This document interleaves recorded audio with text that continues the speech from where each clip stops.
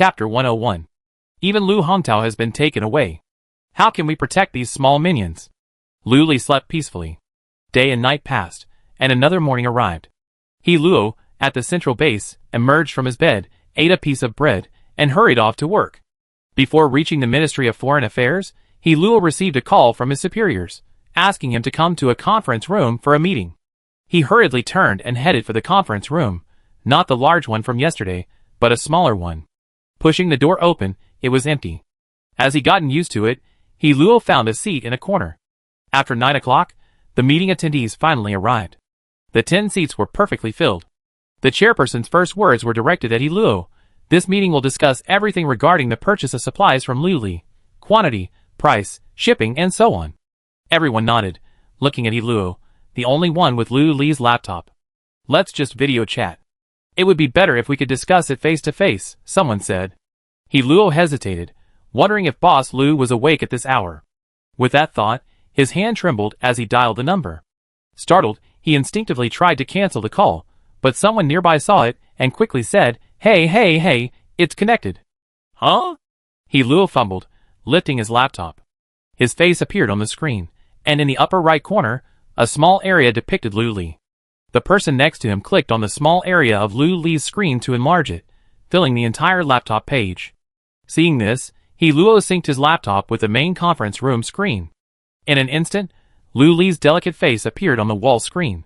The screen was large and clear, even Lu Li's pores were visible. But what surprised everyone even more was the table in front of Lu Li, filled with a variety of breakfast dishes. The scene shifted to outside the nut base. Lu Li had just sat down to eat breakfast when He Luo's video call came in. Thinking something was up, she picked up the phone, only to see an unfamiliar face. After a few swaying motions, He Luo appeared. Lu Li was holding a fried chive, an egg dumpling in her mouth. The edges were slightly charred and crispy, and the chives and egg blended together inside, creating a rich, flavorful texture. After quickly finishing her meal, Lu Li greeted him, "Hi." Then, a group of people appeared on the screen. He Luo was in the far corner, winking at her frantically. Lu Li understood and nodded slightly. Shen Bing heard the loud noise coming from the computer and leaned over to take a look. She accurately read out everyone's name and position. They were all important, senior leaders at the central base, but now they were like children, leaning in to watch the screen. Lu Li was overwhelmed by what she heard. Just as she was about to say something, she heard a chattering discussion from the other side. Is that soy milk? How is that possible? Where can you even grow beans these days? What then? Tea eggs? How is that possible? Chickens don't lay eggs these days. They're more likely to peck people. Some exclaimed, others protested, but deep down, they all accepted it as true, just unwilling to believe it. After a burst of chatter, the conference room finally quieted down a bit, and they pushed He Luo forward to discuss. Boss Lu, long time no see. He Luo's tone was distant, his expression unfriendly. Minister He, how are your discussions on the cooperation going? Lu Li got the hint immediately. She was good at pretending to be distant. He Luo's lips curled slightly. This video call with you is so we can discuss this matter better. Okay, I sent He Luo a price list, Lu Li said businesslike, even mentioning a price list they didn't have. At that moment, a half-peeled egg was handed to them. Lu Li took it naturally and devoured it in a few bites. Across from them, a group of people drooled over the boiled egg, their eyes searching the gaps between their screens for food. Okay, Boss Lu, what about the shipping issue? He Luo hesitated. This issue had never been resolved. Lu Li elbowed Shen Bing, who was standing beside her. See if there's a home delivery feature in the app. The two chatted in front of the group, even eating breakfast. It was incredibly relaxing. Lu Li ate soy milk and fried dough sticks with such relish that the people across from her were practically starving. Take a look. Shen Bing brought her laptop closer, carefully avoiding her camera, so that only the two of them could see it, and no one else could. Lu Li tilted her head slightly, and the computer moved even further toward the breakfast on the table, giving them a clearer view. A group of high-ranking officials at the central base huddled before a wall screen, detailing the breakfast items on the table. Steamed dumplings, fried dough sticks, soy milk, rice noodle rolls, noodle soup, beef patties, fried eggs, congee. The sight of them made their mouths water, their minds instantly consumed by delicious food. Lu Li looked at Shen Bing's computer, and the page showed the home delivery feature. You could purchase items directly from it, Then select an address. Each purchase cost 20 points. After paying the points, the items would arrive at their destination in a split second. It was incredibly cost-effective and fast. Luli wondered if this system was some kind of apocalypse charity. How could it be so cheap? Her eyes rolled. Doesn't that mean I can deliver wherever I want? I could even open an online convenience store. Customers select items, fill in their address, pay for shipping and the item, and receive their purchases in a split second. Isn't that just like Mateone's food delivery service? And there's no need for manual delivery. What a bargain. Her eyes rolled again. She clicked to activate this feature. A pop-up window popped up, demanding 10,000 points. Do you want to activate it? Shinbing looked at Luli, who simply clicked yes. If an online supermarket could take off, it would definitely have huge potential. It would be better than just waiting for customers to come to this convenience store. Why hadn't I discovered this opportunity before? Shinbing, so stubborn and inflexible. She typed a line of text on Shinbing's laptop. The two exchanged glances, nodded calmly, and then, turning the laptop back toward her, she said to Luo, "We can deliver to your door." Everyone's eyes lit up. This saved a lot of trouble. Luli continued, "But 1 crystal core is needed for every 100 kilograms of goods, and so on. We make a small profit on the difference, but won't charge more." The other party agreed immediately. "No problem, no problem. Please send us the price list as soon as possible, so we can confirm the purchase quantity." They thought 1 crystal core for every 100 kilograms of goods was a steal. It was better than sending someone to a base 1,500 kilometers away to pick up the goods. Both parties felt they had made a profit. "Yes." Luli agreed, hung up the laptop, and then instructed Shinbing, "Please prepare a price list and send it to me later. If you can't lead a team, you work yourself to death." Luli understood this principle well and actively implemented it. Chapter 102. Shinbing, huh? How do I do that? He kept silent and went back to his own research. He studied for a long while, scribbling on paper, and finally came up with a rough table showing the products and their corresponding prices. It was fairly clear, but there were probably hundreds of items in the convenience store, and he wanted to add pictures for each. But this could only be done on a laptop. After another hassle, a fairly complete price list was sent to Luli's laptop. Luli took a quick look and saw that the price list was correct, double the price, with pictures, and simple and clear. She then sent it to Luo. Luo received it, and carefully read it over, confirming it was correct before sharing it with everyone. Everyone's first reaction was, "What a bargain. Is Boss Lu doing charity?" Little did they know that Boss Lu was earning money conscientiously, not feeling guilty about ripping people off. The quantity was quickly agreed upon. 2,000 bottles of mineral water, 500 buckets of instant noodles of various flavors, and 2,000 loaves of bread.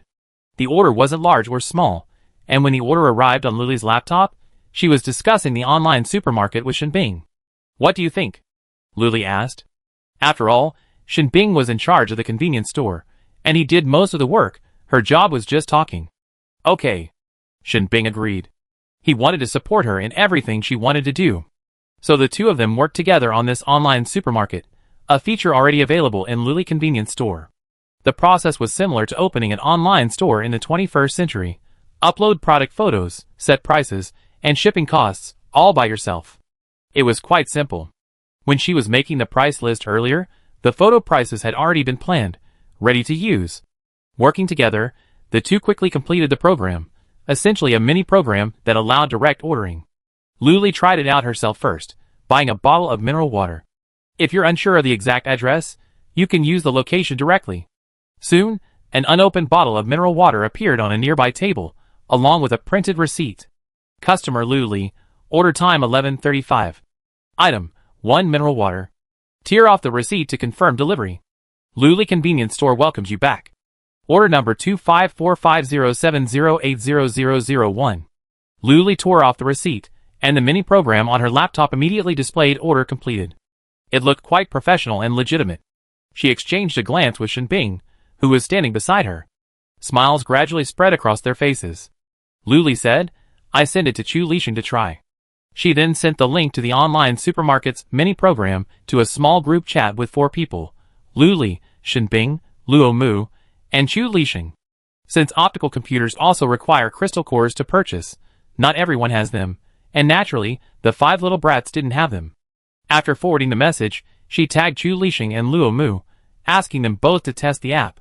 In less than 5 minutes, Luo Mu sent a photo of himself clutching a small spicy noodle and said, "Awesome, Boss Lu." Chu Lixing also sent a photo of a bottle of mineral water on his desk and gave a thumbs up. Lu Li nodded in satisfaction, then sent it to Lu Zhizhi saying, "Base Captain Zhizhi, this is a new app one created. You can buy anything from the convenience store. If you have any questions, ask me." Lu Zhizhi at the Huakai base widened her eyes when she received the message. Boss Lu had missed her terribly during his absence. Even though there was a scratch-off machine outside the base, it was still like being able to buy everything at a convenience store. She immediately followed the instructions, purchasing essentials like mineral water and instant noodles, and after paying the required points. In less than a minute, the item she had just purchased appeared on the desk in front of her. Lu Zhizhi jumped up excitedly, still a little incredulous. She looked around, but there was no one, not even a ghost. This item had appeared completely out of thin air, without any sign or movement. Lu Zhizhi was once again impressed by Boss Lu's incredible talent. Lu Li also received feedback from Lu Zhizhi, a 60-second voice message. She clicked it with a frown. As expected, it was a bunch of nonsense, with Lu Zhizhi, slightly excited, speaking incoherently of gratitude. Lu Li breathed a sigh of relief. As long as nothing went wrong, it was fine. They were delivering right to her door, completely disregarding distance. This was like combining home delivery with an online supermarket, killing 2 birds with 1 stone, except the price was twice as high as in-store. But no one cared. Just being able to buy supplies was already a blessing. Price wasn't the point. She simply shared the mini-program with Luo, allowing the purchasing manager at the central base to place orders directly. No need to relay messages back and forth. When Luo received the mini-program, she was astonished. She hadn't expected Boss Lu to be so efficient. She took a look inside. It was very formal and clear, with a very elegant interface. It was actually a template that came with the system. Unsure if it could be delivered from such a long distance, Luo placed 2 orders tentatively. After paying for shipping and the merchandise, she waited patiently, expecting it to take 2 or 3 days, but in just 2 or 3 seconds, the purchased items appeared before her. He excitedly picked it up and examined it, accidentally tearing off the receipt. It was exactly like the one at the convenience store. The delivery was incredibly fast. Luo even asked Lu Li if he could share the mini-program. Lu Li replied, "Of course, it was originally created for you guys, but the price. You know?" Luo replied with a frantic nodding emoji. I understand. The delivery costs are obviously huge, so I deserve a profit." Lu Li gave him a thumbs up. "That's fine, as long as you understand. No need to explain." The matter was finally settled. Lu Li sighed and drank a large glass of water. She hadn't expected being a boss to be so exhausting. She slumped in her chair, her eyes blank, her face vacant, and she didn't want to say anything.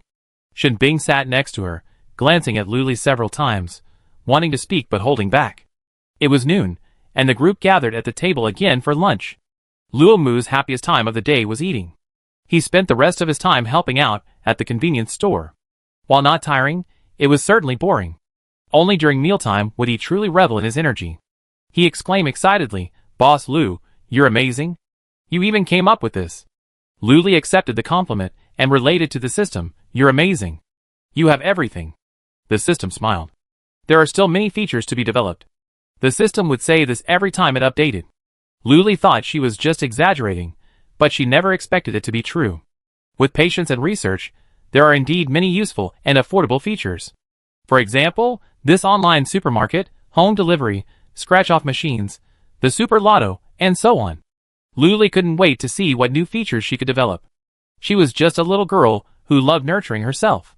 Chapter 103. After lunch, Lu Li watched the customers coming and going, and the entrance to the nut base. It was time to move to another base. A rough calculation showed she had been at the nut base for about 8 days, and her current balance was 400,000. Lu Li couldn't help but laugh. Adding those 10 scratch-off machines, she made around 500,000 or 600,000, right? Lu Li went to check, and sure enough, over 600,000. She immediately withdrew the money, and the balance flashed, rising to 7 figures. She excitedly said, "System, hurry up, I need to level up." The system reminds her that after level 5, the scratch-off tickets will undergo a major overhaul. Although Lu Li was excited, she wasn't too carried away by the excitement. She asked cautiously, What kind of overhaul? First, due to the drastic increase in demand for crystal cores in the future, the scratch-off tickets will be priced at 3 levels: 50, 100, and 150. Luli thought, isn't that even better? 1 crystal core gets you 2 tickets, the system continued. Secondly, the prizes for scratch-off tickets within this price range are limited. For example, at 50, you can only get daily necessities like combs, toothbrushes, pillows, clothes. The probability is about 60%. At 100, you can get food, but it's already made, like fast food, breakfast soup, and so on. Hot pot and barbecue are out of the question, but those are still to come, and the probability is also 60%. At 150, you can get fruits, vegetables, seeds, saplings, and hot pot and barbecue coupons. Of course, there are many unexpected items at this price. The probability is 70%. A long string of words echoed in Luli's mind, and she quickly calculated, if that were the case, that's going to get more expensive. Previously, 1 crystal core could produce anything, but now it requires 3, raising the bar. But it also increases the probability, which isn't a good thing for those who only want fruits and vegetables. Levels must be upgraded. Luli asked, what are the requirements for reaching level 5? The system replied, we're not a heartless system. Originally, 1 crystal core cost 50 points, but now it costs 100. The future world has discovered the terrifying power contained in crystal cores, and large quantities are urgently needed for research. Luli understood a little. Let's upgrade then. Congratulations, host, on reaching level 5. More exciting features await you. After a brief daze, Luli regained consciousness. The RV had undergone another significant transformation. First, the area had doubled in size. The center area was particularly spacious, enough to accommodate 6 or 7 mahjong tables. But aside from the area, it seemed like nothing else had changed. It was still ventilated on all 4 sides, with a tabletop extending inward. The driver's seat and utility room were still there, but there seemed to be a staircase? Luli walked over uncertainly to take a look. Really? No need to take the elevator to get up there anymore. Luli curled her lips and smiled. Okay, yes. Change is good. She opened her computer and checked her balance. It had instantly halved. All 500,000 points had been used to upgrade. For a moment, she felt like the wage earner. But it didn't matter. She was making money at a rapid pace now, racking up hundreds of points a minute. Upstairs, there was a dressing room with a wide selection of clothes in all styles. Floral mini dresses, jeans with short sleeves, tank tops, windbreakers, and so on. There were even formal evening gowns. The system was very thoughtful, even if she might not have the chance to wear them. No girl could resist such beautiful clothes. She changed into a short skirt, just above the knee, revealing her long legs. She was already fair-skinned, and the light green skirt accentuated her complexion, making it appear even more rosy. Her hair flowed freely, making her a dazzling beauty. Luli happily hopped down the stairs, her hair bobbing with her movements like a jellyfish. Shinbing happened to come over and looked up at the scene. She was wearing a light green skirt and jumping around like a forest elf. Shinbing stared up blankly, somewhat lost in thought. It was Xiao Di who moved closer and nudged him with his elbow. Brother Shin? What are you looking at? I know Boss Lu is very good. Before Xiao Di could finish his words, Luli arrived. Hearing her name, she asked, what are you talking about? They both shook their heads and kept their mouths shut.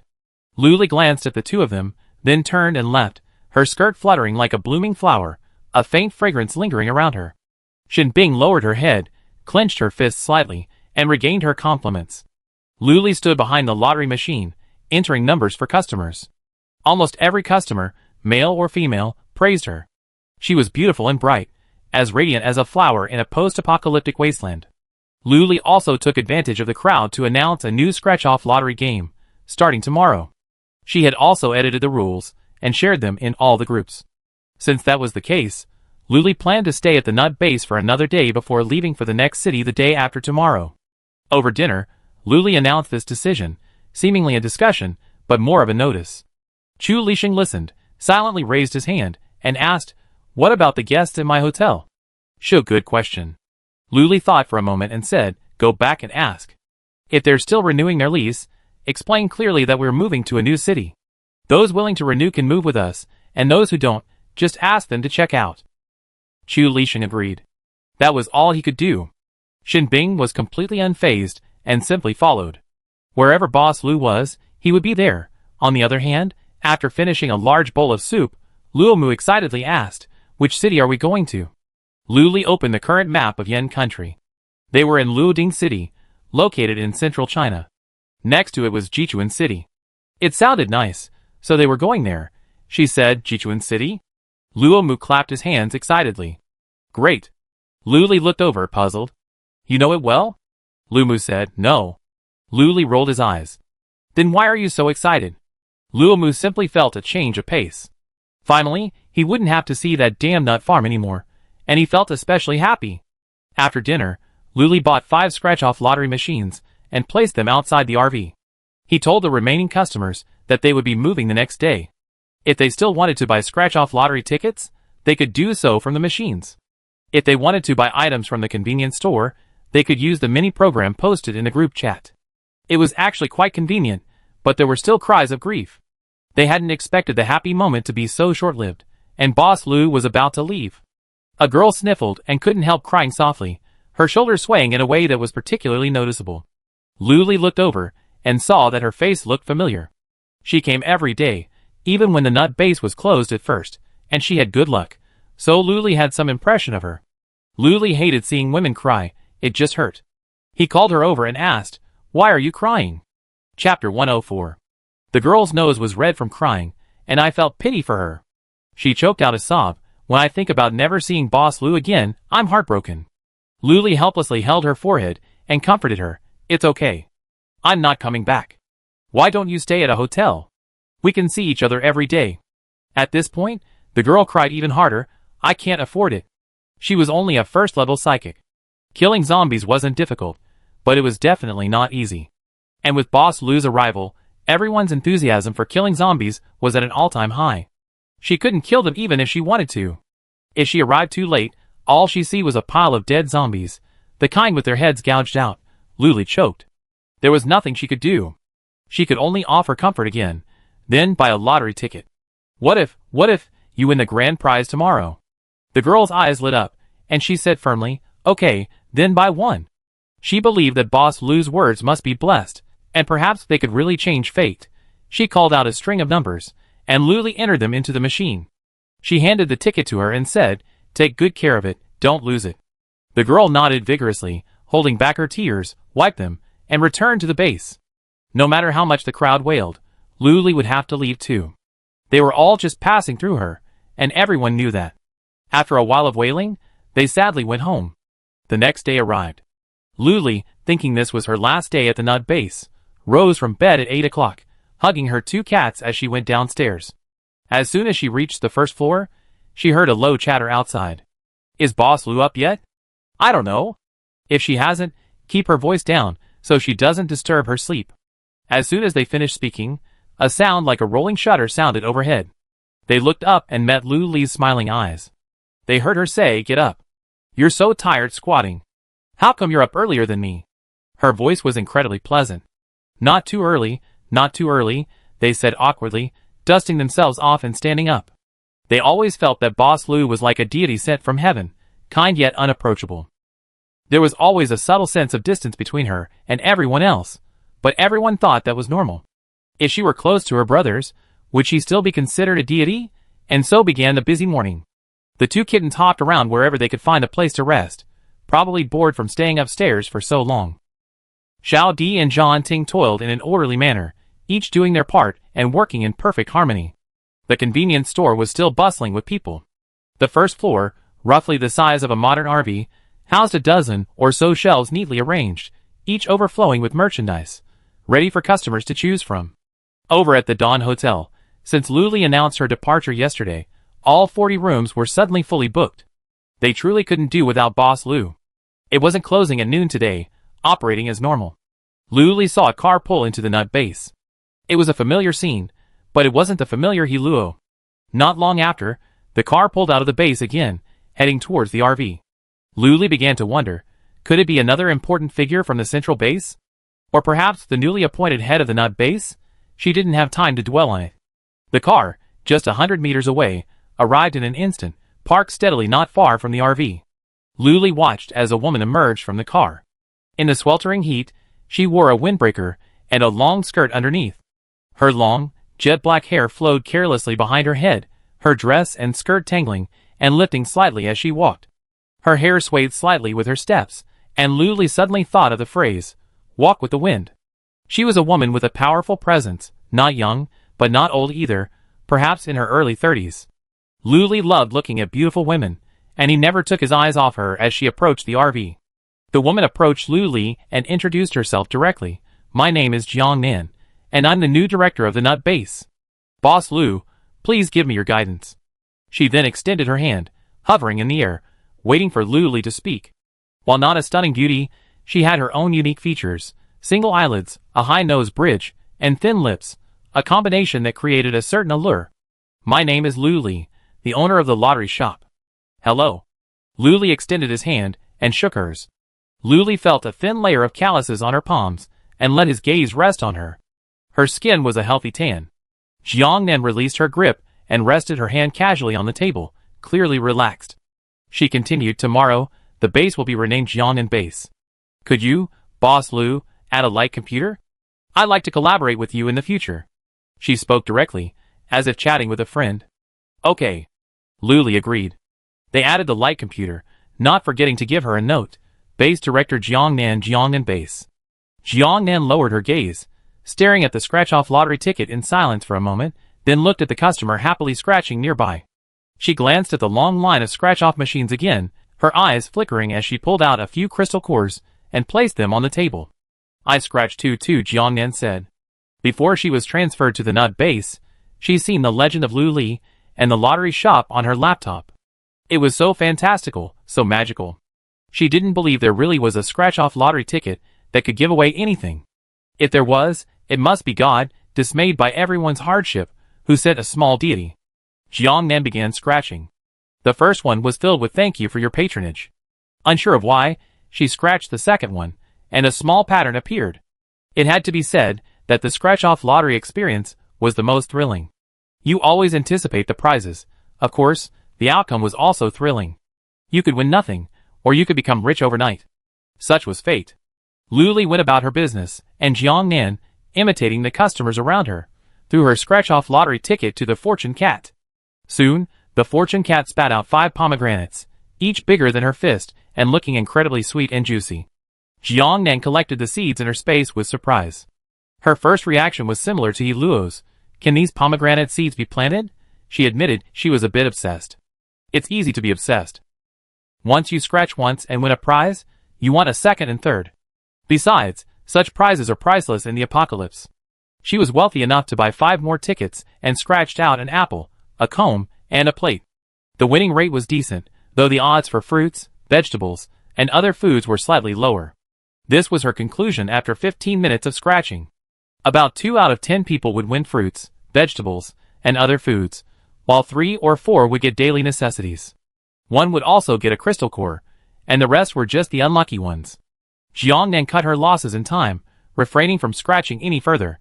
She turned and headed to the convenience store, where the shock was less than at the lottery shop.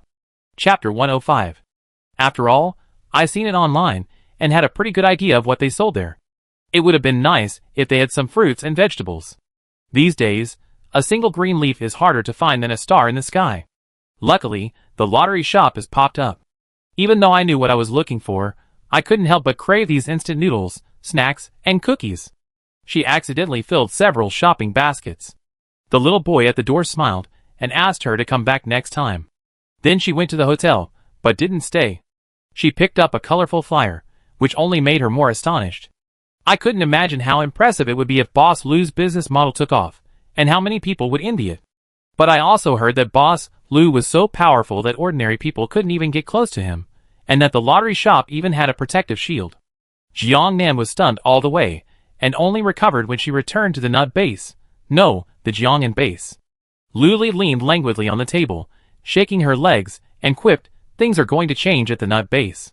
In general, it had nothing to do with her. After all, she was leaving for Jichuan City tomorrow. The light brain flashed, and Luli looked down. It was a message from Jiang Nan, asking if she could collaborate with the Jiang Nan Base to purchase supplies for the convenience store. Luli directly sent the online supermarket mini program and explained how to use it. As soon as she sent it, She thought of the idea that the base was profiting from scratch-off tickets.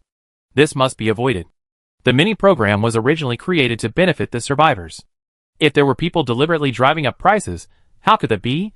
Isn't that forgetting our original intention? She had set a purchase limit. If the amount exceeded, she would have to ask her for permission. The purchase settings now require facial and pupil recognition, requiring the purchaser to be in person. The purchased items must also be used by the person themselves, otherwise, they cannot be opened or consumed, or they must be a survivor authorized by the person. This set of procedures should eliminate 90% of middlemen. Enough. Today's customers were particularly enthusiastic. Several new faces shaved from morning till night, and upon questioning, they revealed they had been frantically killing zombies and accumulating crystal cores for the past few days. I was thinking of getting a great shave all night, but who knew Boss Lou was leaving? So I immediately went to splurge. But no matter how enthusiastic I am, the sun will eventually set and the sky will darken. Nearing 9 o'clock, Luli closed. Luli and her group of 9 arrived at the convenience store's 3rd floor, where there was a large terrace. The breeze was cool, and it looked perfect for barbecue. With a wave of her hand, the barbecue grill, charcoal, skewered ingredients, and tables and chairs all appeared before her. Luomu was the most enthusiastic about eating. He dragged Shinbing along to fiddle with the grill and charcoal, and soon the fire was lit. Strings of ingredients were neatly laid out on top.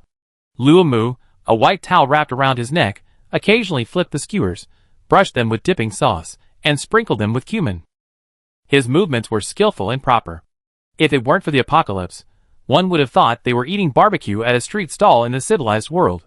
To Lu Li's left was Shinbing, to her right was Chu Lixing, and not far in front was Luomu, who was grilling for her. In civilized times, each of them would have been idol-worthy. Luomu wore a sleeveless top, revealing his sturdy, sleek arms. From behind, he gave off an inexplicable, masculine vibe. He cooked for you, smilingly asking if you like it mildly or medium spicy, taking your taste into account. Who could resist this? Shinbing ate obediently beside her, occasionally offering her a grilled skewer. The plate in front of her was filled with her favorites, and she couldn't eat enough. The drink was never empty. The service was even better than at some other places.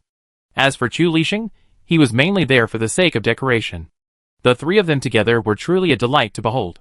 When the mood was right, they ate more. Luli rubbed her bulging belly, leaned back, and sighed comfortably. "Are you full?" Shinbing asked, tilting her head. Luli's eyes dropped to her belly, then slowly glanced back at Shinbing. Her face seemed to read, "What do you think?" Shinbing chuckled softly, glanced at her belly, then quickly looked away, mumbling something under his breath. Luli only saw his mouth move, but didn't hear anything.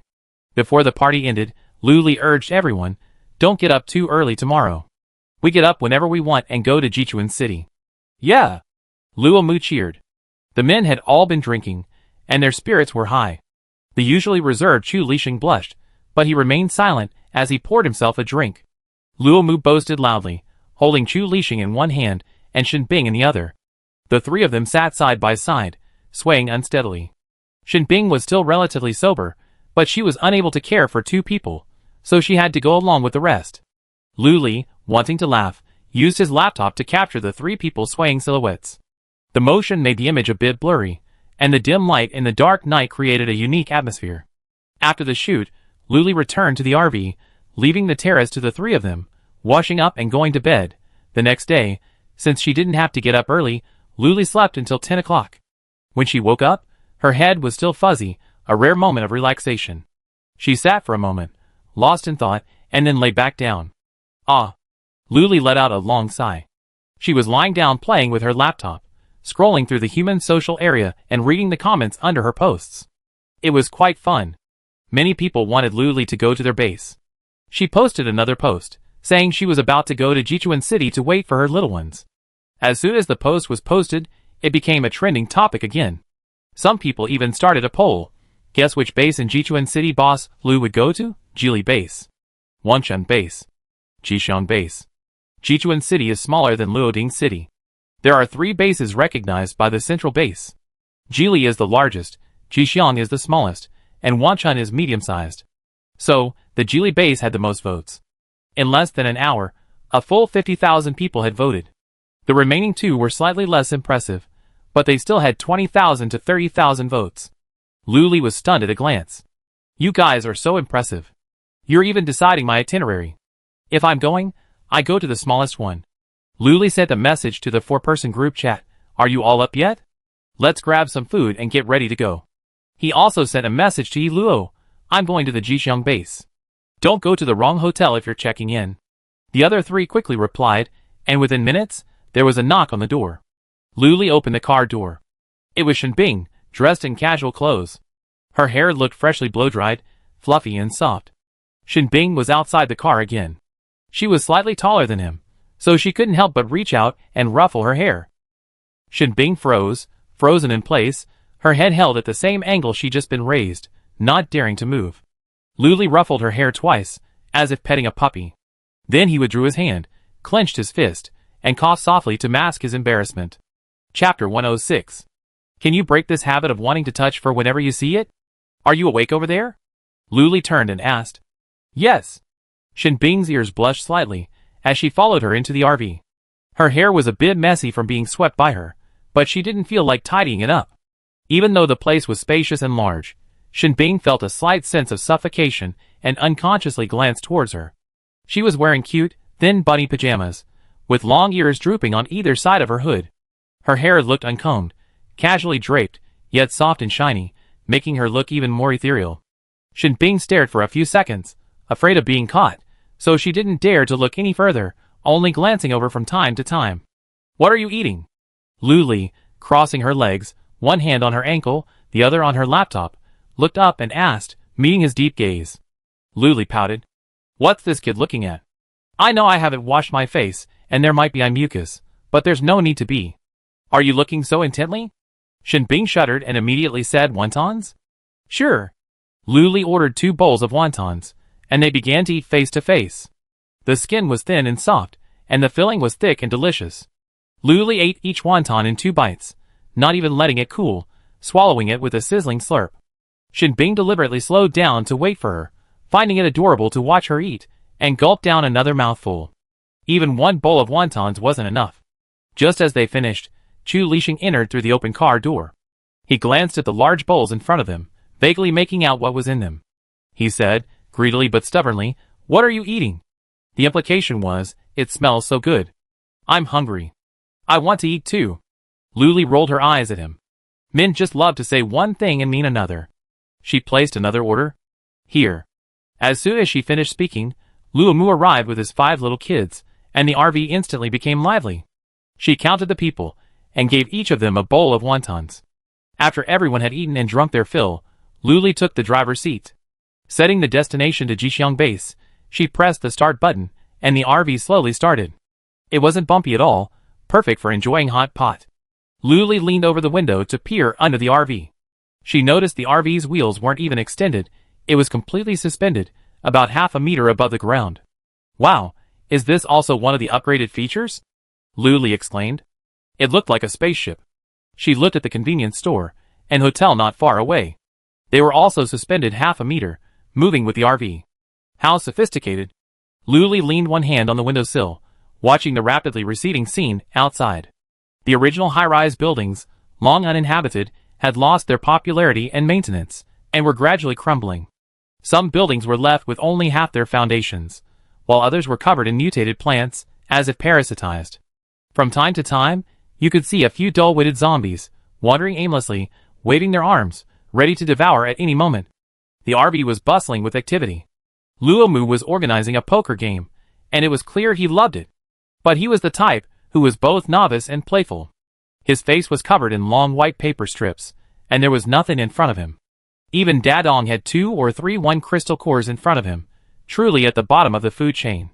At the top of the food chain was Xiao Di.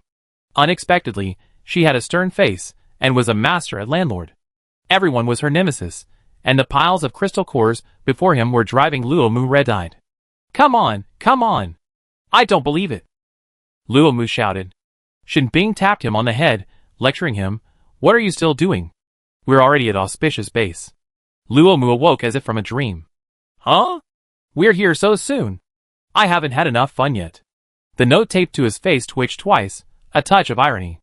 Xiao Di stood up, put away his playing cards, and pocketed the crystal cores he won. They weren't playing for show. Luli opened the 4 doors of the car, placed her hands on the table, and stood on tiptoe to peer out, cheering auspicious base. I'm here. Ah. Shinbing instinctively took a step forward, her hands slightly raised. Her body commanded her to protect her, but her mind controlled her. He paused, lowered his hands, and simply stood aside, watching her. Chu Lixing sat in a chair, fiddling with a crystal core, watching Shinbing's movements with interest, a flicker of displeasure in his eyes. Lu Li planned to launch a new scratch-off lottery game starting at the auspicious base. Currently, there was only one type, but it would be divided into 3 price ranges. She immediately bought 60 tickets, confident she could sell them all. If she couldn't, she'd just pretend she hadn't mentioned it.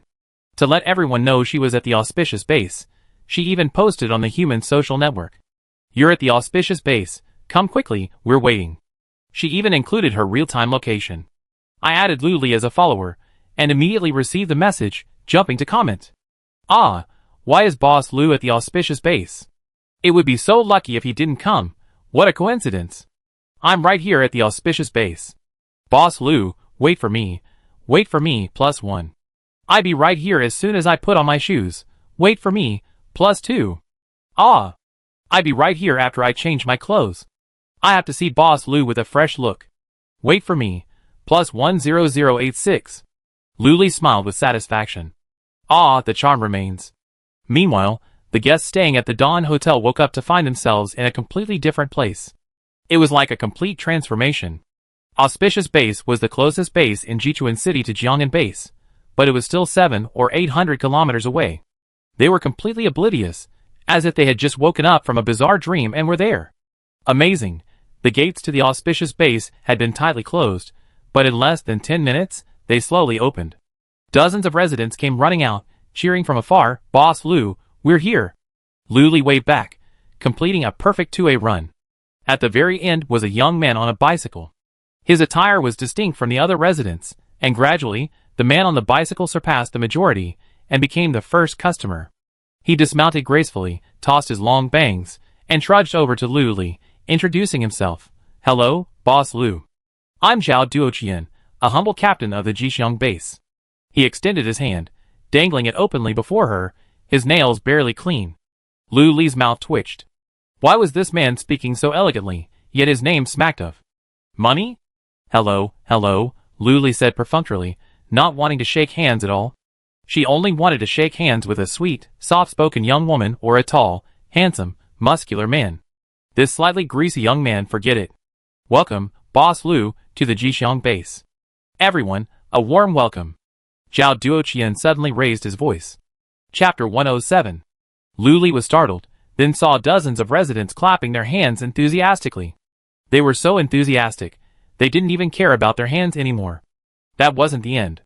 Zhao Duoqian got on his bicycle and rode around the dozens of residents, occasionally raising the front of the bike and shaking his bangs. Lu Li was completely shocked. What's wrong with this guy? He made her dig her toes into the ground. This was so embarrassing. When would this end? The residents finally finished clapping, and Lu Li thought it was enough, but they started clapping and stamping their feet again. They all shouted in unison, Welcome Boss Lu to the Jixiang base. Over and over. There was even a nearby resident holding up a laptop, recording the entire process, clearly capturing everyone's expressions. Who knew where to send it later? Lu Li listened, wanting to turn her bike around and head back to the Wanchun base. Please don't do it. The torture finally ended after 15 minutes. Lu Li figured it was simply because Zhao Duoqian was tired from riding. Zhao Duoqian came up to Lu Li, sweat dripping from his forehead, his eyes sparkling as if showing off a treasure. How's it going, Boss Lu? Lu Li met his glittering gaze, which was shimmering with sincerity. She gritted her teeth and said, Good, very good. He. Zhao Duoqian smirked and waved his hand. Brothers, come and scratch the lottery. The residents, who had been clapping and stamping their feet just moments ago, swarmed over, surrounding the RV and clamoring to scratch the lottery tickets. Lu Li took a step back, startled by the crowd's enthusiasm. It felt like the roof of the RV was about to be blown off. She pulled out a long-unused loudspeaker and held it to her lips. Quiet, everyone be quiet. The residents of the Jixiang base were quite polite. They immediately fell silent upon hearing this, their eyes fixed on her. Lu Li, under so many eyes, remained unfazed, calmly resting one hand on the table. She spoke clearly, each word distinctly. A level 1 crystal core can be exchanged for 100 points, and 50 points can buy a scratch-off ticket. Scratch-off tickets have 3 price ranges. Luli spoke as she operated on her computer. A large screen appeared in the air. It clearly marked the 3 price ranges for the scratch-off tickets, and the corresponding reward ranges. The residents were all reading intently. Luli said again, "Those who want to scratch, come over." At this, those who were currently reading and those who had finished reading all started to move, quietly and quickly lining up. Luli couldn't help but sigh. The residents of this base are truly well educated. It would be great if every base was like this. A few days ago, due to the overcrowding of residents at Jiangnan base, Luli bought a few more Lucky Cat exchangers to make up for the shortage. One on each side of the car body, just right. Just feed it a crystal core, and the system will register your information and credit you with points. Zhao Duoqian also waited in line obediently, not relying on his position as base commander to cut in line. When it was his turn, he excitedly said, "Give me 1 each." Zhao Di handed him 3 tickets. After a quick calculation, he knew the answer, and said deftly, 3 crystal cores. Took out the crystal core, paid it in, picked up the small golden shovel, and started scratching. Exclamations. The people around him immediately cast envious glances. Zhao Duoqian repeatedly checked, "Did I win the lottery?" Zhao Di glanced at them, and nodded calmly, feeling somewhat numb. This was no longer surprising. Unless he scratched out another first prize winner. "It's an apple." "An apple." Zhao Duoqian held the scratched apple in his arms, looking at it with the same affection he would give his wife. He kissed it hard, He then held it in his arms, cherishing it, saying, "No, I have to keep it." A nearby resident enviously said, "Base commander, it go bad if you don't eat it." Zhao Duoqian was torn. This was the first time he's seen fruit since the apocalypse, and he didn't want to just eat it. He was only 28 years old. Thinking of this, the emotional Zhao Duoqian burst into tears. Luli, he's a strong person. Okay, stop crying. You already have apples. Why are you crying? Isn't that disrespectful to apples? Luli comforted him perfunctorily. That's true. Zhao Duoqian's emotions came and went quickly. He had been suppressing them for too long and needed to let out some steam. He kissed the apple again, regaining his composure. Keep scratching. He just scratched the most expensive number, and it had yielded fruit. Now he was scratching the second most expensive number, but it ended in failure. Finally, it was the cheapest. Zhao Duoqian became nervous and lowered his head to kiss the scratch-off ticket. Luli was stunned. Could this guy please stop kissing so casually? His spirits were so wonderful. Ah! What's this, Boss Lu? Zhao Duoqian cheered again. Shampoo? Luli asked uncertainly. When in doubt, ask Xiao Kai, and it give you the answer. Sure enough, it was shower gel. Zhao Duoqian sighed. Even drinking water is a luxury these days, so where's the water for a shower? It's useless even if I had it. Luli suddenly had an idea. She immediately lowered her head and asked Chu Lixing. After getting an answer, she stopped Zhao Duoqian as he was about to leave. Hey, base commander? How about this? I have a hotel under my management. I can spare a room for you to shower. 20 points per person, but you can only shower for 10 minutes. Zhao Duoqian's eyes lit up. That's wonderful. He touched his greasy hair and smelled his hands, almost waking up. The eyes of the nearby residents all lit up, like wolves in the night. I'm signing up. I want one too. Luli looked at Zhao Duoqian. Can the base commander please count the number of people so I can make arrangements? Zhao Duoqian hurriedly agreed, fearing that if he signed up too late, Boss Lu would change his mind. He sent a notice to all residents of the base. Great news. You can get a hot shower for just half a crystal core.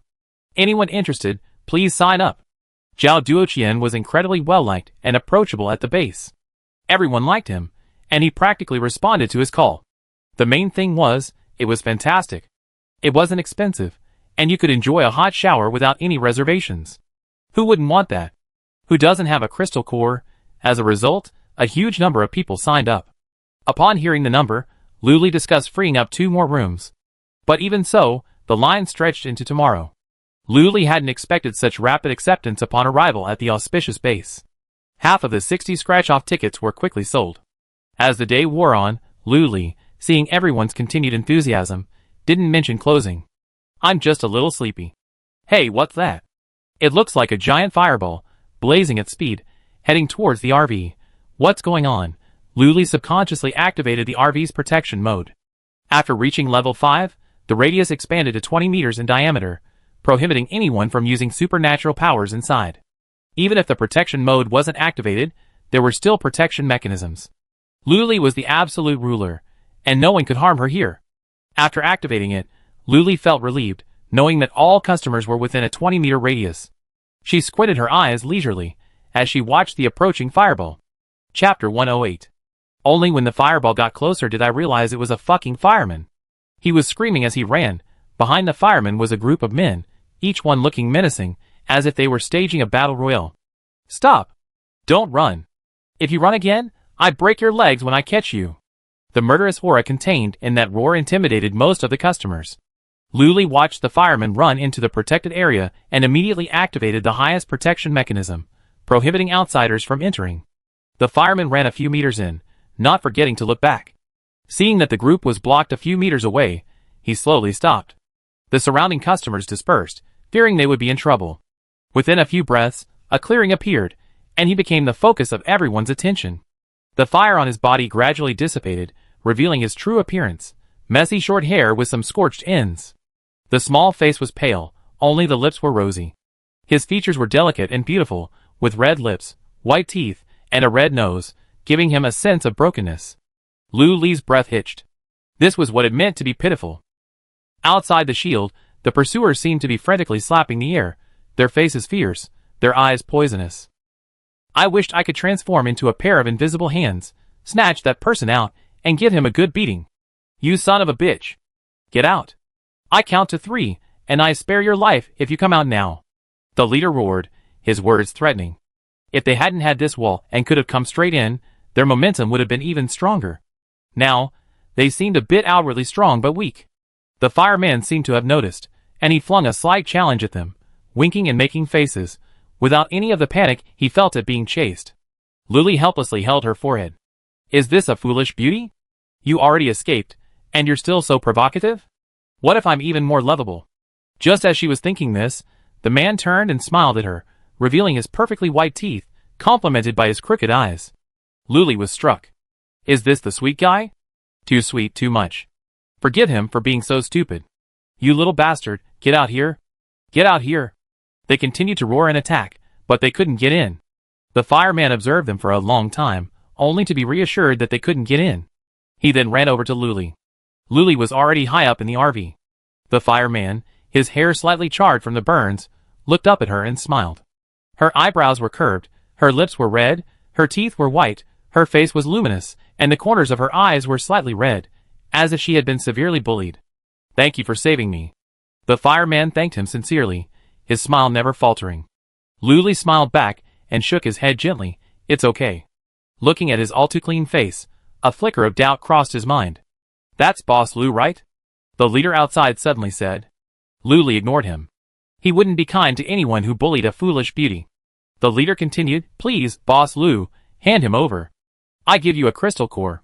Luli's interest piqued, and he casually toyed with his fingers. How many crystal cores? Seeing a chance, he did a quick mental calculation and said confidently, 100 crystal cores. That is only worth 100. Oh! 100 level 5s? Luli's voice rose at the end, and he glanced at them with a faint, inexplicable chill down their spines. No, level 1. He suddenly felt a little guilty. Luli frowned slightly and said disdainfully, Do you think I need that little bit of money? His tone was filled with contempt. No, that is only worth that much. He explained frantically. Who with a laptop doesn't know Boss Lou's name? Who dares to offend him? Dare to offend Boss Lou, and forget about buying scratch-off tickets, shopping at convenience stores, or checking into hotels. You be blacklisted and despised by everyone in Yin country. There's a saying, you can mess with the crystal core, but not Luli. Shinbing, Luli called softly, her tone so faint that the customer standing close by didn't even hear what she said. But the next second, Shinbing's figure, as if teleporting, rushed towards the group outside the protective shield. A left hook followed by a right hook, instantly freezing them all, and throwing them 100 meters away. Luli couldn't help but curl her lips. Well done. You did a great job. You didn't embarrass me. Wow. The crowd erupted in cheers, and everyone looked at Shinbing in admiration.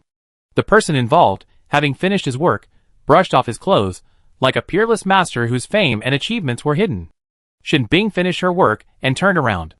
Her first glance was at Luli. Seeing her satisfied smile, she felt happy too. She feigned composure and returned to the convenience store. Back at the convenience store, Luomu scolded her, "You're in trouble. You're finished." Shinbing was stunned, ? Then, Luomu put his arm around her shoulders. The two of them, like thieves, huddled outside the convenience store, staring in Luli's direction.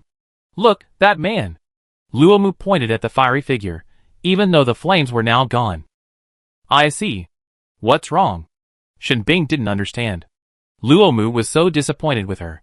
"Where's that agility you gave me back then?" If he weren't a level higher than her, and she couldn't defeat him, she really liked to pry open his head and see what's inside. Shinbing suddenly looked at Luomu, stuttering a little. "You him, huh?" The sky was falling. So, she solved a problem for her love rival. Here, the fireman was still thanking Boss Lu. "Are you the Boss Lu who's so popular online?" "Thank you so much." Luli nodded and smiled, suddenly understanding how those sweet girls, who seemed incapable of understanding the world, felt. "My name is Sheng Xian, Sheng for prosperous times, Xian for bowstrings." Sheng Xian introduced himself, his eyes sparkling as he stared at Luli. Luli tilted her head slightly. She couldn't stand the sight of attractive people looking at her with such beautiful eyes. There was nothing she could do. She wanted to give him her life, but money wouldn't do. This was her life. Who were those people? Luli asked curiously. Shinbing and Luomu had quietly crept over and were eavesdropping, unnoticed by Luli. Sheng Xian's eyes welled with tears as he heard this, and he sniffed.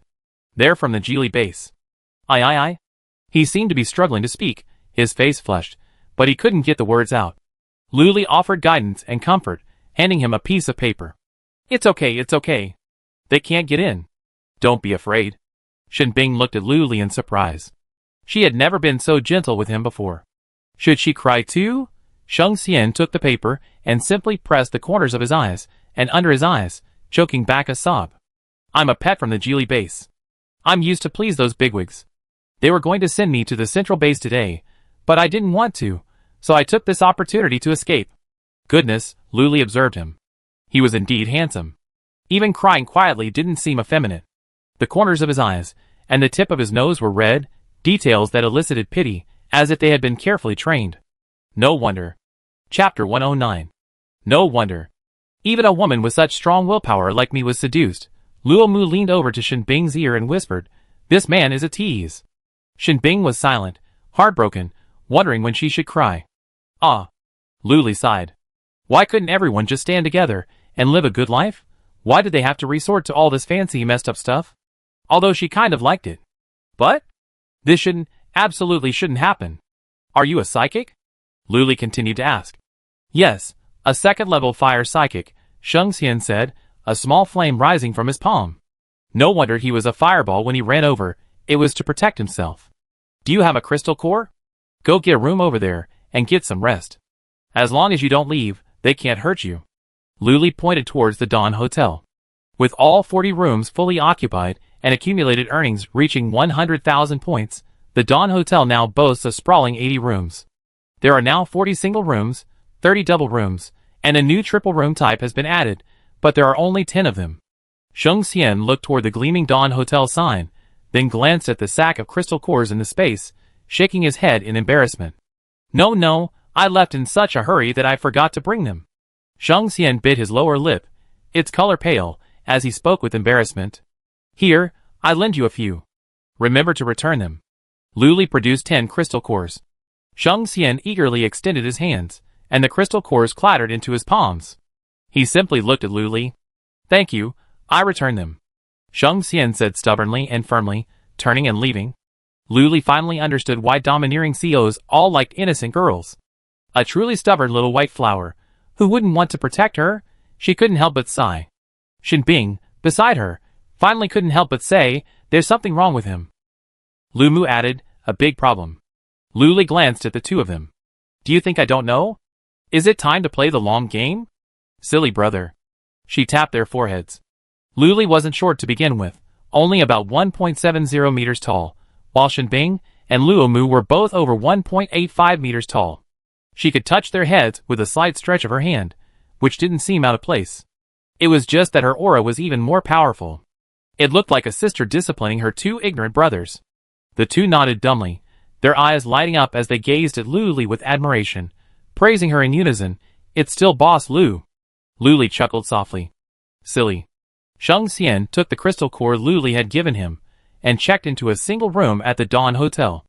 Upon entering, he immediately wiped the tears from his eyes. He wandered around, unable to conceal his surprise, and checked every corner for cameras.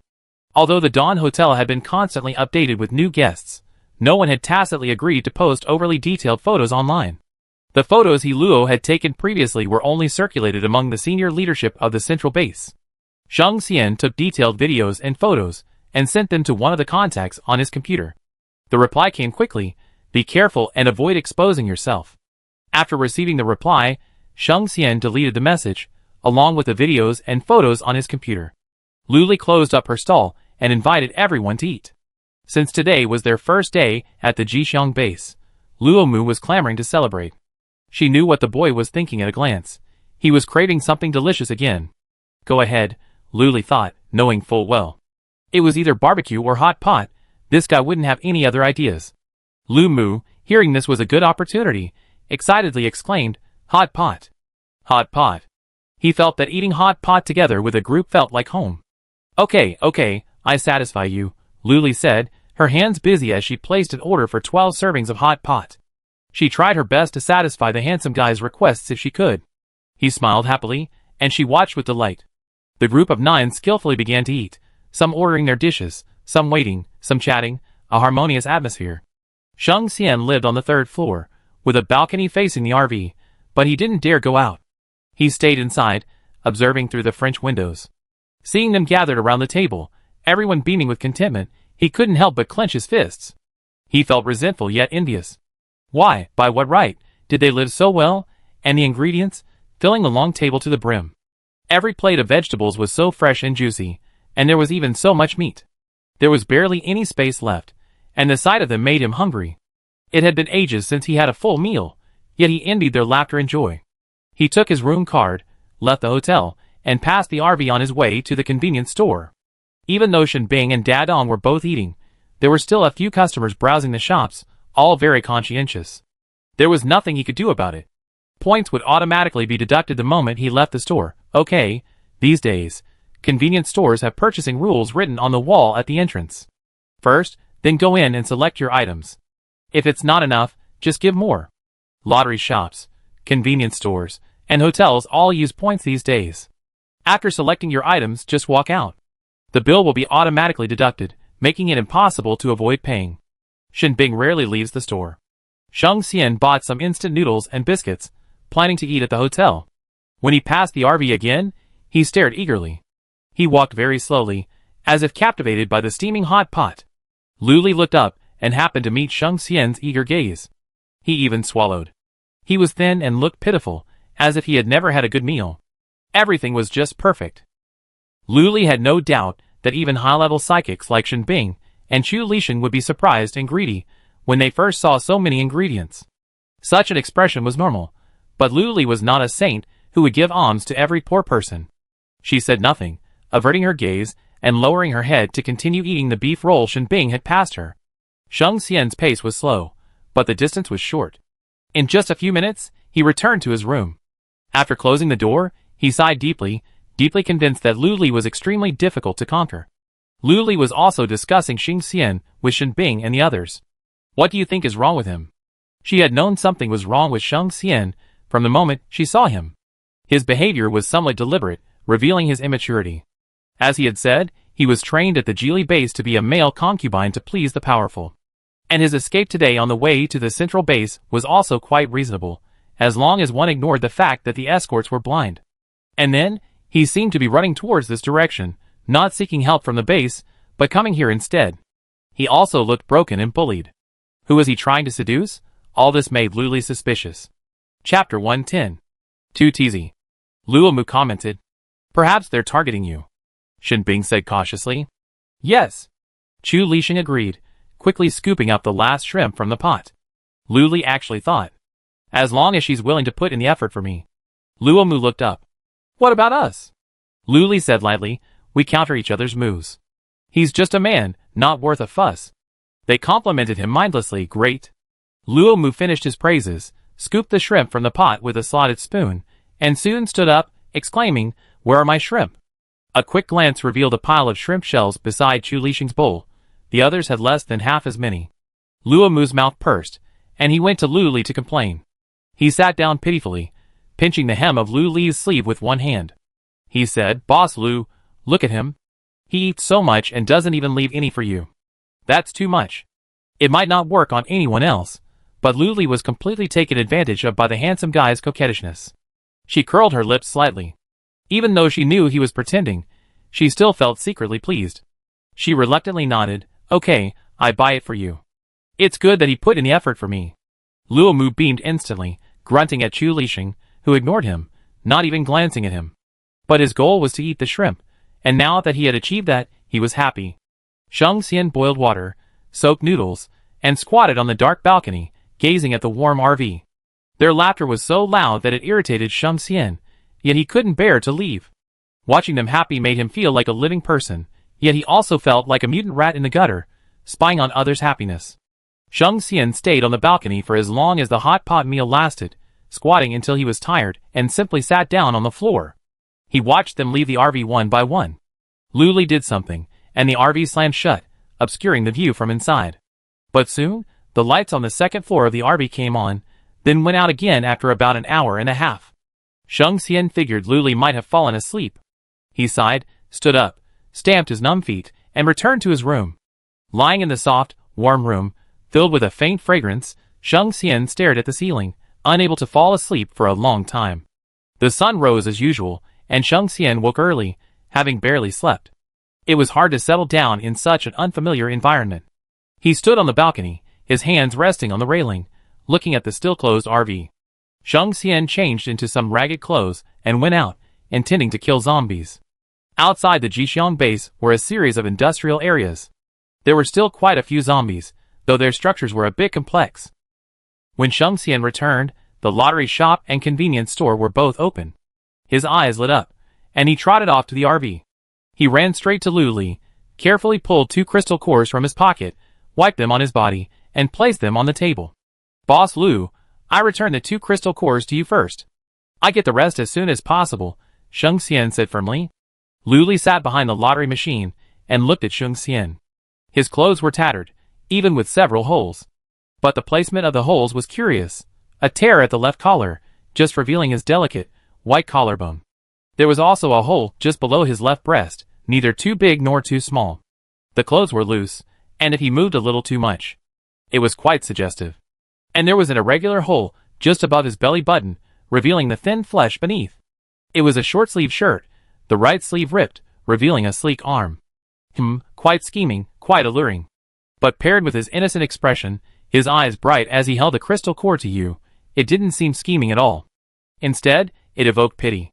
Lu Li sighed, put the crystal core away, and noticed a streak of blood near the corner of his eye. His face was a little dirty, his hair messy. Killing zombies was clearly a challenge for him.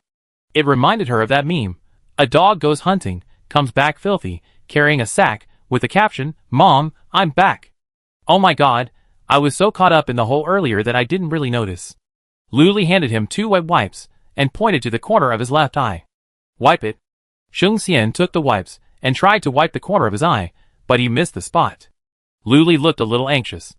She grabbed another wet wipe, stood up, reached across the table, grabbed his arm, and pulled him closer. She wiped him clean, quickly and accurately, wiping away the blood in one stroke. Go back home and wash yourself. Don't come out so often. Be careful, they might still be here. Lu Li raised an eyebrow at the hotel, prompting. Sheng Xian nodded, obeying her orders and returning to the hotel. Lu Li rested her chin on her hand, lost in thought. She began to wonder what Sheng Xian's intentions were behind this. It all played right into her hands.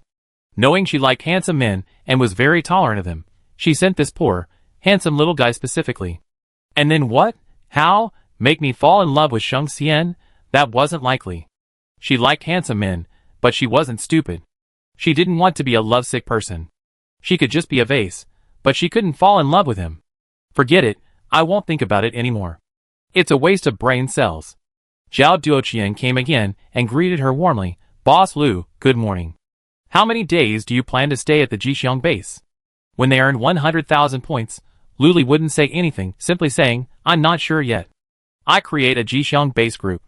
The two of them added each other on the light brain. Luli added Zhao Duoqian first, and he would add everyone else. Then Luli sent him the convenience store mini program and explained some simple rules. Unexpectedly, Zhao Duoqian was moved to tears after hearing what she said. He excitedly exclaimed, Boss Lu, you're simply, absolutely amazing. You made so many contributions to everyone. Luli was a little modest. No, I'm serving the people. Ah, so fake. It was really just to earn more points. Zhao Duoqian cried even harder. It had been so long since she heard that. How many people could truly do that? Luli could tell he was a good base commander, one who cared about the residents. If there were more base managers like this, things like the nut base wouldn't happen again. The two chatted for a while, discussing many programs. Luli gained some insights into how to better avoid middlemen. As they chatted, they heard a cry from the crowd. Where did this kid come from? Why are you stealing my food? Luli and Zhao Duoqian looked over. A man glared at a skinny boy in front of him. Both of them held half a mango millefeuille in their hands. The boy, without a second thought, stuffed it directly into his mouth. It was so sudden and so fast that before anyone could react, the boy was already licking his fingers. You? The man, enraged, slapped him. He had scraped the cake he had worked so hard to scrape out, and just like that, a little brat had snatched it and eaten it. The boy was suddenly knocked to the ground. Without hesitation, he quickly stood up, gritted his teeth, and stepped forward to push the man away. Chapter 111. Despite his small size and limited strength, he still managed to push the man back a few steps, causing him to stumble and nearly fall. The man, humiliated in front of so many fellow base members, was furious and wanted to hit the boy. Who knew he, like a mud monkey, would use his small size to nimbly slip into the crowd and disappear. The area was all in an industrial park. With its complex structure, someone unfamiliar with the area would likely get lost. The boy said nothing the entire time, his face determined as he hurried back and forth. Zhao Duoqian sighed, what a pitiful child. Luli was curious, does the base commander know him? He shook his head, no, but isn't it pitiful for someone so young to come out and steal food? I think it's quite pitiful that your residents were robbed. This was the first time Luli had ever encountered such a thing. She was puzzled. Aren't there protection mechanisms for scratch-off rewards? How could they be robbed?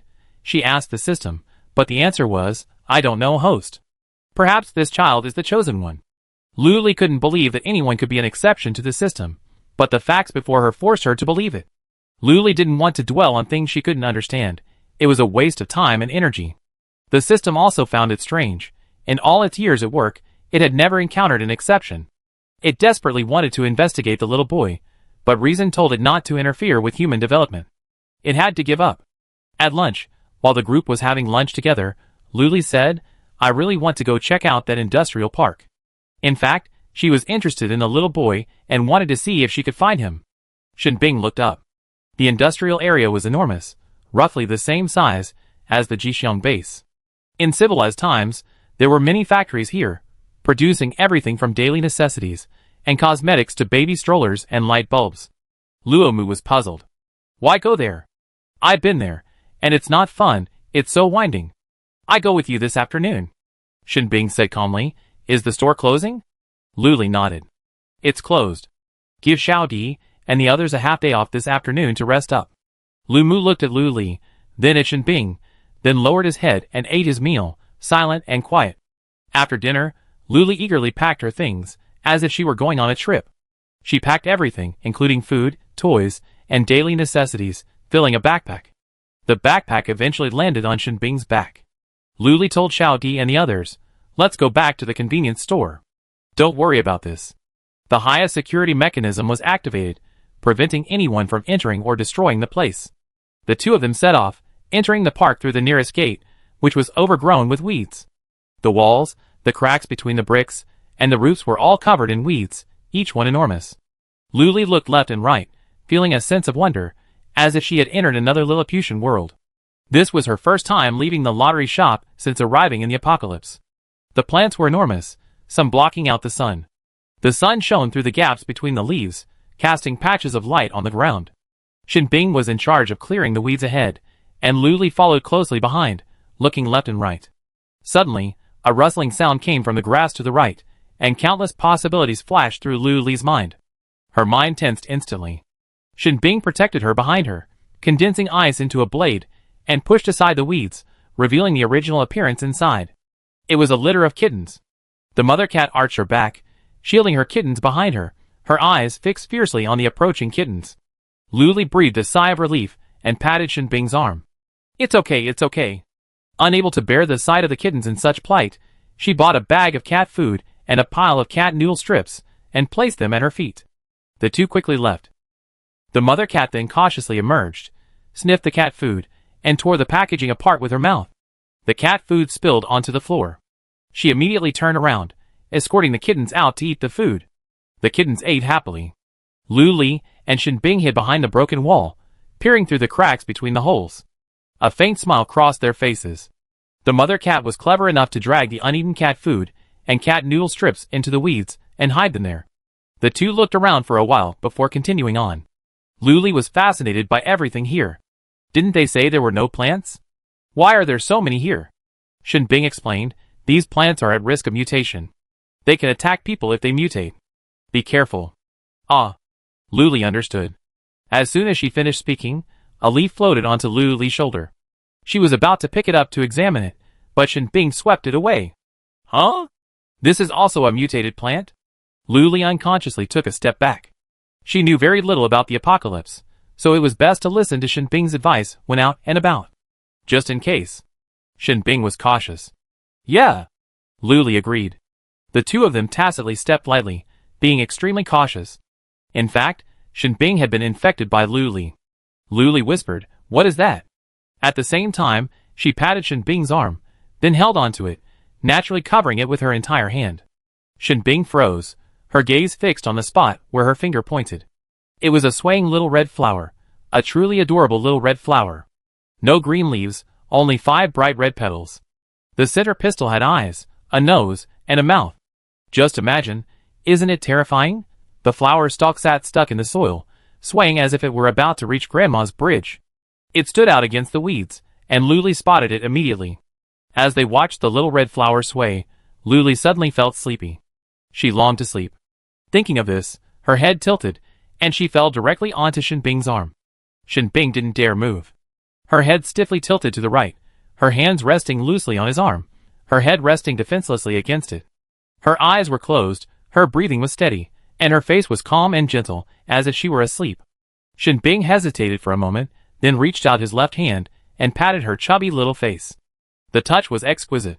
He whispered, "Luli, wake up." Since patting wouldn't wake her, he resorted to pinching her. Shinbing did what he had long wanted to do, but had never dared to do. Pinch Luli's face twice, neither lightly nor heavily, a touch that seemed intimate. Luli? Luli. If it weren't for the faint breath she was still breathing, Shinbing would have thought she was dead. However, her legs seemed rooted to the ground, not to budge, and her body rested firmly against him. Shinbing froze halfway, not daring to move. He looked at the little red flower, and said coldly, "Stop shaking. I uproot you if you keep shaking." The little red flower paused for a moment, then shook even more vigorously.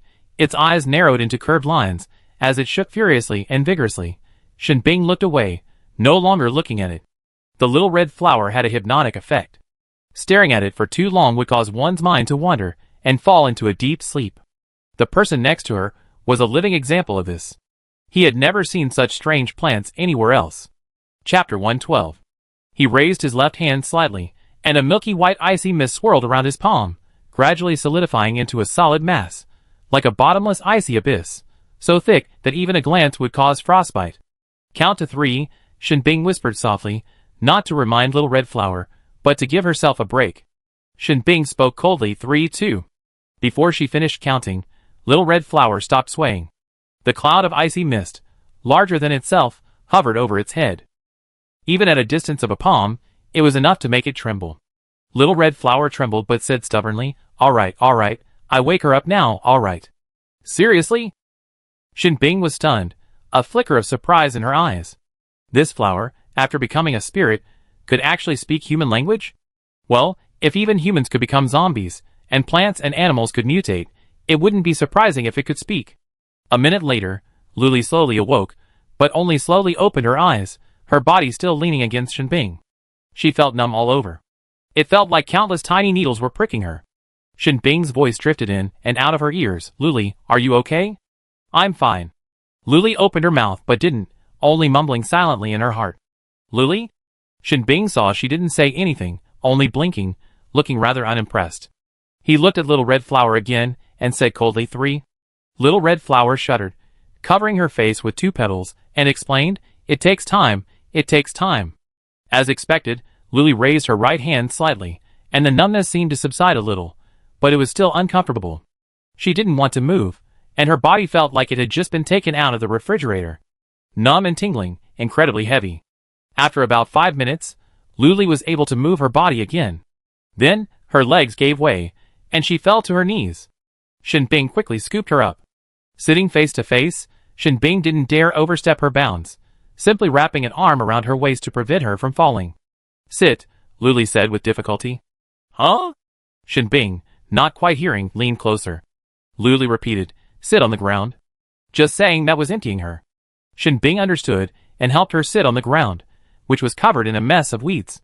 With a slight step, he created a soft cushion. I don't know how that Little Red Flower could be so potent. It could not only cause a person to fall asleep, but also render them unconscious, leaving them a hollow shell. They sat on the ground, Luli leaning against him. They were very close, but there was nothing she could do. She couldn't just lie there like a corpse. It took a long time, perhaps half an hour, for Luli to regain full control of her body. She was able to jump and dance, feeling reborn.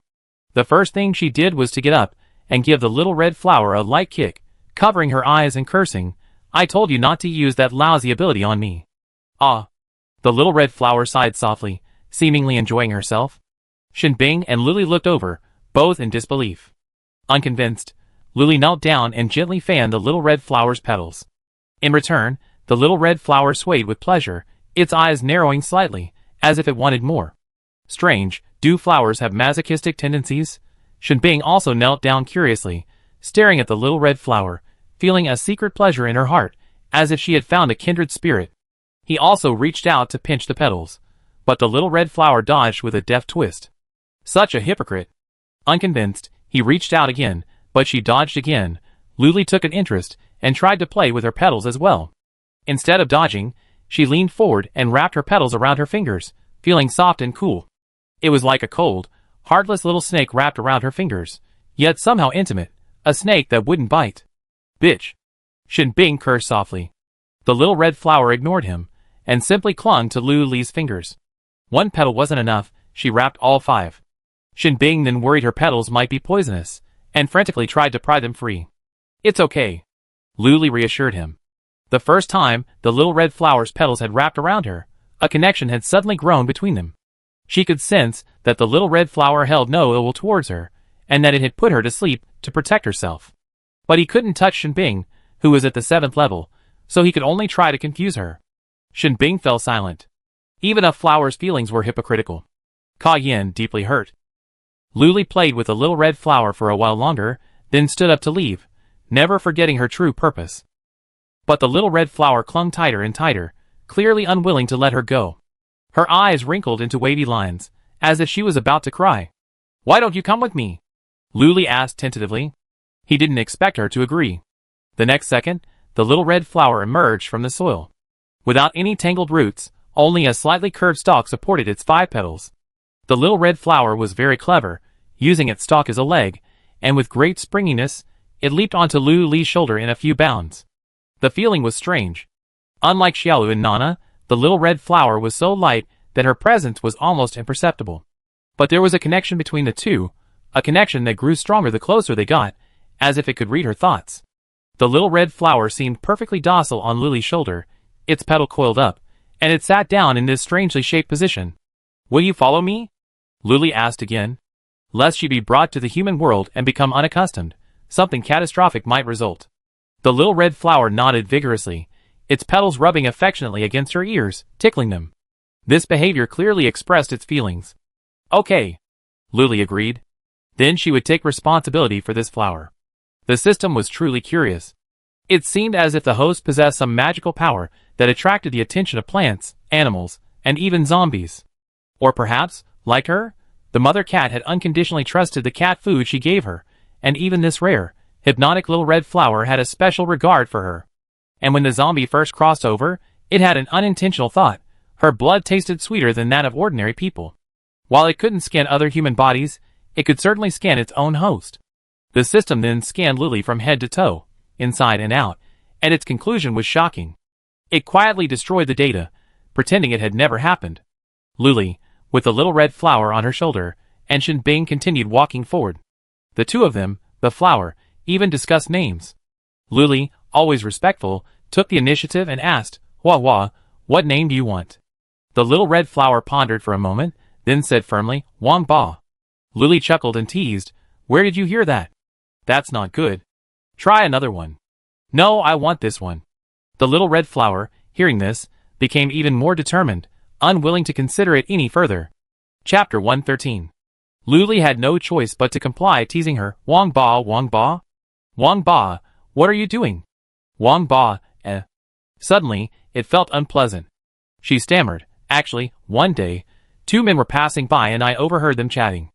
I really like those two words, so... Okay. Luli laughed so hard, she was about to taunt her again.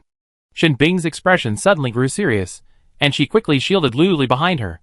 The smiles on the faces of the man and the flower instantly vanished. The man and the flower looked at the broken wall together. Luli whispered, Are there zombies? Yes, I take care of them. Shin Bing stepped forward and froze the wall completely. Bang! The ice wall exploded, shattering into chunks of ice, carrying broken bricks with it. At the same time, Shin Bing raised a thin protective shield of icy mist, shielding the two people and the flower from any accidental harm. Behind the broken wall lay two zombies.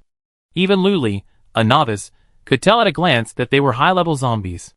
Aside from their crimson pupils and sharp nails, their other features were surprisingly similar to those of normal humans.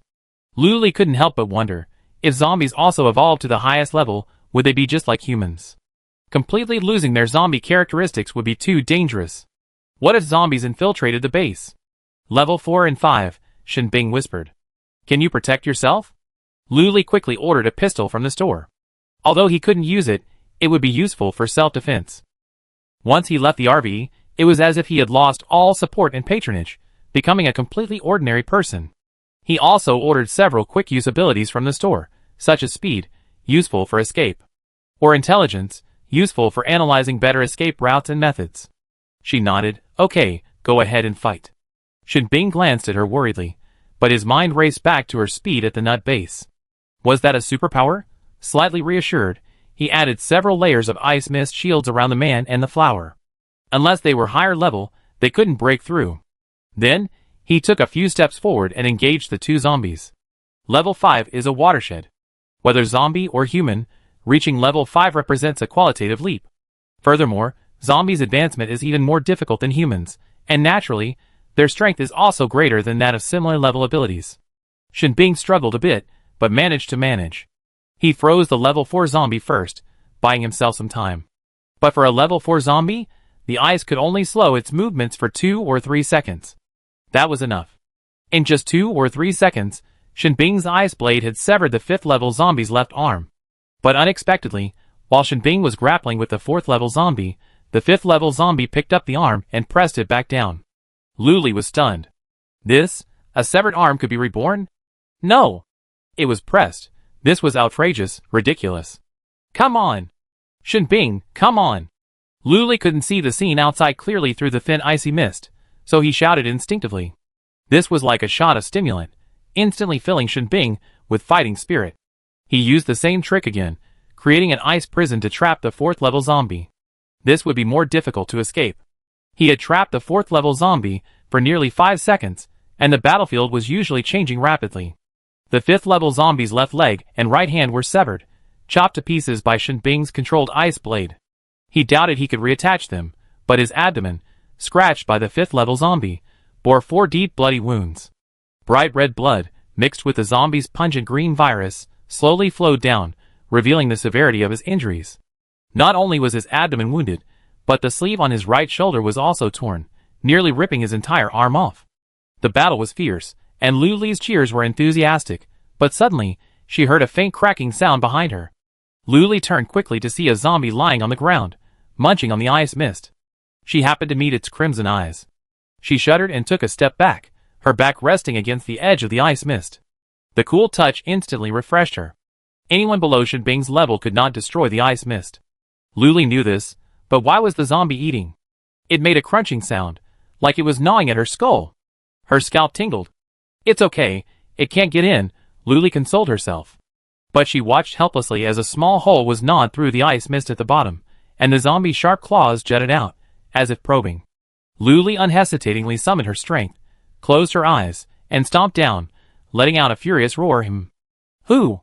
To her own optimism, she heard no sound of broken bones or groans. Lu Li slowly opened her eyes and looked down. Damn, it had stepped on nothing. The zombie had already retreated and started gnawing again. Unbridled.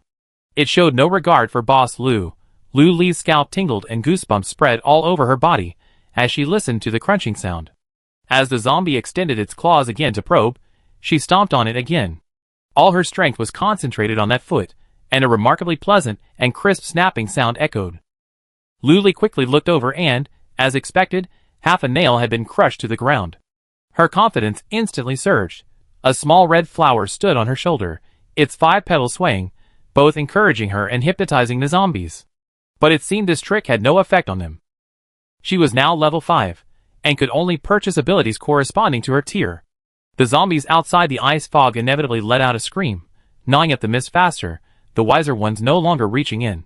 Shen Bing's battle with the 2 zombies intensified. Her method had indeed worked. After being chopped into a pulp, they couldn't be reassembled, infuriating the level 5 zombies and increasing their attacks. Shen Bing's left thigh and right arm were covered in deep scratches that revealed the bone. Blood flowed unstoppably, staining the grass on the ground with specks of red. It's time to end, Shen Bing whispered softly. With a raised hand, countless pearl-sized ice balls suddenly appeared in the air, hurtling towards the 2 zombies at breakneck speed. Instantly, the zombies' bodies were pierced by the ice balls, and dense blood holes gradually appeared. Bang! Bang! 2 loud bangs, and the zombies fell to the ground. He had been distracted and preparing this move from the beginning, only using it when the 2 zombies were almost completely destroyed. After digging out the crystal core from the zombie's brain, Shen Bing felt relieved and turned towards the misty ice fog. As soon as he took a step, an unusual voice rang out. Damn zombie! Damn zombie! Damn zombie! Damn zombie! Lu Li cursed angrily, having used her Wood-type ability to deal with the zombies outside the ice fog. Wood-type abilities naturally have a close connection with plants, and any plant below her level can be controlled by her. Look, Lu Li manipulated the weeds on the ground, tightly binding the zombie's body. If one weed broke, another would come. The weeds were endless. Chapter 114. Even the nearby trees came to the rescue, extending their thick branches to whip the zombie's buttocks and limbs. This was completely spontaneous. The zombie was bound tightly, leaving no space anywhere. Even its mouth, which it normally used for biting, was blocked by weeds as it gnawed at the ice mist. The thick branches lashed out again and again, stopping only when the zombie's flesh and blood were gone and lifeless. Shen Bing paused in disbelief, then quickly ran forward to investigate. It was still a level 6 zombie, and Lu Li had dispatched it so easily. He resignedly dug out the crystal cores and handed all 3 to Lu Li, then took out a tissue and handed it to her. Take a break? Want something to eat? Yeah. This was definitely the most intense exercise Lu Li had experienced since arriving in the apocalypse. It was even more tiring than selling tickets at the lottery shop. It was a double torture, both mentally and physically. Lu Li had just agreed when she saw Shen Bing, covered in wounds, but his face was fine, as if nothing had happened. She couldn't help but wonder, was this a real person? Could it be a robot, manufactured to rule the world? What about that wound on you? Lu Li couldn't help but ask, and at the same time, she bought a fairly well-stocked first aid kit at the mall. The 2 of them found a relatively clean and quiet spot, and Lu Li planned to bandage Shen Bing's wound. But looking at the contents of the first aid kit, she became troubled. How could she use it? She didn't know how, based on her experience watching TV and reading novels. Oh, right. Why not just look for a tutorial on the computer? In recent years, the central base has been very concerned about everyone's safety, so there's a dedicated department responsible for this. Videos of bandaging wounds, treating them, surviving in the wild, identifying plants and animals, dealing with zombies, etc. But since medicine is scarce right now, videos aren't very useful, just watching the general process is fine. Luli casually searched for wound treatment and clicked on the first, most popular video to start watching. Shinbing was stunned. Wow, this was completely on-the-job training. What she didn't know was that for a 7th level psychic like Shinbing, superficial injuries can almost always heal on their own. But then again, Shinbing was happy. Happy that Boss Lu seemed to care about him, so he put all that aside. Shinbing watched silently, her movements clumsy and inexperienced. First, she picked up the scissors and cut through his pants at the thigh. Then, she was caught off guard by the alcohol disinfectant. The sudden pain made Shinbing grimace and gasp. Hiss. As soon as he opened his mouth, Luli stuffed a piece of clean gauze into his mouth. She perfunctorily consoled him, "Don't hurt, it won't hurt. It'll be fine soon." After pouring some alcohol, she used a cotton ball to clean the area around the wound and finally bandaged it with gauze. Both of them were sweating profusely. Shinbing was in pain, and Luli was simply nervous. After bandaging his thighs, he moved on to his arms and abdomen. Luli's knife slashed, and his clothes were ripped apart. Leaving him with only a small amount of fabric to cover his body, Luli focused her attention on treating Shinbing's abdominal wound. It must be said that his abdominal muscles were well developed, neither exaggerated nor shrunken, just the right amount. But the most important thing now wasn't to see the abs, it was to bandage Shinbing's wound. Luli frowned and wiped the blood away with a cotton ball. Shinbing's ears flushed at the sight of such a focused gaze on his stomach, and this man was none other than Boss Lu. He turned his head away. Time seemed to slow down. Beads of sweat dripped down Shinbing's forehead, running down her cheeks and onto her chin. A faint sound echoed, and the sweat fell on the back of Luli's hand. Shinbing held her breath. Huh? Luli straightened up, stretched back, and exhaled. Finally, it's all done! She closed her eyes again, tilted her neck to relieve the fatigue, and then asked, "How's everything?" Aside from a slight sting when the alcohol was applied, the rest of the pain wasn't, but Shinbing didn't say anything, just nodded. Much better. Then let's have some self-heating hot pot? That's more convenient. Luli asked for her opinion. Okay. Shinbing wasn't picky. Luli ordered 2 large boxes of self-heating hot pot. The portions were huge, with lots of meat. Eating outside without a table or chairs was a bit cramped. But Luli, never one to compromise, immediately ordered a small low table, which finally made things a bit easier. After finishing their meal, the two continued forward. Shinbing dispatched 5 or 6 more waves of zombies. Each one was like a drug addict, oblivious to everything else, charging towards Luli. Luli's initial shock had waned, and she was puzzled. Why do these zombies treat me like their own mother? Shinbing was also puzzled. Logically, zombies enjoy eating human flesh, so it's only natural that they pounce on people. But the two had just tested it. He and Luli stood apart, and 3 or 4 zombies all lunged at Luli recklessly. They didn't even spare Shinbing a glance, which, as a human being, was deeply insulting. Luli concluded, could it be that my blood type is O, and therefore smells better than others? Shinbing checked her blood type gloomily. I'm also type O.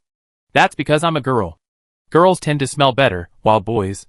The rest of the story goes without saying, you probably already know it. Shinbing was even more depressed. This episode almost made Luli forget why she came to the industrial zone. After another wave of zombies, Luli was happily digging out crystal cores when she suddenly heard a rustling sound in the weeds nearby. She instinctively stood up and looked at the weeds with a wary look on her face. Could it be another zombie? Shinbing, who was digging out crystal cores not far away, immediately walked over nervously. What's going on? Luli raised an eyebrow at the weeds, motioning him to look. Shinbing didn't want to guess what was behind it. It was either a human or a zombie. He used his ice blade to push aside the weeds. This time, it wasn't a cat, not a little red flower, and not a zombie. It was a human. It was the little boy Luli had been searching for. The boy was skinny, sallow, and thin. His clothes were oversized, making him look even thinner, as if a gust of wind would blow him skyward.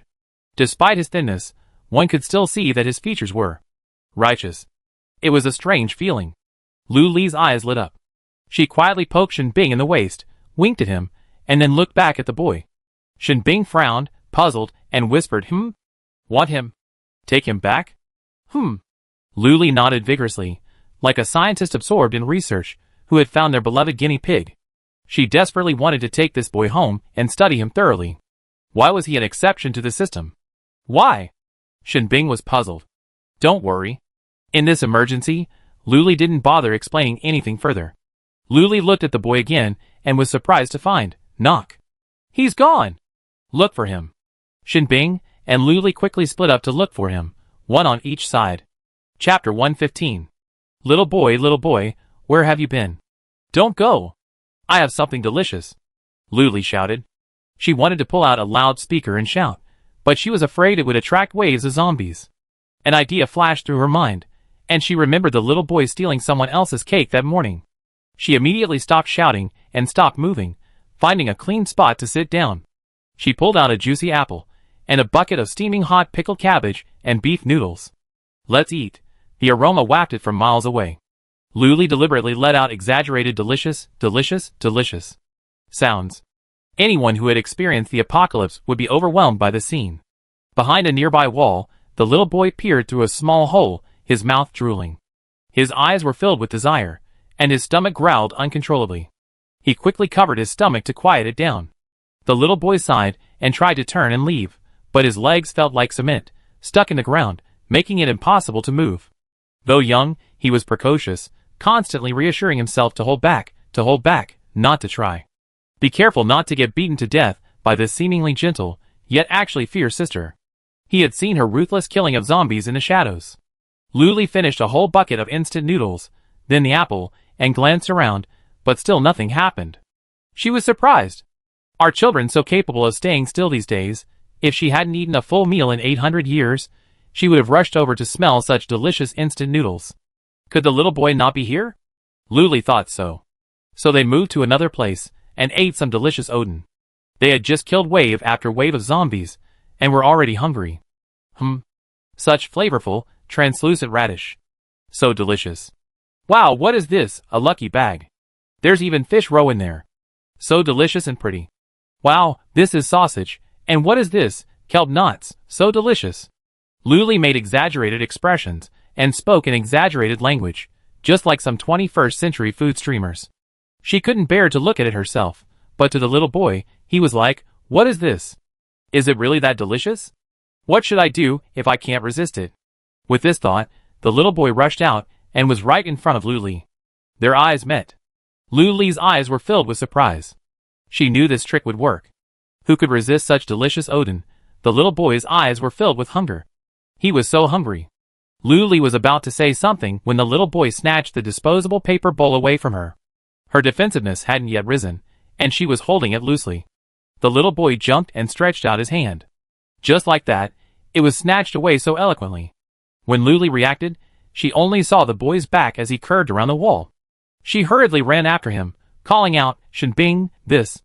Shinbing had been staying close to her, worried about her, so she could rescue her if she was in danger. Hearing her hurried cry, her heart leaped to her feet. On tiptoe, she dashed off at breakneck speed. Hey, where are you going? Luli and Shinbing, one in front and one behind, blocked the boy.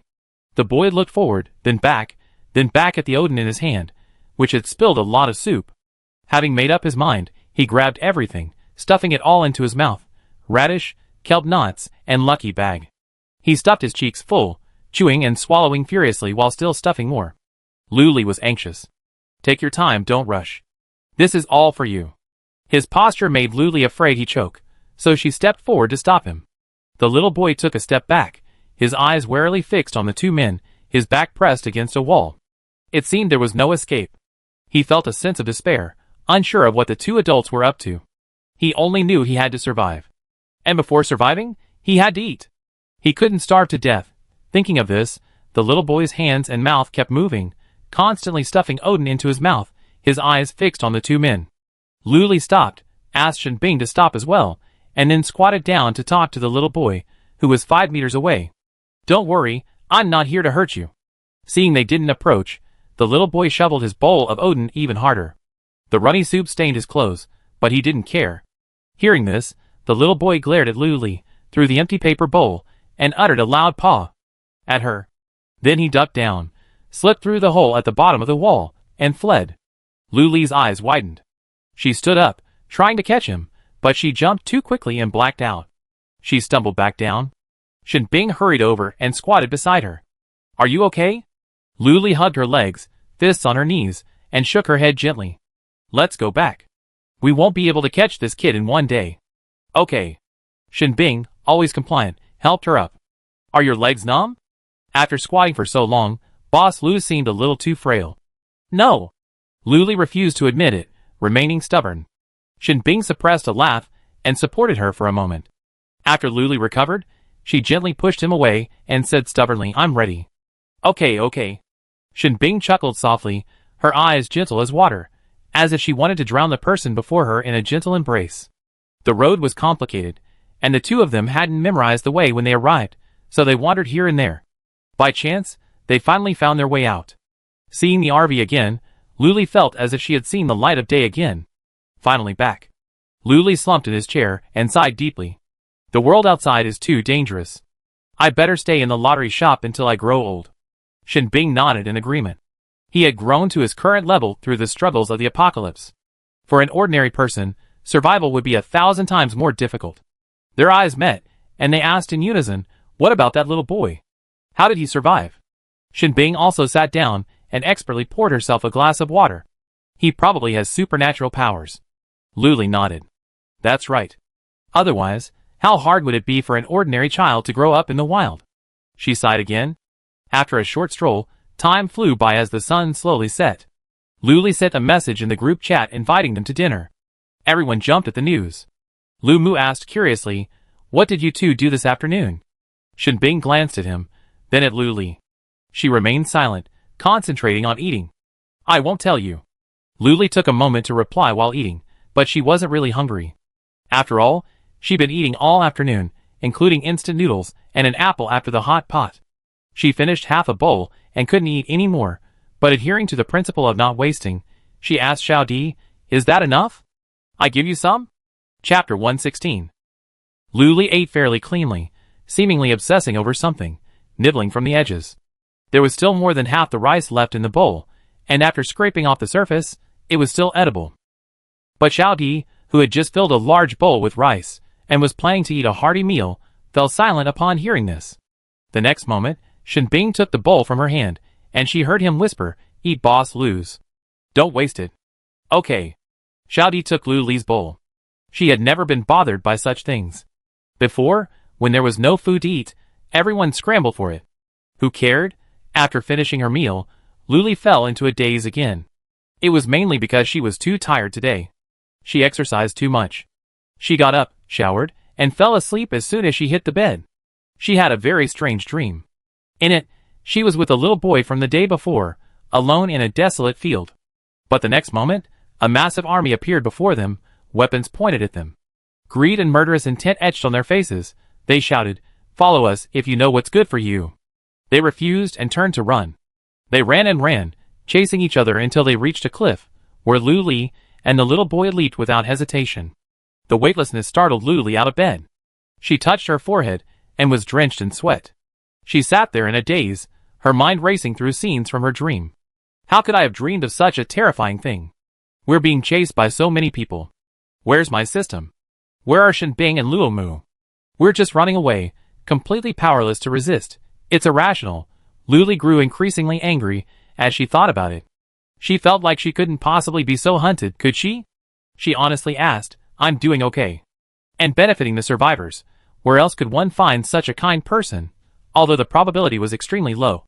Luli still felt a sense of crisis. What if the system, Shinbing, Luo Mu, and Chu Lixing were no longer by her side? What would she do? She skipped sleep and immediately searched on her computer for information on how ordinary people could awaken their superpowers. First, you need a strong physique to awaken superpowers. Second, it's a matter of fate. If you have it, you have it. If you don't, you don't. In the early days, when people were unsure, they would test it by swallowing crystal cores. After swallowing, they absorbed the energy within, and if they could awaken, they would become superpowered. She happened to have a crystal core, and decided to give it a try. The system stopped her, issuing a gentle reminder, awakening superpowers is life-threatening. Please consider carefully. Luli remained silent, but she felt she needed a way to protect herself, no matter what. Otherwise, the system and Shinbing would be gone someday. I know. Luli whispered, begin. A string of garbled characters flashed through the system, and she felt a complicated mood. Luli found the smallest crystal core, but it was still larger than an ordinary capsule. Are you really going to swallow this? How can I swallow it? Won't it scratch my throat? As she spoke, Luli slapped the crystal core into her mouth and took a large gulp of water. With a gulp, she didn't swallow it. With another gulp, she swallowed it. Fortunately, she swallowed it. The crystal core felt very foreign in her throat, moving slowly down the tube. Every place it passed through seemed to bring a burning sensation. The sensation was even more pronounced in her stomach, as if she had swallowed a fireball. It burned. She lifted her pajamas and saw a catastrophe. A hazy red light lit up near her belly button. She turned on her computer to capture the moment. After a while, she couldn't help but send a message to Shinbing. Does your stomach glow red when you awaken your superpowers? Not only did it glow, but it also hurt like a fire was burning her stomach. It was bloated and uncomfortable, indescribable, Luli said, looking at the light on her brain. This was just the first step. She had to endure the pain and absorb the energy from the crystal core. Luli cursed, who the hell invented this first? After that, Luli focused her attention, imitating martial arts and cultivation literature, crossing her legs and enduring the pain. Here comes the key point, how to absorb the energy from the crystal core. You just glossed over such an important process? She tried to focus her attention on her navel, pulling it towards the crystal core. After a long time, the crystal core moved. As her mind moved, Luli was overjoyed, pulling it through all the meridians in her body. The process wasn't difficult, but it was painful. Wherever the crystal core moved, it hurt. She had to focus her attention on pulling the crystal core and resist the pain. For a moment, she didn't pay attention to Shinbing's reply. After the crystal core had completely circulated throughout her body, besides the pain, she felt a faint sense of relief. Luli sprawled on the bed, asking someone, does this mean I awakened my superpowers? Just as she was thinking this, her computer suddenly vibrated. She looked and saw it was Shinbing calling. She picked up the phone weakly saying, hello? What's going on? Shinbing's anxious but calm voice rang out, open the RV. I come up to you. The word sank into her mind, and she was too exhausted to think, so she instinctively opened the RV. Shinbing soon came upstairs, even changing into slippers. She quickly walked over and knelt on one knee beside the bed. Seeing her sweating profusely, he felt a pang of concern. What's wrong with you? Awakening your superpowers? Is it over? Luli nodded repeatedly, answering his question, how do you know what your powers are? Shinbing said nothing, silently lifting her right hand, turning it back up. Look! A faint green light flashed, and a seal shaped like a small blade of grass appeared on the back of Luli's right hand. Wood-type powers, Shinbing whispered, releasing her hand. Luli, intrigued, rolled over and lay down on the bed. The collar of her pajamas was slightly loose, and under the warm light, her skin looked fair and gentle. Shinbing looked away, not wanting to see, and suggested clothes. Luli looked down, and could see a faint groove. She then tugged at the hem of her dress, pulling it down. I actually awakened a wood-type power? Luli stared in wonder at the green grass on the back of her hand, so vivid and lifelike. Shinbing pointed at the 5 leaves of the grass. Look, 1, 2, 3, 4, 5. 5 leaves mean you're a 5th level. Esper? She was even shocked by the last part. A 5th level Esper right after awakening? Unheard of. Luli was quick to learn. After all, her system was at level 5, and the highest Esper she could purchase was also level 5. While awakening to a 5th level Esper was shocking, it seemed quite reasonable.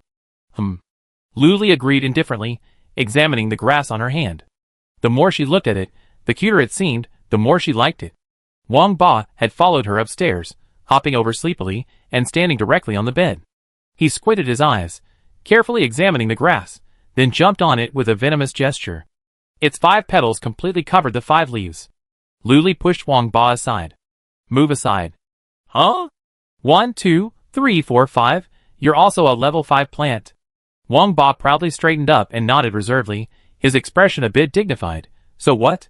I'm so awesome. Chapter 117. Amazing. Luli was about to offer a compliment when her head tilted and she fell into a deep sleep. Shinbing hurriedly stood up and checked her breath. She was still alive. Perhaps awakening her powers was too tiring, leaving her physically exhausted. A good night's sleep would be enough. She pulled herself up under the covers and turned off the lights. Shinbing checked everything, making sure nothing was wrong before going downstairs and locking the RV securely before leaving. The next day, Luli woke up in a daze. She looked to her left in confusion. A small purple flower had appeared out of nowhere, swaying and waving at her. She looked to her right in confusion. A mimosa plant? Luli piqued her interest and poked at it with the small purple flower. The mimosa immediately retracted its leaves, then slowly unfolded again after a few seconds.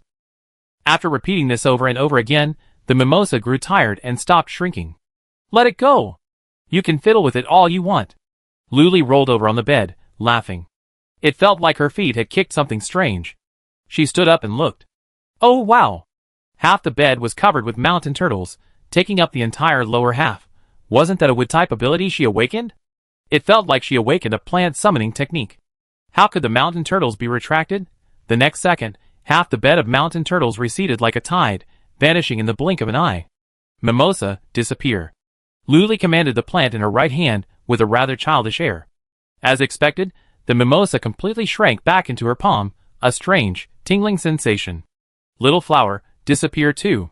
As she expected, it slowly shrank back into her palm. She suddenly felt as if she had stored hundreds of plant species within her body, able to summon any she desired. Are wood-related powers so amazing? Luli couldn't help but search for posts about wood-related powers on her laptop, but there were surprisingly few. Gold, wood, water, fire, earth, ice, light, darkness, and thunder, these 9 powers are all quite rare. Ice, wood, light, and darkness are the rarest, practically 1 in 100 million people. Despite this, the central base has published quite a few articles about the 9 elements. Luli looked around, but the wood-related powers described there didn't seem to match her own. The wood-related powers described in the articles only allowed for the manipulation of plants, creating a uniquely intimate connection with them. Advanced ones could even cultivate them. How could she, like her, summon plants? Luli tried again. Green radish? Come out and show me, she muttered to herself. A small green radish appeared on the pillow in front of her. It was similar to the one Lu Gigi had scraped out, but much smaller. How magical. But what's the point of summoning plants? Can they fight for me? As soon as this thought flashed through her mind, the green ivy before her suddenly grew several times its size, becoming almost as tall as Shinbing, standing in front of the bed. Luli was stunned. It was so big. Suddenly, she felt so insignificant. She got out of bed and tried to pull at its leaves, but no matter how hard she tried, she couldn't break them apart. The green ivy completely enveloped her with its leaves. It was wrapped tightly around her, making it impossible to breathe. But it seemed as if she just wanted to tell Luli that she had the strength to protect her master. Soon, the green ivy let her go, waving its emerald leaves. Luli breathed a sigh of relief and exclaimed, Amazing! Amazing! She hugged the green ivy back. It felt wonderful, soft and cool, a true summer heat reliever. Luli led the large green ivy down to the first floor and opened the doors.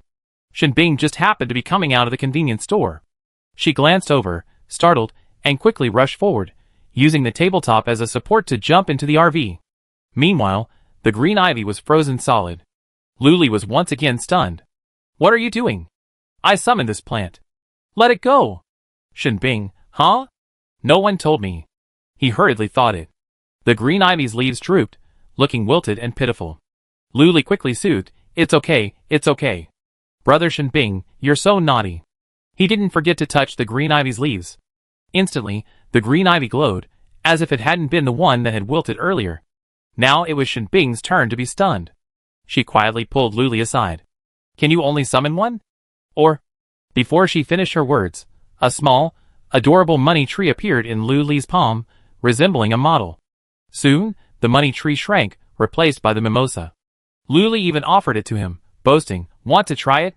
Instinctively, Shinbing reached out to touch the mimosa leaf, finding it particularly amusing to watch it quickly shrink back.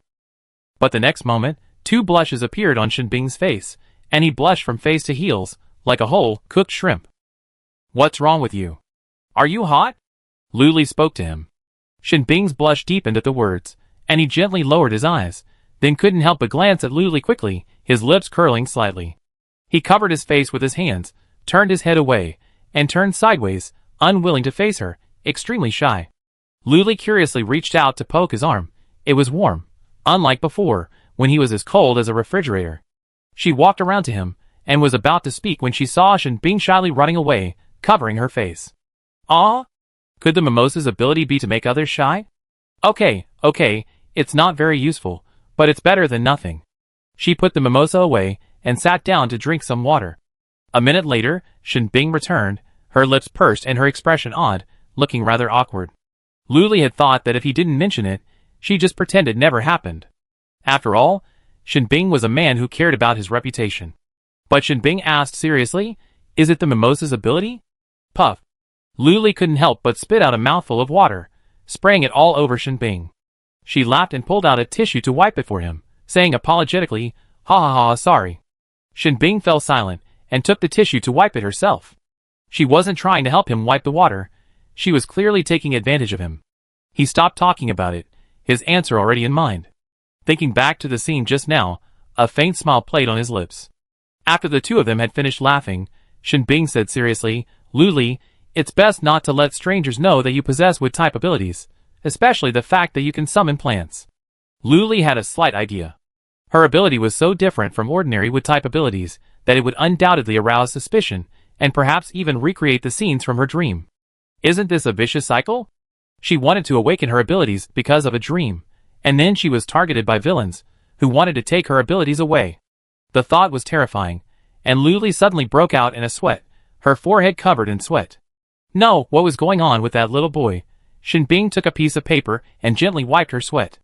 Meeting her slightly worried gaze, he blurted out, "Don't worry, I'll always be here." Luli shook her head.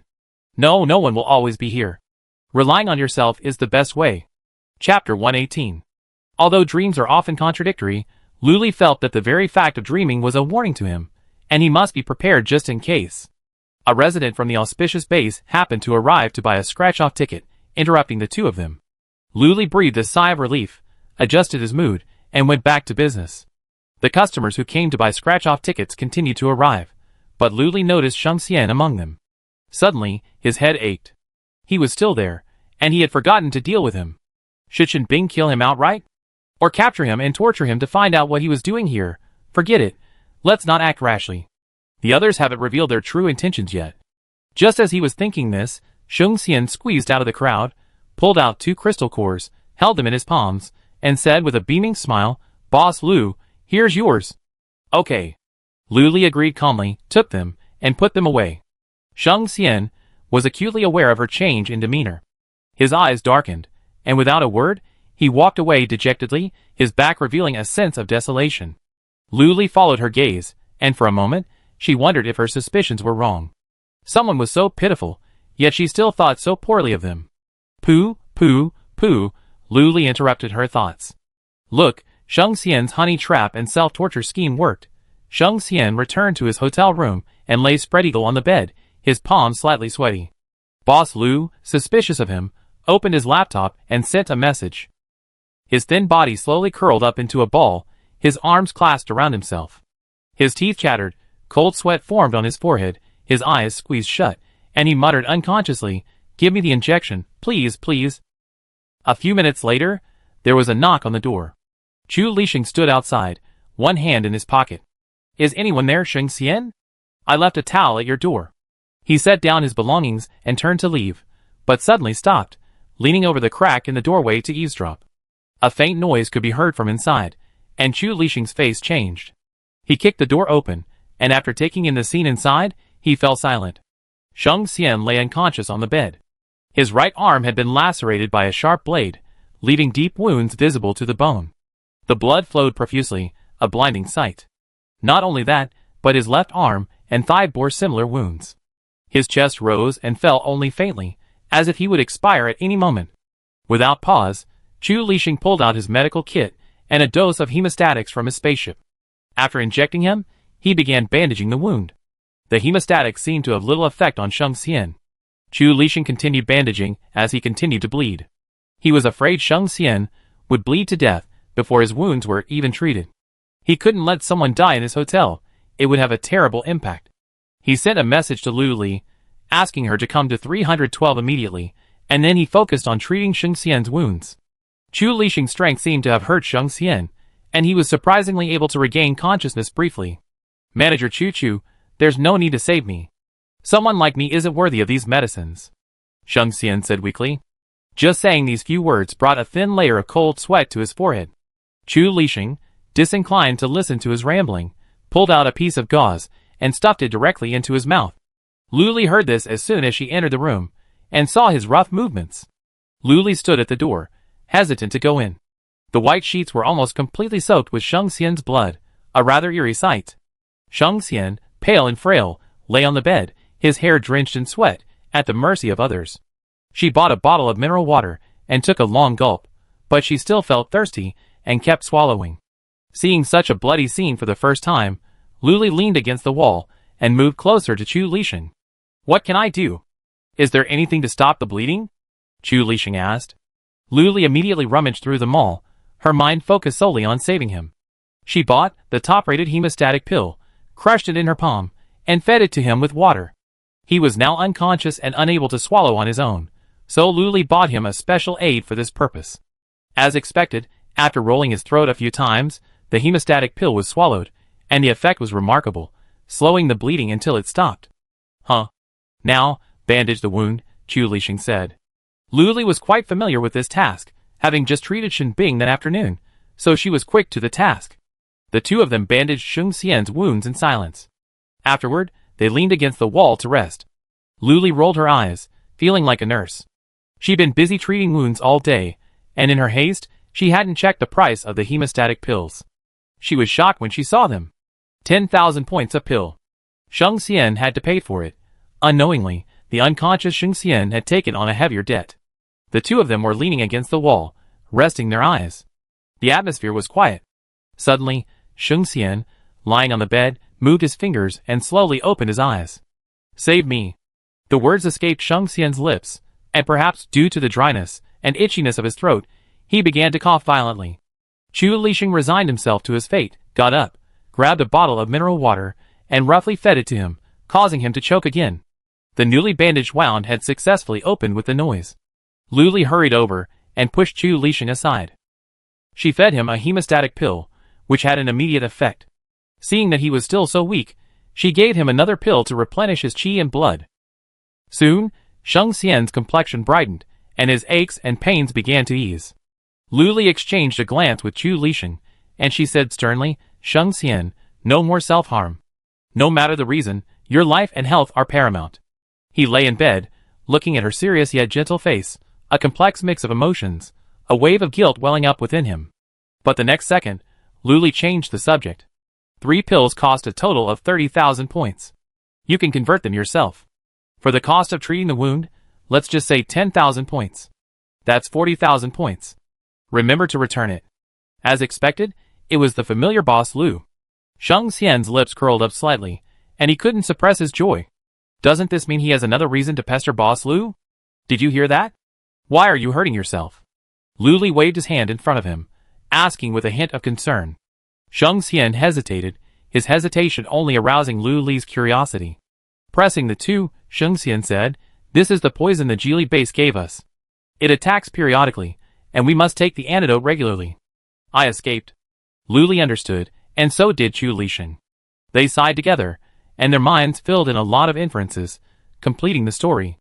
Not succumbing to evil, but the poison's onset, the pain unbearable, can only be stopped by more direct and bloody means.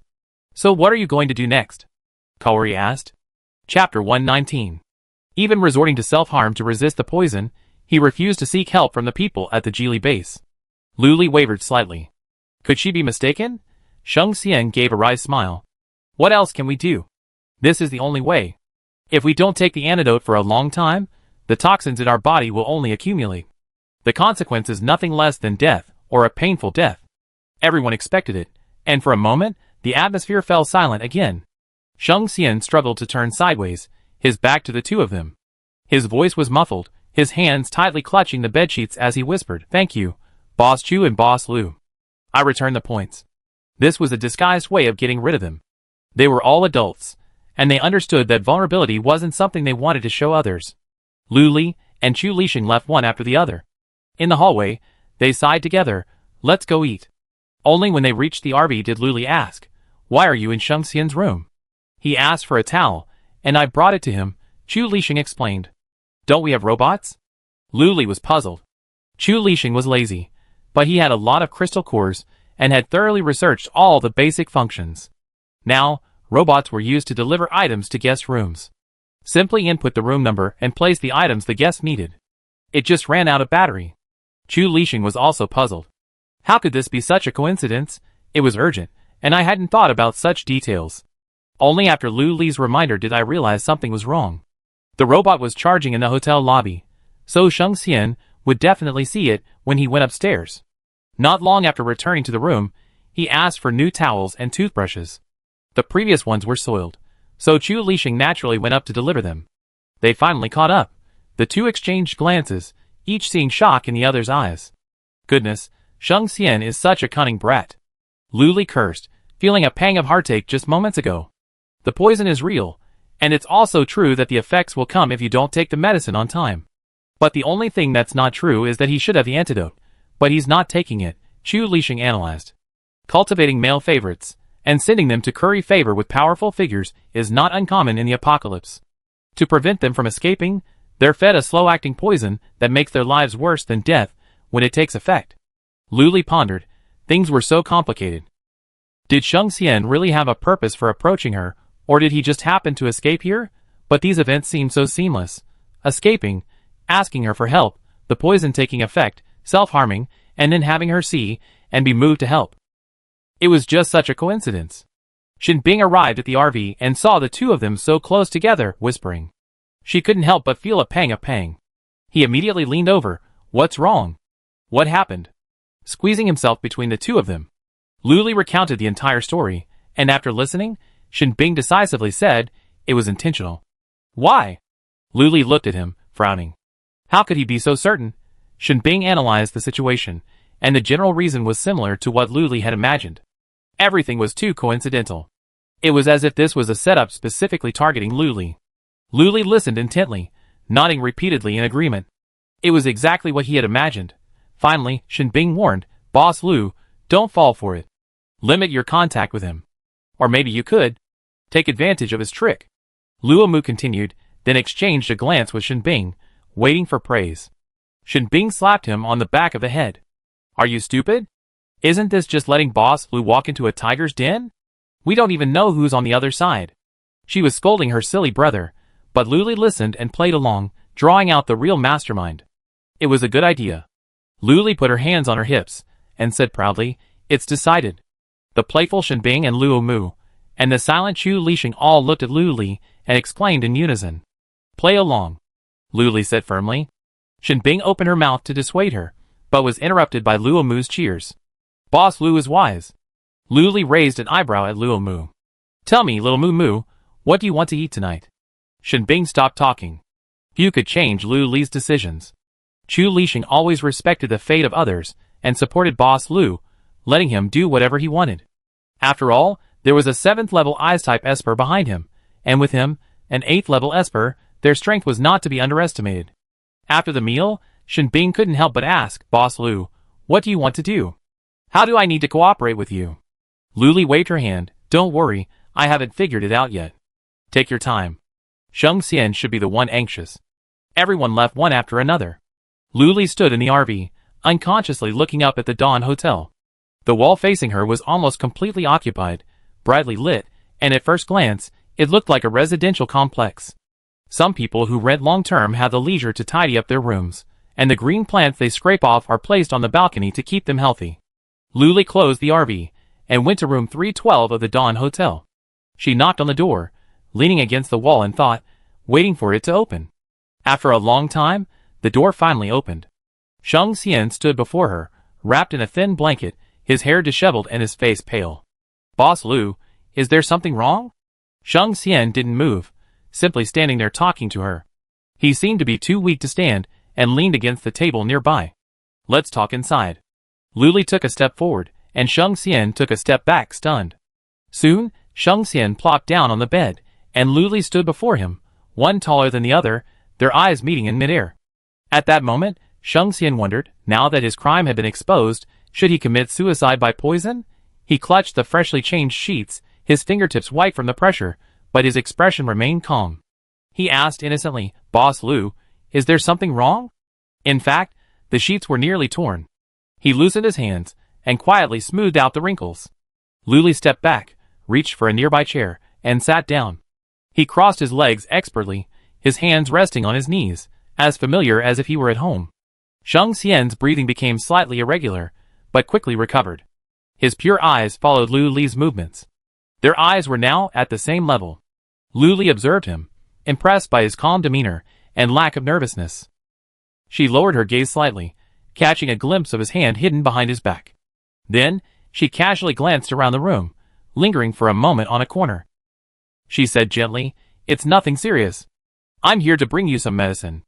Lu Li took out a few pills, all purchased from the system store. They were fast-acting and had minimal side effects. "Thank you." Shang Xian held out both hands to receive them, his words of thanks purring like a mosquito's buzz. Lu Li delivered the medicine and left, unmoved, as if she had truly come to deliver it. As they reached the door, Lu Li placed one hand on the doorknob, turned, pointed to a corner, and casually said, "Remember to keep your tail." Shang Xian's head was lowered, staring at the 4 pills in his palm. Bewildered, he looked up at the direction she pointed. His expression froze instantly, his face turning pale, and his hands unconsciously clenched the bedsheets. When he checked on Lu Li again, the man had already opened the door and left, closing it behind him. Shang Xian quickly stood up and put the object into his space. Chapter 120. After checking the room once more, making sure nothing was missed, he seemed to have lost all his strength and slumped down on the bed, gasping for air. The wound on his body opened again and began to bleed, but Shang Xian didn't bother to care. He pulled a syringe from his space and unplugged it. With an expressionless face, he inserted it into his thigh, pressing, watching the liquid inside gradually decrease until it disappeared. A satisfied smile played on Shang Xian's lips. A flame rose from his palm as he destroyed the syringe. Then he carefully wrapped the pill Lu Li had given him, and casually tossed it into his space, never to look at it again. The day passed quickly. Lu Li tossed and turned in bed, 2 people constantly flashing through her mind. Shang Xian and the little boy. One identity was basically confirmed. Shang Xian was sent from Jixiang base, a spy, so to speak. The little boy's identity was murky, and he was extremely defensive, as if he had been wandering around without anyone to look after him. But within the system, this was an exception, capable of ignoring all its rules, in short, different from everyone else. These 2 people must be paid special attention to. Thinking of this, Lu Li slowly drifted off to sleep, feeling sleepy. In a corner, Nana and Xiaolu were also asleep. Next to them, in a cute little pot, was a Wangba plant. Although it lacked roots, as a plant, it still loved soil. She even chose the pot herself. 1 person, 2 cats, and 1 flower were all sleeping peacefully. But 100 meters away, in the abandoned industrial area, things were far from peaceful.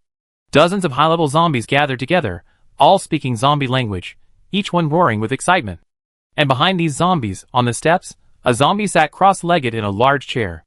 At first glance, it looked indistinguishable from a human, with delicate skin and perfectly aligned teeth, except for the tiny spot of blood-red pupil in the middle of its eye, which was quite creepy upon closer inspection.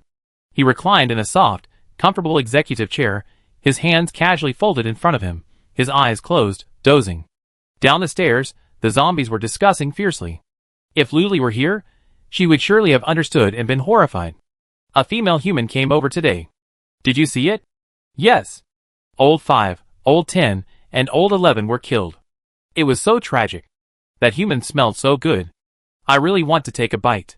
I feel like eating it would make me immortal. Are we zombies immortal? I feel like eating it would level me up. I feel the same way. It smells so good. 100 times better than any human I ever seen. Could it be because she took a shower and used shower gel? You haven't seen it before. It's a meaty aroma that emanates from her bones. See. The zombies who had passed by were instantly lost in the aftertaste, their expressions intoxicated. Those who hadn't seen it were also tantalized by their descriptions. They really wanted to smell what this human smelled like. How could they be so captivated by her? After savoring it for a while, one zombie couldn't help but say, "How about we just capture her and eat her?" The moment the words left his mouth, he was met with an eye roll. Do you know Shen Bing? He can fight a level 6 zombie alone. And that fragrant human is no pushover either. Lao Wu was beaten to death by her. Ah! A sudden cry of surprise. But when she gets moving, her sweat makes her smell even better. I really want to nibble on her flesh. The zombie savored it. It was not far away at the time. It wanted to move forward, but it watched its compatriots being slaughtered, so it retreated. But he didn't leave, hiding not far away, his gaze fixed on the fragrant human, imagining how delicious her flesh would be, how delicious her blood would be. On the steps, in the spacious executive chair, a zombie frowned impatiently, and made a soft TSK. Instantly, the dozens of zombies below fell silent, not daring to speak again, and all turned to face him. "King, what are your orders?" One zombie spoke in human language. There were at least tens of thousands of zombies in the industrial zone. Dragons cannot live without a leader, and the same goes for zombies. There are naturally different levels of rank, and therefore strength and weakness. Those at the higher levels naturally aspire to be the boss, to reign supreme. In the boss's chair sat a level 8 zombie, the highest ranking zombie in the industrial zone. He frowned, propped his head on one hand, crossed his legs, and said calmly, "Bring the human back to me." Immediately, a zombie excitedly asked, "Is that the one we were talking about?" The zombie king nodded calmly, "That's her. We captured her. I give each of you a piece of her flesh." "Mighty king! Wise!" The zombies below were overjoyed. Just hearing their fellow zombies' descriptions made them drool. The zombie king's trusted aides were organizing the situation. "You guys, mobilize the zombies in the southeast. You guys, go to the southwest. Meet at the south gate of the industrial zone in half an hour." The high-level zombies eagerly mobilized the other low-level zombies in the industrial zone. In the blink of an eye, half an hour had passed. Thousands of zombies had gathered at the south gate of the industrial zone. At first glance, the crowd was densely packed, only heads could be seen, their excited roars faintly audible. The zombie king coughed lightly in the crowd of zombies, and the radio waves unique to zombies were instantly transmitted to all the zombies present. They gradually quieted down, even forming their own lines, and silently exiting the doorway in groups. They were being controlled by high-level zombies. Although their brains had been transformed into crystal cores, they still retained a certain level of intelligence and thought. The higher the level, the smarter they were. Here, Luli was sound asleep when the system suddenly sounded a piercing alarm. "The zombie horde will reach the lottery shop in 3 minutes. The zombie horde will reach the lottery shop in 3 minutes. The zombie horde will reach the lottery shop in 3 minutes." Luli was hazy, only aware of the noise, but she also caught the key word, zombie horde. She subconsciously activated the RV's highest level of defense. At level 5, it could already cover convenience stores and hotels. "Alright, stop shouting." Luli was very sleepy, and fell asleep again. This highest level of defense not only blocked out external damage, but also blocked out sound. When the zombie horde arrived outside the RV, but he found himself unable to advance, blocked outside by a resilient wall. The zombie king transformed his long, sharp nails, and touched the barrier. Following the shape of his nails, the barrier dented into a triangle. But that was all. Advancing even a centimeter was impossible. The zombie king tried to attack, but all was absorbed, like a bottomless pit of starving ghosts, devouring everything that came his way. It pondered for a moment, then said, "Digging underground." At the command, all the zombies sprang into action, testing the barrier with their bodies, surrounding it tightly. Zombies occupied every inch of the ground outside the barrier. Some, unable to secure a front row seat, were forced to stand in the back. Soon, they began to dig at the ground in unison, their sharp, hard nails perfect for digging. Chapter 121. If only one zombie were digging, it would be very slow, but now there are thousands of zombies digging around the protective shield, so the effect is very rapid. The zombie king is also clever. Afraid of disturbing the barrier, he controls the zombies to step back before digging, keeping a certain distance. Under the zombie king's command and control, the digging is swift and silent. Soon, a downward channel appeared 1 meter outside the barrier, about half a meter wide and 20 to 30 centimeters deep. But the depth continued to increase.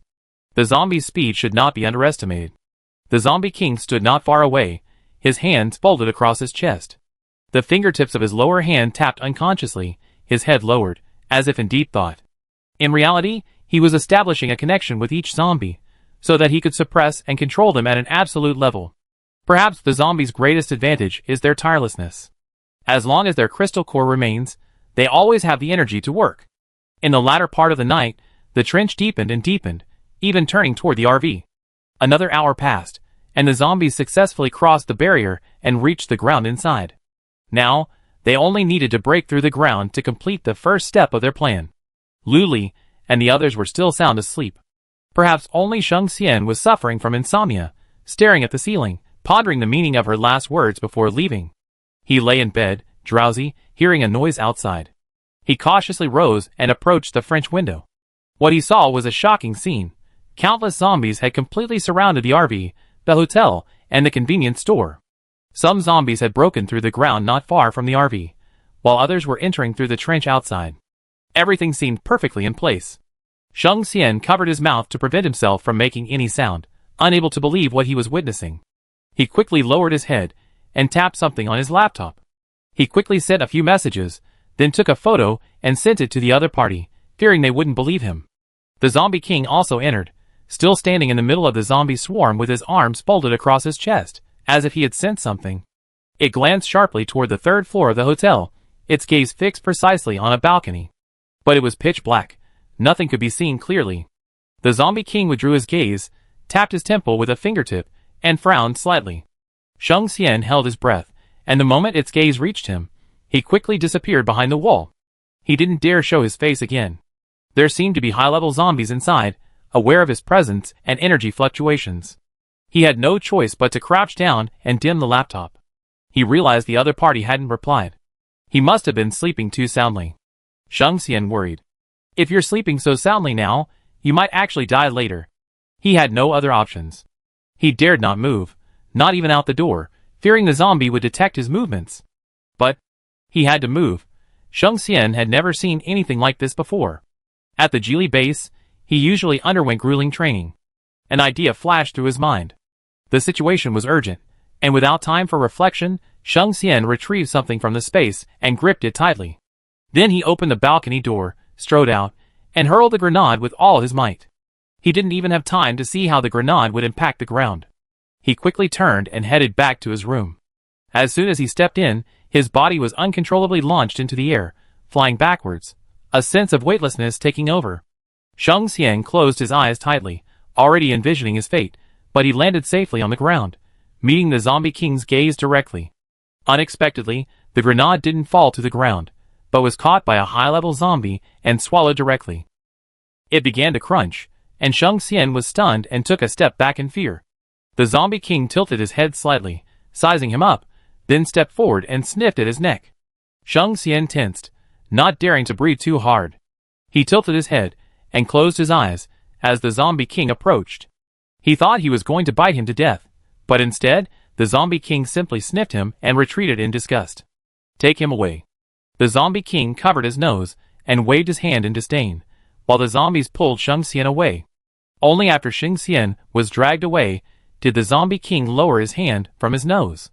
He took a deep breath of the faintly sweet scent in the air, and slowly revealed a satisfied expression. The expressions of all the zombies around him were similar, even though Luli was several meters away in the RV. But to the zombies with their keen sense of smell, it was like spraying perfume in front of them. Attack! The Zombie King's lips curled up, and his unusually soft tongue licked across his lips, as if he was imagining the delicious taste of human flesh. All the zombies rushed forward, speeding towards the RV in the middle. Sheng Xian, who was held captive, struggled desperately. He tried to shout, but his mouth was gagged. He tried to fight, but his body was bound.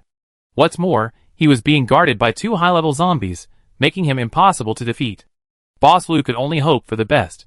When the zombies arrived in front of the RV, Shin Bing at the convenience store noticed something was wrong. Why was the energy fluctuations around him so chaotic?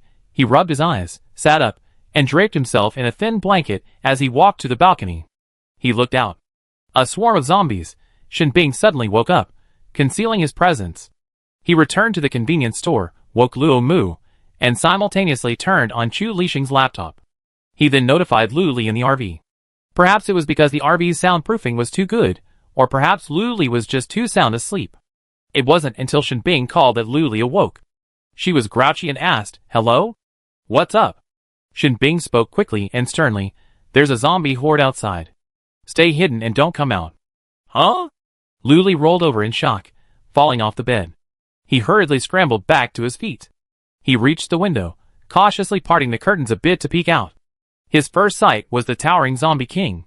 It stood 2 meters tall, sturdily built, and looked ordinary, but perhaps because of its power, it instilled a sense of dread. Lu Li took a quick look and immediately closed the curtains, patting her chest and reassuring herself that it couldn't get in. That's not right. But how the hell did it get outside the RV? Where's the protective shield? Was it eaten? Luli opened the curtains again and took a careful look. Only then did she realize they dug a tunnel. They were sneaking around while I was asleep, doing something so awful. Such a shame. Okay, they were just zombies. But Luli wasn't worried. The RV still had a protective shield. They couldn't possibly have dug a tunnel, could they? She felt a little relieved. But then she suddenly remembered that the convenience store and hotel didn't have that shield, only the RV had one. It wasn't practical to have them come over now. What if they were eaten by zombies the moment they left the house? Luli's fears returned, and she replied to Shinbing, the RV has a protective mechanism, but the convenience store and hotel don't. Be careful. She opened the curtains, hoping to see the zombies' next move. And then? They came straight for the RV, attacking it one after another. What a disgrace this father has. Chapter 122. Luli had absolute control within a 20-meter radius centered on the RV, but launching an attack would drain his energy. Just like last time, exhausted and sleepy, he fell asleep as soon as he hit the bed. But there was no other way. Luli focused his attention, stood by the window, pulled the curtains over himself, and began to attack one by one. Outside the RV, the zombie king tapped his fingertips impatiently. He hadn't expected there was a barrier outside, and another barrier outside the RV. He couldn't dig a tunnel. But it had the most zombies. With the sea of corpses tactic, it depended on how long this barrier could hold. Wave after wave of zombies advanced, surrounding the RV and launching attacks, but it was like scratching an itch, useless. That wasn't enough. Some zombies were even injured. The zombie king watched helplessly, as the zombies closest to the RV began to lose limbs, and then collapsed to the ground. It was like Plants vs. Zombies. First limbs, then legs, then they fell to the ground, and then they died. The zombie king looked around, but saw no sign of humans. Shinbing and Luo Mu observed from the second floor of the convenience store, not daring to act rashly. Across the way was an 8th level zombie king and dozens of 5th-, 6th-, and 7th level zombies. Luli summoned a multitude of plants, mimosas, pothos, cacti, weeping willows, iron trees. But she wasn't sure if she could summon them infinitely, or if each plant could only be summoned once. If it snapped, it would be gone, and she didn't want to take that risk. But the situation was urgent. Luli released them all, warning, if you feel like you can't make it, come back quickly. Don't be stubborn. On her arms, a row of miniature plants, each in a different shape, stood ready. Luli opened the window, and watched them jump one by one. As they grew larger before landing, she suddenly felt like she was watching them die, helpless to do anything. The plants were incredibly powerful, easily taking on a single zombie, and each had its own unique fighting style. For example, the mimosa weakened zombies' attack power upon contact, causing them to become shy and withdrawn, refusing to move. The cactus, for example, launched its sharp thorns, piercing them, and the weeping willow was incredibly strong, its branches resilient enough to stretch and shrink, binding the zombies. Her small plants were working so hard, she needed to brace herself. Luli once again focused her attention on attacking the zombies, relieving the pressure on the plants. Shinbing and Luo Mu watched, then ignored them, and rushed out to join the fray. The zombie king frowned slightly at the sudden turn of events, waving his hand impatiently, signaling the high-level zombies to follow. A dozen high-level zombies charged directly toward Shinbing and Luo Mu, along with the plants, targeting them exclusively. This shifted the advantage back to the zombies. Luli watched with a frantic anxiety. She couldn't hold out much longer. While the zombies couldn't enter the RV, the hotel's customers, and the convenience store couldn't be ignored. The situation continued below. Tired of watching from the window, Luli went downstairs and opened a door. The lights inside the car automatically came on. The zombie king only felt the aroma of meat grow stronger. He looked at the light source in the darkness. It was gentle and not glaring. A human woman stood beneath it. The scent was emanating from her. The zombie king was certain of this. He couldn't help but walk over. Shinbing was battling two high-level zombies, his old wounds incurred by new ones. He saw the zombie king charging at Luli. Shinbing burst forth, knocking the two high-level zombies away. He sped towards the RV, unleashing his ice blade, but the zombie king effortlessly waved it away with a single hand. This is the level above level 5. Each new level represents a vast chasm. Shinbing stood in front of the zombie king, staring directly into his crimson pupils. Without a word, his actions were clear. "Get out of the way," the zombie king said. "You're not my target." Lu frantically sat inside the RV. Hurry up, he can't get in. This was the truth. Shin Bing's mind relaxed at the words, and in his haste, he forgot about it. He did a backflip and entered the RV. Outside the RV, the zombie king watched the two people, their behavior so familiar, and a flicker of displeasure crossed his mind. This human woman was his food, so how could he get so close to someone else? He frowned slightly, extended a hand, and lazily pointed at Lu Li, commanding you come out. Lu Li, inside, was completely unfazed, and directly retorted, you're sick, you? If you're mentally ill, go ahead. Forget you have no brains. The zombie king watched her with interest, his arms folded across his chest, as if he were watching a tiny figurine barking at him. He didn't care, simply found it amusing. If you won't come out, the zombie king spoke slowly, reaching to his left. Shang Xian, standing a long way away, fell powerlessly into his grasp. The zombie king also gently cut the hemp rope tied around Shang Xian's mouth with his fingernails. He closed his eyes tightly, trembling uncontrollably. He feared that the nails would pierce through his eyes and gouge out his beautiful eyeballs. Shang Xian? Lu Li exclaimed. Why was he here? Could it be that Shang Xian was colluding with the zombie king to capture her? Wouldn't such a fuss be necessary? But if they were, why was Shang Xian in such a state of disgrace? And he was tied up. He couldn't be putting on a show for her, could he? Boss Lu, save me. Shang Xian's voice trembled as he pleaded for help, his eyes red and filled with tears. He looked so pitiful. But Lu Li didn't feel any pity for him at this moment. She calmly analyzed the situation and didn't respond. The zombie king casually played with Shang Xian's hair, his lips curled slightly, his eyes filled with disdain, as if he was about to twist his head off in an instant. He seems to care about you, Boss Lu?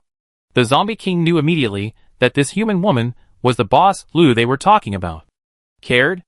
Lu Li sneered inwardly. The zombie king stared at her. She wasn't as rough as other human women. Her skin was delicate and soft, even her hair was clean. She must taste delicious. He was thinking about how to eat this human woman after he snatched her away. Should he steam her? Or eat her raw? Raw, the original flavor would be the best. Thinking of this, the zombie king couldn't help but lick his lips with his scarlet tongue, an expression of extreme enjoyment. Shin Bing knew what he was thinking and, in a rage, hurled several massive ice blades, intending to crush him. Of course, they were caught firmly and flung back, but the RV had a protective shield, blocking the ice blades. That human just tried to throw a grenade at us. Was he also trying to warn you of the threat? Since you won't come out, I kill him? The zombie king whispered. Shang Xian was terrified and filled with shame and indignation. He was trying to warn Lu Li, but he also had his own selfish motives. Lu Li was stunned. Shang Xian? Wanting to warn us of the approaching zombie tide? Chapter 123. The RV had surveillance, but now wasn't the right time to check it. Lu Li acted nonchalant. Kill me if you want. Shang Xian's eyes widened in disbelief. She hadn't expected Boss Lu to be so ruthless. The zombie king looked at her, seeing her expression of indifference. It was clear he didn't take this man seriously. Could he have caught the wrong person? A thought flashed through his mind, and the zombie king immediately released his grip. Shang Xian fell to the ground, coughing weakly, but he reacted quickly and took advantage of the chaos to flee back to the hotel. Luo Mu, noticing something was amiss, ran as fast as he could into the RV. Zombie king, eh? He looked around. It seemed only a few tall plants remained. This human woman didn't even care about humans, so why would she care about these puny plants? The zombie king, unwilling to waste his time, decided to attack with force. He snapped his fingers, and the lower-level zombies stopped their attack. They surged towards the zombie king like a tide, surrounding him in the blink of an eye. Inside the Dawn Hotel, Chu Lixing gazed at the situation outside with a look of worry. Should he go out? But the guests upstairs were also important and needed protection.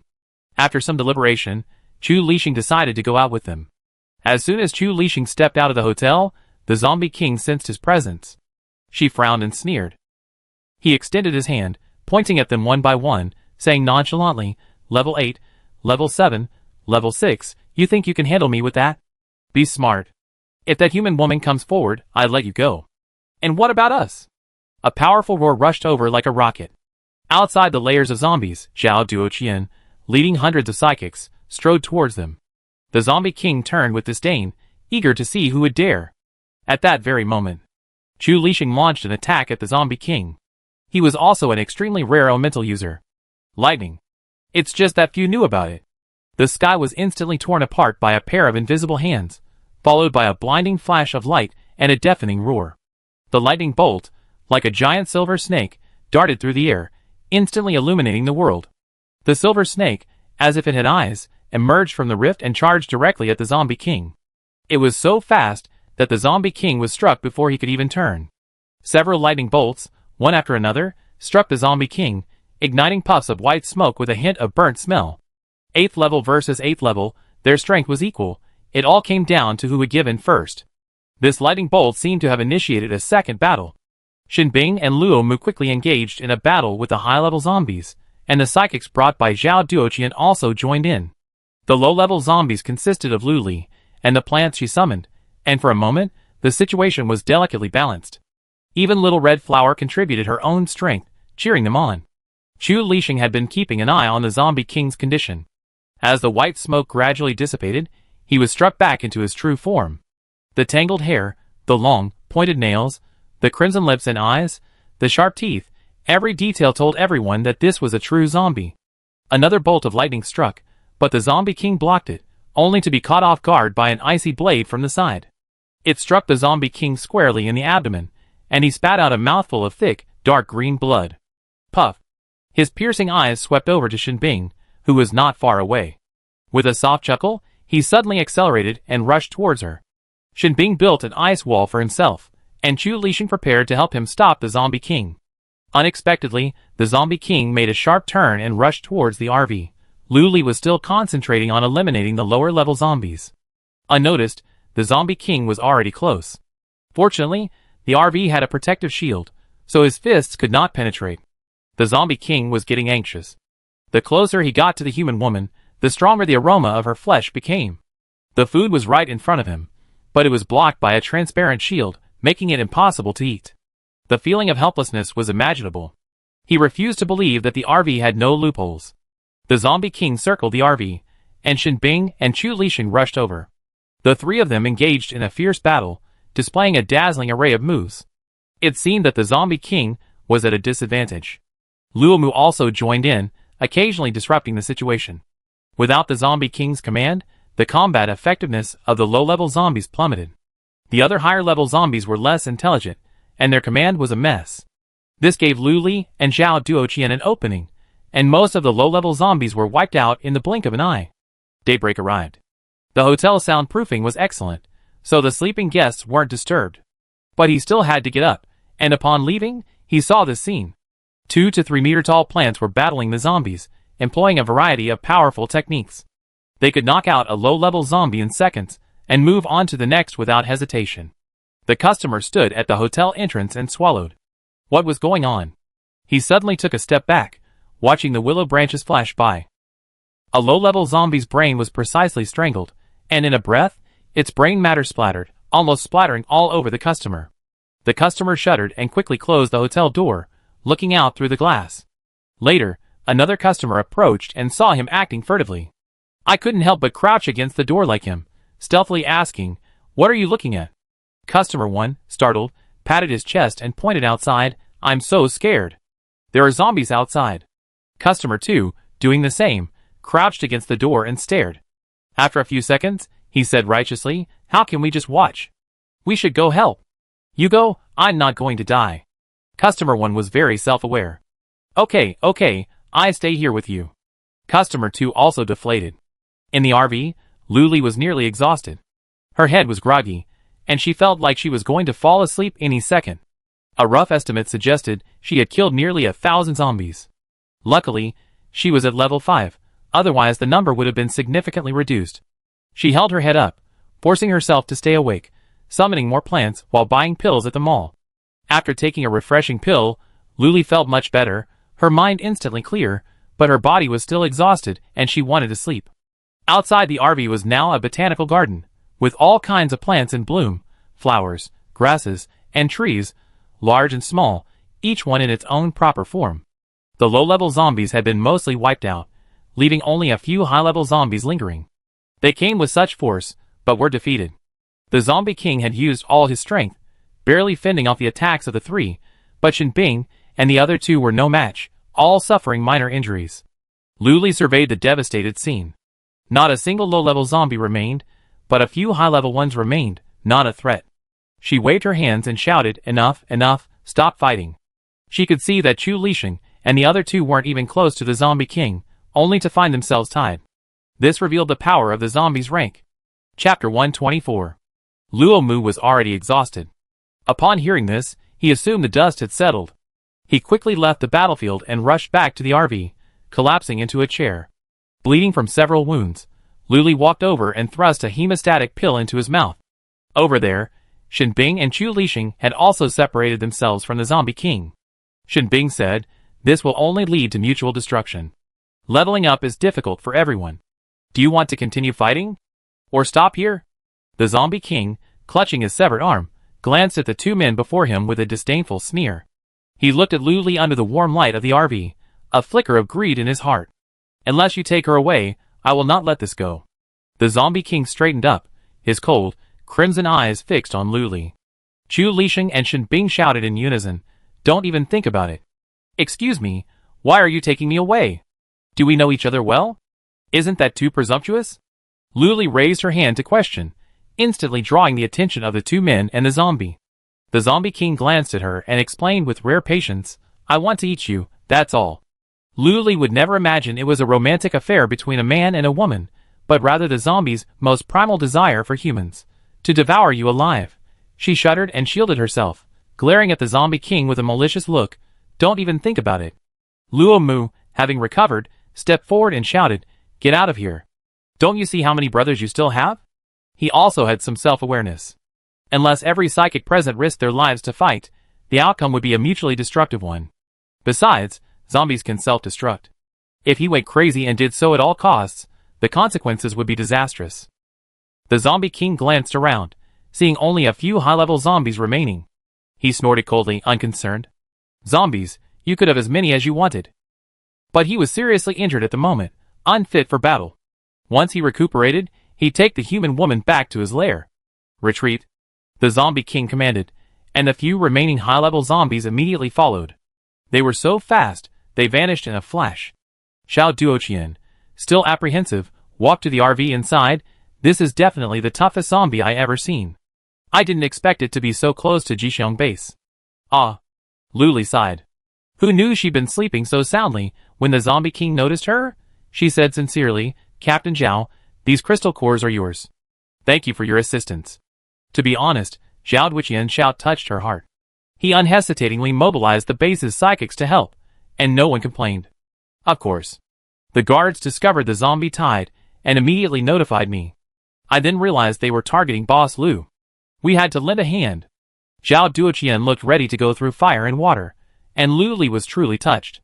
Although she could still win with her botanical garden without them, it would be much more difficult. But having help is always better than fighting alone. Everyone took out their crystal cores, and gave them all to the auspicious base before gradually dispersing. To express their gratitude, Luli gave each person a randomly selected lottery ticket. The people who came to the auspicious base were all at least second-level psychics, so they were more than capable of dealing with low-level zombies. Therefore, few died, and at most suffered minor injuries. Everyone happily returned to the base, clutching their lottery tickets and crystal cores. After a night of fighting, Luli and the others were nearly exhausted. They exchanged a quick hello and went back to wash up and sleep. The mess in front of the RV was a mess, littered with zombie limbs, brains, and nails. Luli used the cleaning function and restored it to its original state in the blink of an eye. Even the tunnel the zombies had dug was filled in. Luli sighed and clapped her hands in satisfaction. Otherwise, she wouldn't have been able to sleep well. She posted a message in the Jixiong base group chat. "The lottery shop is temporarily closed today. Please don't come without one." Then she showered, fresh-faced, intending to draw the curtains for a good night's sleep. But as soon as she reached the window, she was startled. A vaguely familiar face appeared outside the window, with sharp, crimson eyes, dripping, slightly messy hair, and regular features, no different from anyone else's. But Luli knew it was the zombie king. Realizing that he couldn't get in anyway, Luli drew the curtains, blocking out the outside view. Then, there was a knock on the glass, and the zombie king spoke in human language. "Come with me, I feed you. Just give me a bite every day." His tone was quite sincere. But in reality, he licked his lips, his throat rolling, desperately suppressing the urge to devour her whole. He thought, take it slow, there's plenty of time. What if he devoured her all at once, and never encountered such a delicious human again? He wasn't interested in other humans anymore. They all stunk. None of them had the scent of a human woman. The mere sight of them made him want to eat them, and the smell of this one made him unable to walk. Luli rolled his eyes. If I hadn't been unable to defeat you, I would have tackled you to the ground and beaten you up. What the hell do you want? She went back to bed, too lazy to bother with him. He couldn't get in anyway. The zombie king clung to the window, unwilling to leave, unable to enter. He simply sniffed the air outside, his face intoxicated, as if quenching his thirst with the sight of plum blossoms. Luli slept until 3 in the afternoon. When she woke, she instinctively opened the curtains, hoping to let in the sunlight. Who knew the zombie was still there? She took a step back in fear, slamming the curtains shut in a fit of rage. The zombie king's delighted laughter filled her. The scent intensified as she moved. The zombie king thought. Luli reached the first floor of the RV and opened only one side. Since he agreed to rest today, he rest until the end. The zombie king slid down the window. Landing in front of Luli, they stared at each other across the table. Luli pouted impatiently. What do you want? Eat you, the zombie king said without hesitation or concealment. Luli didn't want to respond anymore. She picked up a pair of nail clippers and started to cut her nails. Pop! The nail flew out and landed on the table. The zombie king picked it up and curiously put it in his mouth. Luli's eyes widened in shock and disgust. What the heck? What kind of fetish is this? Even she found it disgusting. Crispy, a little salty, delicious, the zombie king commented. Thank you. Luli felt hopeless. You say this zombie king is abominable, right? He's truly abominable. Just to eat a human, he stormed in the middle of the night, digging trenches and breaking through windows. You want to call him kind? Absolutely not. He's just disgusting. Does he have to eat himself? Please find someone else. The zombie king picked up all 10 of his nails and ate them, a look of unsatisfied satisfaction on his face. Luli suspected that if it weren't for the shield, she would have already been in his stomach. Creepy, so creepy.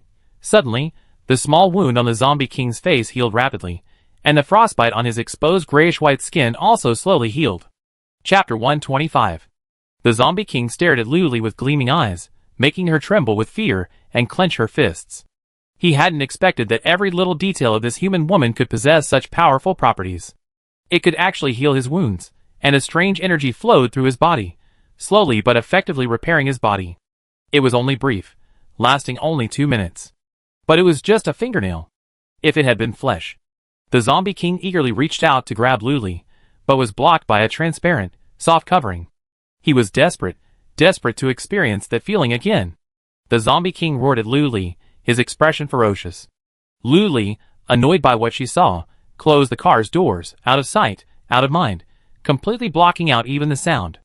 She reminded Shinbing and the others in the group chat, "Don't come out. That lunatic is in the RV." Shinbing immediately replied, "Do you need me to go over there?" Luli declined, "Don't worry, as long as I don't go out, everything will be fine. You guys take care of yourselves, especially the guests at the hotel. Tell them not to go out for the next few days." Chu Lixing agreed. Now that Luli had some free time, she recalled what happened to Sheng Xian yesterday. She flipped through the security footage and scrolled straight to last night. In the camera, a dense swarm of zombies surrounded the RV. Suddenly, a balcony door on the 3rd floor of the hotel quietly opened in the corner. A man emerged from inside, swiftly throwing something in his hand. Before it even hit the ground, he was snatched away by the zombie king. Luli saw that it was a grenade. If it exploded, it would indeed serve as a warning to everyone. Luli continued to watch. After Sheng Xian was captured, he was tied up. He cried out to heaven and earth, but to no avail. The zombie king ignored him, intent on attacking the RV. Damn it! Luli snapped shut his laptop and angrily gulped down a large gulp of water. This zombie king was truly annoying. Outside the RV, the zombie king gradually calmed down, as if it hadn't been the one roaring and ferociously just now. It lingered for a moment before departing. Just then, He Luo sent a message saying he was almost at the Jixiang base. Luli opened the small window and peeked out, but saw no sign of the zombie king. Presumably he left. Half an hour later, the sound of a helicopter rang out from the RV's roof. Luli checked the surveillance cameras again, making sure there was no sign of the zombie king anywhere. Then he opened the doors, and the helicopter circled several times before landing in front of the RV. He Luo led Lu Qinshan and Tuan Tuan down, followed by 3 familiar-looking bodyguards. No one else was there. Luli smiled. As long as it wasn't the Zombie King, it was fine. Long time no see, Minister He. He Luo was delighted to see her, even though the central base had already widely expanded its online supermarket. Residents were deeply affected by it, feeling uncomfortable without buying anything even if they didn't use it. Purchase restrictions were also very effective, with few cases of overpriced supplies. But He Luo still missed the lottery shop terribly. After all, you couldn't buy fresh fruits and vegetables at the convenience store. They only had food with a long expiration date, and no fast food. Seeing Boss Lu, He Luo's face practically broke with laughter. And Lu Qinshan, after He Luo's brainwashing, had developed a relative respect and fondness for Lu Li. The family of 3, plus their 3 bodyguards, all wore genuine and warm smiles. Lu Li looked at him strangely, and He Luo approached and replied, "Boss Lu, long time no see. This is my wife Lu Qinshan, and my daughter He Tuanchuan." Lu Li glanced at them one by one, enthusiastically praising them. "Wow, Mom so charming, and Tuanchuan so adorable." After some pleasantries, Lu Li led the group to the Dawn Hotel. The door was closed, its surface still stained with unwashed zombie blood. He Luo, with a keen eye, noticed something was amiss, and gave Lu Li a subtle glance, her expressionless face blank. But without saying anything, the group entered the hotel. Chu Lixing remained at the front desk, cracking melon seeds, sipping drinks, and watching the palace drama Lu Li had uploaded to his laptop. He Luo watched with envy. Wasn't this his ideal life? A life away from the world, a simple life with his wife and daughter. Lu Qinshan's eyes lit up. Although he had often heard He Luo talk about how wonderful life was here, but he had to see it with his own eyes to believe it. In the hotel lobby, a wall of freezers lined the walls, stocked with a wide variety of drinks. There's also a designated area for refrigerated food, mostly purchased from convenience stores. Chu Lixing paused his palace drama upon hearing the noise, stood up, and looked at Lu Li, then at He Luo. "Are you checking in?" "Yes, one." He Luo glanced at the electronic screen on the wall, which displayed room types and prices. He paused, then immediately said, "Triple room? This type of room is suitable for families, or for groups that can't afford the necessary crystal cores. Open for a month," He Luo said generously. "Okay, 10,000 points, or 100 crystal cores," Chu Lixing said expertly. Lu Qinshan took out a crystal core, and He Luo asked in surprise, "Huh? Did the exchange rate change? It used to be 50 points per crystal core, but now it's 100 points? Lu Li nodded. "Yes, there are some changes to the scratch-off tickets too. You can go try them later." Okay. He Luo happily agreed, took the room card, and led his wife and daughter up to the 3rd floor. Bodyguards were waiting downstairs. The moment the door opened, the room felt exceptionally bright and spacious, twice as big as the double room He Luo had previously stayed in. The first thing he saw upon entering was a bed. After skirting a half wall, there were 2 more beds, forming a simple partition. Across from the bed was the bathroom and wardrobe, along with a table and chairs that could seat 6. Outside the floor-to-ceiling windows were the kitchen and balcony. Lu Qinshan liked it more and more. It was much better than the small house at the central base. It was spacious and bright, fully furnished, and most importantly, it had hot water and air conditioning. The kind you could use whenever you wanted. When Lu Qinshan saw the balcony, he was already thinking about what he'd do there. If he could scratch out a plant as a reward, he'd do it. "Oh, let's put up another lounge chair, read a book, plant some flowers, and sip a little drink. This little life is so wonderful." He Luo wanted to clean up, but Lu Qinshan was already eager to try out the scratch-off lottery ticket her husband had been talking about, and quickly dragged them downstairs. It was getting late, and it was time for dinner. Lu Li felt that the day had been long, and everyone had worked so hard, so she had to have a good meal. She decided to plan what everyone would like to eat, and put together a night market snack collection like last time. Healthy or not, it didn't matter, as long as they were happy. She instructed Shenbing and Luo Mu to bring out the table from the utility room, put 2 tables together, and the 3 of them gathered together to look at Lu Li's laptop and choose snacks. "I never had this before. I want one," Luo Mu shouted. "Big octopus balls? Haven't you tried that before?" Lu Li recited the name of the snack word for word. Chapter 126. Luo Mu retorted, "Last time we had octopus balls. This is different." Okay. Lu Li bought a large portion so everyone could have one if they wanted. Dadong, Xiaodi, and the other kids also arrived. They were so engrossed in their selection that they didn't even notice Luo and his family of 3 arrive. Luo tried to greet them several times, but seeing how cheerful they were, he gave up. The family of 3 stood in a row, waiting obediently. Listening to them name the snacks one by one, like they were reading a menu, his mouth was practically watering. Tuanchuan covered his mouth, politely restraining his drool. Minister Chu Lishan came out of the hotel, and saw the 2 adults and 1 child standing there like they were being punished. He called out a perfunctory greeting, finally diverting everyone's attention from the laptop. Luli greeted enthusiastically, "Want to buy a scratch-off?" Just then, portions of the snacks Luli had ordered appeared on the table, with a few kids helping to arrange them. Everyone in the RV was used to it, and Chuli climbed in with ease. The sight of 2 tables full of delicious food, the aroma, and the sheer quantity of food, completely astonished Luo and his group. Though he had seen this before, seeing it again was still shocking. What kind of person eats like this every day? Less than 10 people eat so much. Is it reasonable? Tuanchuan's eyes were already glued to the adorable little cake. This was also what Luomu desperately wanted to eat. His tastes were truly varied. He wanted sour, spicy, and sweet.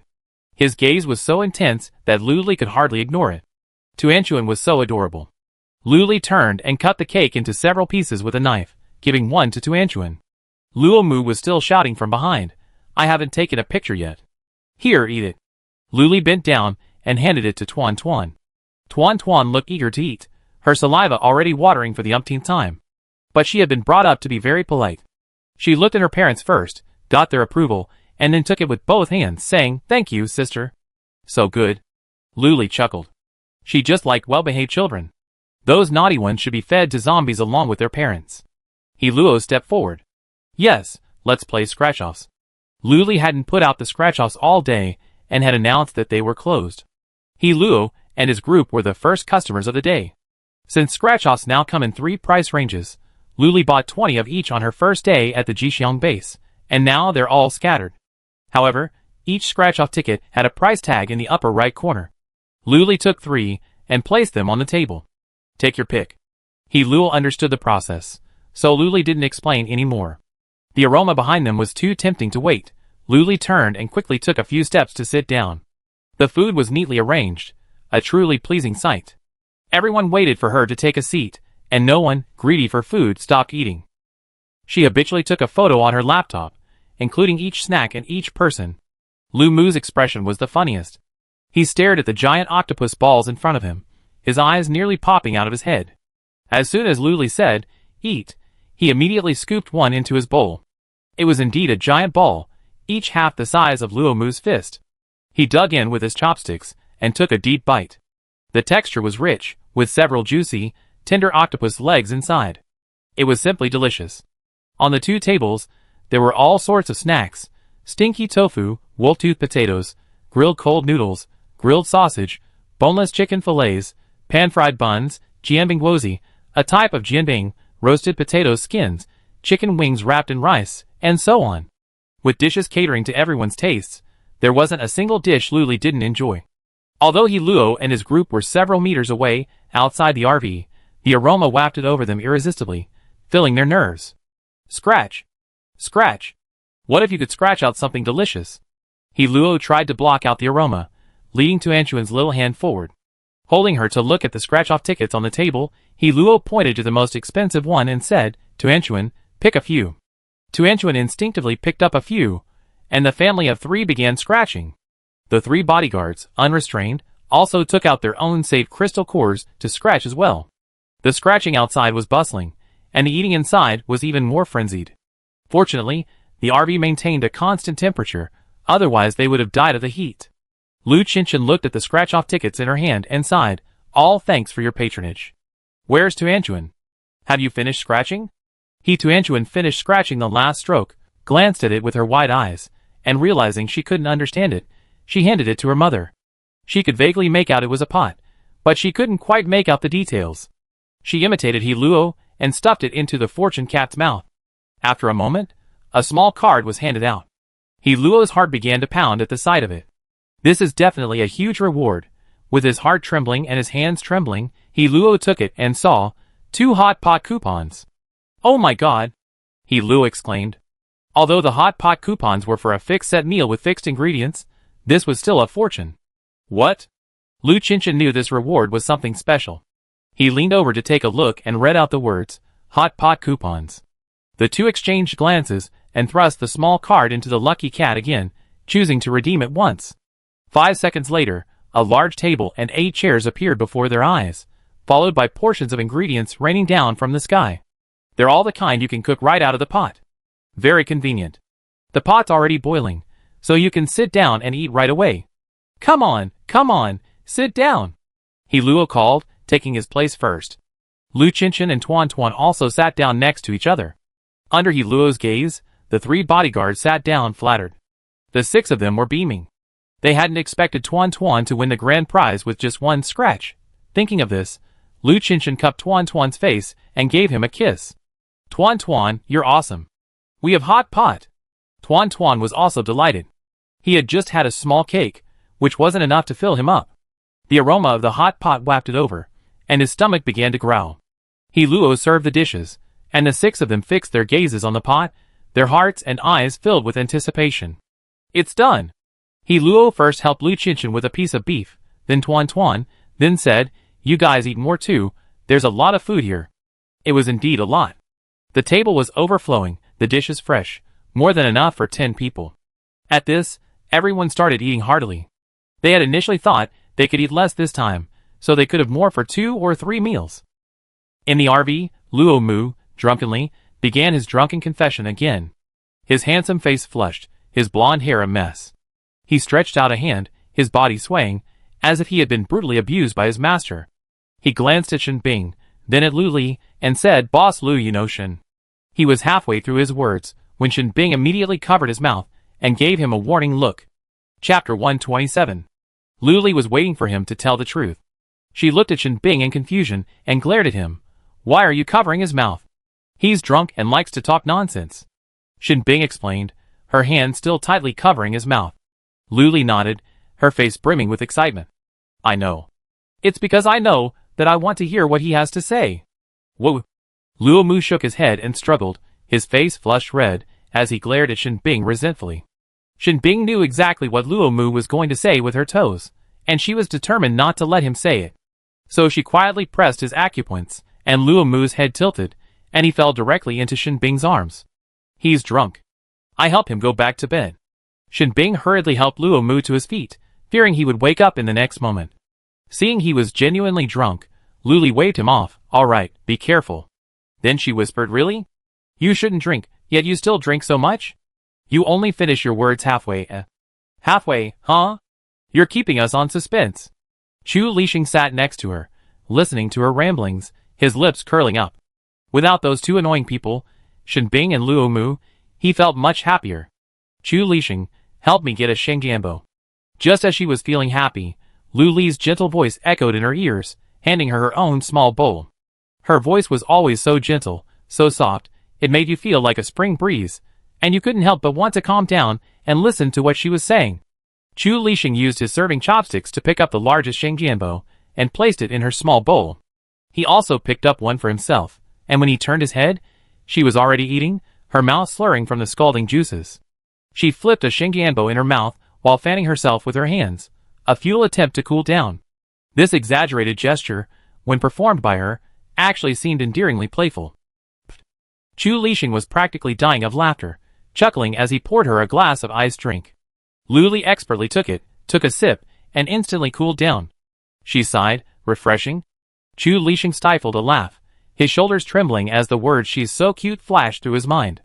After spending more time with Boss Lu, I realized her unpredictable nature.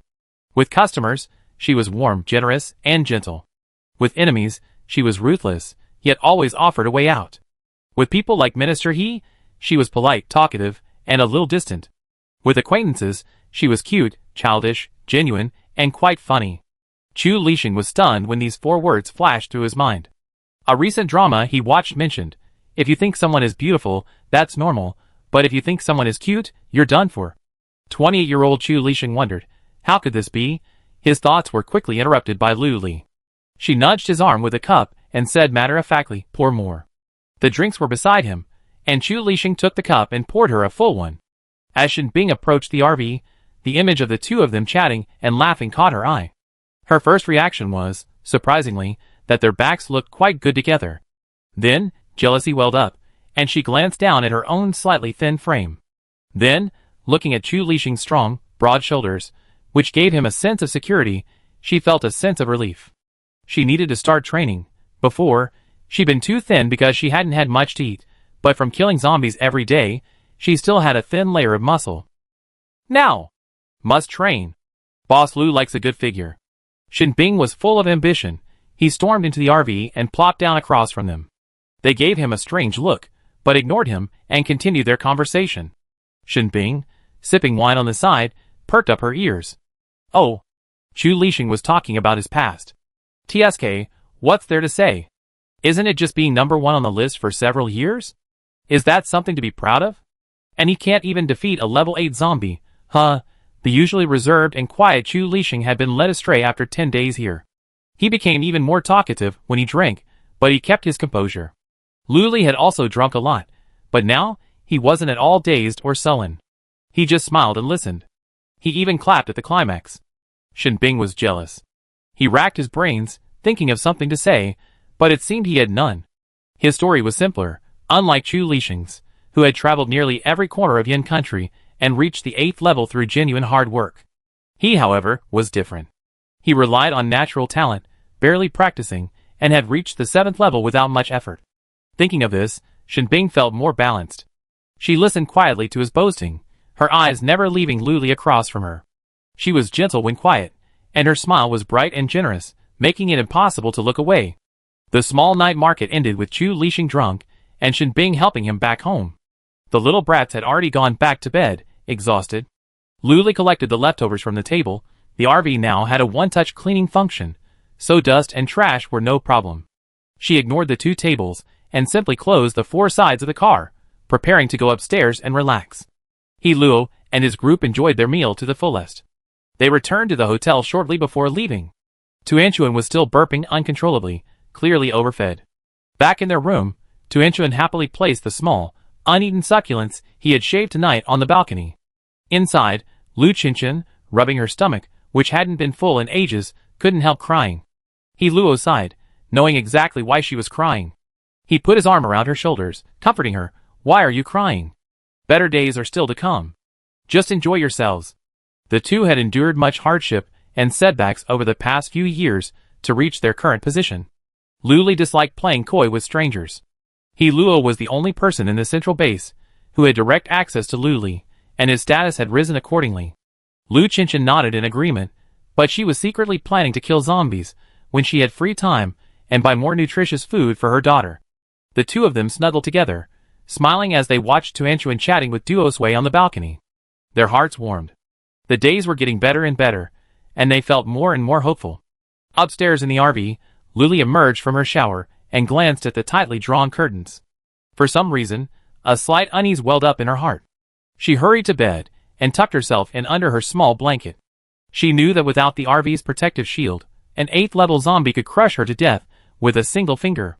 System, you won't leave me, right? Lu Li asked drowsily before falling asleep. The system remained silent, flashing a series of garbled characters, but never answered. The next day, Lu Li woke early, washed up, and went downstairs. She stretched, muttering, "Wake up in the morning," embraced the sun, full of positive energy. Just as she finished stretching, the sun was blocked by dark clouds, and it looked like rain was about to fall. Lu Li covered her mouth and softly made a few poo sounds. Wow! The rain began to fall heavily. Chapter 128. The originally hot weather suddenly became somewhat cooler. The rain hit the ground, stirring up dirt. The moisture in the air carried the fragrance of the earth, making the smell of rain particularly pleasant. Lu Li took a deep breath, but she felt that business wouldn't be very good today. After all, business is reduced by half when it's windy and rainy. She announced in the group chat, "It's raining today, everyone please be careful when traveling. Lottery shops and convenience stores are open." She reached into the drawer, pulled out a small bag of rice crackers, and began to eat. Suddenly, she heard the sound of fingertips tapping on the table to her left, and she turned to look. She met a pair of scarlet eyes. It was a skinny zombie with grayish-white skin and sharp, but not long nails. Its body was cautiously tucked under, with only its head visible. Luli didn't move, debating whether to eliminate it outright. Just as she was about to speak to expel it, the little zombie quickly took out a stone and placed it on the table. It then turned and ran away, disappearing in a flash. "King hit you run?" Luli muttered in confusion, then threw it back on the table, uncomprehending. A circle gathered around the table. He Luo, Chu Lixing, Shen Bing, Luo Mu, even Zhao Duoqian joined in the fun. They passed the palm-sized stone around, finally concluding, the zombie king is probably going to cause you trouble again. They exchanged glances, unable to conceal their worry. Luo Mu added, "And then this little zombie came to warn you to run and avoid getting beaten." Everyone had already watched the footage of the little zombie throwing the stone, and after considerable analysis, they had come to this conclusion. But the key point was why the little zombie came to warn Luli? Luli speculated, could this be a plot by that damn zombie king? He's deliberately trying to scare me, then stay away, hoping to attack me mentally. He Luo shook his head. Probably not. Zombies' minds are usually simple. They wouldn't think on this level. Think about it, have you ever helped any zombies? Does selling scratch-off tickets to zombies count? But that happened in Luoding City. We're hundreds of kilometers away. Are zombies also using this tourist trap? She shared her speculation, and everyone agreed it made sense. However, Luli felt that the two zombies didn't look alike. Chu Lixing said, "We find out tonight." Shen Bing refused to give in. It could also be tomorrow. The zombie king suffered heavy losses yesterday, and he probably won't be able to gather so many zombies again so quickly. Zhao Duoqian said, "Why don't you all stay at the auspicious base for a few days? Let the zombie king mistakenly think you left." "No." Shen Bing decisively refused. After a moment's hesitation, he said, "Actually, I always suspected that Boss Lu has something on him that's attracting zombies." He looked at Luli and asked, "Remember when we went to the industrial zone a few days ago, and there were waves of zombies? They were all coming for you." Luli nodded. The two of them even conducted an experiment, but after meeting the little boy, she had forgotten about it. So, no matter where Boss Lu goes, as long as there are zombies there will be endless zombies coming to find her. Shen Bing offered his analysis. "Luli, as expected, I'm the chosen one. But being constantly harassed by zombies isn't a good thing. So what should we do?" Zhao Duoqian and He Luo asked in unison. "Boss Lu, why don't you go to the central base? We can assign someone to protect you 24/7 and absolutely prevent you from coming to harm." He Luo said sincerely. Shen Bing calmly straightened her back, arms folded across her chest. "I can also protect Boss Lu 24/7. Luli declined, "Thank you. I have a motorhome with 24/7 protection." As long as she stayed in the motorhome, her life would never be in danger, but Luli always felt that this was unrealistic. There would always be special circumstances or accidents, so what should she do? Fortunately, she was now a level 5 psychic and had the ability to protect herself. This matter had been discussed for so long without any conclusion. Luli wanted to see what the situation was with the little zombie and the zombie king. She decided not to move unless the enemy moved, and to pretend the little zombie had never been there, to avoid alerting the enemy and exposing it. In a small, unnoticed house in the industrial zone, a little boy was huddled in the corner. He heard the familiar sound of fingertips tapping outside, and went to open the door. Outside was the little zombie, who'd gone to the lottery shop to throw rocks. It was only half a head taller than the little boy, and both were identically thin. Had the rocks been delivered? The little boy was nervous and a little self-conscious, with an expression that said, "I don't want to do this." The little zombie nodded, looked around, and seeing no one was around, followed the little boy inside. Do you think she believed it? The little boy speculated, clutching the tattered hem of his clothes with both hands. The little zombie shook his head, humming a few times, unconcerned about whether the little boy understood or not, mumbling to himself. The little boy paced in place. "Is your information accurate? Is the zombie king going to mess with that woman again? Do you know when?" The little zombie nodded, and shook his head, a look of bitterness on his face. The zombie and the brat sat in silence, both sitting cross-legged and sighing. The little boy hung his head for a long moment before saying, "She's actually quite nice. At least I was able to fill my stomach that day." The little zombie didn't understand. He sighed along, scratching the floor with his nails, making a harsh sound. A few hundred meters away, in the RV, Luli propped up her head and watched the endless stream of customers. But she felt a vague sense of unease, afraid that the zombie king would suddenly arrive and use these customers to threaten her. She was also afraid that the zombie king wouldn't come. After all, he would come sooner or later. The great uncertainty made Luli a little anxious. With a few brat shop assistants and Luomu to help her, Shinbing felt much more relaxed and wandered over. She stared blankly ahead, as if she was troubled and uninterested. Shinbing was also slightly affected. She put away her smile and feigned indifference as she walked over. Even when he was right beside her, she still didn't notice. He stretched out a hand, waved it in front of her face, and asked softly, "What are you thinking about?" "The zombie king." Luli mumbled unconsciously, the speaker unintentional, the listener taking it seriously. Shinbing frowned and remained silent for a long time, turning and leaving. He returned to the convenience store without a word, and Luomu's greeting was only a perfunctory response. Shinbing returned to his room and sat cross-legged on the bay window, calming his mind and sensing the spiritual sea within his body. He had been so busy managing the convenience store lately that he had neglected his cultivation, simply channeling energy through his meridians daily. He was now at the peak of the 7th level. With just one more push, he could reach the 8th level. Then, joining forces with Chu Lixing. He didn't believe he couldn't defeat that little zombie king. Thinking of this, Shinbing became even more motivated. He calmed down and carefully sensed the time he spent cultivating. Time always flew by. Luomu thought he was unhappy and came up to sleep, but when he pushed the door open, he found him practicing, and a chill filled the room. Chapter 129.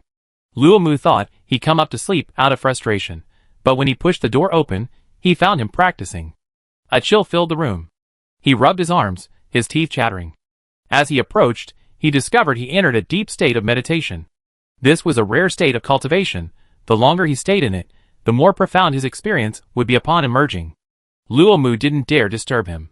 He hugged himself and left, closing the door behind him and happily heading off to eat. Luli glanced behind him, but didn't see the familiar figure. She asked, "Where's Shinbing? Not coming to dinner?" "Practicing." "You're here in broad daylight." "That's too much." Luomu picked up his bowl and chopsticks, waving his hand nonchalantly. Chu Lixing, who was eating, was stunned. It seemed like he hadn't practiced seriously in ages. This was outrageous. Indulging in eating, drinking, and having fun every day, was that what a superpowered person should do? But it seemed like he was happier this way. Chu Lixing gave up and continued eating. Of all things, eating was the most important thing. After dinner, Chu Lixing returned to the hotel and began his own silent cultivation, albeit in a different state, free to attend to guests at any time. In the industrial zone, the zombie king remained seated in his spacious executive chair, gazing at the sparsely populated, less than 10, high-level zombies below. He fell into deep thought, having never expected such heavy losses in this operation. A comeback would be difficult in a short time. Gathering so many low-level zombies would take time, and the high-level ones would require training and recruitment. But he didn't want to wait. The crunchy texture lingered in his memory, and he still yearned for it. More importantly, the substance on the human woman's body seemed to help wounds heal faster. Its cultivation had significantly improved. It had been stuck at the 8th level for too long, but yesterday it had felt a slight improvement. It vaguely touched the surface of the 9th level, a stepping stone to ascend. The thought of this excited the zombie king. Who wouldn't want to possess powerful cultivation, to look down upon everyone in the world? It had also figured out that no matter how many low-level zombies there were, they were useless. They would be killed in an instant, serving only as cannon fodder. The high-level zombies were the ones who were most useful, able to entangle those high-level psychics. These were the most important. The zombie king rested his chin on one hand, mentally calculating how to devour the dear pair intact. As he was thinking, a high-level zombie approached, leaned close to his ear, and whispered for a long time. The more he listened, the brighter his crimson eyes grew, almost bloodshot, as if he would be stabbed by the mere sight of them. "Really?" The zombie king looked at him, confirming. The high-level zombie nodded vigorously, babble ing in zombie language. "Of course, boss. How dare I lie to you? I don't want my head anymore." "Okay, come here." The zombie king, always trusting his subordinates, immediately called the 7 remaining high-level zombies over. A group of zombies gathered together, discussing something, animatedly. After the morning's heavy rain, the sky seemed washed clean, a boundless blue, brightening the senses. Luli was applauding a customer as she scraped out an 8-layer cake, taller than she was. She was grinning so happily, her mouth wide open, and the surrounding residents only looked on with envy. But they didn't dare approach to touch it. Yesterday, someone got so greedy that he couldn't resist licking someone else's pork elbow. He was flung 5 meters away, lying there for a long time before getting up. He hurriedly apologized, saying he didn't mean to, that he had lost control. The cake came in layers. She stepped on a stool and removed the top layer. It was the size of a grown woman's arms, so you can imagine how huge it was. She bought Mr. Liu a disposable knife and fork, as well as a disposable plate, and cut off the best and most beautiful piece for Luli. She also cut off 2 pieces for Xiao Di and John Ting. They tried to refuse, but they were forced into their hands. Luli gave them a reassuring look. It's all given to you, so just enjoy it. The 2 little girls exchanged a glance, thanked the cake customer, and then slowly began to savor their sweet treat. Not only did they give Luli a share, but they also cut into smaller pieces and shared them with the residents, who had just congratulated her. No one was surprised that they would even get a share, so they all took them and thanked her sincerely. Although small, it was enough, and everyone was very satisfied. After all, it was a reward someone else had scratched out themselves. This cake is so delicious. Is this white thing gone after it's imported? Yes, yes. What is this? Sweet and soft, with little fruits inside. I think it's called cake? The kind you eat for birthdays. For a moment, the atmosphere was extremely harmonious, like a village of villagers gathered together to chat and talk. When Sheng Xian arrived, it was just this joyful scene. He didn't join in, finding a quiet spot to play scratch-off tickets. Over here, after the cake customer had divided his share, he prepared to cut himself a piece and put it away to preserve it. Who would have thought that a dirty little black hand would reach out from the side and grab the bottom, most beautiful layer? Instantly, it tore the edge of that layer to pieces, staining it with burnt yellow dirt. The cake customer reacted quickly and was furious. He grabbed the culprit with one hand. Luli looked closely and saw it was the little boy again. He wasn't afraid of being caught, shoving the cake into his mouth with all his might, his lower face covered in creamy paste, a sticky mess. The cake customer, seeing him unfazed, grew even more furious and gritted his teeth. Why did you steal my cake? She raised her other hand high, about to strike him down. The little boy glared at her fiercely. The customer's pupils suddenly widened, and her eyes became blurry, as if she had been struck by a great shock. Her grip loosened, her legs gave way, and she fell to the ground. Someone nearby tried to help her, while others tried to catch the little boy, but he was tiny and slippery like a loach. He was cunning and scurried towards the crowds. Even so many people couldn't catch this little brat. He swerved and charged towards the 8-layer cake. With a scoop of his hands, he scooped away most of the bottom layer. Then, without hesitation, he ran towards the industrial area. Luli witnessed the entire process, having witnessed him repeatedly touching other people's prizes as if nothing had happened. In a fit of anxiety, she stepped onto a stool, stepped onto the table, and leaped down, landing steadily without even a second's pause as she chased after him. Sheng Xian, who had been keeping an eye on Luli, put down his scratch-off lottery ticket and followed. Luomu was loitering in front of the convenience store, his hands behind his back, when he saw a little kid sprinting out the door. In less than 3 seconds, Luli was also running through the door, and another 3 seconds later, Sheng Xian was also running. Lu Mu's head moved like a rattle, but he quickly reacted and chased after him. He reminded Dong, if you need anything, find your Uncle Chu. Luli had always been physically weak, so she wasn't a fast runner. It took everything she had just to keep up with the little boy. It seems possessing impressive superpowers is useless. You need a strong body to match them. The combination of the two is truly impressive. Luomu called from behind, Luli. Boss Lu. Wait for me. He sped up and successfully passed her. What are you doing? Working out? Luli rolled his eyes at him. Catch up with that little brat up ahead. Make sure you catch him alive. Got it. Luomu sped up again, but he was worried about Luli being alone, so he kept looking back. Hurry up. I'm a level 5 superpower user after all. Luli waved him off. Luomu gritted his teeth and ran forward, chasing the little boy. Luli, already exhausted from running, slowed down, one hand on the wall, the other on her hip, as she slowly moved forward. Suddenly, a chill ran down her spine. She felt someone behind her. Chapter 130. She swallowed, feigning ignorance as she continued to walk slowly forward, one hand on the wall and the other on her hip. But after only a few steps, Luli caught a glimpse of a shadow on the ground. It was tall and imposing, with a faint hint of tangled, afro-like hair. Luli's Adam's apple rolled. This looked so much like that damn zombie king. She held her breath and continued walking. Suddenly, her right shoulder sank, her heart leaping into her throat. The hand holding the wall unconsciously clenched. The hand on her right shoulder forcibly grasped her, turning her halfway around. The zombie king chuckled, meeting her fearless gaze. Huh? Boss Lu, we meet again. This time you brought yourself to my door. Before she finished her words, a massive weeping willow tree appeared across the middle.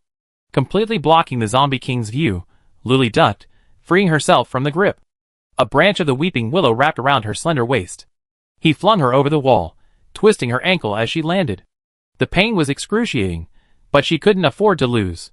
She didn't have time to worry about Luomu and the little boy. Saving her life was paramount. She desperately ran towards the RV, summoning plants to protect herself. She was now certain that plants could be summoned again after death, and the cycle was endless, with a 24-hour cooldown. With a wave of her hand, another plant emerged, blocking the zombie king's advance. However, they were too weak in front of the zombie king. He effortlessly repelled the plants that rushed his way, as if strolling in the garden. But it did buy Luli some time. The industrial zone was a complex road, and the zombie king was pursuing her. Amidst the chaotic path before her, Luli was momentarily disoriented. This intersection looked so familiar, I felt like I'd been here before. A flash of inspiration struck her, and she remembered the navigation system. She quickly summoned it. Quick, locate the RV. No, I can summon the RV. Luli finally remembered. For just 1,000 points, you can move the RV to any location you desire. She'd been so lost. Luli turned a corner, escaping the zombie king's sight. Suddenly, another figure appeared beside her, nearly scaring her to death. Shung Xian? Why are they here? But now was clearly not the time for further reflection. Shung Xian dragged Luli along, and the two of them found a random room to enter. After locking the door and huddling in a corner, Luli shook off his hand, enduring the pain in her ankle. As she was about to start the mobile home, Who? Luli, startled by the sound, fell to the ground, slowly looking up. A zombie poked its head through the broken window above her head, its mouth wide open, snapping as it tried to bite something. Go to hell! Luli summoned a cactus plant and thrust it directly into its face, cursing furiously. The cactus, held in Luli's palm, instantly shot out countless tiny, hard thorns, piercing the zombie with holes, sending it crashing down with a thud. Luli breathed a sigh of relief and cautiously leaned forward to look. Good, no one and no zombies around, clear enough to proceed. The next moment, she was pulled down, her mouth covered by Shung Xian's hand. She glared at him. Shung Xian pointed outside, indicating that the zombie king was on the other side, and urged him to keep his voice down. Luli nodded. She huddled in a corner, a grimace on her face, terrified. If Shung Xian hadn't pulled her away in time, she would have run into the zombie king around the corner. Outside, the zombie king was slowly sauntering around the corner Luli had just turned. He was already tall. Standing straight, he was half a head taller than the walls, easily taking in everything. He casually strolled around as if it were his own backyard, his hands clasped behind his back, his eyes darting around. Inside, Luli tried to breathe softly, turned on her laptop, muted the volume, and set the brightness to its lowest setting. That function hadn't been used in ages, and it took her 2 seconds to find the page. Luli was sweating profusely. Most importantly, the zombie king's footsteps outside were becoming increasingly distinct, as if he were pacing back and forth behind the wall behind her. Under the double pressure, Luli distracted herself by listening to the zombie king's movements while operating the page. She quickly paid 1,000 points and pressed the confirm button, breathing a sigh of relief. As expected, she and Shung Xian appeared in the RV, which, because the cabin was too small to fit in, had to be parked in an open space not far away. The familiarity of the surroundings instantly relaxed Luli, and the zombie king was the first to notice the change. He turned quickly, and their eyes met through a tattered wall. Luli smiled at him, winking lil. The zombie king couldn't help but laugh along, his long, sharp nails tapping against his body, making a soft sound. Her smile was bright and generous, appearing especially pure under the azure sky, and he suddenly didn't want to devour her so quickly. Playing slowly, enjoying slowly, is the best way to respect food. The zombie king lifted his leg and walked over. Inside the RV, Xiao Di and Zhan Ting were both confused. How did he suddenly appear in this desolate wilderness? And why was there a tall zombie approaching from a distance? The oppressive feeling was so strong that the two little girls unconsciously clung to each other. Luli was about to steer the RV back to the auspicious base, when she glanced over and saw the zombie king approaching, determined and unyielding. She was now full of confidence, standing with her hands on her hips, openly waiting for him to come. "Woman, you're quite interesting." The zombie king's thin lips parted, his crimson eyes fixed on her. Luli crossed her arms across her chest, gazing at it with disdain. "You're not going to say, you successfully caught my attention, are you?" The zombie king was stunned. This woman could read my mind? She knew exactly what I was thinking. Ha ha ha. Seeing it like this, Luli knew she was right. Zombies' minds were indeed simple. The zombie king's lip curled, and he imitated her, crossing his arms, and tapping his arms lightly with his fingertips. "Right." That brief word instantly faltered Luli's smile. She pursed her lips, and said unhappily, "You're crazy." Then she pressed the start button for the RV, following the route she had set, at a rapid pace. In the blink of an eye, the zombie king was left behind, gone from sight. But Luli knew this wasn't over. This brat had already set his sights on him. He was practically ready to eat him. Shin Bing said there was something about her that attracted zombies, but what could it be? She was all alone. Aside from a powerful system, she had nothing else. Why would it want to eat her? This is too much. The RV drove forward on autopilot. The zombie king stood still. A high-level zombie emerged from the shadows. He whispered in zombie language, "King, aren't you going to catch her?" The zombie king shook his head slightly, a smile playing on his lips. He turned and looked at him. "No, no zombie is allowed to touch her without my order." Chapter 131. A flicker of surprise flashed across the eyes of the high-level zombies, who quickly nodded in agreement, following the zombie king back to their lair. In the speeding RV, Luli texted Luo Mu, "How's it going? Did you catch him?" The other party replied quickly, their anger practically overflowing the screen and onto Luli's face. "Catch him? That guy ran too fast, he disappeared around the corner. I'm not familiar with this place, who knows where he's hiding?" Lu Mu complained, sending several crying emojis. "Luli, you useless guy. Where are you? I find you." But she also felt the same way. The little boy was all too familiar with the roads and terrain here. Last time, she and Shin Bing suffered a setback when he slipped away. After worrying about Luo Mu, Luli turned to worrying about Sheng Xian. She demanded, "Why are you here? Are you healed?"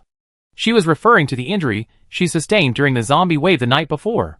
Sheng Xian knew what she was talking about, and nodded, and then shook his head. He bit his lower lip, seeming to be hesitant to speak.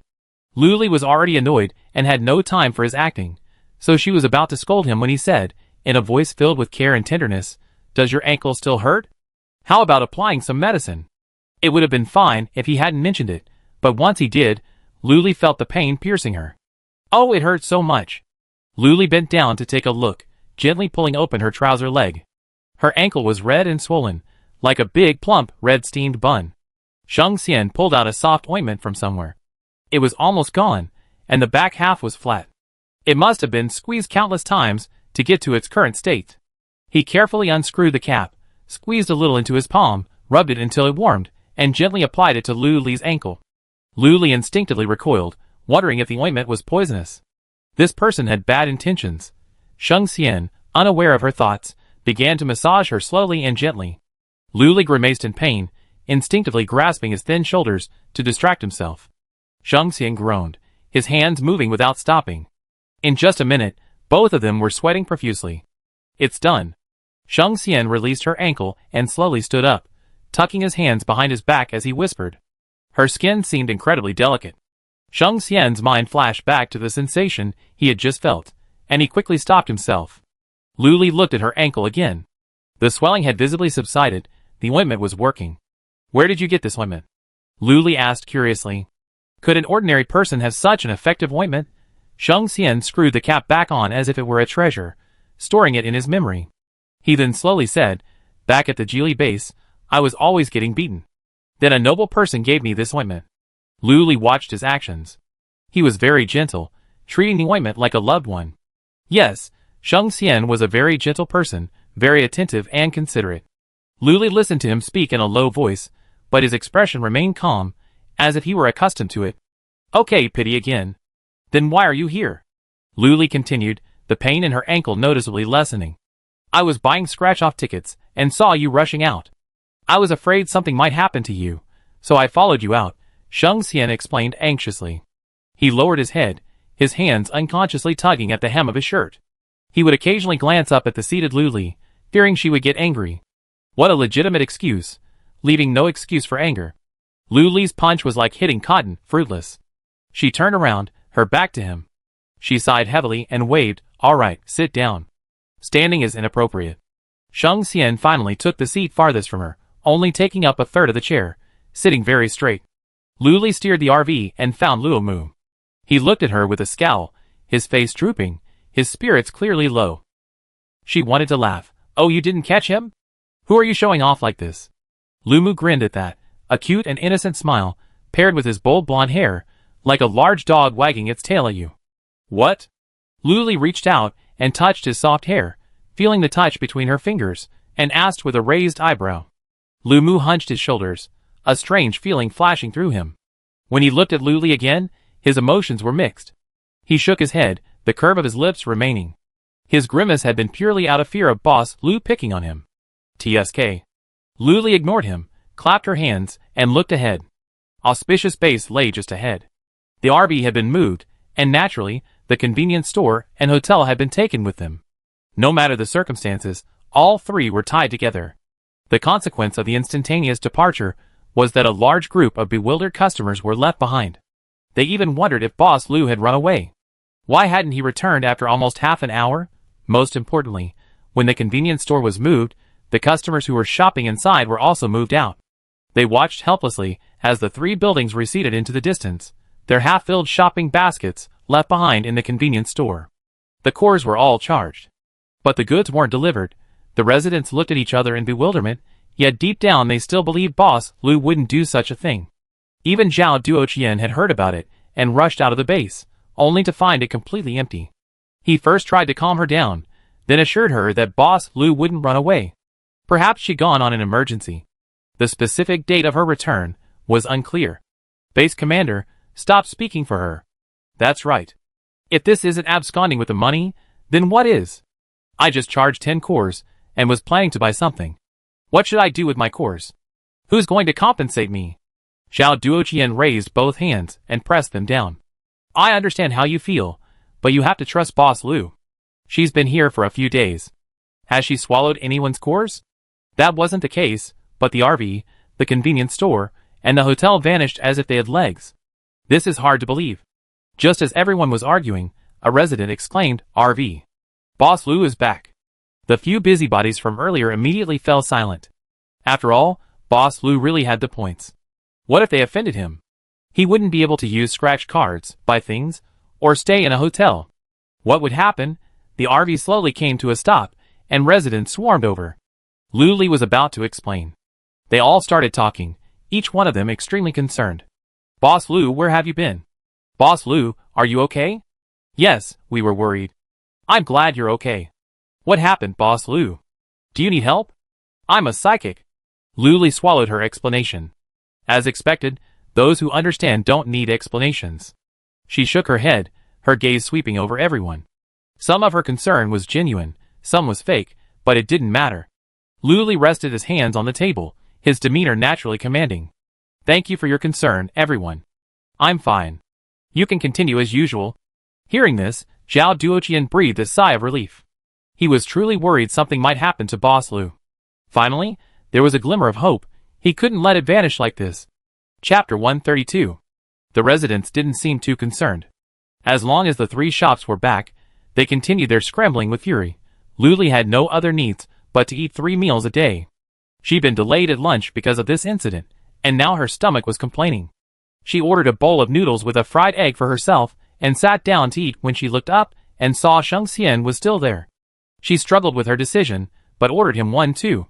After all, he saved her, so she couldn't be ungrateful. Luli pushed the noodles towards her, saying proudly, "Here, eat. Don't call me stingy. I helped without getting anything in return." Shang Xian was about to leave, but he looked at her flattered, his eyes radiant and tender. "Hurry up and eat."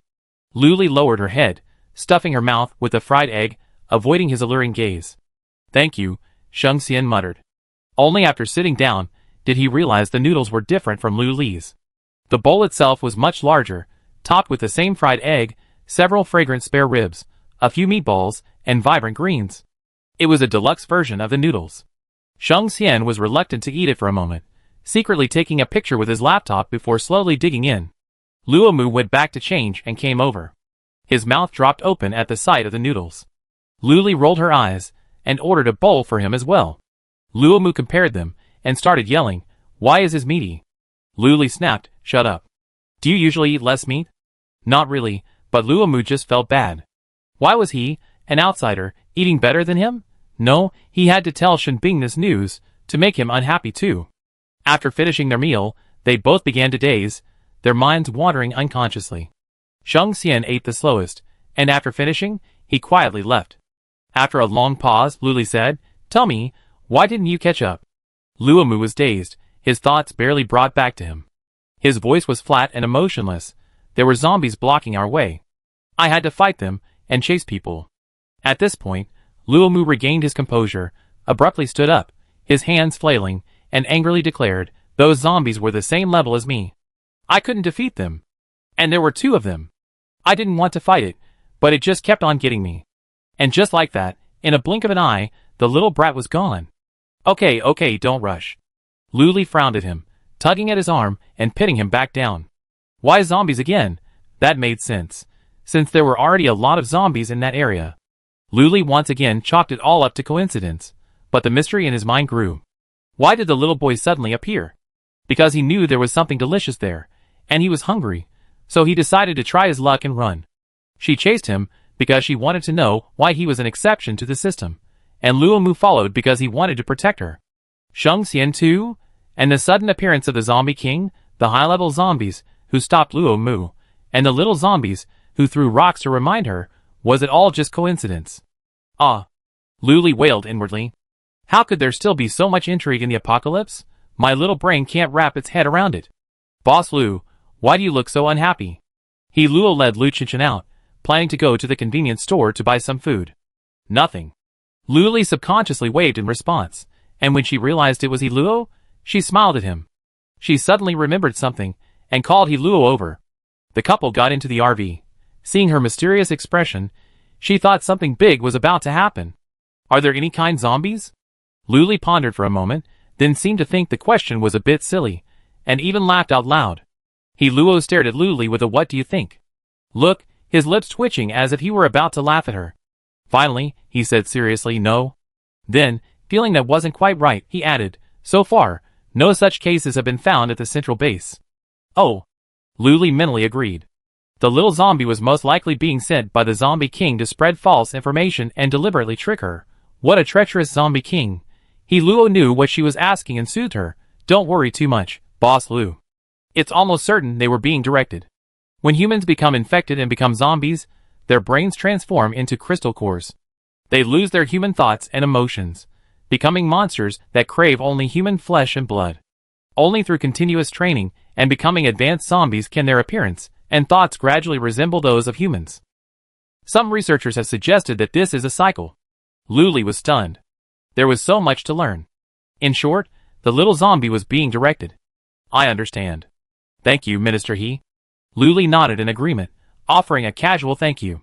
He Luo asked no more questions, and went to the convenience store with Lu Qinchin to buy some snacks and daily necessities for the hotel. After all, it was a long-term lease, and he would be returning to the central base the next day. Luli didn't want to think about it anymore. The intertwining of trivial matters was making her feel annoyed. The afternoon had just begun, but Luli was already feeling sleepy. She was too lazy to go to the bathroom, so she simply laid down on the table for a nap. Amid the noisy chatter of customers, Luli gradually drifted off to sleep and had a very strange dream. I can't quite put my finger on it. I just remember the zombie king was inside, but they weren't enemies. Luli was half awakened when someone pushed her awake. She rubbed her eyes, straining to see clearly, and instinctively said, "Huh? What's wrong?" Having just woken, her vision was still blurry. Shenbing leaned over and leaned close to her face. A chill hit her face, and Luli leaned back with a start, instantly regaining some clarity. After recognizing who was coming, she smiled and greeted. Luomu said last night you were practicing. How's it going? Shenbing sat down next to her, a chill rising from her body. On a scorching summer day, it could have been a mobile refrigerator.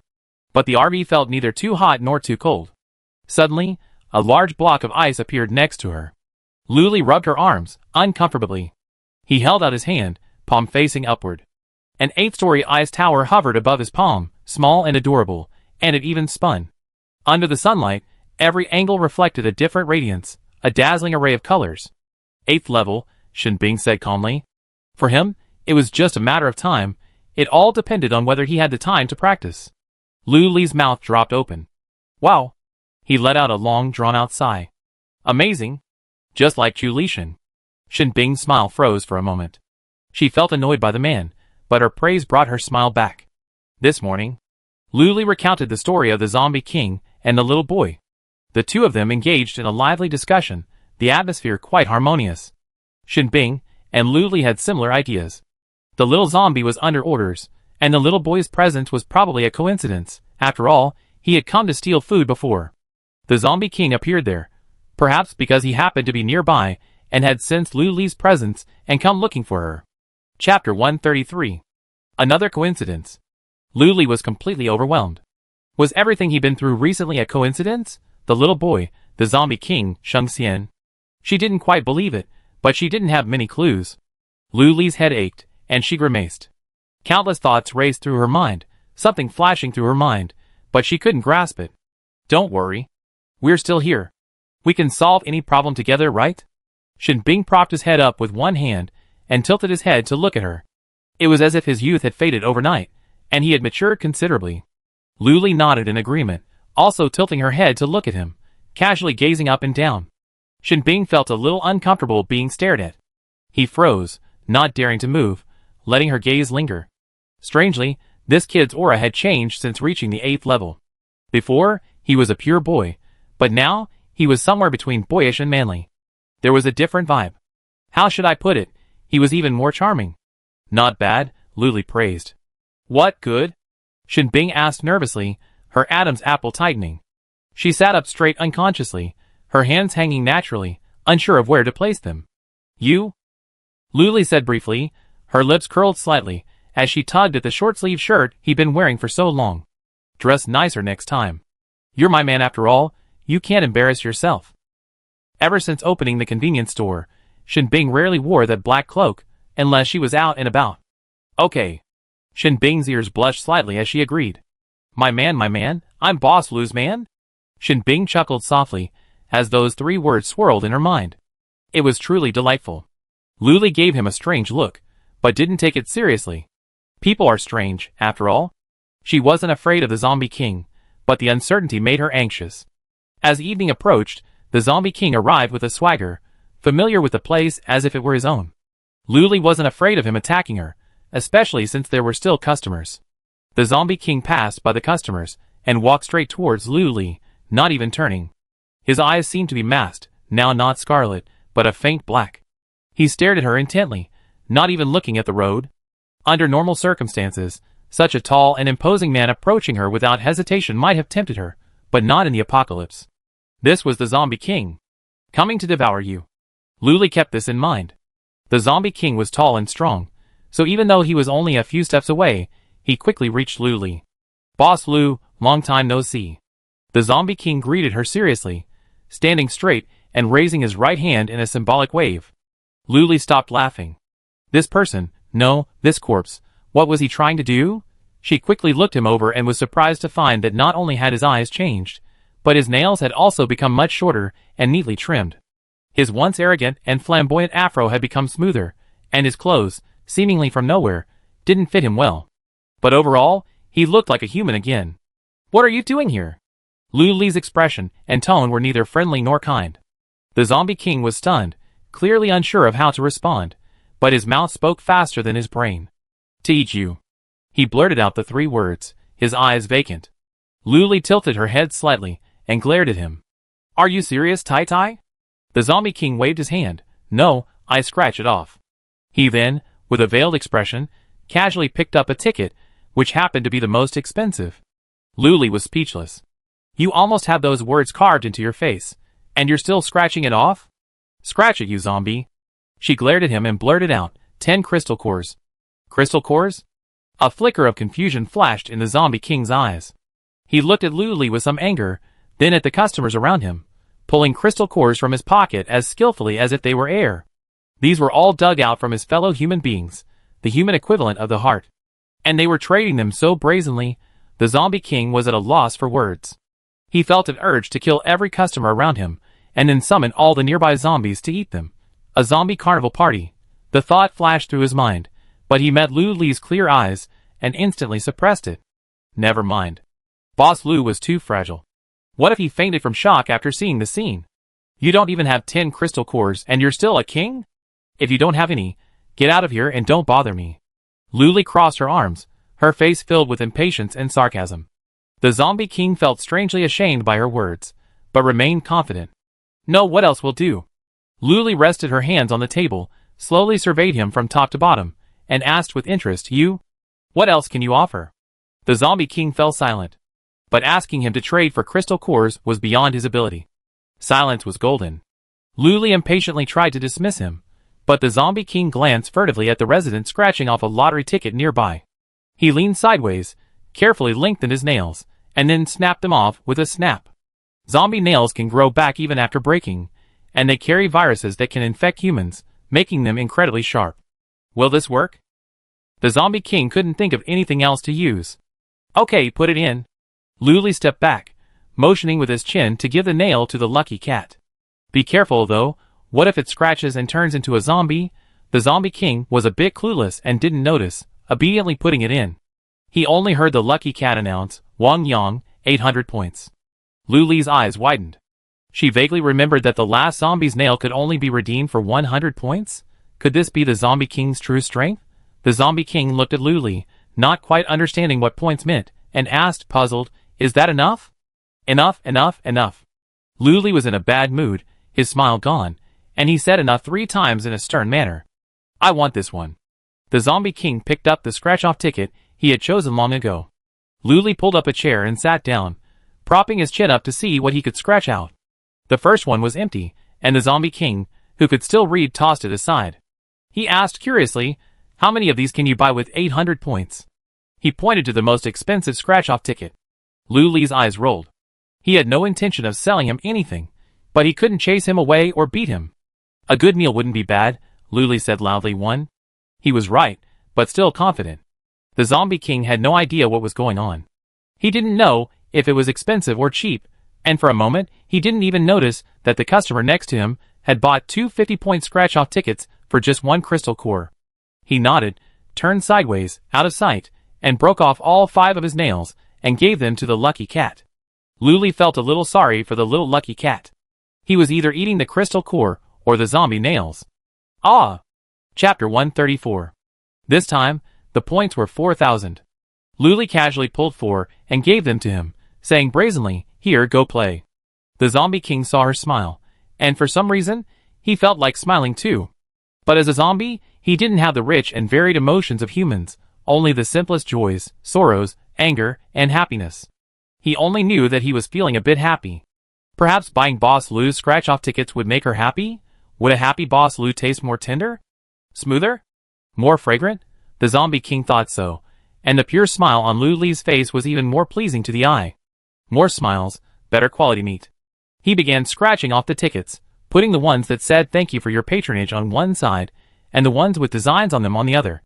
There were only 4 in total, divided into 2 groups.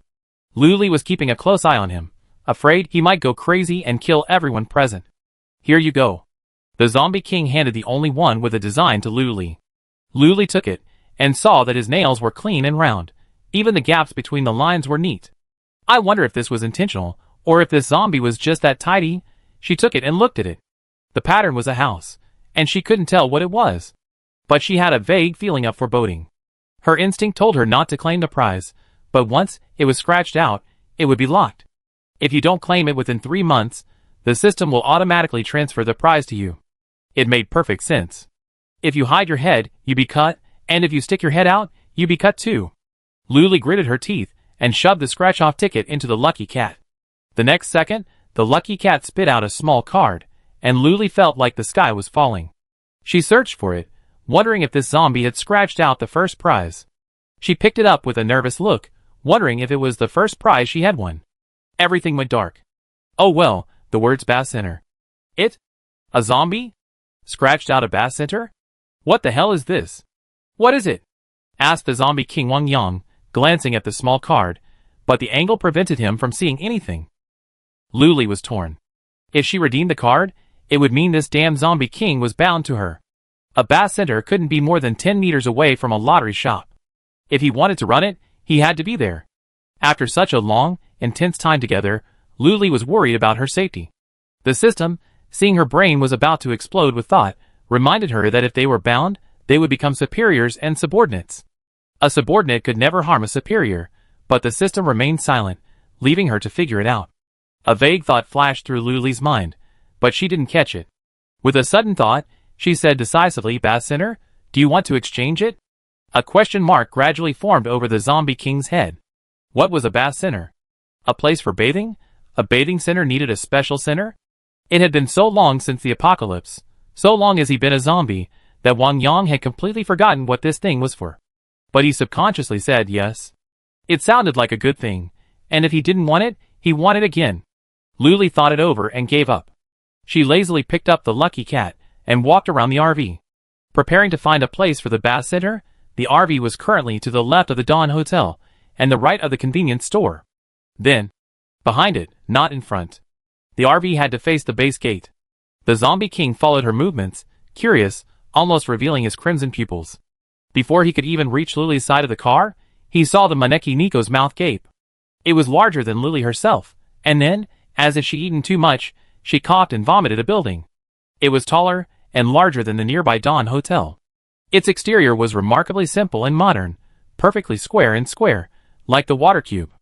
The exterior walls were dotted with large, realistic, aqua blue bubbles, arranged in a staggered pattern.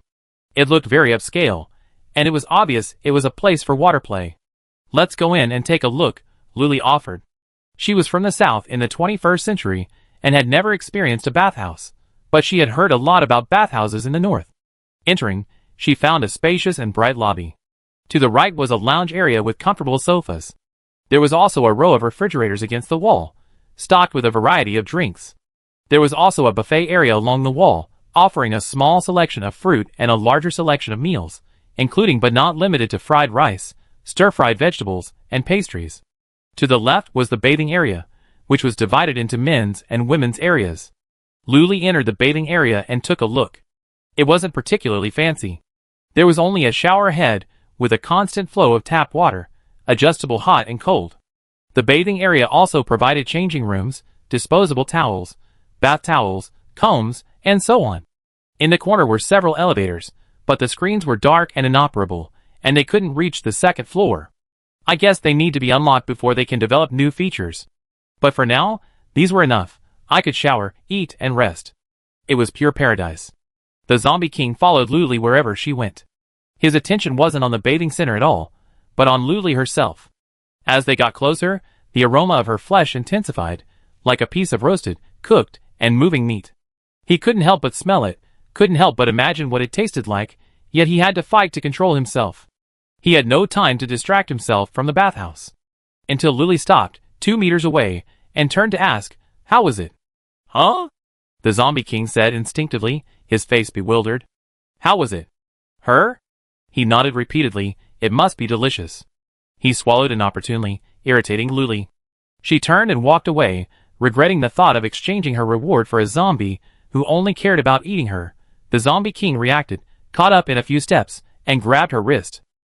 "Very good, I mean this place.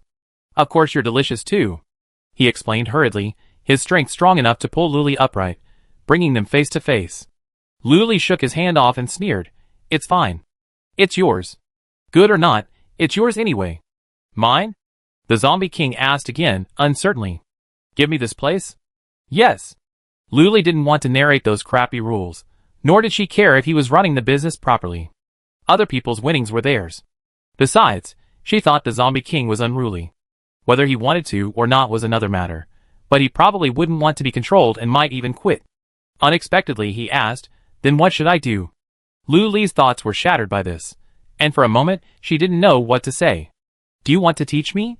She printed out the bathhouse's rules and regulations, as well as the terms of the partnership between the zombie king and Luli, and gave them to him.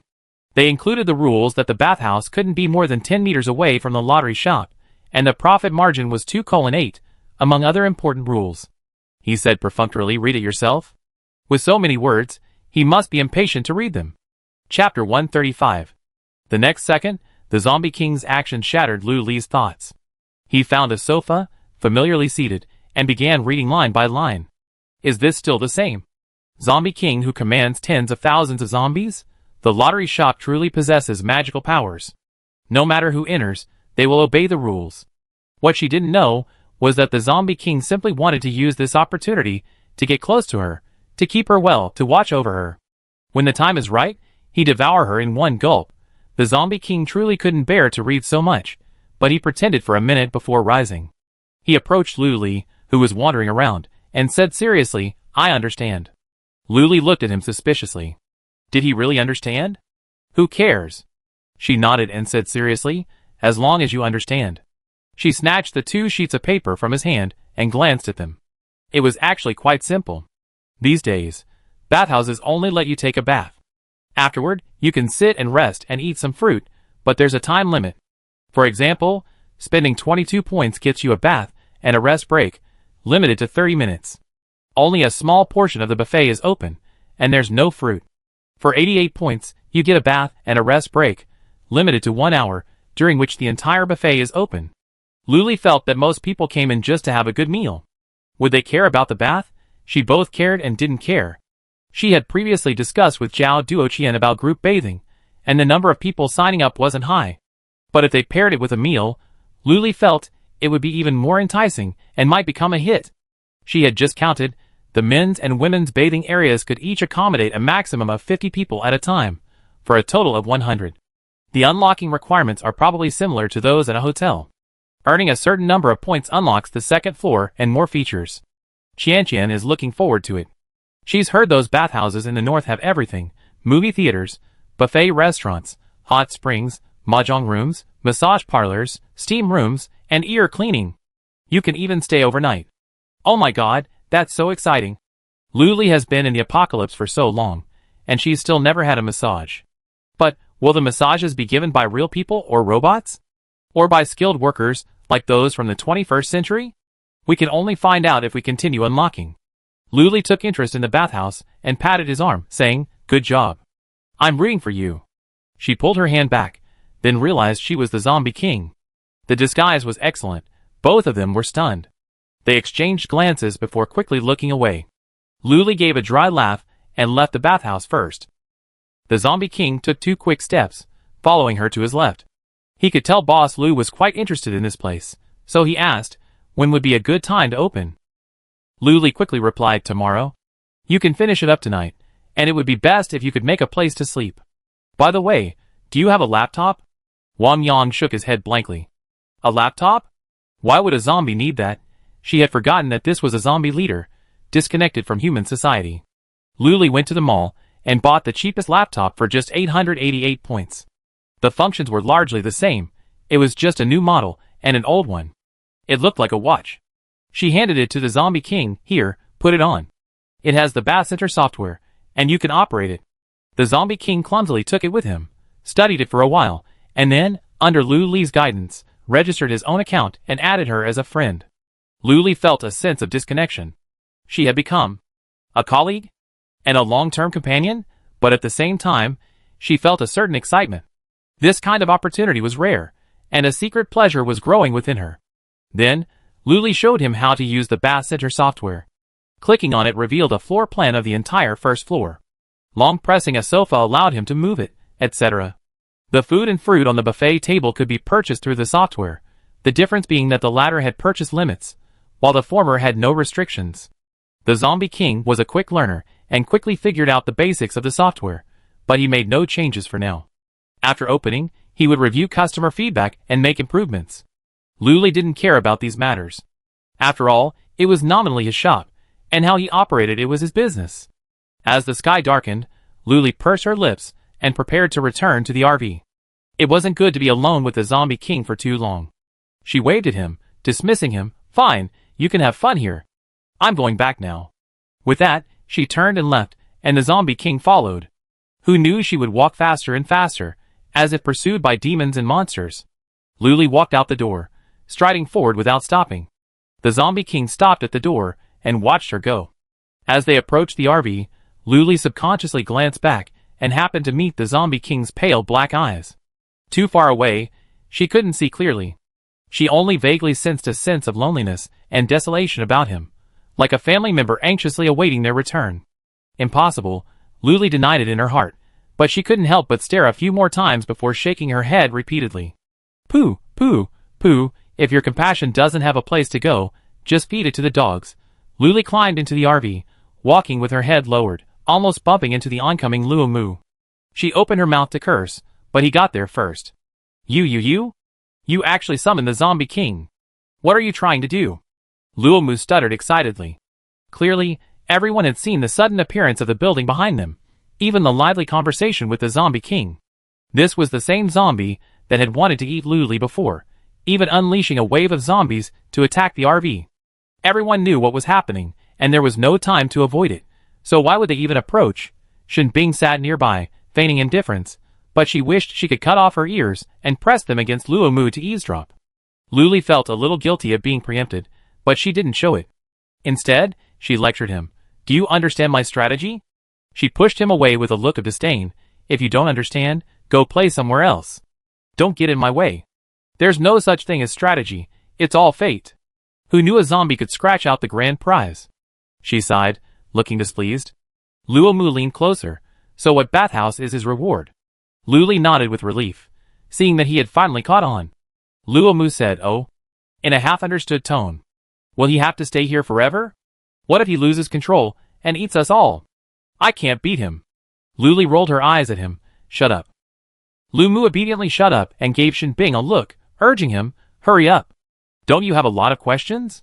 Shenbing felt the timing wasn't right, and Boss Lu never liked to be told what he was doing. I decided not to ask, to avoid being annoying.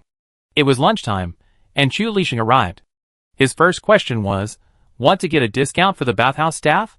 Chapter 136. Luli was startled when she heard the word employee. Boss Chu was quite self-aware. She had a fairly large staff. Shenbing, Luomu, Chu Lixing, Dadong, Xiao Di, John Ting, and 2 boys. The Zombie King barely counted as 1, so with Luli, that made it exactly 10. It's free. Just mention my name to Wang Yang, the Zombie King. Luli said proudly. Luomu instantly changed sides. I want to go too. Luli waved her hand. Go everyone. It's just a shower. What's the big deal? When Luomu heard it was just a shower, he lost interest. You could shower on the second floor of a convenience store, and there was only one person there. Chu Lixing glanced at him and chuckled. Little brat, you still don't understand. Everyone sat down to eat. Shenbing, perceptive enough to notice someone looking at him from behind, turned around with his bowl in hand. The Zombie King stood at the entrance of the bathhouse, his back straight, a pitch-black darkness behind him. The light black camouflage in his eyes faded, revealing scarlet irises, naturally tinged with blood.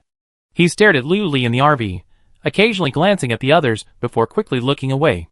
Over there, the lights were bright, the light soft and gentle.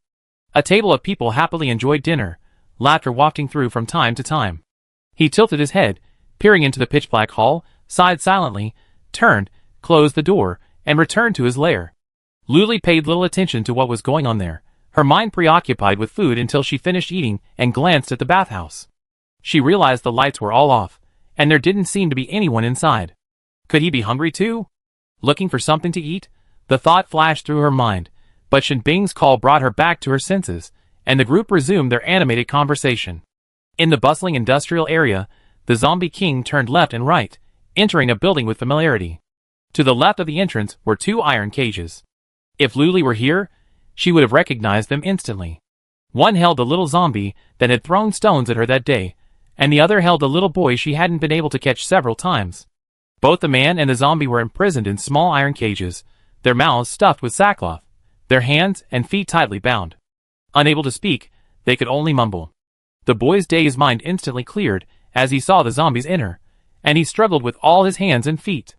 The noise was so loud that the Zombie King glanced over, and the boy froze for a moment. But what followed was a louder and more violent struggle, the iron cage clanging with an annoying clatter. The Zombie King walked over, ripped the sackcloth from the boy's mouth, and cut the ropes with his fingernails. The little boy coughed dryly, flung his arms and legs, and roared, "Let me out! What gives you the right to arrest me?" "Because you leaked our operations." The Zombie King's sharp nails scratched the boy's face. A little more pressure would have left streaks of blood on his not-so-delicate skin. The boy gritted his teeth, his temper stubborn.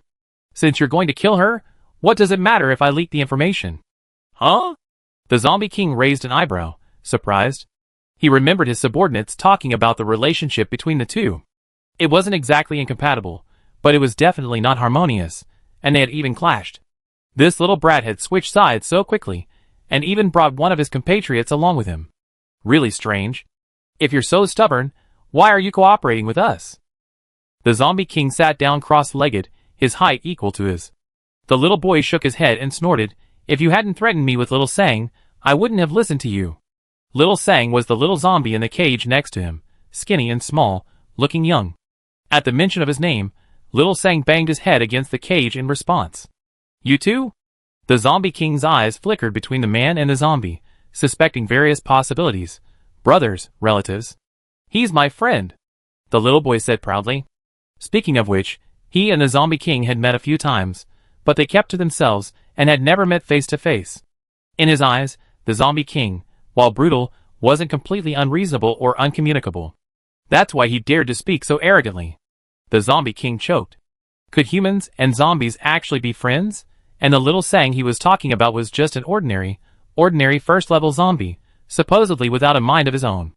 But there was clear communication between the two, and the little zombie was actually quite obedient to the little boy.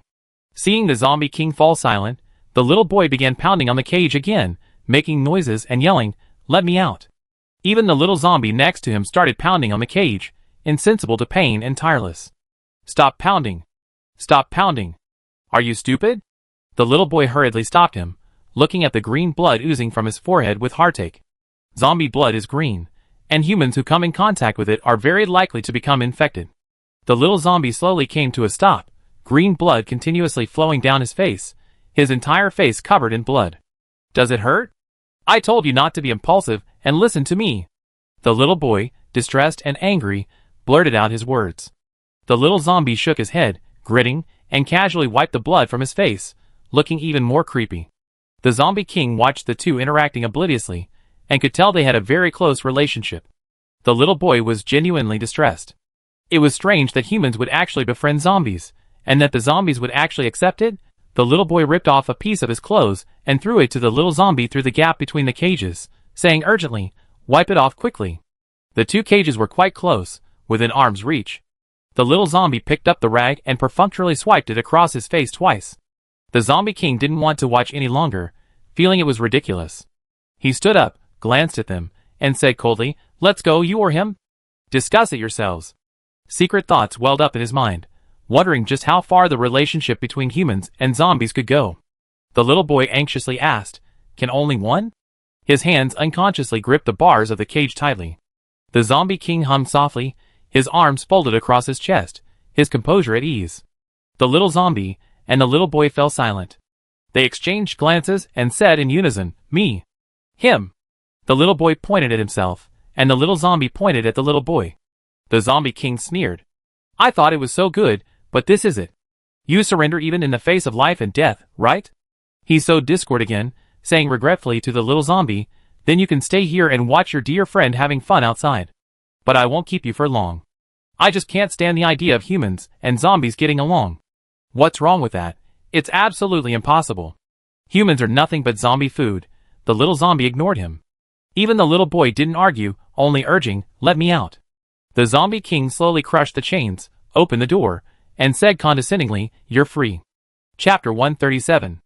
The little boy quickly slipped out, running without hesitation. Before leaving, he turned back to give the little zombie a deep look.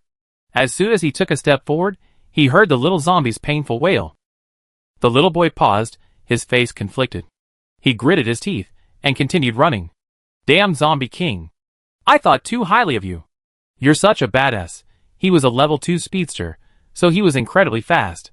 Once he got familiar with the area, he was out of the industrial zone. Beyond the industrial zone lay the vast wasteland.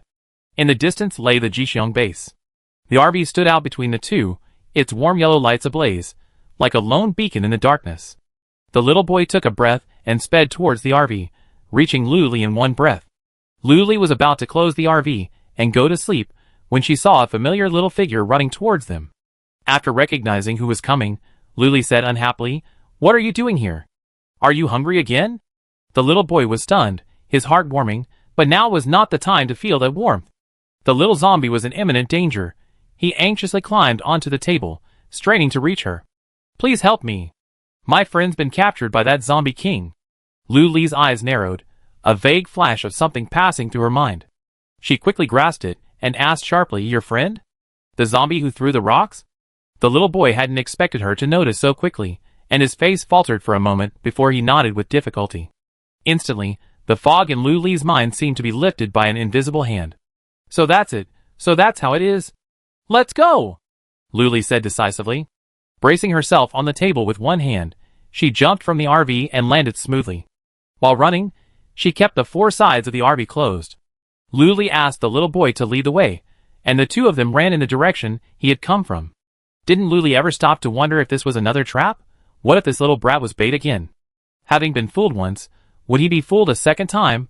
But Luli chose to trust him, trust her fellow human, and trust the gleam of sincerity in his eyes. It was almost midnight, and the industrial area was pitch black, without any light source, pitch black. The little boy led the way, and Luli followed behind, connected by a hemp rope. Luli held on tightly, afraid he would disappear. It was so dark that she couldn't see a thing, and the chirping of insects and frogs was even more piercing. How much longer? Luli felt a faint unease as she fumbled to turn on her computer. Finally, a faint light illuminated the path ahead. The little boy tugged at the hemp rope, signaling her to follow. They twisted and turned into a chaotic alleyway, where scattered garbage and corpses were often seen. Luli carefully avoided them. Almost there, the little boy whispered. After turning another alley, he stopped in front of a door. Luli also stopped and cautiously peered through the crack in the door. There was a faint light inside, but nothing could be seen. The wails of zombies emanated from the door, sending the little boy spinning in panic. "What should I do? He's been beaten. Will he die?" The little boy babbled, tugging at Luli's clothes, his face panicked. In Luli's mind, this child was no more than 7 or 8 years old, precocious, intelligent, fast, and decisive. It was the first time I saw him look so panicked, tears welling in his eyes. It seemed he had a very close relationship with that little zombie. Luli stepped in, instantly overwhelmed, and angrily shouted, "Just go in." With that, he kicked the door open. Bang! The wooden door creaked under the weight, swayed twice, and then collapsed. Inside, a dozen high-level zombies all stared at the door. The little zombie was surrounded, huddled and trembling. The zombie king was perched on the high steps, propped up in a large, comfortable executive chair, watching the farce below with a bit of fatigue.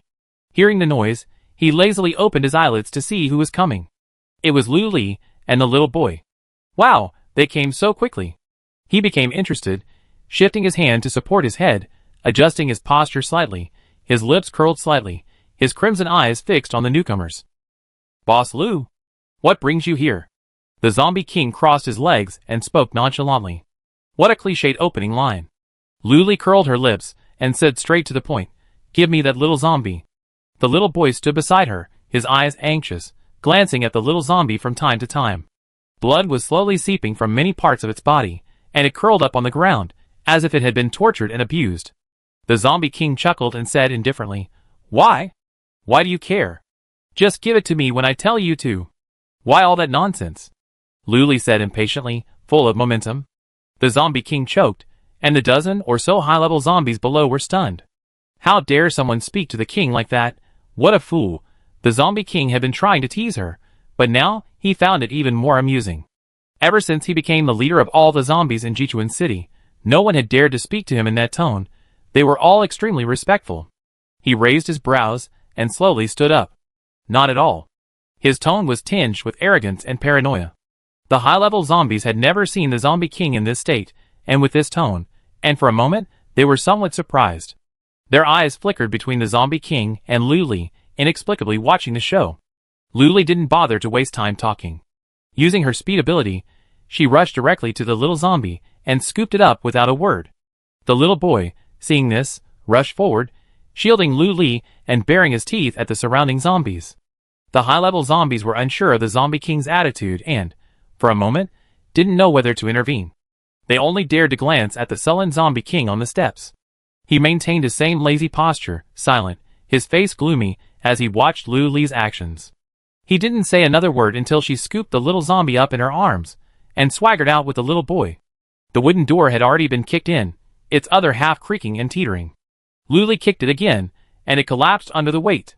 The high-level zombies watched the three men walk away, looking at each other in bewilderment, and surrounded the Zombie King.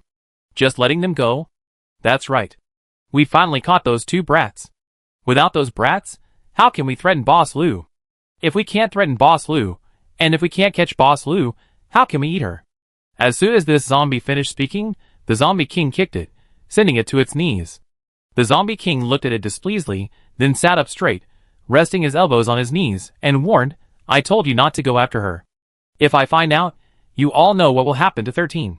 The high-level zombies' scalps tingled at this. They knelt in a row, trembling, and said, We won't dare to do that again. Chapter 138. 13 was ranked 13th among them, all ranked by ability, because he loved to do little tricks. Over a minor matter, he disobeyed the Zombie King's orders, and was dismembered in front of all the high-level zombies. The pieces were meticulously cut into finger-sized pieces.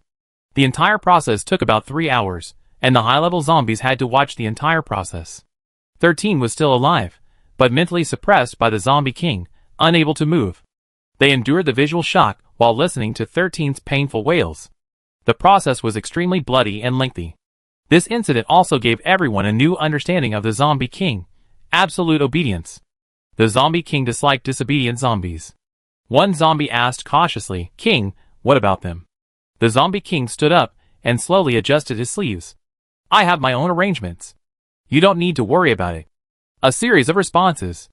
Back here, after Luli and the little boy snatched the little zombie away, they ran like crazy. Don't overthink it. They ran straight back to the RV. Only after entering did Luli feel relieved. She placed the little zombie on a chair. She had run so fast that she noticed its breath was weak, its chest rising and falling very slowly. It looked like it didn't have much time left. The little boy grasped its hand without disdain, anxiously calling out, Xiaozong, Xiaozong, how are you? Are you okay? Blood was slowly seeping from all over its body. Luli was momentarily at a loss. She had never treated a zombies wound before. Was the procedure the same as for humans? Could zombies use the same medications humans use? Would there be any side effects? Luli hesitated, frantically opening her computer and searching for zombie medications as a last-ditch effort. I hadn't expected it to actually exist, but the price was quite attractive. I guess it was because the demand was so low that there weren't many manufacturers. Luli didn't care about that at the moment. She bought everything she could use and started by applying styptic powder to the little zombie's wound. The little boy helped, carefully using scissors to cut away the clothing that was in the way. Those clothes were just a few rags sewn together, with a few holes just enough for her hands and head to fit through. It was quite rudimentary. There was so much to cut, the little boy simply cut through it, stripping off the top of the body completely. It was too thin, was Luli's first reaction. Several ribs were clearly visible, the hideous wounds vividly visible. The little boy turned his head away, unable to bear the sight. He sniffed, wiped his tears, and continued helping. After applying the styptic powder, he bandaged the wound with gauze, and finally fed it a pill. These were zombie-specific items, and the effect was immediate. The little boy wiped the green blood from the zombie's body with a wet towel. As he wiped the little pearls, Luli helplessly soothed him, Don't cry, we rescued everyone. It's all because of me. Otherwise, Xiaozong wouldn't have been caught, and he wouldn't have been beaten by them. The little boy blamed himself immensely. Luli nodded. Yeah, if I caught you from the start, wouldn't all this trouble have happened? And what about the threats from the Zombie King? The little boy choked. Isn't that comforting? Why are you lecturing me? Now Luli had some idea. She'd probably been spotted by the Zombie King's minions after chasing the little boy in vain. She felt the little boy was important to her, and coincidentally, he and the little zombies were friends. So she came up with the idea of using the little zombie to threaten the little boy, using him as bait to lure Luli out of the RV. It worked, but she didn't expect Luli to be able to summon the RV, so her plan fell through. Luli's doubts were resolved, and she asked the boy, Did you ask the little zombie to deliver the stone? The boy nodded hesitantly. I wanted to tell you that the zombie king has set his sights on you and told you to run, but it seems I backfired. It's okay, you did a great job. Luli patted his head, encouraging him. And that time he grabbed the cake, he must have been threatened. After Luli figured it out, her gaze softened as she looked at the boy. He's quite a smart guy. It'd be fine, don't worry, Luli soothed. Yeah. The boy nodded. The little zombie's improvement was tangible, and he felt relieved. After a long pause, he finally said, My name is Shinfufeng. Luli raised an eyebrow. It was a very unique and beautiful name, not something you find in an ordinary family. In fact, from the first time she met Shinfufeng, Luli had felt that he was extraordinary, precocious, and decisive. He was no ordinary child, and moreover, he was an exception to the system. This was what Luli cared about most. What's your ability? Luli asked, feigning curiosity, as she placed an order for a bowl of noodles. No one could resist a bowl of steaming hot egg noodles late at night, especially Shinfufeng, who hadn't eaten eggs in years.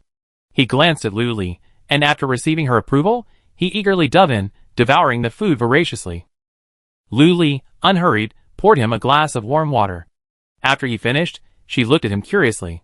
Shinfufeng smiled sheepishly, wiped his mouth with a tissue, and gulped down the water in the glass. I'm a level 2 speed ability. As he spoke, his eyes wandered, and his grip on the glass unconsciously tightened. Oh, no wonder you ran so fast. We couldn't catch you several times. Luli understood. Her eyes flicked from his face to his hands, and she smiled inwardly. Little brat, you're trying to lie to me? You're still too young. It doesn't matter. She has plenty of time. I wait for you to slowly speak out later. She stood up, put away her dishes, and said, Okay, I take you to the sleeping area, or do you want to go back to the industrial area? Anyone with sense would choose the first option. Only a fool would go back to the industrial area. Wouldn't that be a death wish? Thank you, Boss Lu. What about Xiao Sang? Shinfufeng happily stood up. He hadn't expected to have a sleeping area so easily. Help him. You two go together, Luli said. Shinfufeng followed her instructions, helped Xiao Sang out of the RV, and followed Luli to the convenience store. She watched her make a phone call. Then, the sound of footsteps descending the stairs could be heard, and the lights on the first floor of the convenience store came on. Shinbing, drowsy in his pajamas, opened the door for them, his gaze scanning the three of them in turn. Finally, he paused on Xiao Sang and hesitated. This? Shinfufeng hurriedly explained, Xiao Sang is a thoughtful person. He won't hurt anyone. I guarantee it. Luli pulled her coat closer. The night breeze was unusually chilly, and sleepiness was rising. She urged, All right, let them go upstairs and find a place to sleep. We deal with the rest tomorrow. Shinbing naturally agreed. He glanced at Luli deeply, and said with concern, The wind's strong. Go back quickly. I'm here. Okay. Luli, reassured, turned and returned to the RV without hesitation.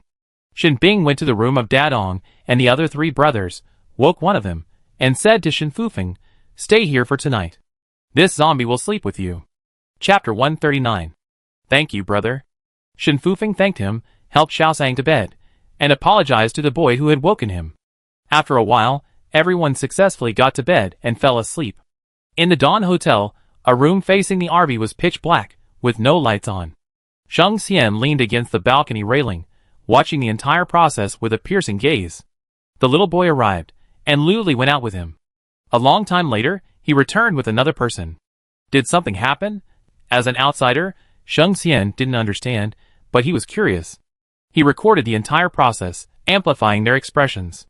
Looking at the message sent from his brain, he impatiently deleted it, erasing all traces. The desire to leave grew stronger. Day and night passed, and another day began. Luli was busy setting up scratch-off tickets when Luo arrived. Boss Lu, I'm going back to the central base today. Qinshan and Tuanchuan will be staying here the whole time. I leave it to you, Luo said sincerely. It's just a small matter. Luli agreed. Luo was a good person, and had helped them a lot, so it was only natural to help each other. The two chatted for a while, and Luli told him what happened last night, though she kept a few details secret. Sister Lu. Dadong led a group of little kids, who rushed over like a gust of wind, greetings echoing one after another. Shinfufeng was the last to come, walking side by side with the little zombie. Luo glanced over, startled. He whispered, Is this the little boy you were talking about? Lu Li hummed. How is he? Doesn't he look quite clever? She tilted her head to look at Luo. Meeting his startled gaze, Lu Li choked and asked, somewhat puzzled, what's wrong? Luo shook his head, took a deep breath, and with trembling hands, he opened a program on his computer. After unlocking the layers of passwords, he saw a list of names, densely packed with people. Some names were blacked out, others circled. The title of the list read, Spark Project. Lu Li glanced over, and immediately saw Shen Fufeng's name. Not only was it there, but it was right at the very beginning. Number 1.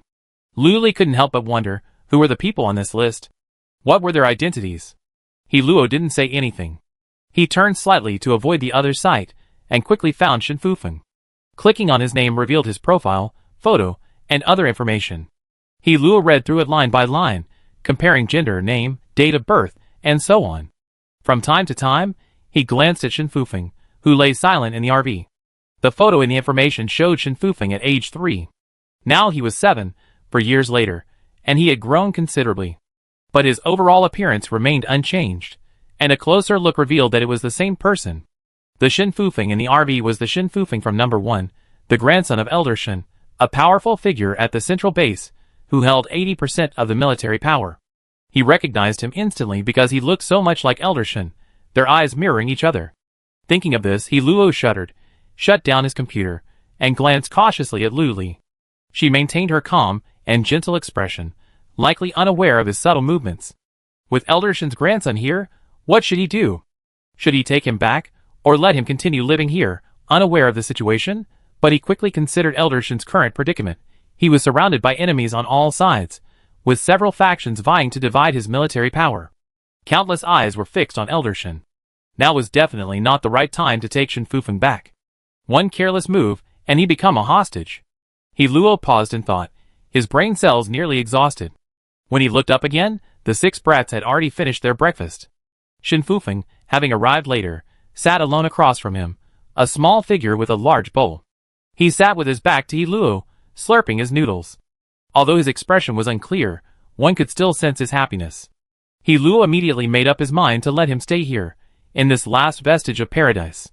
The central base was too complex, with too many forces watching Elder Shen. It wasn't a safe place to grow up. He closed his laptop nonchalantly, then met Lu Li's slightly inquisitive gaze, his heart skipping a beat. Boss Lu was a meticulous and perceptive person. If she caught even a hint, she could easily follow the clues and find the final answer. Shen Fufeng wasn't sure how long he'd be staying here, so he decided to tell Boss Lu his identity. This way, he could better protect Shen Fufeng. In a split second, Luo gathered his thoughts, winked at Lu Li, and beckoned her closer. Lu Li leaned forward, her head tilted closer. She knew what he was going to say, and was quite relieved that he'd chosen to reveal it instead of hiding it. Luo asked mysteriously, do you know that kid's identity? Lu Li shook her head, her eyes filled with curiosity, and agreed, what identity? What could a little brat like him have? Luo mentioned a name, and Lu Li was confused. This pre-apocalyptic civilization seemed like a parallel universe to her own 21st century. The region, environment, and country were largely similar, only the personnel had changed from top to bottom. Seeing her bewilderment, Luo immediately opened his laptop and found a photo from the annual military parade of the civilized era. He pointed to the energetic, radiant middle-aged man in the middle of the first row, about 50 years old. Do you know him? Luo pointed, looking at Lu Li, who was still bewildered. Lu Li shook her head. Although she didn't know him, the seat he sat in told her how important and influential he was. Grandson? Lu Li guessed, judging by his age. Then Shen Fufeng's background is quite impressive. Lu Li continued, is he still alive? If he's dead, his influence would be halved. Luo nodded repeatedly, of course. Then he extended his hand, made a grasping gesture, and said, he's the top military official. And his son and daughter-in-law are both dead, leaving only his grandson as his sole heir, Luo lamented. Lu Li nodded, understanding. It sounded like Shen Fufeng's value was still rising. So, she looked at Luo. What are your plans? Their eyes met, and Luo was the first to give in. He pleaded, please, Boss Lu, keep his identity a secret, and do your best to protect his safety. He may appear to be just old Shen's grandson, but the implications are far more complex. Lu Li pondered, wondering what the benefits of doing this would be.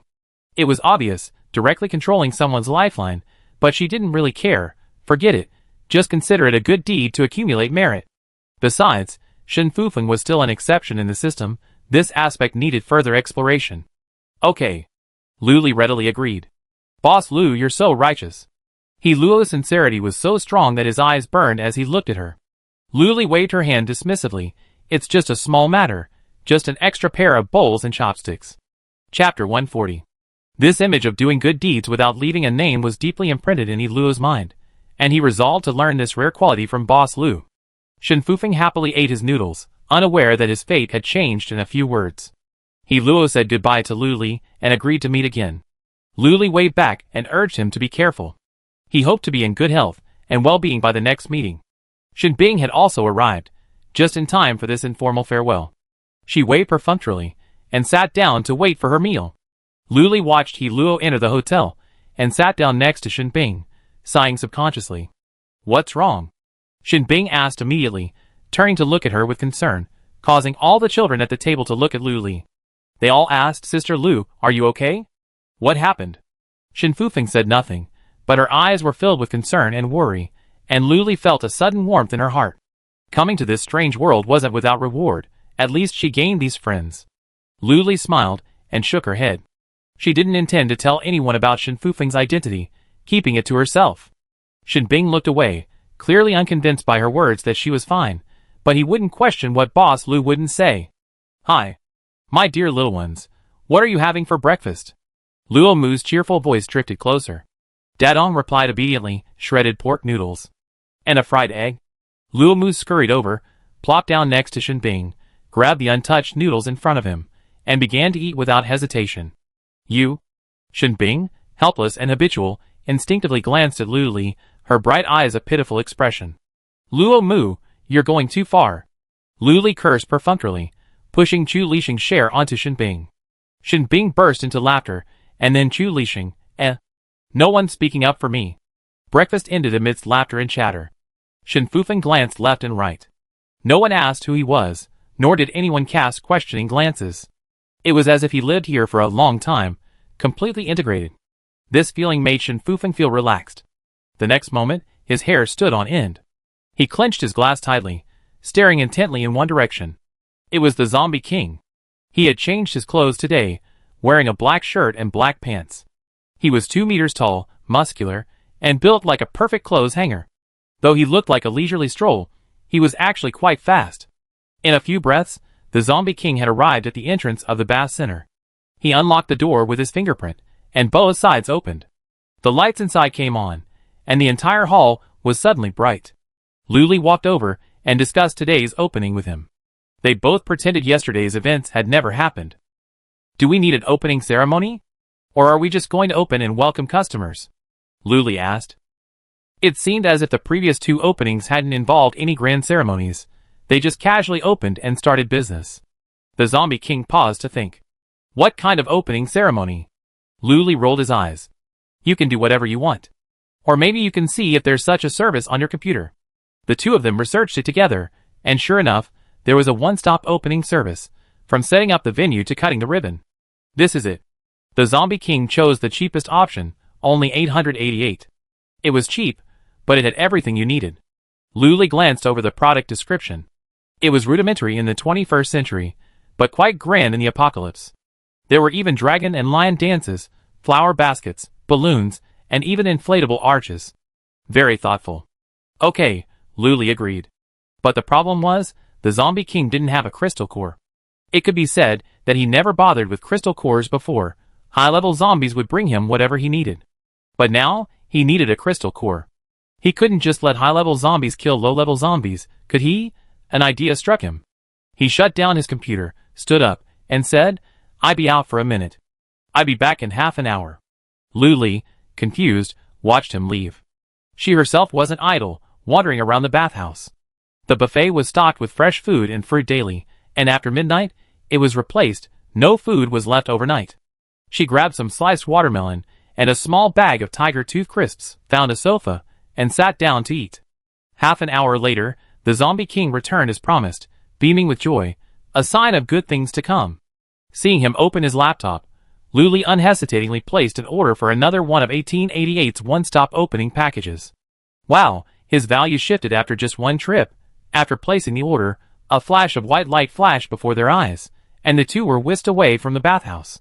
They watched helplessly as a white mist rose from the bathhouse, enveloping it and obscuring their view. A minute later, the mist dissipated, revealing a completely transformed bathhouse. Two stone lions flanked the main entrance.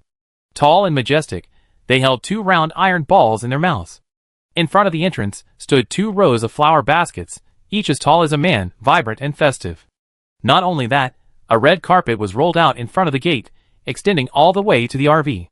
The sounds of gongs and drums slowly rose, and 2 dragon and lion dance teams appeared out of nowhere, leaping and dancing with great skill. From time to time, they would leap into the audience for a close encounter. Luli had never seen such a skilled dragon and lion dance in the 21st century. The crackling of firecrackers mingled in the background, filling the air with a white mist and the faint smell of artillery fire. It filled the nostrils of every onlooker. Gradually, the crowd grew. Although they didn't know what was happening, they all enjoyed the excitement. Bursts of cheers and applause erupted. The Zombie King, disguised as a normal person, carried a flower basket and scattered candy everywhere. This was also included in the set meal. 2 baskets filled with candy of all kinds, sure to please children. It's candy! Sweet! Someone picked one up and eagerly ate it. Once they tasted it, they shouted loudly, and there was another round of cheers. Accompanied by a chorus of cheers, more. Throw more. This way. Dadong and a few other brats joined the crowd, scrambling to pick up candy. It didn't matter if they didn't pick up any, they just wanted to join in the fun. The Zombie King had thrown all the candy from the 2 fruit baskets, and the dragon and lion dance performance had concluded. Someone recorded the entire process and excitedly posted it online, eager to share it with everyone. Shen Fufeng joined in the fun, picking up a bag of candy, a smile playing on his face. He was planning to share it with the little zombies back home. Zombies should be able to eat candy, right? With that thought, he bumped into someone head-on. Shen Fufeng instinctively covered his pocket with the candy and looked up warily. He looked familiar, as if he knew Sister Lu. That time, when he was bait and Sister Lu chased him out, this man was following behind. He looked eerie and unremarkable, and he clearly wasn't a good person. He walked around him, and continued walking towards the RV. He carefully unpacked a piece of white rabbit candy, put it in his mouth and took a small lick. Chapter 141. Sheng Xian stood still, watching Shen Fufeng walk away. Only when he looked closer did he realize that face looked familiar. He subconsciously searched for comparisons in his mind, finally settling on 2 people, his eyes darkening. A specially trained male companion and spy like Sheng Xian had a lot to learn, from how to serve others to every powerful person in the central base. He had to memorize their preferences, positions, families, abilities, quirks, and so on, and match them up when necessary. He followed Shen Fufeng all the way to the RV, watching him enter the RV with familiarity. For some reason, he breathed a sigh of relief. Luli stood inside the RV, gazing at Sheng Xian from afar. Their eyes met briefly, then quickly shifted. In that brief moment of staring, both knew. She knew Shen Fufeng's identity. Luli felt this wasn't going to work. It was too easy to be discovered. She carried Shen Fufeng to the utility room. The little brat, a little timid, clutched his shirt hem with both hands and looked up at her. Sister Lu, are you sending me back to the industrial zone? Luli didn't answer the question, but simply asked, what's your name? Shen Fufeng? He answered tentatively, carefully observing her expression. Noticing her frown, he instantly changed his words. My name is Shen Feng. He couldn't help but puff out his chest, hands behind his back, trying to gain recognition. Luli smiled with satisfaction. It seemed the kid wasn't completely clueless about his identity. She reached out and touched his head. Yes, your name is Shen Feng. Remember that? She glanced at Shen Fufeng's face again, and just as he was about to cover his face in embarrassment at being stared at, Luli reached out and lifted his chin, then ordered a series of cosmetics from the store, then began applying them to his face. Without a second thought, Shen Fufeng sat in a chair, staring at his completely transformed self in the mirror. His usual peach blossom eyes, curved when he smiled, had now been transformed into round, almond-shaped ones. His nose had flattened, his mouth had widened, and his complexion had darkened. If Shen Fufeng hadn't witnessed the entire process, he'd probably have doubted who he was. Done! Luli clapped her hands in satisfaction. Now Not only would he not recognize his grandfather, but even his father. Shen Fufeng knew his identity, but his knowledge was incomplete. He only remembered his parents' dying words to hide and not trust anyone. Thank you, Sister Lu. Shen Fufeng's voice was muffled, and he lowered his head and promised, I definitely remember this. Lu Li shoved all the makeup supplies on the table into a bag and shoved it into Shen Fufeng's hand. Here, learn to do your own makeup from now on. Shen Fufeng put the bag away. He had always been a quick learner. Even if he couldn't do it right the first time, he would practice more. He must not let Sister Lu down, nor bring her any trouble. Outside the RV, in front of the bath center, a ground littered with red firecrackers, a festive scene. The opening ceremony had concluded, and the dragon and lion dance teams had left one after another, leaving only 2 stone lions and a red carpet. The Zombie King invited everyone inside for a look, and the aroma of human flesh passed his nose. But his desire to eat wasn't strong. These low-level humans didn't appeal to him right now. Only deer pears were his most desired food at this stage. Residents from the Jixiang base swarmed into the bathhouse, beginning to explore in groups of 3 or 4. Wow, there's fruit and food? Can I eat all I want? Or do I have to pay? To be honest, I still feel safe eating only when I pay. Eating for free always makes me feel uneasy. Sizzle. Sizzle. Hello everyone, I'm the owner of this bathhouse. Welcome everyone. You can eat the food and fruit on the buffet table as long as you come in and pay. Zombie King Wang Yang's voice came over the PA system, deep and steady, as he began a detailed introduction. At the same time, a large screen appeared on the wall, displaying an introduction to the bathhouse, along with prices, services, and more. Of course, this was Lu Li's suggestion. The pictures combined with Wang Yang's explanations were even more effective. Residents continued to pour in, filling the lounge area and lobby to the brim, and bursts of exclamations emanated from the crowd. I see. For a minimum spend of only 88 points, you can stay here for half an hour and enjoy delicious food, though there's a weight limit. Yeah, that's a great deal. 88 points, and the food and fruit don't have to be more than 1 kilogram, which is 1 kilogram. And what's more, 288 points for an hour, unlimited.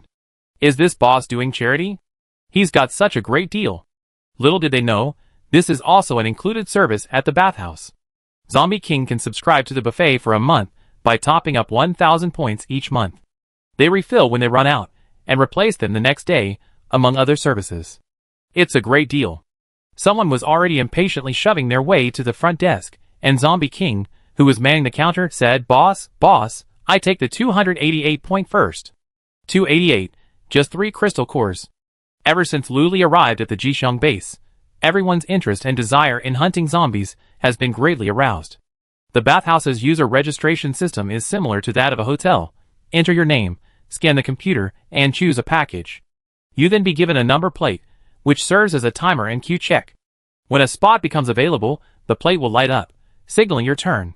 When there are 5 minutes left, the plate will also indicate you're ready to pack up and leave. Generally speaking, your turn will arrive within half an hour. Because everyone's focus isn't on bathing, but on eating the 1 kilogram meal and fruit. Customer number 1 was the first to enter the men's bathing area, randomly selected a showerhead, adjusted it to the desired temperature, and began to rub. The showerheads are mounted overhead and cannot be removed for safety reasons. Next to each showerhead are shower gel, shampoo, conditioner, soap, and other toiletries. Customer number 1 forgot how long it had been since he had such a refreshing bath, with free access to hot water. He first washed his tangled, greasy hair. It took 3 washes and 5 pumps of shampoo before it was smooth. Then he began scrubbing the mud off his body. Since the 288 yuan package came with a free bath towel, he placed it in his hands and began rubbing relentlessly, the mud washing away with the water. He scrubbed for a full 20 minutes, leaving his body red, but also the cleanest it had been in years.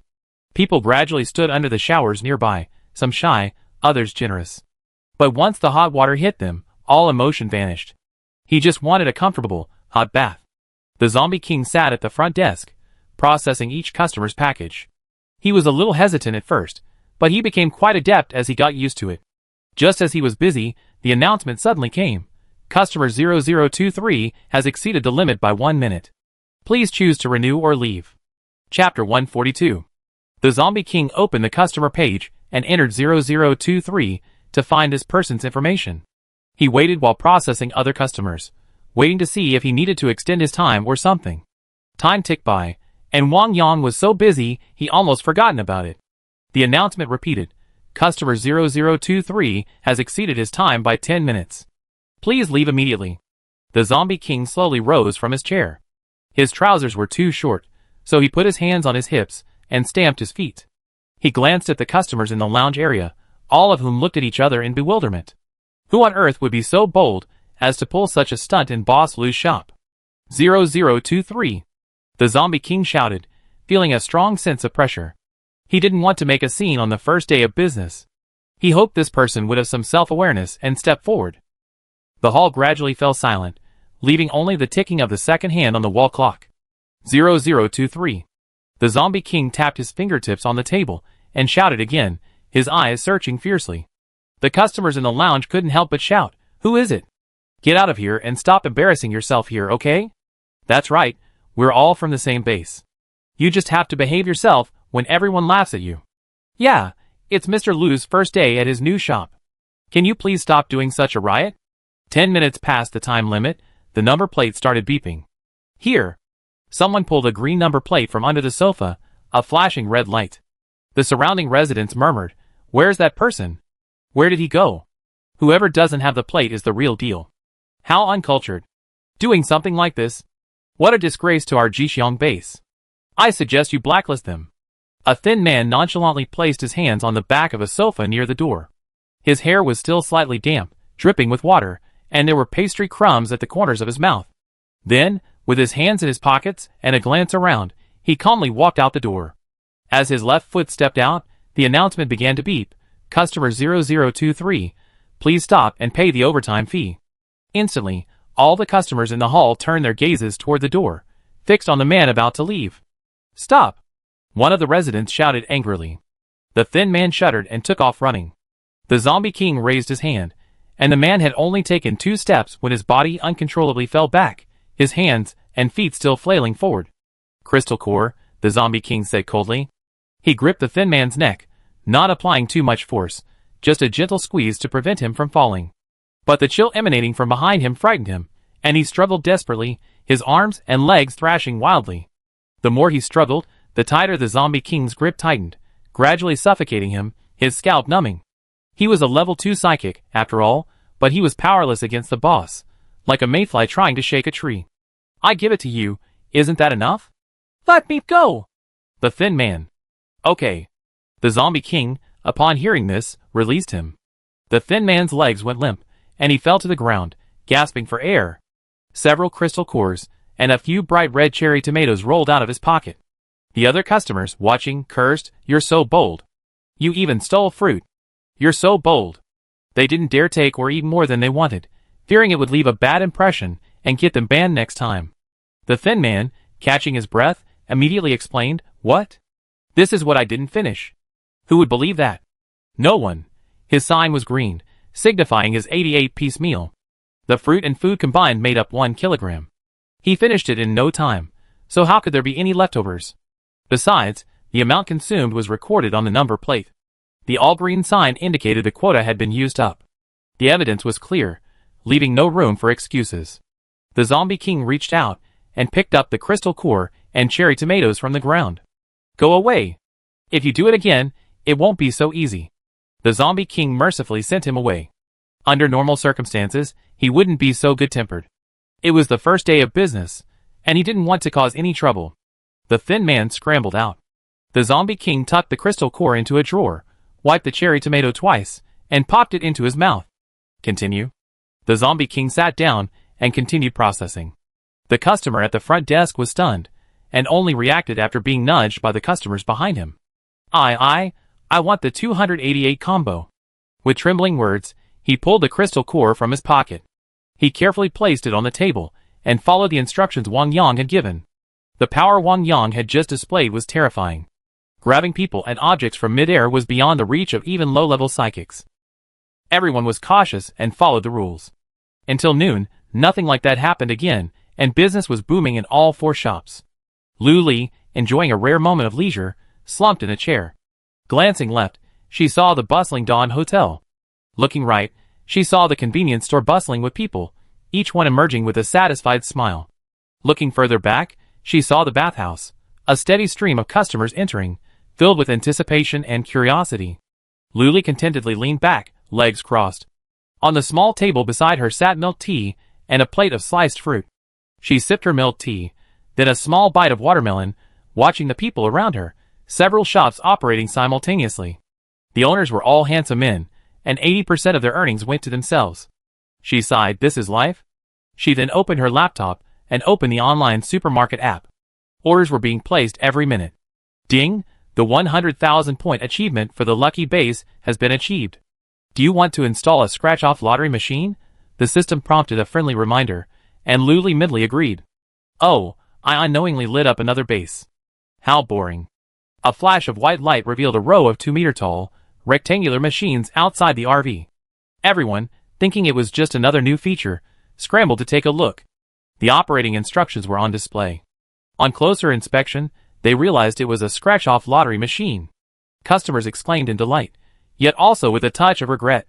It was said that the appearance of the machine meant that Boss Lou would soon be leaving for the next base. They all sighed, then spontaneously flocked to the convenience store and bathhouse. Word spread quickly, and now the online supermarket has spread to all major bases, and everyone is using it with gratitude. But only those who bought at convenience stores know how much cheaper they are than online. So, by some now, Luli didn't care. All good things must come to an end, and online shopping is so much more convenient these days, and they're just as easy to use. Unexpectedly, news of the machine spread so quickly that Zhao Duoqian rushed over, fearing that Boss Lou would run away if he was too late. Chapter 143. Zhao Duoqian ran breathlessly, leaning over the table to peer inside. Seeing Boss Lou enjoying himself, he felt a sense of relief. It wasn't envy or jealousy, but rather a wish that every survivor could live a life as comfortable as Boss Lou's. Luli lay in the recliner, motionless, glancing at him lightly. What? Something wrong? Zhao Duoqian hesitated, then couldn't help asking Boss Lou, are you leaving? When? Do you want a farewell party? A series of questions swirled through Luli's mind, but the image that flashed back to her was the bizarre, awkward, and frustrating welcome ceremony when she first arrived at Jixiong base. She shook her head repeatedly. No, I just leave quietly. Probably the day after tomorrow. Zhao Duoqian lamented. He was a man who valued rituals. He had to see things through. If they had a welcome ceremony, wouldn't they have a farewell ceremony? His eyes rolled, an idea dawned on him. He feigned regret. Okay, I wish you a safe journey. But Luli just didn't feel right. There were so many cunning people in this base. Would they let her go so easily? Never mind. It was just an awkward, frustrating moment. That was acceptable. Okay, thank you. Luli apologized perfunctorily and placed an order for 400 scratch-off tickets at the store, instructing Xiao Di, John Ting, and Shen Fufeng to fill the machine. Zhao Duoqian followed along, watching Xiao Di skillfully open the back of the machine while John Ting and Shen Fufeng unsealed and placed the tickets one by one. A machine could hold up to 80 tickets, and there were 3 price ranges for scratch-off tickets. Luli allocated 1 price range to each machine, and the remaining 2 machines were evenly divided among the 3. The 3 of them worked together quickly, placing all 5 machines and successfully starting them up. But the residents, in tacit agreement, refrained from purchasing from the machines, instead flocking to the RV. They didn't know if the scratch-off tickets would be restocked once they ran out, or how quickly they would be restocked. To be safe, they decided not to use up the stock while the RV was still around. At noon, everyone had a quick bite to eat. In the evening, after several shops closed, they finally had time to gather. Shen Bing, Luo Mu, and Chu Lisheng all habitually headed for the RV, knowing it held the goodies. But the zombie king, Wang Yang, simply cut off the water and electricity and locked the door. A lone zombie walked towards the industrial area. Luli happened to see this, and wondered whether to introduce him to the others. But then she thought better of it. After all, they were zombies, and they probably wouldn't like each other. Everyone took their seats, including Shen Fufeng. As a zombie, Xiaosang had naturally returned to life in the industrial zone. Luli felt that even if the zombie king had 100 guts, he wouldn't dare bother Xiaosang again. Come on! Welcome. Xiafeng. Luo Mu, acting as the atmosphere, cheerfully raised his coke, bumped Shen Bing's elbow, and shouted. Shen Bing was forced to raise her drink, and clinked glasses with him. Those farther away clinked glasses in the air. Shen Fufeng sat beside him, holding his glass, watching the bubbles rise and fall, feeling a warm warmth in his heart. I didn't expect to meet such a group of nice people. Come on, eat. Luli called, scooping a piece of tender chicken into his bowl, dipping it lightly in the sauce, and then digging in with a clamor. Today's meal was coconut chicken. Because there were so many people, Luli had bought 7 pre-cooked Wenchong chickens, along with plenty of side dishes. The meat was tender, and the broth was delicious. After cooking, the coconut flesh was crispy and sweet, and simply delicious. Shen Fufeng was still a little hesitant, afraid to take more food, afraid he'd be told he'd eaten too much and then be kicked out. He observed carefully. He noticed the children were eating generously, unburdened. Dadong, feeling he feel bad, thoughtfully offered him some meat. Shen Fufeng accepted the kindness and whispered a thank you, still remarking inwardly that the meat was delicious, the soup was so good. 3 pots, a dozen coconuts, 7 chickens, and a table full of side dishes, all eaten clean, not a single drop wasted, not even the soup. Luli leaned back and sighed, still holding a piece of coconut flesh. The more she chewed, the more delicious it became. Delicious? She chewed and chewed, finding a moment to say, I'm planning to go to Wangshan Base the day after tomorrow or the day after. She continued chewing. Shenbing didn't care, she just followed Luli. Chu Lixing needed to adjust the customer's residential information, so he had to plan ahead. Okay. Chu Lixing agreed. Luomu acted carefree, going wherever everyone else went, as long as he could eat. Luli informed them, chewed a few more pieces of coconut meat, and slowly stood up with one hand on her waist, clearly overfed. Okay, if you're okay, go home. Luli got out of the RV, planning to take a stroll around the area to digest the food. Everyone conscientiously took away the trash, and put the stools back in place. Luli began a leisurely walk around the 4 buildings. A small commercial area gradually formed, consisting of a convenience store, a hotel, a bathhouse, and a lottery shop. For both aesthetics and convenience, she had built a small road connecting the buildings, and installed streetlights on both sides. Who would be afraid of walking at night now? She was mulling over this when suddenly, a shadow appeared in her peripheral vision, stretched thin by the streetlight. Luli turned her head abruptly, meeting Xingxian's bewildered gaze. He was wearing black pajamas with a v-neck. He could faintly see some erotic features, smooth lines, and muscular, sturdy chest muscles. Huh? Luli glanced. What a scheming boy. She couldn't see clearly, so she glanced again. For a moment, neither of them spoke. Xingxian, with his hands behind his back, deliberately stood in the dark. From Luli's perspective, looking up, it felt like his hair was glowing, the warm yellow light from the streetlight filtering through the gaps between his body and onto her. Luli came to her senses and asked, Why are you here, so late at night, instead of sleeping? Their relationship was now quite strange. That day, Xingxian applied ointment to Luli and rubbed her ankle. Later, Luli treated Xingxian to a deluxe bowl of noodle soup. Whether that was fair enough in their eyes, I wonder. Luli suspected he was a spy sent by the bad guys, but at the same time, she also wondered how spies could be so kind. In short, the atmosphere was a little strange, each with their own thoughts and agenda. Xingxian waved his hands, looked around, and said naturally, Let's take a walk. Luli invited, How about together? Looking up at him, the streetlight shone just behind his head. Each strand of his hair shone with a golden glow, and his gentle smile made him look like a radiant angel. Xingxian smiled softly and nodded. The two walked side by side. Luli casually asked, We're going to Wanchun Base in a few days. What are your plans? Just follow you.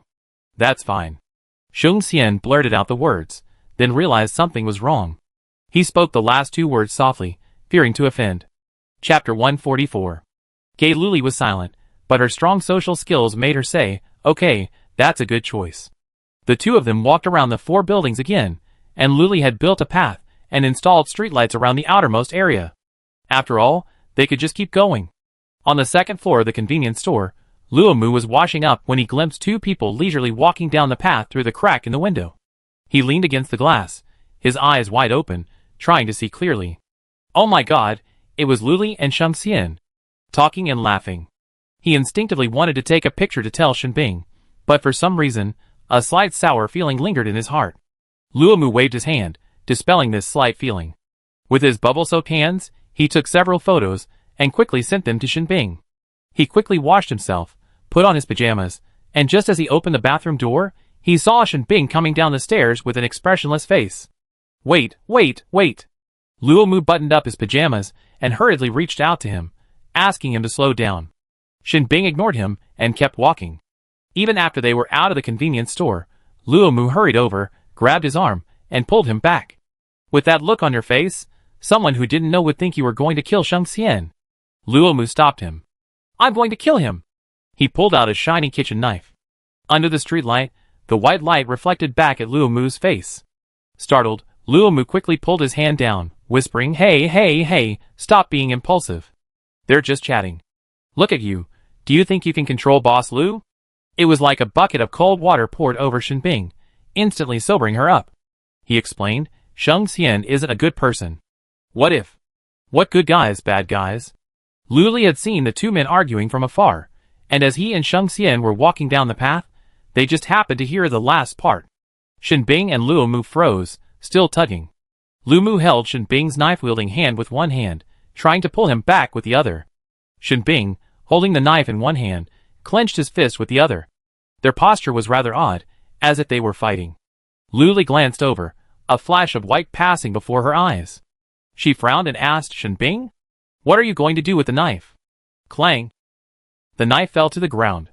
Luckily, Luo Mu dodged quickly, or it would have hit him in the foot. He pushed Shin Bing away, yelling, What are you doing? Murder. He winked at him, saying, Go away, go away. Hurry up. Don't embarrass yourself here. Still dazed, Shin Bing glanced past Lu Li and at Sheng Xian behind her. He was shrouded in darkness, his outline blurred, yet Shin Bing could clearly see his eyes. It was a provocation. Shin Bing took a deep breath, bent down, picked up the kitchen knife, and tossed it twice. The reflected white light danced on Luo Mu's face. He looked at Shin Bing in doubt, ready to stop him at any moment. I only use this kitchen knife to cut down dishonest people. Shin Bing reached out, her fingertips rubbing the blades back, her eyes fixed on Sheng Xian. Lu Li gave him a puzzled look, then walked forward. All right, let's all go back to bed. The convenience store entrance was close to the RV, so she quickly walked back to the RV, closed the door, and went upstairs to wash up. Meanwhile, the three of them were on edge. Sheng Xian remained cloaked in the darkness, his narrow, foxy eyes gazing across at the other side. Get out of the way, Sheng Xian said. I'm warning you. Stay away from Boss Lu. Put away all your evil thoughts. Shin Bing toyed with the kitchen knife, stepping closer to Sheng Xian. Luo Mu chimed in, Put it away. Sheng Xian remained unfazed, standing still.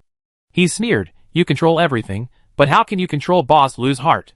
He had lost the gentleness and pity he had shown with Lu Li. He felt completely broken. Now, he was a sharp little fox. Shin Bing choked. He really couldn't control it, but then, whoosh. A sound of piercing air pierced through the air. The kitchen knife was placed against Sheng Xian's fair neck, and Shin Bing caught a glimpse of his glistening skin. He couldn't help but move the knife forward. It was sharpened daily, so it was incredibly sharp. A thin streak of blood appeared on Sheng Xian's tender skin, and drops of blood oozed out, quickly forming beads. The bright red of blood against the pale skin made Sheng Xian even more alluring. The blood drops slid down his collarbone, disappearing into his black V-neck pajamas. Luo Mu followed the drop of blood, and when he saw it enter his clothes, he slapped his thigh. Wow, this kid is so scheming. He's wearing a deep V. Shin Bing also noticed this subtle thought, and his eyes darkened. Just thinking about whether he had seen him when he was walking with Lu Li just now. The mere thought made Shin Bing anxious, unable to help himself. He moved the knife forward a little. Sheng Xian observed the changes in their expressions intently, and a knowing smile crossed his face. Come on, continue, Sheng Xian prodded. He even took a step forward, the knife digging in further, causing more blood to spill. He didn't care, casually wiping the blood from his collarbone with his sleeve. The movement of his hand raised. The black rubber band on his wrist was unconsciously exposed, revealing his hand's distinct joints, slender and strong. Shin Bing's expression froze, and in her anxiety, she dropped the kitchen knife and reached out to grab Sheng Xian's wrist, which was only covered by the black rubber band. Sheng Xian hid his hand behind his back, a rare hint of panic on his face, and blurted out, Isn't holding a kitchen knife to my neck enough? Shut up. Shin Bing, impatient, grabbed both of his hands. Shin Bing's hands were large enough to hold both of Sheng Xian's wrists in one hand, and the black rubber band was particularly conspicuous on his fair wrists. Sheng Xian finally panicked and struggled desperately to get his hands back. Shin Bing stared at the black rubber band and asked gravely, Where did it come from? Sheng Xian remained silent. Luo Mu, also helping to restrain him, pressed him. I'm asking you where you got it from. Speak. Sheng Xian lowered his head and spoke in a low but clear voice. Lu Li gave it to me. As he finished speaking, he could clearly feel Shen Bing's body stiffen for a moment. Sheng Xian's lips curled slightly, then quickly concealed it. He raised his head, meeting Shen Bing's dazed gaze, and repeated, Lu Li gave it to me just now, while we were taking a walk. Okay, 2 more critical hits. Shen Bing slowly released his hand, feeling a tightness in his chest and difficulty breathing, as if a ton of cement had blocked his breathing duct. He took a step back, abandoning even the kitchen knife, and sprinted back to the convenience store in a daze, fleeing. Luo Mu hurried after him, feeling uneasy as well, and glaring at Sheng Xian fiercely. Heh. The last vestiges of panic in Sheng Xian's expression vanished, returning to his gentle, yet slightly broken demeanor. Feeling a little excited and agitated, as if he had won a battle, he gently stroked the black rubber band on his wrist, slowly calmed down, and returned to the hotel. Chapter 145. In the RV, Lu Li was about to brush her teeth, her long hair getting in the way, so she instinctively reached for the rubber bands on her wrists to tie them up. She couldn't find any on either hand. She searched everywhere but couldn't find any, so in a fit of rage, she bought 50 more at the mall. Rubber bands. When you need them, you can't find them, and when you don't, they're everywhere. She leisurely washed herself, then sprawled out on the bed playing on her laptop. Before she knew it, she fell asleep, completely unaware of how many men had been up all night because of that little rubber band. Luo Mu and Shen Bing were lying in bed, both sighing as they gazed at the ceiling. Shen Bing, hugging a small blanket, turned sideways, her back to Luo Mu, unwilling to speak. Sheng Xian's provocative expression and Lu Li's gentle smile flashed through her mind. Another unconscious sigh. He glanced down. He had a nice figure, so why? Luo Mu hugged himself, staring at the ceiling, lost in thought. He was pondering some important life event. Sheng Xian didn't sleep either. He took off the black rubber band and placed it neatly on the bedside table. The sun wouldn't rise again because of the boy's worries. It would only illuminate the earth with even more intense sunlight. As August approached, the weather was getting hotter. In the apocalypse, there was no water or electricity, so cold weather was bearable, but the heat was simply unbearable. As a result, the bathhouse was bustling with business. It seemed as if everyone knew Boss Lu was leaving, and was taking advantage of this time to come more often.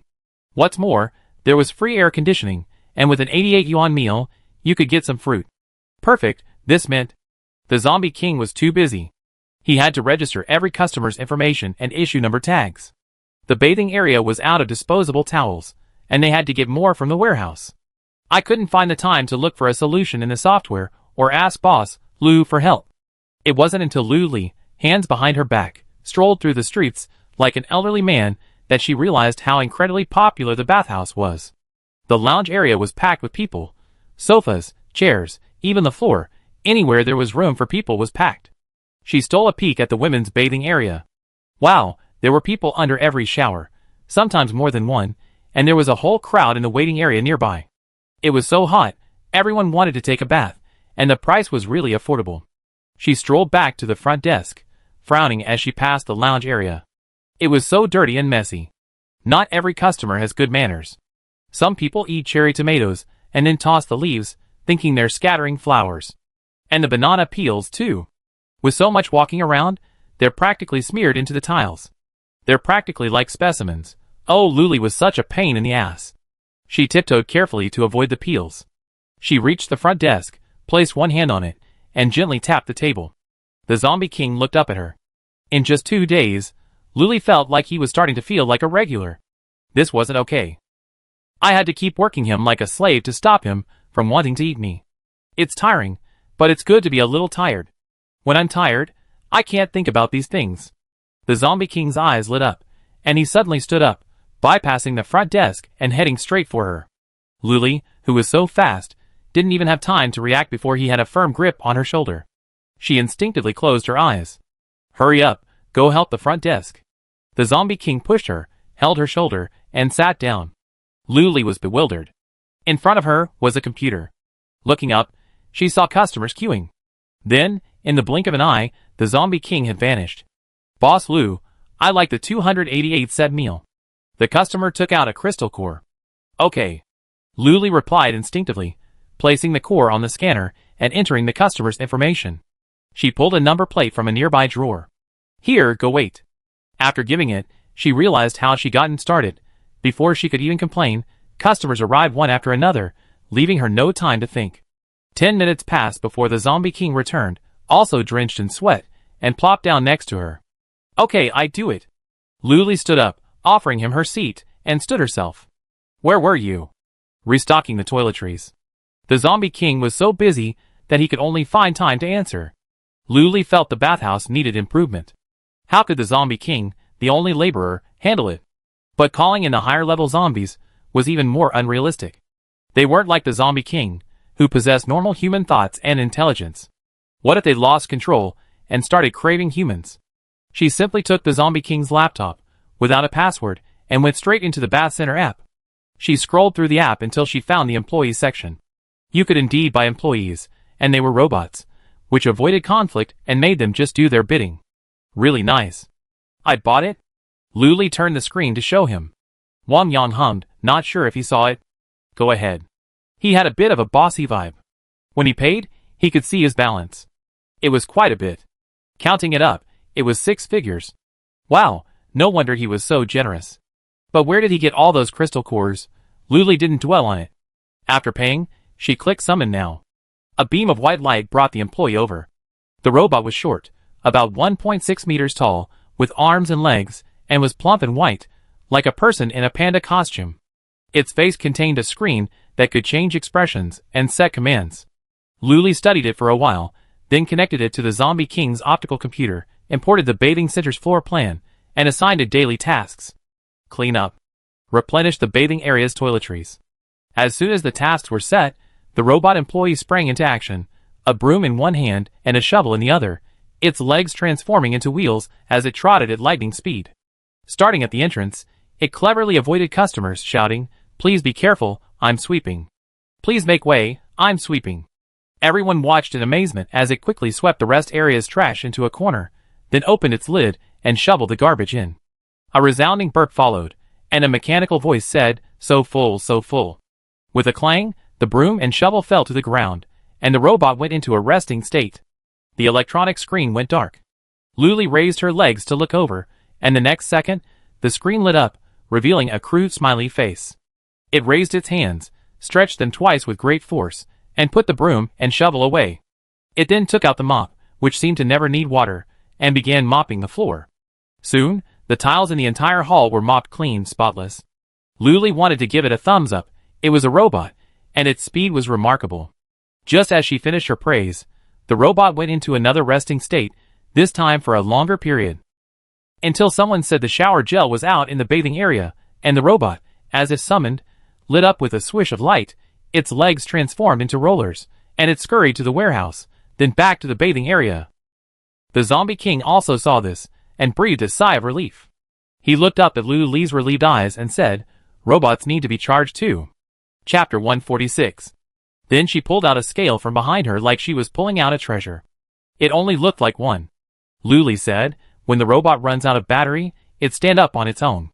When it's fully charged, it come down on its own." The Zombie King nodded in agreement. This robot was so worry-free. Luli changed the subject. Also, the robot needs dry food. Remember to buy it some, or it won't work. With that, she placed an order for 2 bags and saved the link. The Zombie King was stunned, pointed at the robot, and said hesitantly, "Didn't it just eat a lot?" "That's junk food. This is the staple food," Luli explained, feeling like laughing, and seeing him nod blankly made her laugh even more. Luli inspected the area for a while. There were basically no major issues. There were just too many customers, too few showers, and long wait times. This could only be resolved after the bath center was upgraded and expanded. She returned and expertly retrieved his laptop to look at it. The upgrade method was similar to Chu Lixing's. He needed to earn 100,000 points. With the current traffic, it would probably only take a week. She then said to Wang Yang, "By the way, we'd probably be going to Wangchun Base tomorrow or the day after tomorrow. Get ready and come with us." Without much thought, Wang Yang agreed. He now looked like a fully grown man. If Luli hadn't known it was a disguise, she'd probably have been fooled. The thought was terrifying. If zombies had reached this level and infiltrated the base, wouldn't that be like a wolf entering a sheepfold?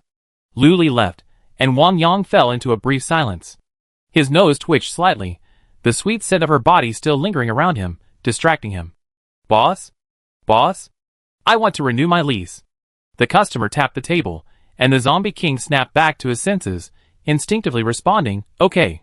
Not only was the bathhouse business booming, but the hotel was also in high demand. Chu Lixing had posted the notice on the lobby bulletin board last night, and also sent it to every customer's laptop. The hotel is expected to move to Wangshan Base the day after tomorrow. Customers who need to renew their lease or check out should hurry. Once the lottery shop moves, the hotel, convenience store, and bathhouse will follow, and naturally, the hotel's customers will follow suit. Those who still want to stay can renew their lease, those who don't can check out. It's that simple. As soon as the notice was posted, the news spread throughout Jixiang Base in an instant. Previously, they'd been comforted by the rumor, but now it was 100% confirmed. He Luo had been staying for a month straight, so there was no need to worry about it, they just followed the move. Many people were hesitant. Staying in a hotel was good, but the long-term room rate was not insignificant, and they didn't want to leave Jixiang Base, where they had lived for so long. At one point, there were a lot of checkouts and renewals.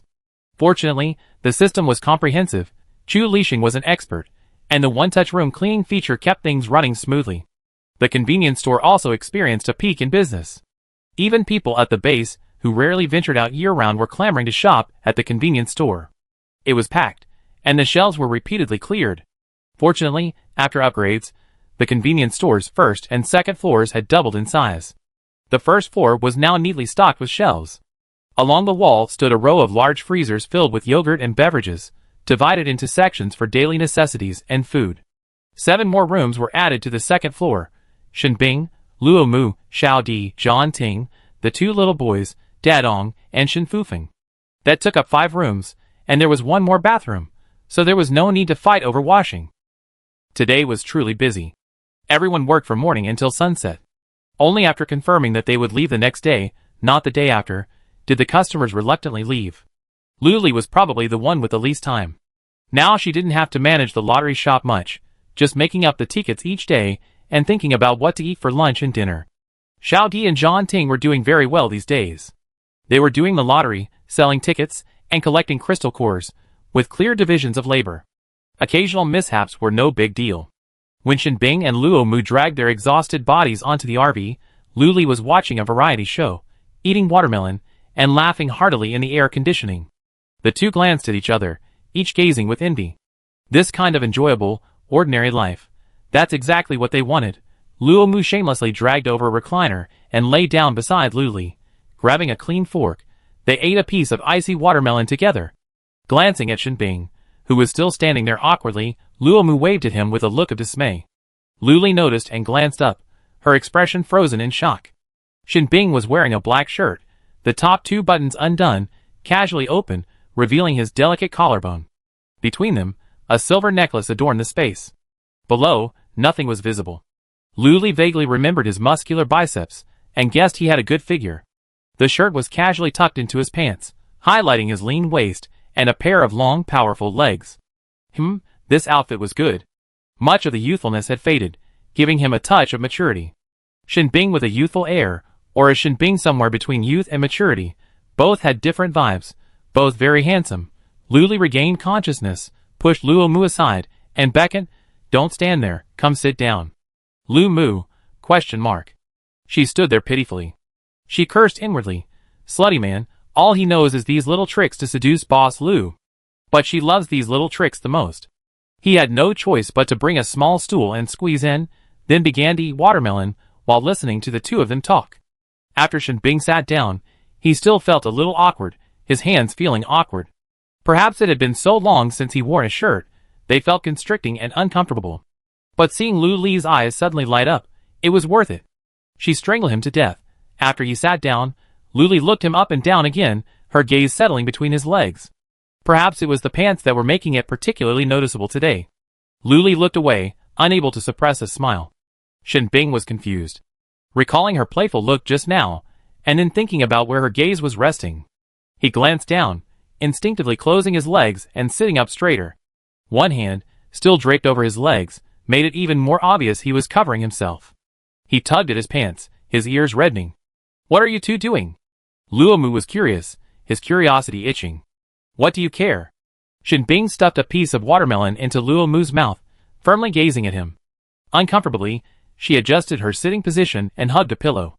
Luomu chewed, his eyes darting between the two of them, finally asking, "What are we having for dinner?" Luli was intrigued by this topic.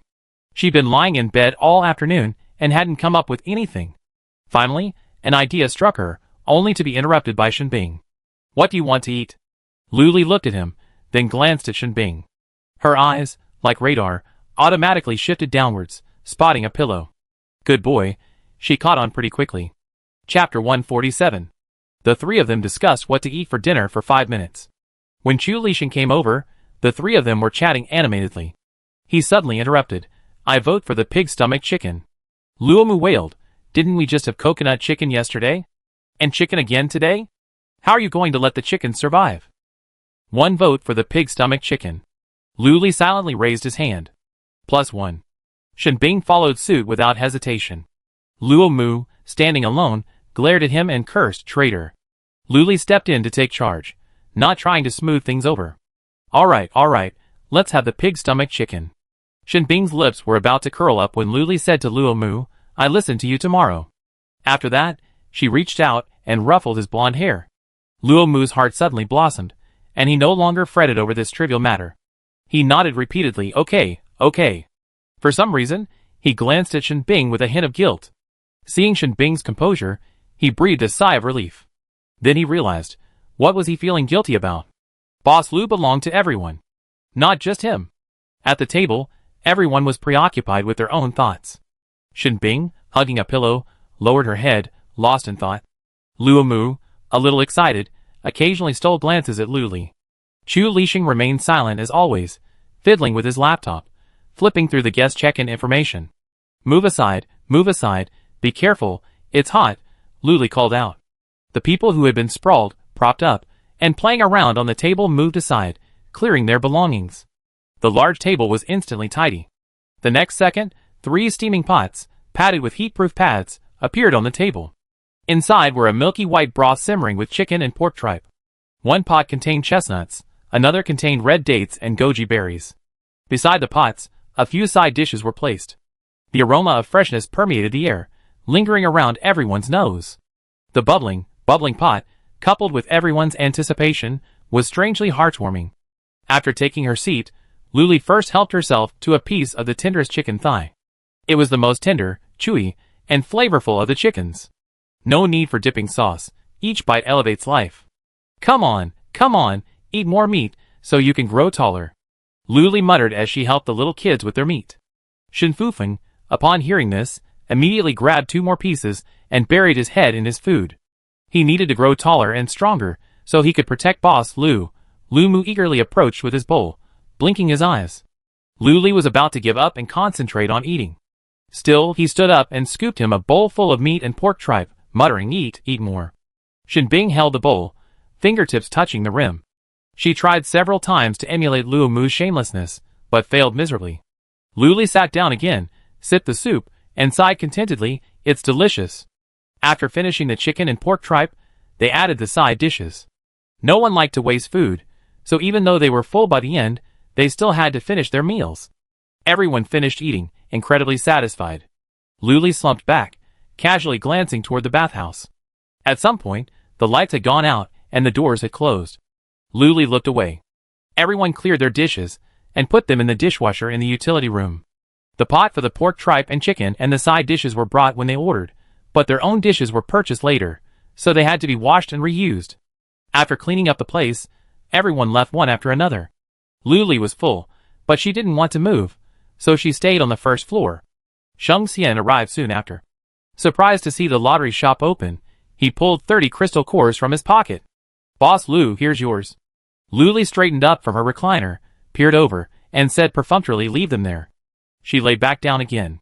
If Sheng Xian hadn't mentioned it, she'd forgotten about it. She vaguely remembered owing 400 crystal cores. Right? A huge sum. She straightened up again and walked over. On second glance, it was only a few dozen. But it wasn't too little. She stuffed them all into the drawer. It was so inconvenient. If only she had more space. Sheng Xian, assuming Boss Lu wouldn't get up, left with a hint of disappointment. Unexpectedly, he heard a sound behind him, and his eyes lit up as he looked back. The stars in his eyes shone brighter than the stars in the sky, but Luli didn't see them. She simply said, "Is that all?" Then he sat down and looked at him. Sheng Xian stiffened and stammered, I keep trying to hunt zombies." Luli looked him up and down, guessing he just returned from a hunt. His white short-sleeved shirt was soaked through at the collar with sweat and stuck to his body. A gentle breeze revealed his contours, his thin muscles perfectly balanced. It's fair to say she's a perfect match for a male concubine. Her waist is so slender, she looks incredibly strong. Her shoulders aren't as broad as the Pacific Ocean, but they complement her waist perfectly, creating a harmonious and beautiful balance. Be safe. Luli rested her chin on one hand, her gaze locked on him, and for some reason, these words slipped out. "Thank you, Boss Lu." Sheng Xian blushed, feeling rather shy. Luli smiled, casually picking up a piece of bread and handing it to him. "There's no rush about returning the crystal core. I guess we'd be heading to Wangshan base early tomorrow morning, so don't run around. If you run away, they might not take you with them during the transfer. Whether you're a male concubine or a spy, you're her customer here. She's not in a hurry. She wait until you reveal your true colors." Sheng Xian took the bread with both hands and nodded obediently. He glanced at her cautiously, then quickly averted his gaze. Luli didn't miss this glance, and couldn't help but sneer inwardly. Do male concubine classes also teach how to act, how to better seduce women? He's so good at it. He stole a shy glance. Then I go back first. Boss Lu, get some rest." Sheng Xian turned and left, his clothes almost soaked through, revealing his toned back muscles. Luli followed him until he entered the hotel. She was definitely not someone who admired men, but this man's identity was suspicious and required long-term observation. Yes, that's it. Luli closed the car and went upstairs to wash up and sleep. The next day, Luli was awakened by the frenzied clapping of drums and gongs. Bleary-eyed, she shuffled to the window in her pajamas and slippers. She peeped out through a small crack, and the scene below shocked her. About 100 people were scattered in front of the RV. The 10 or so in the front, some carrying drums, others beating gongs, all in high spirits, dressed in their cleanest clothes. Standing in front of the gong and drum group was another figure, Zhao Duoqian. He wore a bright red shirt and black pants, playing a suona. The lingering sound was so pervasive that it could be heard clearly even through the RV. She flung aside the curtains, flung open the window, and shouted, "Zhao Duoqian, what are you doing?" Before he could reply, hundreds of people began chanting in unison, "Goodbye, Boss Lu," from leaving the Jixiang base. "Your future is bright." They repeated this 3 times. Chapter 148. The shouting and the banging of drums and gongs were even more grand than the grand opening of a bathhouse. This also woke up Shen Bing and the others in the convenience store. They all came to the balcony, sleepily looking down, and immediately woke up. Luo Mu muttered, "Good." 6 little kids leaned over the balcony railing, looking down. Their furry little heads were so adorable that Luo Mu couldn't help but touch them one by one. Shen Bing urged, "Hurry down and see what's going on." Luli quickly tidied herself up, went downstairs, and opened the doors of the car. She was greeted by even more enthusiastic cheers, like the screams of fans meeting their idols in civilized times. Luli covered her ears, frowned, and raised her hand to signal them to stop. Zhao Duoqian met her gaze, and stopped playing his suona. He ran over to her, eagerly asking for credit. "How's it, Boss Lu?" What could she say? Facing his expectant gaze, she could only grit her teeth and praise, "Not bad, but don't do it again next time." Why? Zhao Duoqian loved these performances. He performed a few of them in the base square every month, supposedly to boost morale and inspire everyone. "Getting up too early is bad for your health," Luli said nonsensically. "Thank you, Boss Lu, for your concern. We're used to getting up early," Zhao Duoqian said sincerely, grinning, revealing his neat teeth.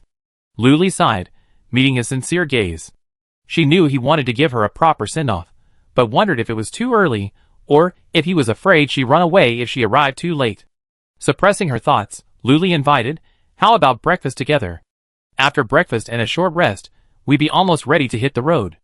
Zhao Duoqian was flattered, saying, "Okay. He agreed and dismissed the residents, telling them to go to the convenience store and stock up on food before they left. He climbed into the RV with familiarity, and found a seat for himself. As soon as Shen Bing and his group opened the door, they were overwhelmed by the rush of customers.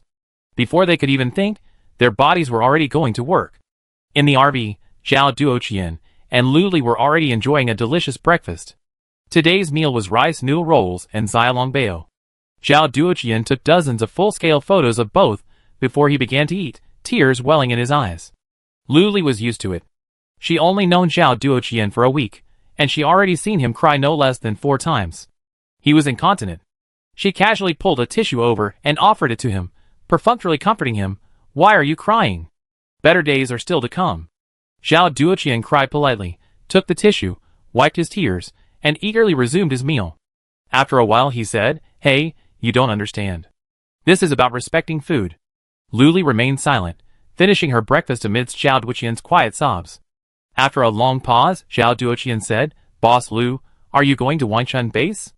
"Just a small warning, the residents here have some bad tempers." Lu Li asked curiously, "How bad are they?" Just so Shen Bing and Luo Mu had just finished dealing with the first wave of customers and, starving, stepped into the RV. They only happened to hear the last part. "How do you hug? Hug? What? Who?" A huge question mark hovered over both of them. Zhao Duoqian, undeterred, continued answering Lu Li's questions. "They're just quite hot-tempered. They get easily provoked. You should be careful." A sincere exhortation. Lu Li also took it to heart. If even someone as gentle and caring as Zhao Duoqian had said that, he must be very angry. Shen Bing and Luo Mu came over. "What are you talking about?" "Wanchun Base," Lu Li said. "Oh, I've been there." Lu Mu raised his hand, a look of pride on his face. The three of them turned their gazes on him. Lu Li raised an eyebrow at him, leaning toward him, and sitting openly. "Tell me. If you go, you owe him 80,000 crystal cores." Luo Mu exaggerated, then added with a smile, "What they mean is, if you go, they be unhappy with you." Zhao Duoqian added, "Yes, they seem to have a grudge against everyone. Conflicts often break out within the base, and murder and arson are common. It's not that the central base doesn't care. The commander of Wanchun Base has powerful connections." He lowered his voice and said, "I heard he's the illegitimate son of a certain old man." Shen Bing also recalled the incident about Wanchun Base. "And it has the most unbalanced gender ratio in all of Yan country." "How unbalanced is it?" Lu Li asked. 100:1, I guess." Zhao Duoqian pondered for a moment. Lu Li's mouth dropped open in surprise. "That's truly out of balance. If it's like this, why are there still women here?" The three men exchanged glances and said in unison, "Military prostitutes." Lu Li understood, and a wave of anger welled up within her. Just listening to their descriptions made her feel like this base was hell. People would kill or burn at the slightest disagreement, and the base commander condoned this behavior. Zhao Duoqian, noticing her grim expression, consoled her, "There are so many people in this base, and almost all of them have these sorts of hot tempers. It's hard for a normal person to survive there. It's like a barefoot person isn't afraid of those wearing shoes. They all have hot tempers, so who's afraid of whom? Just do it." Lu Li was shocked when she heard this. "Wow, that's basically the whole group of people. Good, no need to worry about the circulation market. But even the most irritable person who comes to the lottery shop needs to calm down before they come back." Gurgle. Lu Mu's stomach growled, his face wrinkled.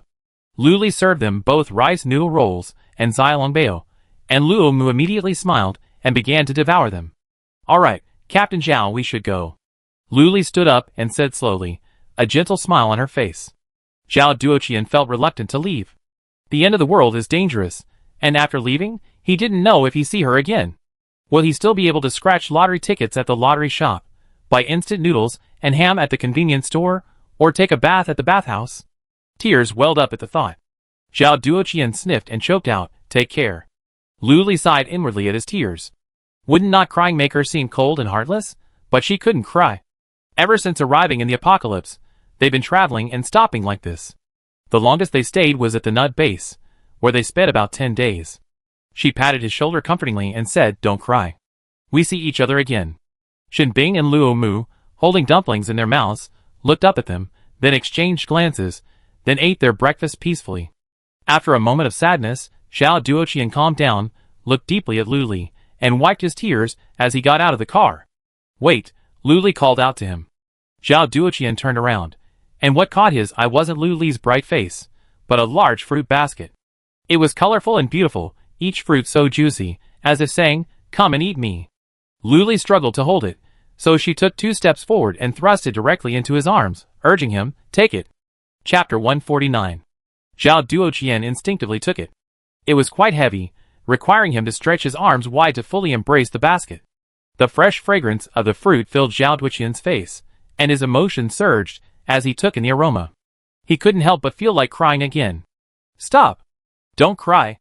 Lu Li reached out and fanned his eyes, trying to stop him. Zhao Duoqian sniffed hard, holding back his tears, and shook his head. "Don't cry. Is this for me?" "Yes, it's for you." Lu Li waved her hand cheerfully. "Thank you, Boss Lu." Zhao Duoqian sniffed, his voice humming as he whispered his thanks, and turned to leave again. This time, Lu Li didn't call him back. She simply watched him leave, not looking away until he entered the base. Honestly, Zhao Duoqian was the best base commander she had ever met, with the exception of Lu Zhizhi. The two were similar yet different. They both cared deeply about the residents, working for their welfare and wanting everyone to live well. The difference is probably Zhao Duoqian has a soft heart, is approachable and selfless. Such people are rare, especially in the end times. When Lu Li turned around, she clearly heard Shen Bing and Luo Mu sigh, and her thoughts were instantly discarded. "What are you two sighing about?" Lu Li sat down and looked at the two beautiful people across from her. "Nothing, I just never seen a fruit basket that big," Lu Mu said sarcastically. Shen Bing didn't join in, but just watched him perform quietly, accepting his glares and dodging his feet. Lu Li rolled her eyes at him. "If I never see you again, I get you a big fruit basket, even bigger than his, okay?" "Just a fruit basket?" Luo Mu's focus was drastically different. "Get lost." Lu Li cursed with a laugh. "Not setting up the stall today, just a diversion." Lu Li sent a message in the group chat to make sure everyone was inside the building, then went to the driver's seat and set the destination. Instantly, the RV retracted its wheels, slowly lifted into the air, and, reaching a height of 1 meter above the ground, started. The RV took off, and the 4 surrounding buildings followed suit, practically ignoring all obstacles as it drove straight ahead. It wasn't even afraid of encountering buildings, it was like passing through bubbles, unscathed, unaffected. Shen Bing and Luo Mu didn't return to the convenience store. Instead, they played games with Lu Li, like Landlord and Monopoly. Lu Li was, of course, better than them. After all, she'd only been in the apocalypse for less than a month. Wasn't she much better than them, hadn't played in 10 years? Just as they were enjoying themselves, a piercing, creaking sound passed by outside the RV. Lu Li casually lifted the curtain to look outside, and was so frightened that she dropped the cards in her hand. Outside the RV, a rat, larger than a human, slowly passed by, trailing a long line of rats. A quick glance revealed hundreds of rats, each taller than Shen Bing, their exposed fangs incredibly sharp, as if they could gnaw at anything in the world. The whiskers beside its nose twitched like wavy lines as it walked, and its ears perched high, remarkably alert. A pair of eyes, larger than a palm's, with bright yellow pupils, stared intently out the window, seemingly fascinated by the large, mobile home. The RV wasn't moving very fast this time, the car was completely closed, with only the windows open for ventilation. The man and the rat's eyes met. Its nose twitched, as if it had smelled some alluring fragrance, and it squeaked continuously, and a long line of mice behind it began to squeak. The cries of hundreds of mice blended together, like some kind of sonic attack. Lu Li's eyes went dark, and she felt dizzy. She covered her aching ears. "What is this?" she cursed angrily. "A rat tide," Luo Mu said, as if it were used to it. Shen Bing stood up and closed the window. The sound waves suddenly weakened, and Lu Li recovered. She shook her head and scratched her ears. She was still apprehensive. "I'm not deaf, am I?" Luo Mu said, "Of course I'm not. Ordinary people would suffer temporary hearing loss."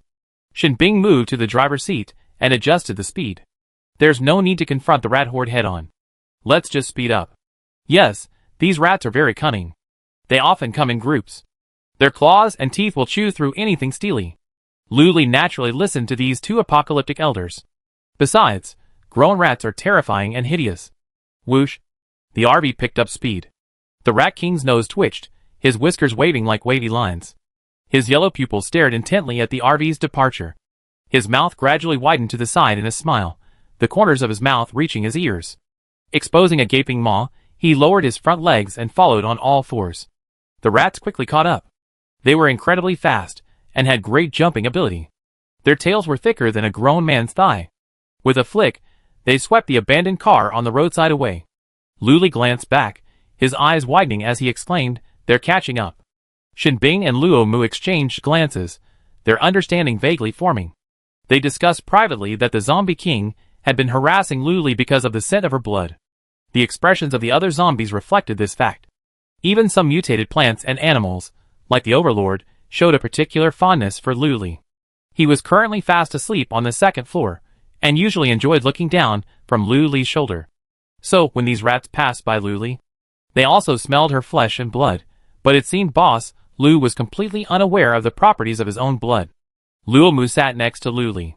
He took 2 deep breaths, and could smell nothing but the faint fragrance of her shower gel. Soon, the rat swarm caught up with the RV, ignoring the other 3 buildings and heading straight for Luli. The Rat King's massive head pressed against the window, running at a speed almost as fast as the RV. He came face to face with Luli, his palm-sized eyes filled with greed. Luli jerked back in fear, quickly closing the curtains. Folding her arms across her chest, she angrily declared, "Get rid of these stinking rats. I don't want to see them again." Shinbing quickly stood up, grabbed Luo Mu, and jumped out of the RV. Luli also planned to find a place to park the RV, but the 4 buildings were connected, so the area was too large. She needed at least an open area. She scanned the area and quickly locked onto a sign. Even after 10 years of weathering, the words plaza could still be vaguely seen. "Let's go here." Luli steered the RV. As expected, it was an empty plaza, perhaps a temporary base, dotted with tents and cardboard boxes. Luli found a place to park, and as the RV landed, the Rat King impatiently slammed his head into the window.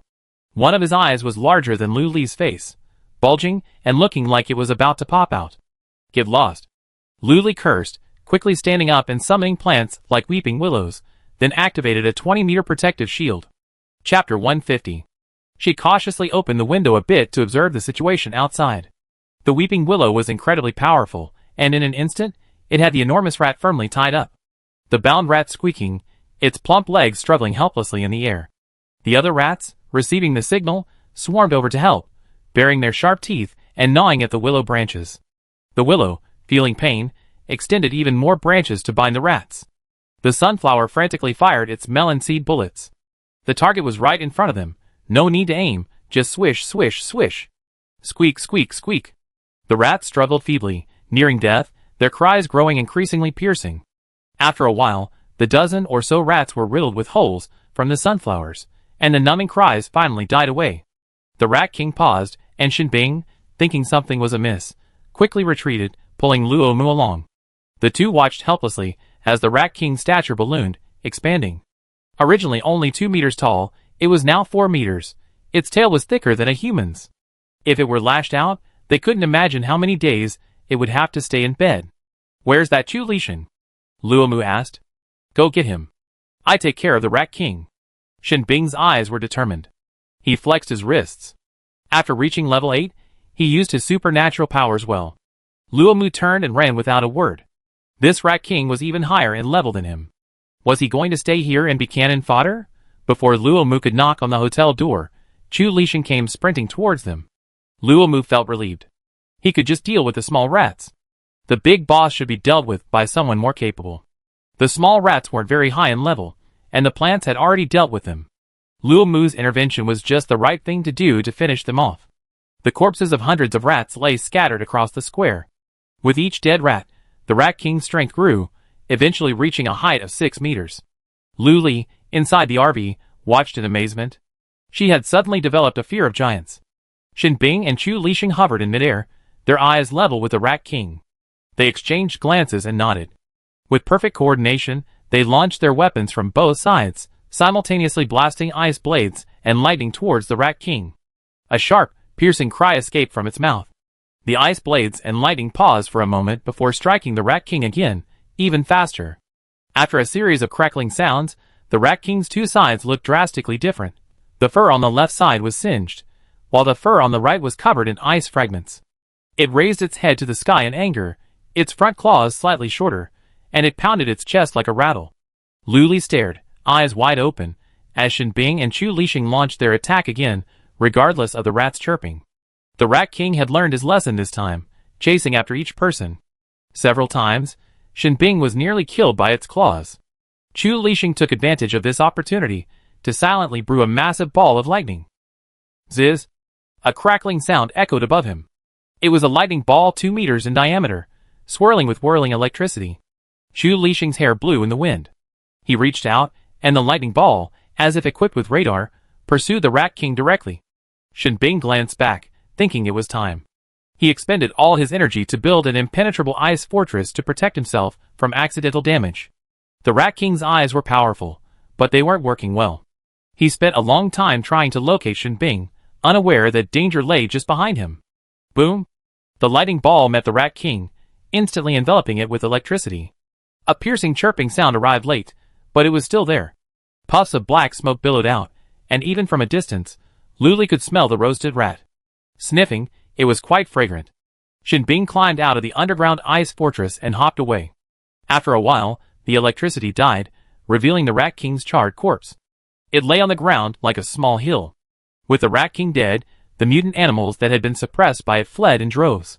Chu Lixing fell to the ground, his face pale. Unleashing a powerful attack required energy and vigor.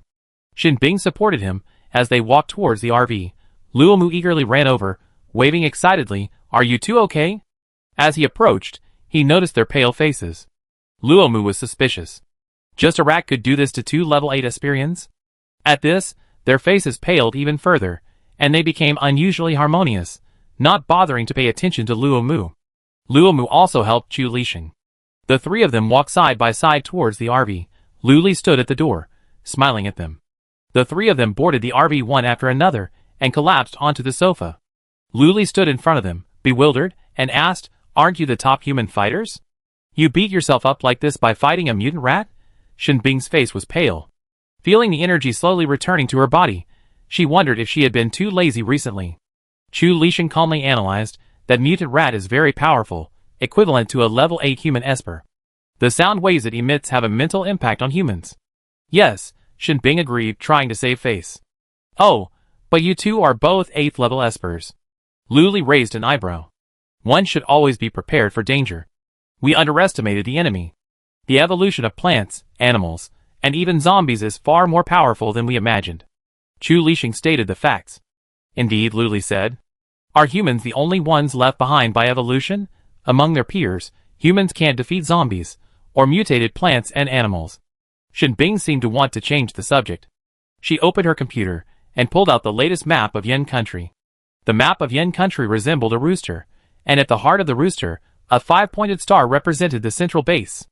Thousands of official bases were built radiating from the central base, each represented by a 5-pointed star. Besides these 5-pointed stars, something else on the map caught Luli's attention. She stepped forward and zoomed in on the roosters, but there was a weeping willow symbol there, and no 5-pointed star nearby. Shinbing explained, "This is a Class S danger zone designated by the central base. This weeping willow tree mutated in the year of the apocalypse. For the past 10 years, it has been feeding on the flesh and blood of past survivors, which is why it's so powerful." Chu Lixing added, 8 years after the apocalypse, the central base organized hundreds of level 5 and higher psychics to uproot the weeping willow, but no one survived. Luli's eyes widened in horror. She paddled and paddled to the chicken's feet, where a white dove lay. She looked at Shinbing, waiting for him to speak. White doves are mutated animals, but they possess an intelligence comparable to that of an adult, can speak human language, and can control all birds. Shinbing said, "They're so terrifying that even a single bite from one bird could peck you through." Luli shuddered. "Skate, skate, skate. These mutated plants and animals are just too terrifying." Luomu sighed, slumping on the sofa, unwilling to move. So humans are still too weak. The central base even considered a ruthless development plan, but was rejected. "What do you mean?" Luli asked. Chapter 151. Chu Lixing said slowly, "The central base controls the largest amount of supplies in all of Yen Nation, so naturally there will be more disputes. There are several factions within, which is why I'm reluctant to get involved." Luli rested his chin on his hands, looking ready to talk. He then started the RV and continued driving towards Wanchun base. One faction believes humans are abandoned, unable to defeat their peers. They want to give up and play it safe. Their research is conventional, focusing on making potatoes more delicious and adapting seeds to the current soil. This is the Play It Safe faction. Another faction believes that since humans have also developed superpowers, there is still hope. They are constantly researching how to restore zombies to normalcy and end the apocalypse. This is the Hope faction. Another faction is even more crazy, believing this disaster is a gift from God, a test for humanity. They want to make humanity stronger, and their research focuses on combining humans with zombies and mutant plants and animals. This is the Radical faction. Luli raised her hand and asked, "So which faction in the central base is the most powerful right now?" Shinbing couldn't help but chuckle at his serious expression. Chu Lixing said seriously, "All are powerful." Yes, there's a delicate balance, and Luli's appearance disrupted it. There are 3 major factions, and each one desperately wants to win over Luli. With her, they have leverage. Oh. Luli seemed to understand. After some more random chatter, Luli gradually gained a clearer understanding of the world. At first, she thought she was simply here to sell scratch-off tickets, fulfilling her ambition of opening a lottery shop in every base.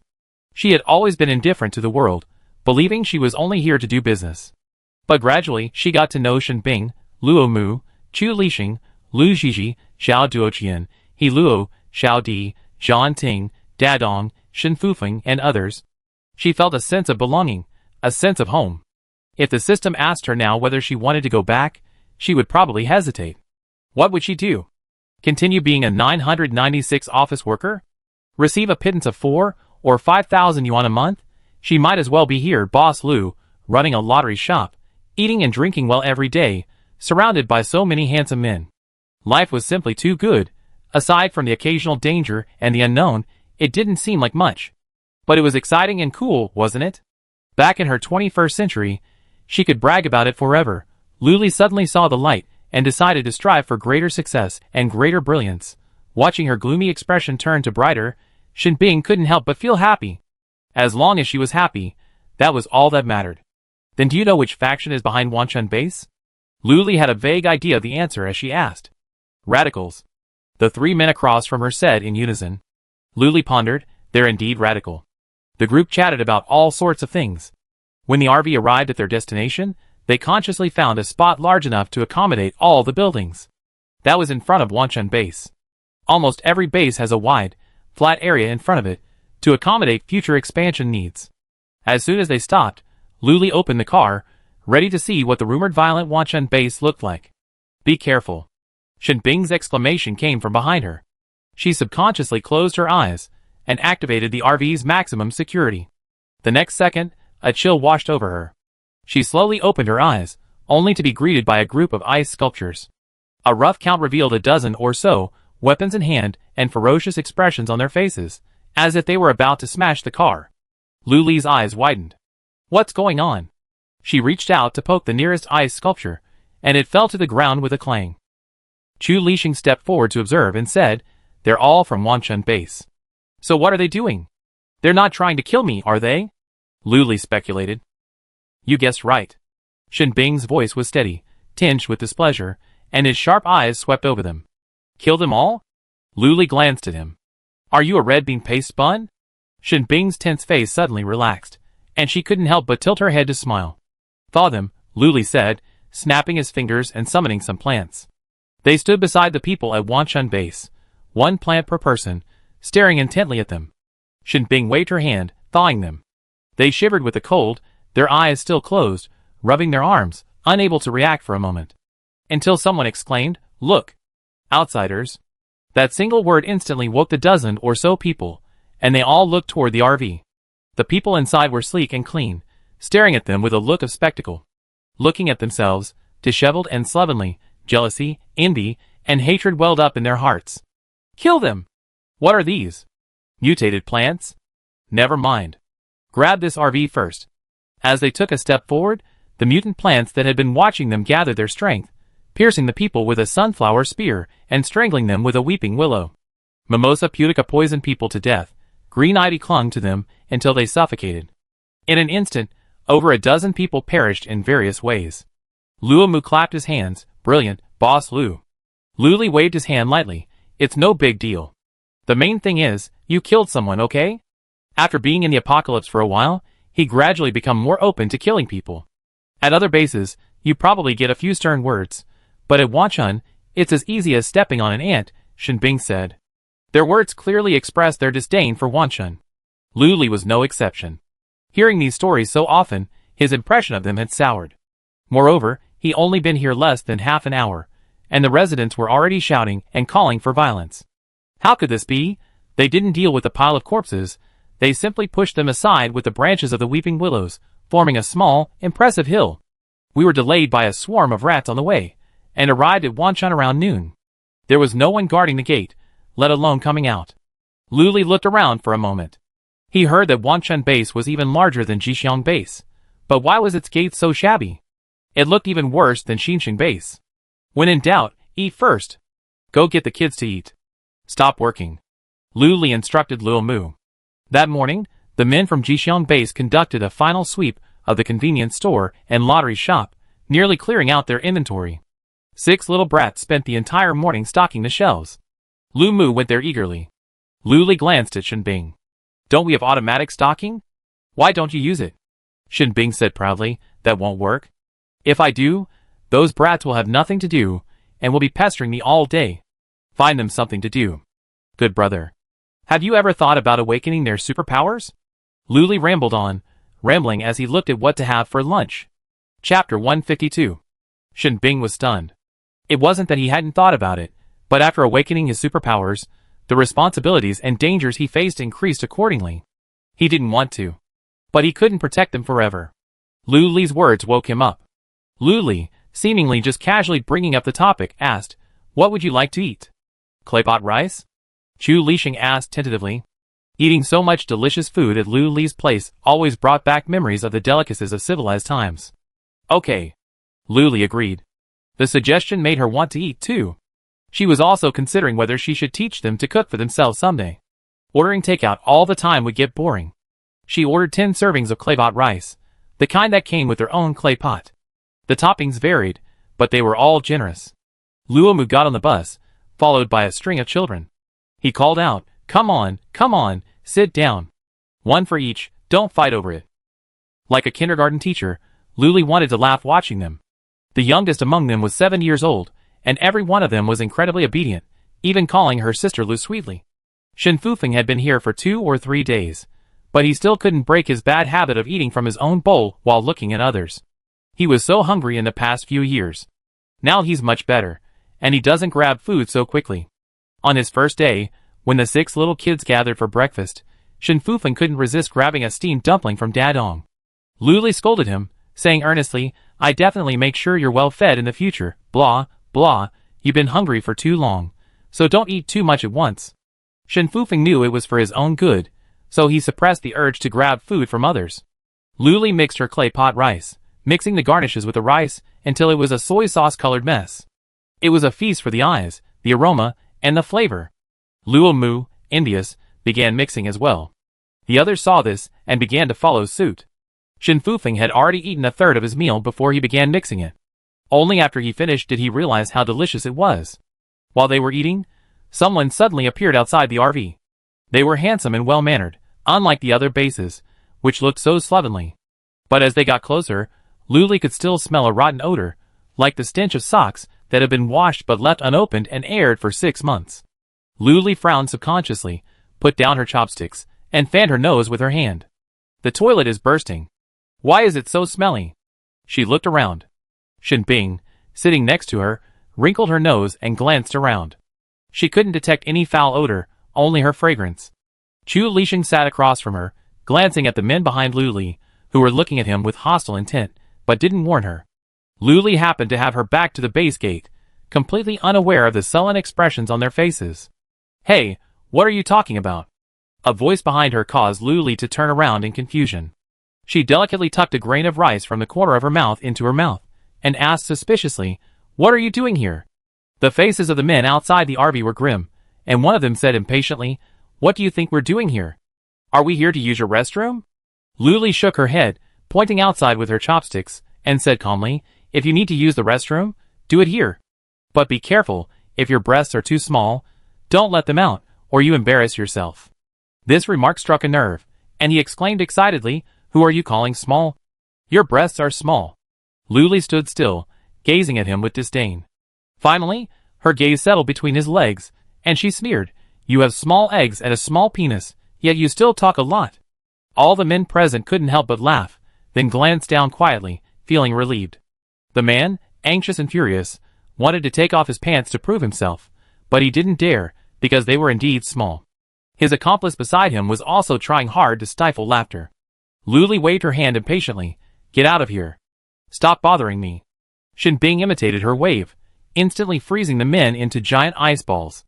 With a flick of her finger, the ice balls spun towards the base gate. "Great." Luli gave him a thumbs up and said, "Let's keep eating. Ignore them.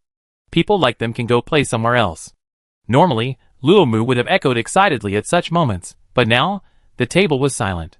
Luli looked over, suddenly understanding why, and couldn't help but smile. "Why?" "Don't worry, you're all well positioned." The three of them stared at her in shock. "Lu, how could Boss Lu know that?" Luli shrugged, her expression unfathomable. She simply thought it would be a shame if such a handsome man wasn't good in that area. The three grown men exchanged glances, each seeing a hint of caution in the other's eyes. This woman was too dangerous. Just after they finished eating, another person arrived.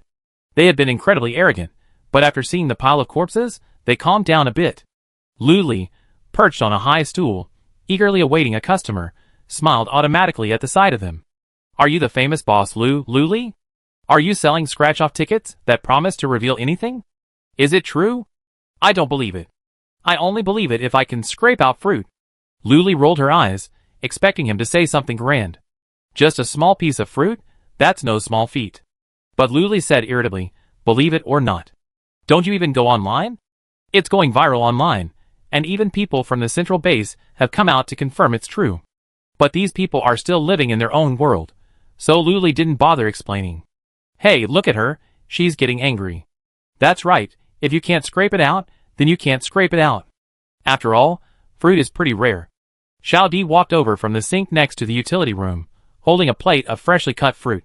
Watermelon, cantaloupe, guava, cherry tomatoes, dragon fruit, bananas, and peeled grapefruit.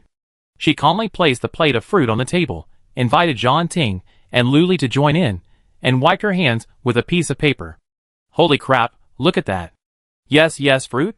Is that watermelon? I used to love watermelon. What does watermelon taste like? I forgot, I'm dying to eat it, it smells so good." The 5 or 6 people all turned their gazes to the plate of fruit, practically drooling with greed. The residents of Wanchun Base weren't as fond of surfing the internet as the residents of other bases. They'd just be like, "I can't stand you, you can't stand me." So, they knew very little about what was going on online. They only knew that a certain Mr. Lu had recently appeared, owning a lottery shop that could produce anything. But they scoffed, completely unconvinced. If such a thing really existed, the central base would definitely grab it and take it over. How could it possibly get around? But now that they had actually seen the fruit, they were more than a little convinced. Even the central base couldn't grow fruit, but this Mr. Lu could. Chapter 153. Luli deliberately placed the plate of fruit on the tabletop in front of them, then stabbed a piece of watermelon with a fork. She took a sip, and a stream of juice splashed onto the clean tabletop, highlighting the vibrant watermelon red. They couldn't help but move closer, less than half a meter from the tabletop. Seeing her so wasteful, not even licking the tabletop, they longed to rush over and take a deep bite themselves. After finishing the watermelon, they moved on to the grapefruit. Each one was plump and juicy, its fragrance filling everyone's nose. Someone began to remove the crystal core, muttering to himself, I want to buy a scratch-off lottery ticket." A nearby accomplice rolled his eyes at him and cursed. "Why buy scratch-off lottery tickets? I buy fruit. Yes. We want fruit." They swarmed over, their dusty hands resting on the tabletop. "Fruit is not for sale. Here are the scratch-off lottery rules," Luli said coldly, displaying the computer screen. They instinctively glanced over, frantically pulling out the crystal cores for a moment, each shouting, "I want the most expensive one. I want to eat the fruit. Don't fight me." Xiao Di and Zhang Ting busied themselves, while Luli continued to leisurely eat the fruit, preening like a model. Although the people at Wanchun Base didn't use the internet, they were all wealthy, and when they wanted to scrape, they chose the most expensive one. This thing depends on both luck and money, and sure enough, with the help of money, someone scraped out a large pomelo. When held up, it was larger than his head, with a thin, easy-to-peel skin, and a red-hearted honey pomelo. Luli noticed that he had been scraping out a lot of pomelo recently. Could it be that in some alternate universe, pomelo season had arrived? The other 5 stared at the pomelo, gulping constantly, urging him to peel it quickly with their actions and eyes. Can you do it? If not, I do it. Can you do it? Don't ruin this precious thing. The man held the pomelo in his arms, avoiding everyone's gaze. I can do it, I can do it. Go away. Why are you going away? We're brothers, let's go see it together. They tugged at him, as if they were telepathically connected. They attacked him simultaneously, trying to grab the pomelo, while Luli and the other 2 watched from inside the RV. The man was beaten half to death, but the pomelo remained unharmed. It only protected the prize it scraped out. Even after crippling the man, they tried to grab the pomelo, but were bounced back like a scattering of flowers, lying on their backs, unable to understand how this could happen.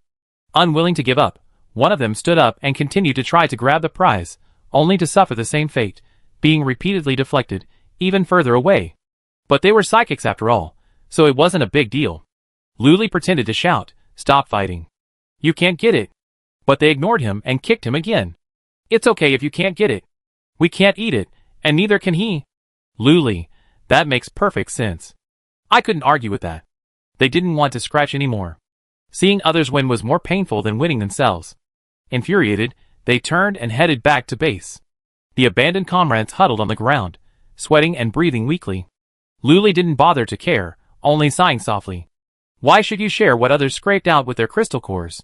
After noon, the residents of Wanchun Base began to emerge, each one lazily, their reasons unclear. This area was neither an industrial zone nor an urban village. It wasn't a proper city, with skyscrapers, shopping malls, parks, and even a man-made lake, presumably full of zombies. The RV was located somewhere between the two, a considerable distance from both the city and the base. It was easily visible upon exiting the base, making it quite conspicuous.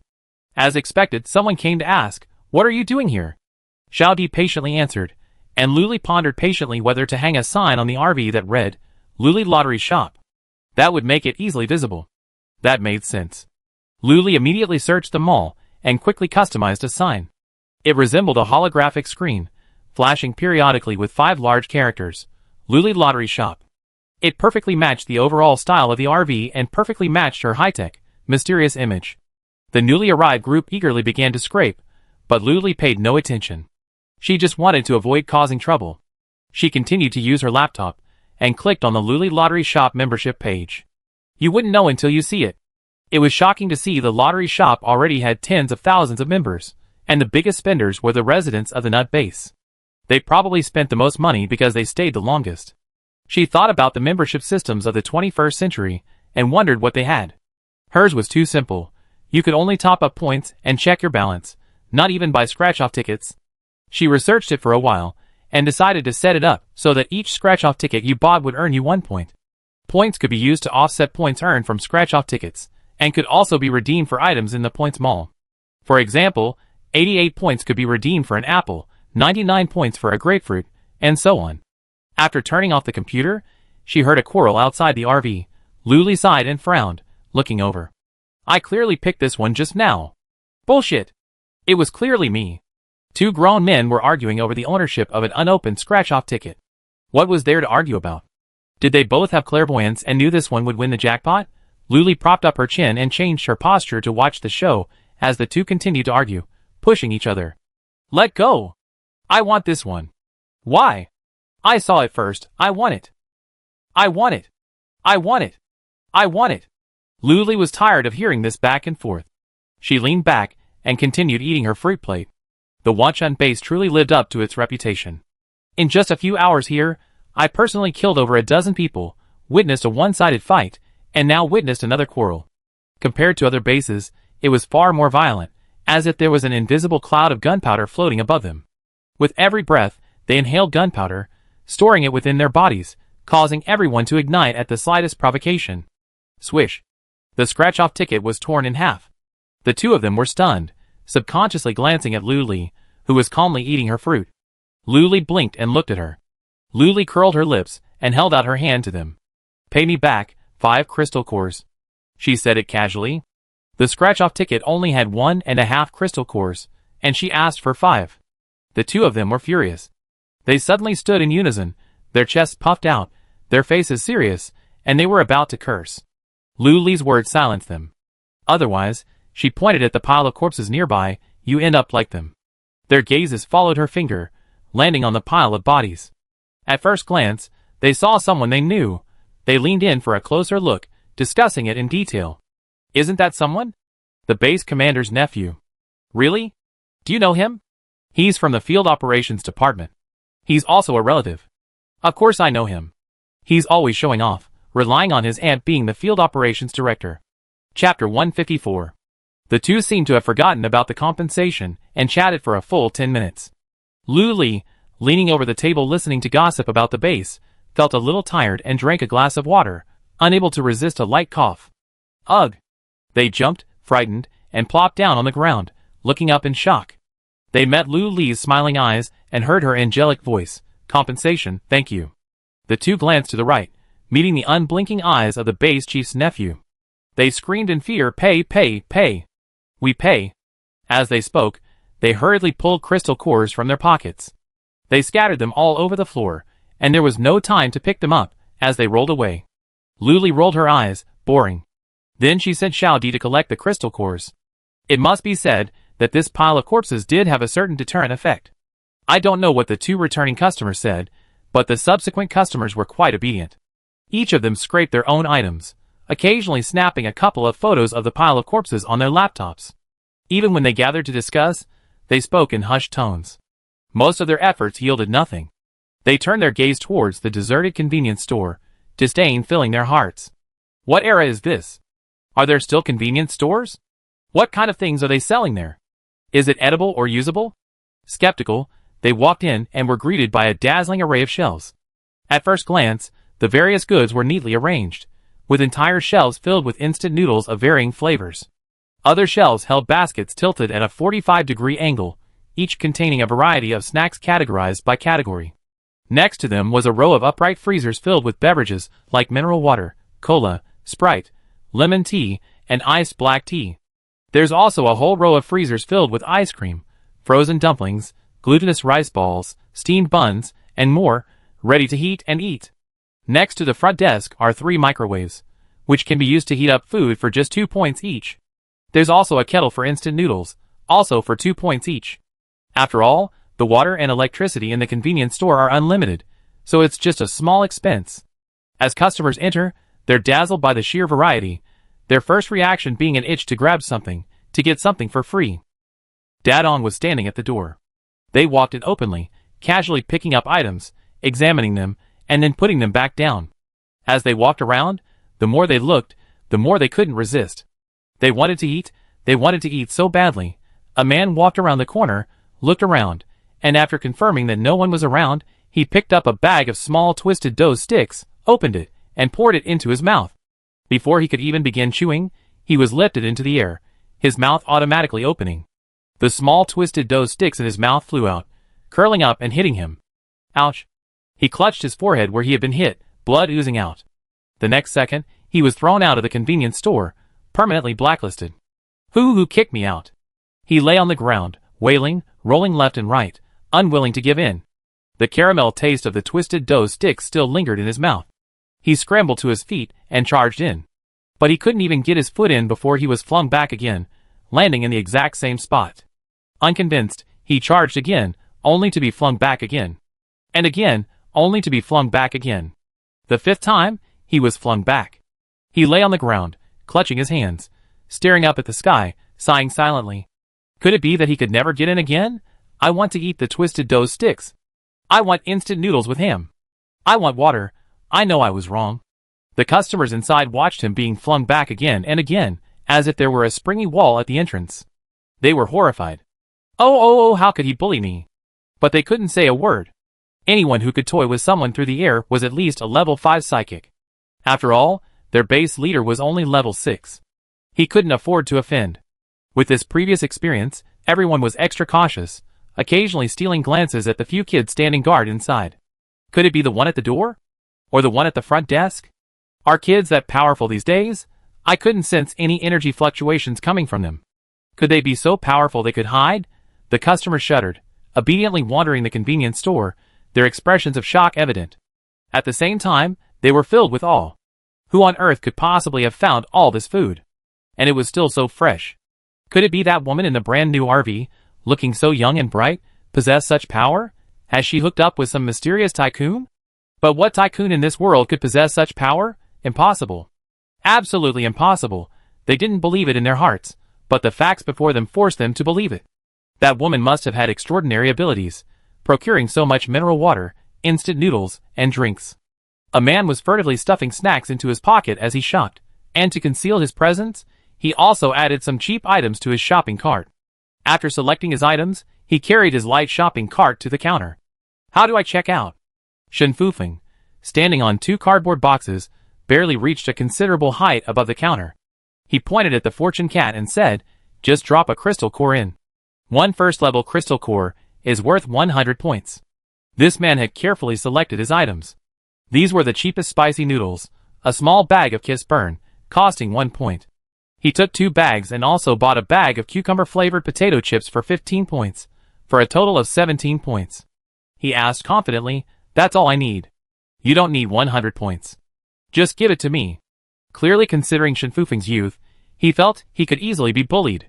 His expression was menacing, as if he beat you up if you disagreed. Shen Fufeng calmly shook his head. "No, you can split the bill with someone else or save the points for another day." "You? You're so ungrateful. Your store is so big, what's wrong with giving me a few treats? You have no conscience at all."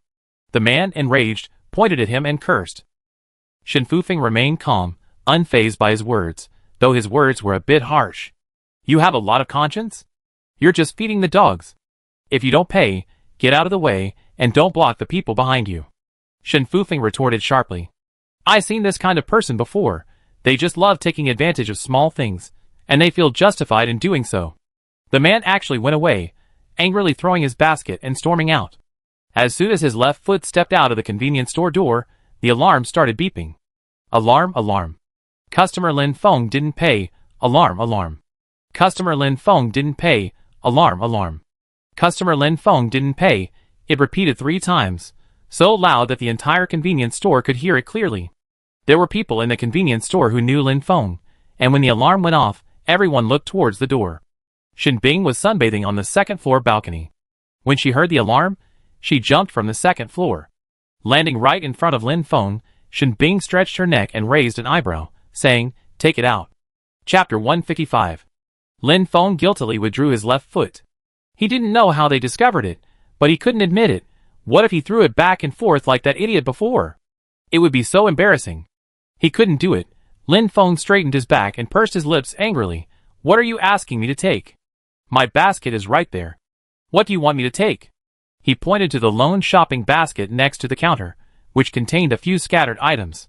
Shen Bing glanced at him, then looked away, repeating, "Take it out. Don't make me say it a 3rd time." Lin Feng felt he was messing around, even unaware he'd put the items into his space. He felt even more emboldened, his back straight, even turning the tables. "Everyone, come and see. This store is outrageous. They look down on us, low-income people, and won't even let us check out. They say we need to spend at least 100 points to qualify." Lin Feng shouted. Everyone loved to watch the fun, and upon hearing this, they strolled over with their shopping baskets overflowing. Lin Feng looked at it and choked, silently cursing, "Idiot. Why buy so much? Are you burning so much money?" He continued his infectious rant. Look. That's what I just picked out. I don't have any crystal cores in my pocket, and you're insulting me, calling me poor and shameless. If you're saying you're poor, then get out of here. If you don't want to buy, then get out of here. Don't be such an eyesore. You're annoyed by poor people like us. I'm leaving, I'm going back to base. And you're accusing me of stealing and not paying? What did I buy that I should pay for?" He became increasingly excited, even feeling a bit of anger. It goes without saying, this guy was definitely involved in a pyramid scheme. With just a few words, he quickly resonated with the onlookers. What they feared most was being without crystal cores. This meant they couldn't afford food, couldn't afford water, couldn't protect their families, and had no strength.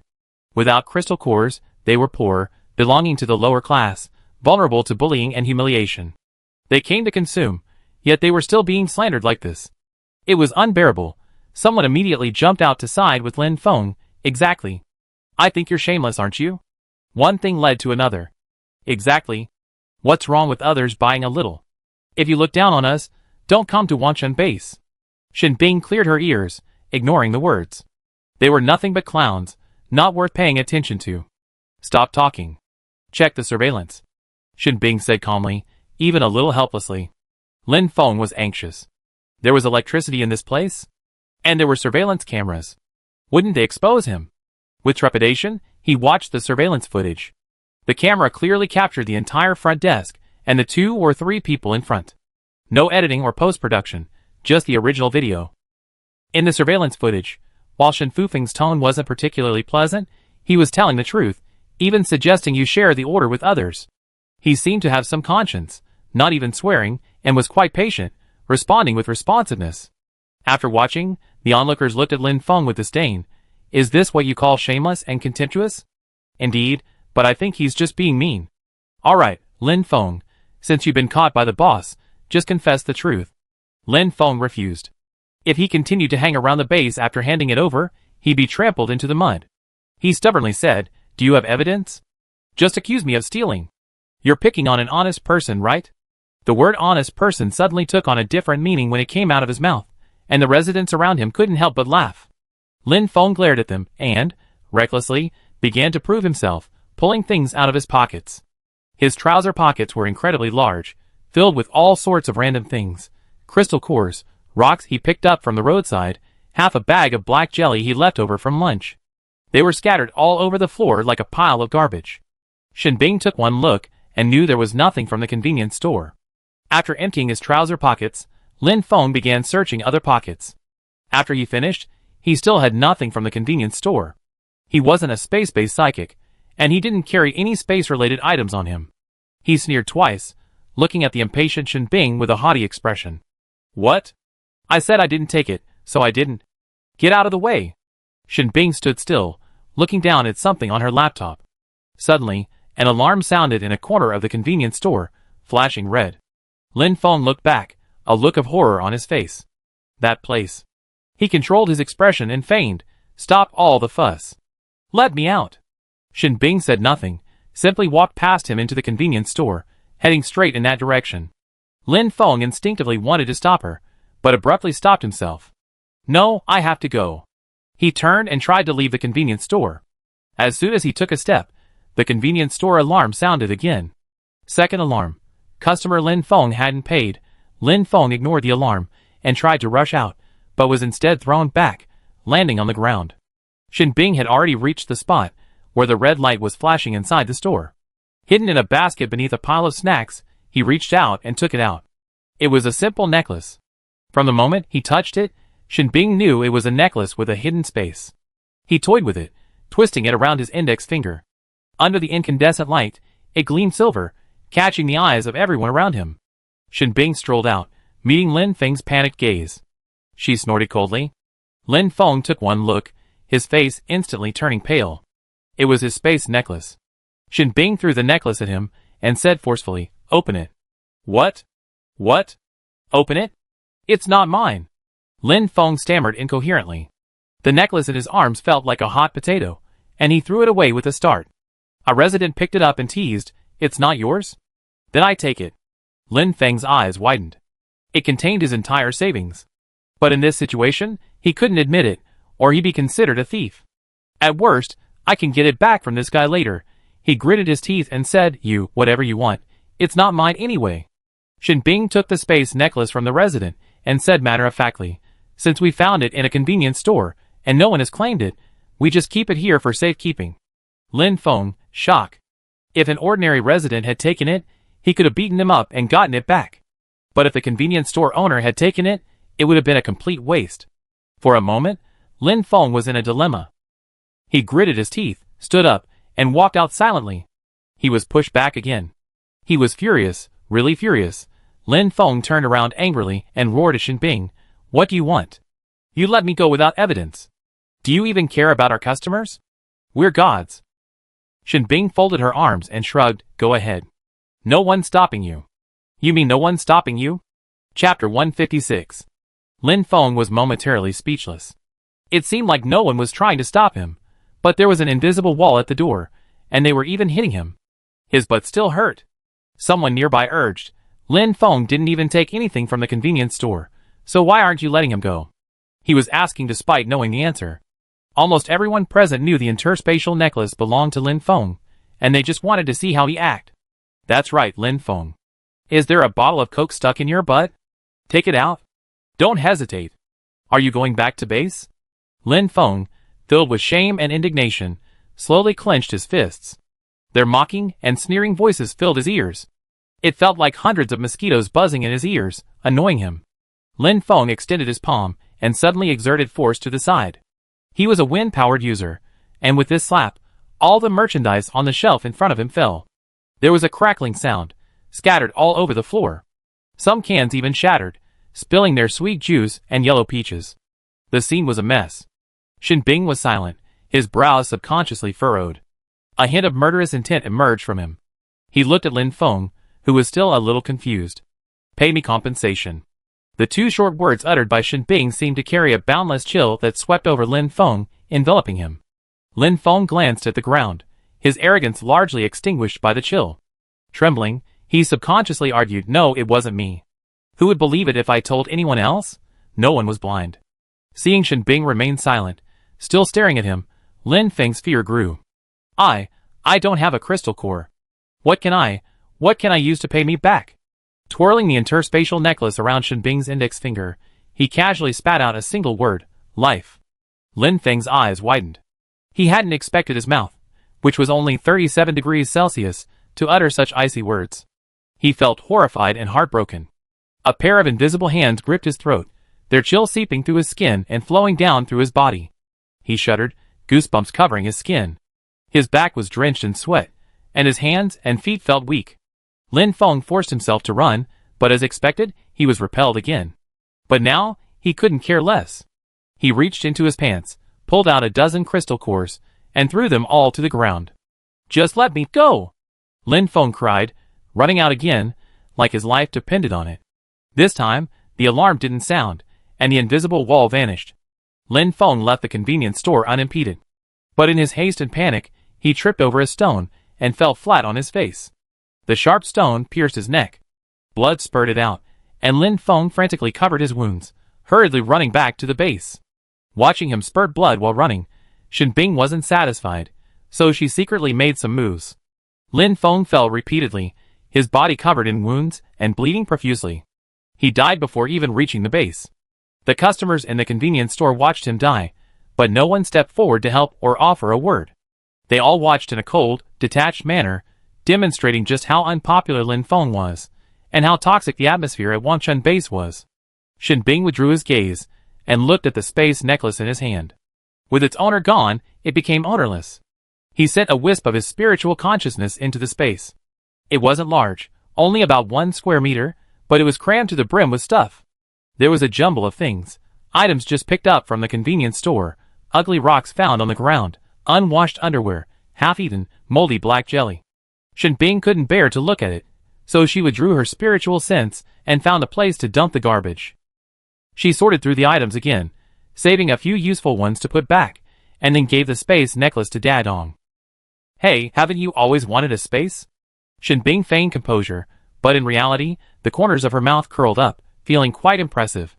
Dadong's eyes lit up, and he looked at Shinbing with admiration. Wow, thank you, brother Shinbing. He immediately put it on himself, fondly playing with it. There was also a sparkling diamond pendant. Shinbing glanced around the convenience store.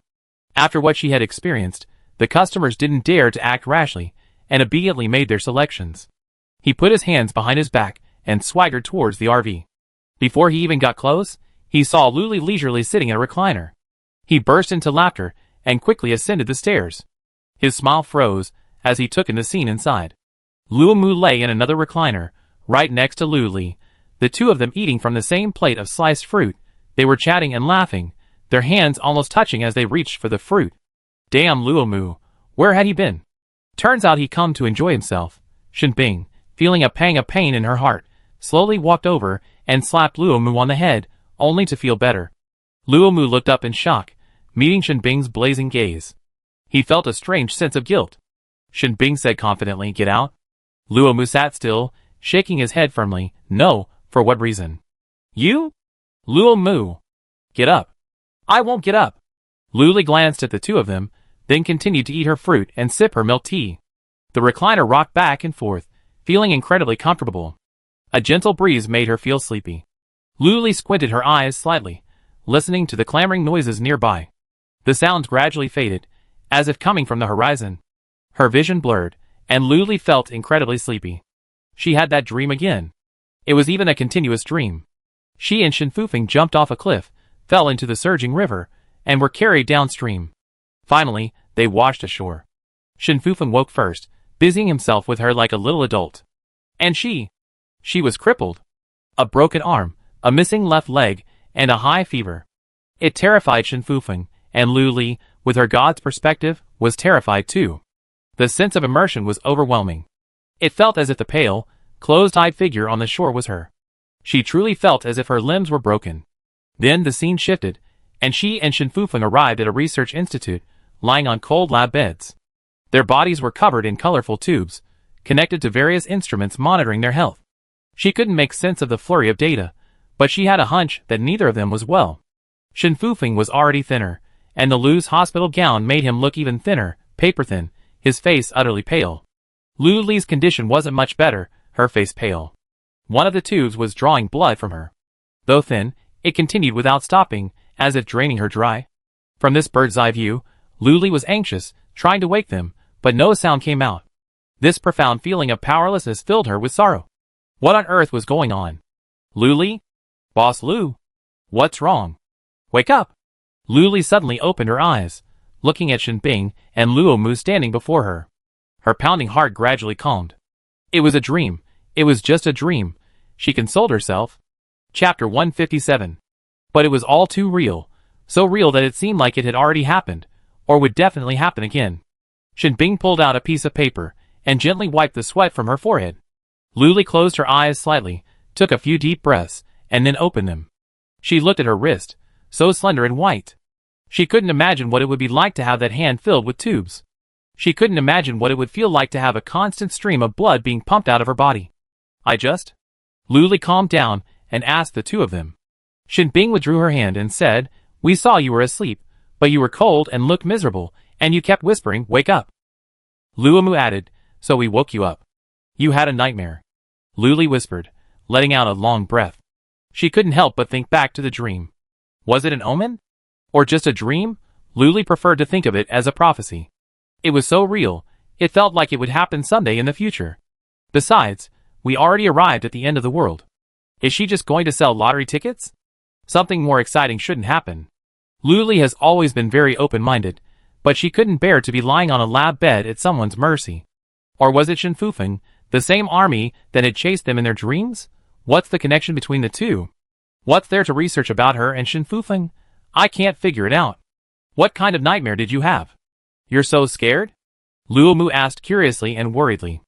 They both stood to one side, leaning in closer to look at her, their faces thick with worry. Luli couldn't see how bad her face looked, and cold sweat continued to form on her forehead. Her entire face was pale, even her lips were bloodless, and her hair at her temples was soaked with sweat. Ah! Luli sighed, looking up at the two of them. Different faces, equally handsome, and her mood brightened slightly. If it had just been a single time, it could have been called a coincidence, but it happened again today, and consecutively. Luli couldn't comfort herself like that, so she recounted the brief contents of her dream. The two were stunned. Luomu asked, "Someone is hunting you and Shinfufeng." "Why?" Luli shook her head. "How would I know?" Shinbing took the opportunity to sit down on a nearby recliner, leaning closer to her. "They probably captured you two for experiments, but what on earth is there to justify such a fuss?" From her description, the army was substantial, tens of thousands. Could the central base possibly assemble such a force now? Shinbing was skeptical. Where did this force come from? And who sent it? There were too many questions. Without a conclusion based on the current information, it would only cause more trouble for everyone. Luli took this matter to heart, thinking about improving her own strength and gaining more confidence. And Shinfufeng, she also had to urge him to practice more, not to reach the point of exhaustion. But her Esper's level was upgraded with the system. To reach level 6, she had to earn 10 million points. She checked her balance, less than 1,000,000. There was still a long way to go. Forget it, Luli glanced at the time. It was almost 6 p.m. Had she slept that long, hungry? Luli touched her stomach and asked Shinbing and Luomu want to eat? The two were still preoccupied with Luli being hunted and captured on the lab bed, at someone's mercy. They were momentarily stunned by the words. Huh? Are their thoughts jumping around a bit too quickly? The two of them were silent for a moment, then said directly, eat.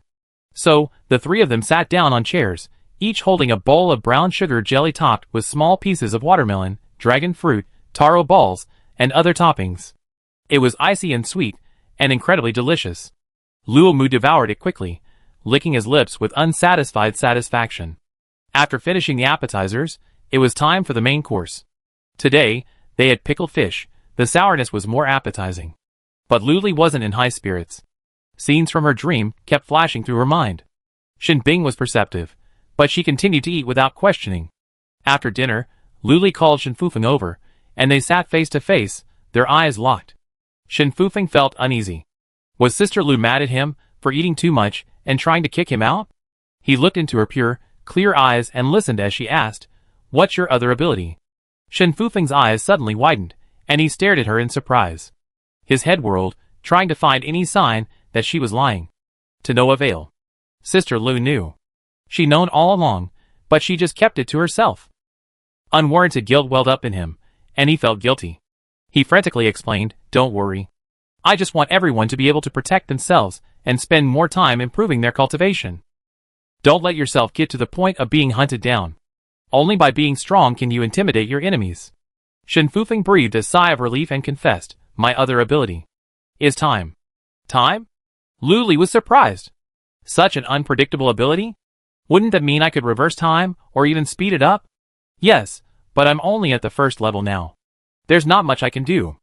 Shinfufeng reluctantly extended the back of his hand, and a black clock pattern gradually emerged, the second hand ticking away. Lifelike. Luli asked curiously, "What do you usually use it for?" Shinfufeng scratched his ear, somewhat embarrassed, and said, "Right now, I can only speed up time, like." He pulled out a piece of paper and placed it in his palm.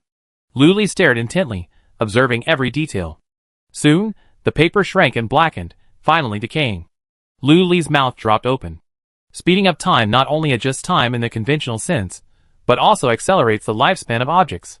Causing a perfectly intact piece of paper to decay also directly brings it to the end of its lifespan. What an impressive ability. Does that also mean it can age and kill people? She patted Shinfufeng's shoulder, encouraging him, "Practice well. Ask your brother Chu and brother Shin for advice. They're both very capable." "Okay." Shinfufeng agreed loudly, as long as she wasn't trying to chase him away. He returned to the convenience store with high morale, planning to practice after closing. Luli sighed as she watched his cheerful figure. This should have been a carefree age, but now, with the apocalypse upon him, she was forced to live this utterly awful life. As night fell, the lottery shop and convenience store closed one after another. Luli glanced at the still-lit bathhouse and remembered that he hadn't seen the zombie king yet. He wondered if he ever gotten used to the new environment. Thinking with this, Luli closed the four sides of the RV, exited the vehicle, and headed for the bathhouse. The sofas in the lounge area were full, and the fruit and food on the buffet were mostly gone. Zombie King Wang Yang was busy behind the front desk. Thanks to the robot staff, the lobby was always spotless. Even if there was trash, it was immediately eaten by them. Chapter 158. Surprisingly, the residents of Wanchun Base, rumored to have a bad temper, were very well behaved in the bathhouse. They sat obediently on the sofas and lined up for showers. They ate their fruit obediently, not making any overtime demands, and threw their trash in the trash cans. Few even spoke, most ate and waited in silence. Luli found it curious. What made them so well behaved and sensible? She walked towards the front desk, her mind full of questions. The zombie king knew Luli was coming the moment she entered.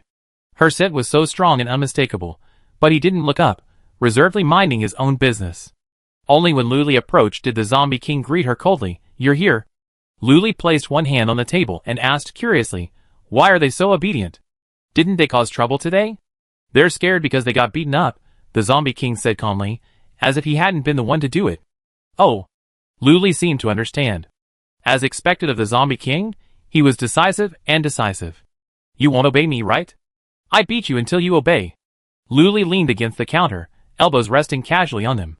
She glanced at the customers in the lounge area. Sure enough, several had fresh facial injuries. The eyes, corners of the mouth, nose, and other areas were slightly swollen, revealing the pain of a beating. This was absolute force suppression. It worked perfectly. Now that Shenbing, Luomu, and the Zombie King were all level 8, they were easily wielded. Mom no longer had to fear the bad guys. Zombie King Wang Yang looked up and stared at the back of Lu Li's head, imagining how delicious her brain must be, so tender and fragrant. Thinking of it, the Zombie King couldn't help but reach out for the back of her head. He paused less than 5 centimeters away, and after a struggle, he simply picked up a strand of her fallen hair. The hair was black, shiny, and soft, carrying a faint scent of shampoo. He carefully rolled it into a small ball and calmly placed it in his mouth. He sipped it with his soft tongue, feeling the sweetness and energy contained within. The restless energy within him gradually calmed, and energy surged gently. The Zombie King's eyes lit up, their crimson pupils almost unable to contain themselves. This woman was truly a treasure. Last time, just a few fingernails had slightly raised his level, which had been stagnant for a long time. This time, holding the hair in his mouth calmed the restless energy within him. If he could draw out cramps and drink blood, he wondered if he could leap through the 8th level, reaching the 9th, or even the 10th. Just the thought of it made the Zombie King's blood boil. No one could resist powerful strength, especially when such strength brought absolute authority and dominance. It wanted it, and it had always pursued it. The Zombie King's gaze at Luli grew increasingly intense, as if he wished he could devour her alive right then and there. But soon, its eyes cleared, as if the fantasy had never occurred. Luli turned and praised, "Well done, keep it up." He watched for a moment longer before leaving. Little did she know how intense the Zombie King's gaze behind her was, as if it could transform its gaze into giant hands or ropes to bind her tightly to his side. Luli returned to the RV, went upstairs to wash up, and as she prepared to go to bed, she habitually closed the curtains. She glanced at the base's entrance. There were still no guards on duty. The gates were shut tightly, and it was pitch black, without even a searchlight. This base was incredibly energy efficient and manpower saving. Convenience stores, hotels, and bathhouses were all closed, leaving the entire area completely dark. Luli stopped looking, wanting to close the curtains, but she could vaguely see some commotion outside the base's gate. From time to time, a light flickered on, and then quickly faded, as if someone was playing with a flashlight. She focused her attention, focusing her energy on her eyes, and her vision gradually became clearer. Outside the base's gate, hundreds of zombies swarmed, seemingly engaged in a conflict, jostling each other. There were not only zombies, but also humans. Luli, intrigued, watched intently. A dozen or so humans surrounded the hundreds of zombies, each holding a bell. When the bell rang, the zombies moved. When the bell stopped, the zombies stopped too. Could the bell control the zombies? Luli speculated, but it was only because the RV was too far away that she couldn't hear them. Then, a dozen or so humans dispersed, each leading a dozen or so zombies. They had bells in their hands. A gentle shake would urge the zombies to follow obediently, perfectly compliant and unlikely to suddenly bite. Luli watched as they led the zombies to different locations. It was strange, could they really control them? If such a thing were possible, would humanity's life be so miserable? While it wasn't too late, Luli turned and went downstairs, not even changing into pajamas, and knocked on the door of the bathhouse. The main force had moved to Wanchun Base, and the Zombie King naturally followed. After all, his ultimate goal was Luli. So he abandoned his minions, and set up a bedroom in the bathhouse. He was currently lying in bed, playing with Luli's hair. Caught off guard by the knock on the door, the Zombie King was a bit stunned. He took a moment to react before getting up and opening the door. Through the glass of the door, the Zombie King could clearly see Luli, and for some reason, the corners of his mouth curled up. Her hair was casually draped behind her, and she wore a cute bunny pajamas, revealing a pair of straight, white legs. She was clad in slippers, and every toe looked adorable to the Zombie King. Though several meters away, and separated by a glass door, he could still smell her sweet, soft scent, and his heart was filled with ecstasy. The Zombie King opened the door expressionlessly, and asked indifferently, "What's up?" In reality, his hands were nearly shattered behind his back, and he was using all his strength to restrain himself from hugging her and biting her. Luli beckoned him and whispered, "Come with me." "You're crazy. Do you think I'm Shenfufeng?" The Zombie King looked disdainful, but his legs moved honestly. He also honestly followed her, despising himself as he quickened his pace to keep pace with her. If you have something to say, just say it. Don't resort to such nonsense, the Zombie King said coldly. What's your hurry? Luli rolled her eyes at him, carefully walking forward with her back pressed against the wall of the bathhouse. The Zombie King fell silent, but walked with a swagger, making it seem as if this street belonged to him. Luli pulled him aside and said fiercely, Why are you so arrogant?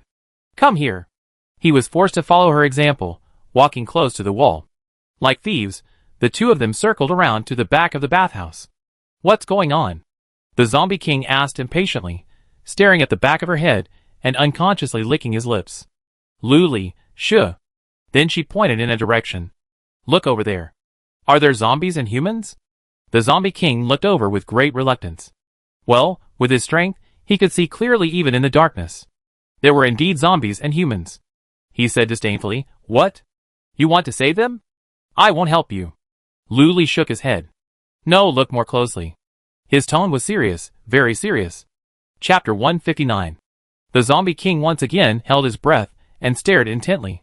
The leading human held a bell. It shook it occasionally, making a tinkling sound that was extremely piercing in the quiet night. When the bell was shaken, the zombie began to walk very stiffly, its legs not even bending, striding straight ahead. It was a zombie itself, and it was obvious that its walking posture and the amplitude of its arm swings were very unnatural. Suddenly, the bell stopped shaking, and the zombie stopped too, froze in place, confused, as if under a spell. Zombie King Wang Yang was puzzled. Were these zombies fools? Why didn't they eat that human? They just stood there dumbly. The next second, the bell began to shake again, and the human holding the bell began to walk forward. The zombies behind him followed stupidly. The Zombie King finally understood. These dozen zombies were being controlled by humans. He suddenly felt a surge of anger, clenching his fists, wanting to strike. They're being manipulated. Luli nodded repeatedly. Yes, I thought so too. It's because of that bell. The Zombie King nodded hesitantly. That should be it. Let's go up and take a look. Luli grabbed his wrist and rushed forward. The Zombie King yanked her back, nearly knocking her into his arms. A scheming man. The Zombie King glanced her up and down, his voice in disbelief. You're going just like that? Luli used his arm to steady himself. The man's body temperature was exceptionally chilly. He said matter-of-factly, How else can we go? What's wrong with me? No, the Zombie King said firmly. Go back and change your clothes and shoes. She had no idea how tempting she looked like this, with her hair loose, her soft pajamas, her thighs exposed. This would be a huge temptation for any zombie, and he wouldn't allow the others to see her like this. Luli glanced down. Cute pajamas, cute slippers, perfect for anything, except perhaps not suitable for strenuous exercise. No. Before she could finish her sentence, Luli was grabbed by the wrist and dragged towards the RV. Okay, there was no way to break free. Luli had no choice but to quickly get into the RV, put on a jacket, changed into trousers, and put on sneakers. After getting ready, Luli got out. The Zombie King was waiting for her outside, his tall figure standing not far away. Let's go, Luli said excitedly, stepping forward and patting his shoulder. I feel like I'm about to do something big. The Zombie King responded, glanced back at her, and nodded with some satisfaction. The two of them circled around to the back of the bathhouse, where they could see the group of zombies still there. Once again, a human was leading a dozen or so zombies, their movements controlled by bells. Go straight? Luli asked. Yes, the Zombie King responded. He took the lead, waving his hand behind him, signaling Luli to follow. He felt strangely safe. Luli followed. Standing behind Wang Yang, her 1.7 meters tall made her look petite. From the front, she was practically invisible. The two of them moved at breakneck speed, making minimal noise as they caught up with the group of zombies. Where are they going? Luli muttered to herself, but the Zombie King overheard and replied, I don't know. They followed him into the city, using buildings to conceal themselves. They watched as the group of zombies ahead, led by the human, wound their way into a large building. The two of them clung to the building's outer wall, peering inside. The Zombie King told them there was no need to bother, they could just walk in unobtrusively. Everyone inside was its own kind, none of them at a higher level than it, so why was it so sneaky? The Zombie King didn't understand, but he followed her, imitating her as she peered inside. You wouldn't know until you saw it, and it was a shock. The building's first-floor lobby was densely packed with zombies. This building, once a bustling office building, was now a shattered wreck. Countless mutated plants burst through the ground, breaking through the building's glass and walls. From the outside, it looked like holes, sprouting vibrant green vegetation. For example, behind Lily, there was a small hole, and a mountain turtle had emerged from it, crawling all over the wall. The round leaves, blown by the wind, looked like a sea of green. Lily reached out to touch them. The mountain turtle responded obediently, extending a thin vine to wrap around her finger and dropping a leaf into her palm. Lily was confused, but she still carefully put the leaf into her pocket and touched the mountain turtle's vine one last time. The Zombie King observed their interaction before speaking. Go in? Yeah, just go in like that. Lily looked at him suspiciously and said weakly, let's wait and see what they plan to do. What if these were good guys, trying to round up all these zombies and take them down, so they continued to peer inside? With the mountain turtle providing cover, the two of them seemed to blend into the wall, moving silently and unnoticed. In the lobby on the first floor of the building, a few humans gathered in a corner, eating roasted mutant rabbit meat and chatting idly. Oh, I've been hanging out with these stinky zombies all day. I feel like I've become smelly. A burly man, with ordinary looks, was chewing on a rabbit leg bigger than his face, saying with a look of disgust. Who said it wasn't? If it weren't for this bell, the zombies would have eaten us long ago. Where did this bell come from? It can actually control zombies. New here? Stop asking questions and focus on your own business. Otherwise, I can't guarantee you see the sun tomorrow, the burly man said bluntly. Yes, yes. The man agreed, glancing cautiously at the burly man, not daring to say anything more. A few people sat around and devoured the entire mutant rabbit. More and more humans, leading zombies, entered the building, and the number of people increased from a few to dozens. The burly man stood up, his pecs bulging. He crossed his arms and glanced around. Begin the movement. Lily's eyes widened. What movement? Bright moonlight streamed through the cracks in the building, falling on the dazed zombies. Bells rang, and the zombies began to move in unison. They took their right leg first, then their left, swung their right hand first, then their left, and then the left, even in the opposite direction. They seemed programmed to follow a predetermined sequence. Then, a large group of zombies followed the dozens of humans out the back door of the building.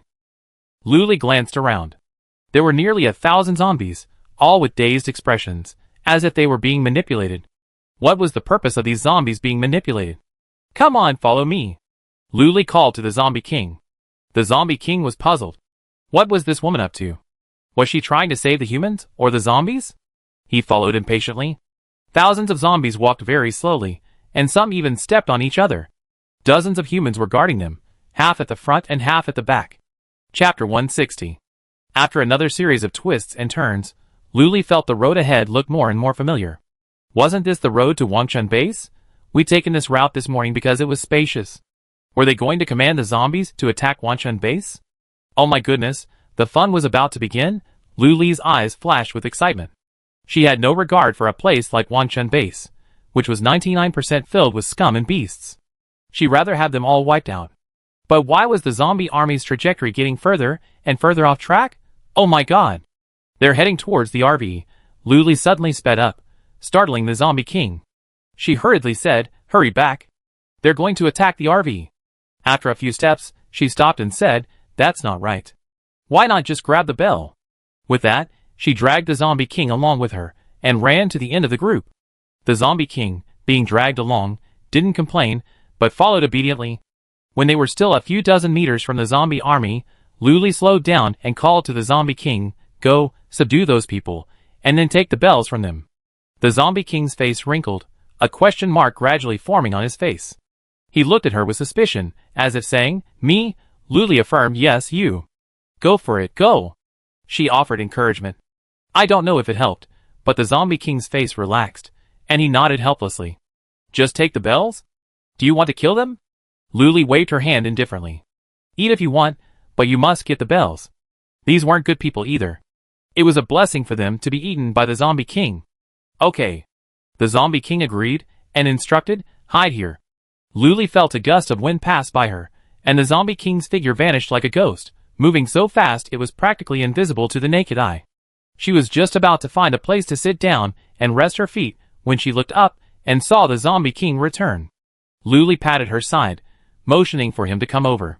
The Zombie King walked over, sat down cross-legged, and handed her a dozen bells.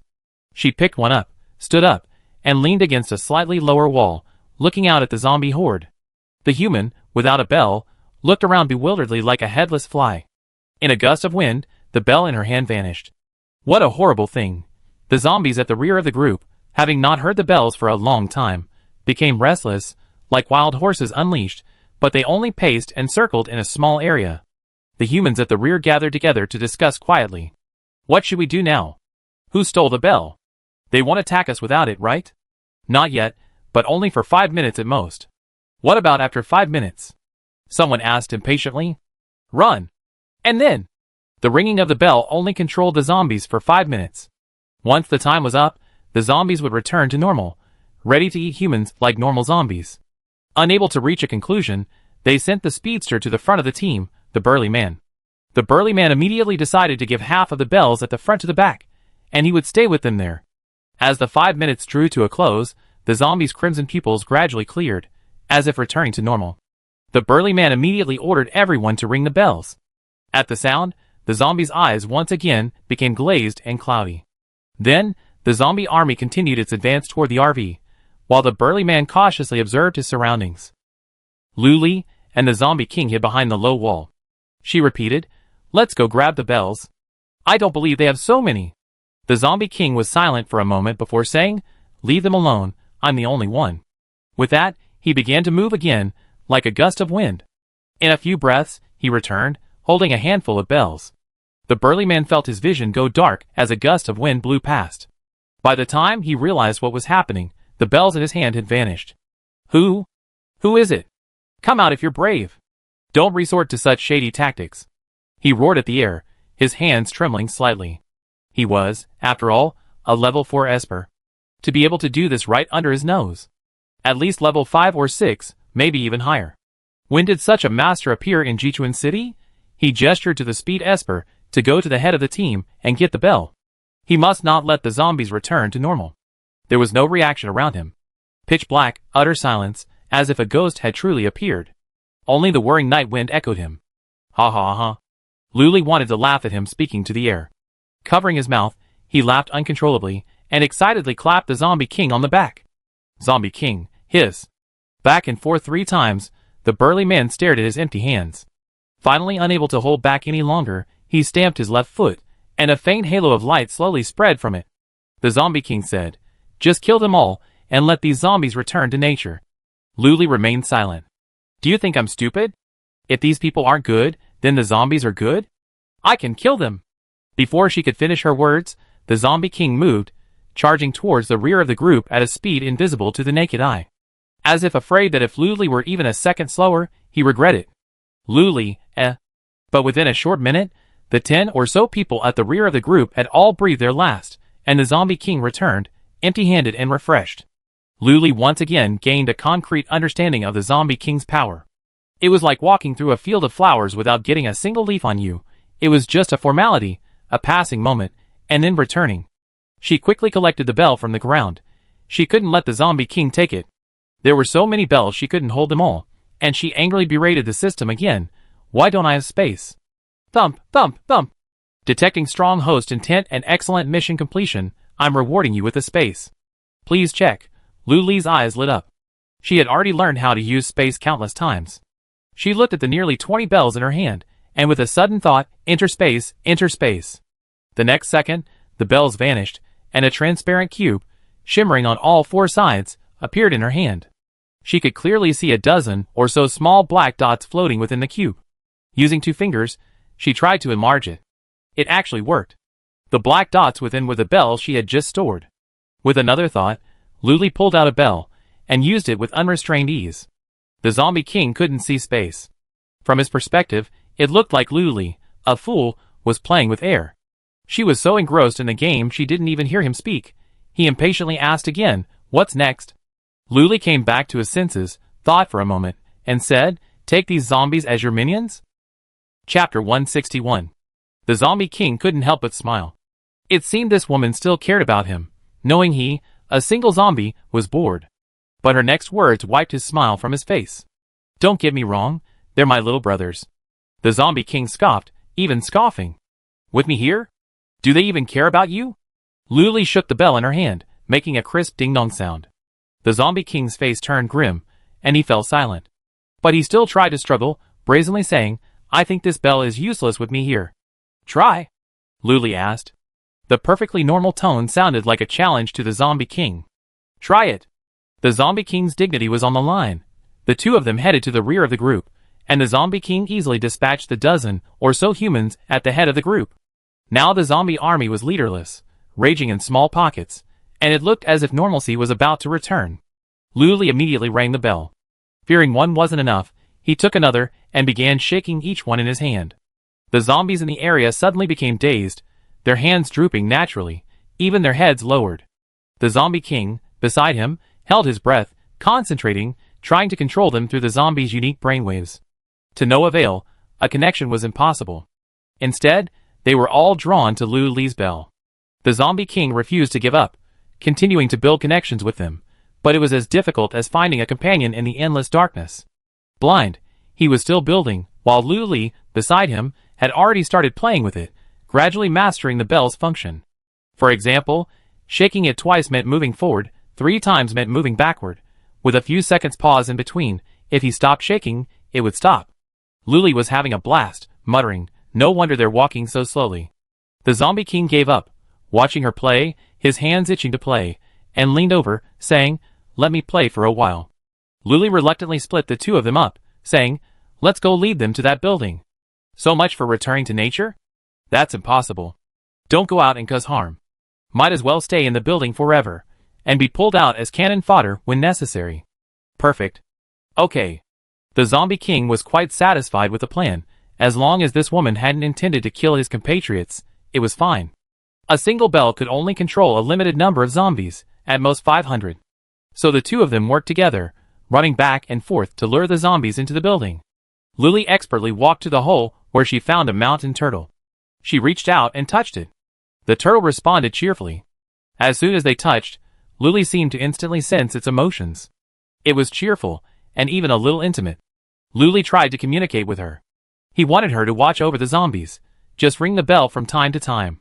The mountain turtle readily agreed, but with one condition, a drop of her blood. Luli thought that was a pretty good condition and readily offered her her hand. The mountain turtle extended its vines, wrapped them around her finger, and then, revealing its round leaves, carefully scraped a small incision. Blood gushed out, forming beads of blood. The Zombie King, still inside the building, suddenly lit up. He looked toward Luli and rushed over excitedly. Not only him, but all the zombies in the building began to stir for no apparent reason. Their dull expressions had faded, and their former fierceness had returned. Even the nearby plants began to awaken, their branches chrysalis forming towards Luli's position. All the flowers blossomed suddenly. The mutant animals were still asleep when an alluring scent filled the air, and they rushed towards Luli, unwilling to be outdone. With the building as their center, all living creatures within a 500-meter radius began to stir simultaneously, and those who could move ran in her direction. Luli remained unaware as she watched the blood form a bead, and the mountain turtle impatiently pressed its leaves against it. The bead of blood was quickly devoured, and Luli watched helplessly as the mountain turtle's tiny vine began to thicken. Originally, it had been as thin as a chopstick, but in just a few breaths, it had grown thicker than her wrist. And it was showing signs of growing even thicker. Luli pulled her hand back, stunned. The Zombie King silently appeared beside her, his eyes fixed on Luli's slightly cut finger. While Luli was still in shock, the Zombie King bent down slightly, picked up the finger, and stuffed it into his mouth. When Luli realized what was happening, the finger was already in his mouth, as if he were sucking on it, and it felt icy cold. She strained to remove her hand, but saw his expression of enjoyment, his eyes slightly closed, his brows soft. A chill ran through her head and toes. Luli pushed him hard, then withdrew her hand. She rubbed it across her body in disgust, angrily curtly, "Are you sick?" The Zombie King's expression was sated. Although he had only sucked a few drops of blood, it was more than enough to satisfy him. He even felt his energy overflowing, on the verge of reaching the 9th level. With just a little more effort, he could reach the next level tonight. Therefore, she was in a very good mood, even grinning foolishly at Luli's scolding. Her blood was so delicious. The energy it contained was also enormous, like a concentrated energy liquid 1,000,000 times over. Luli saw his face, looking pleased with himself at being scolded, and she felt even more angry, wanting to curse him a few more times to vent her anger. A finger was raised to her lips, and she subconsciously kept silent, looking around cautiously. You wouldn't know until you looked, but when she saw it, she was shocked. Countless mutant plants and animals were swarming towards her. From all directions, they were everywhere. Luli could clearly feel the feeding desire emanating from them. It was for her. She knew that very well. Was it because of her blood? Before she could think, a hand wrapped around her waist, and the Zombie King's calm voice reached her ears. Hold tight. Luli subconsciously hugged his neck tightly, her legs snaking up, hanging onto him completely. The Zombie King tapped his toes, and she felt her vision blur, and her body felt like it was floating in the air. When she opened her eyes again, she was already far away from the building, standing on the 5th floor, 100 meters away. Don't go back to the RV yet, Luli said. The night wind whistled, muffled her voice. Luli had no choice but to lean forward and bury her head in his neck, while he held one arm around her waist and the other on his thigh. She wasn't afraid of falling, but thankfully she had a coat on, otherwise she would have caught a cold from the wind. Okay. The Zombie King's voice reached her ears precisely, unaffected by the outside world. The mutant animals and plants, having lost their target, were stunned for a moment, searching frantically around the building. The Zombie King led Luli on a circuit of the city, returning to the RV just as dawn was approaching. Inside the RV, the two sat dusty in chairs. Luli sipped water, fatigue and sleepiness washing over her. The Zombie King, on the other hand, was still quite energetic, not even looking like he'd been running around all night without sleep. This is the difference between people. Chapter 162. I wonder if that mountain turtle would do her work properly after drinking a drop of her blood. She looked eastward as the sun slowly rose, its rays bathing the earth, bringing warmth to a land that had been silent all night.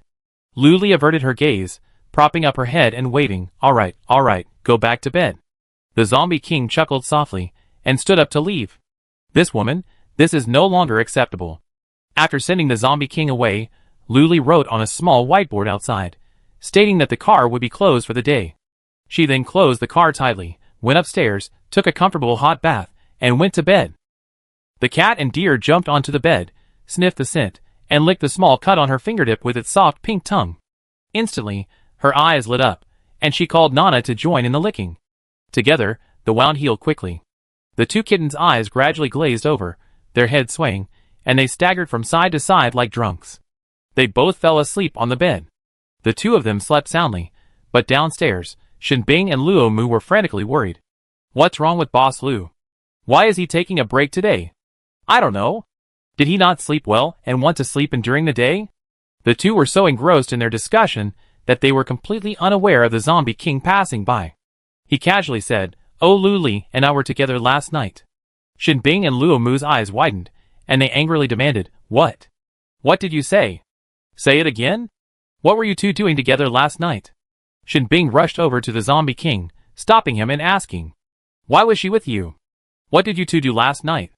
Luo Mu leaned over, glaring. The Zombie King crossed his arms, stepped back, and distanced himself from the two men. With a sneer, he said, What's it to you? He reached out and pushed the two men aside, then walked between them. Luo Mu fumed from behind. I'm level 6, and you're level 8. How about a fight?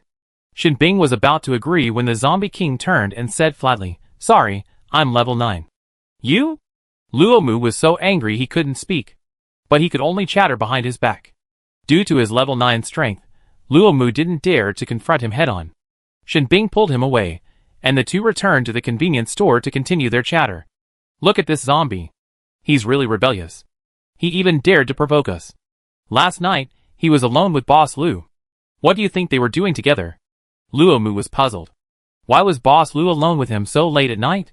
It was a dark and windy night, quiet and deserted. A man and a woman alone in a room. Luo Mu couldn't think of it. Angry, Shinbing said nothing, reviewing the surveillance footage from last night's convenience store entrance. The video showed Luli leaving in her pajamas, heading towards a bathhouse. About 20 minutes later, she and the Zombie King returned to the RV. Luli went up alone, changed her clothes, and came back down.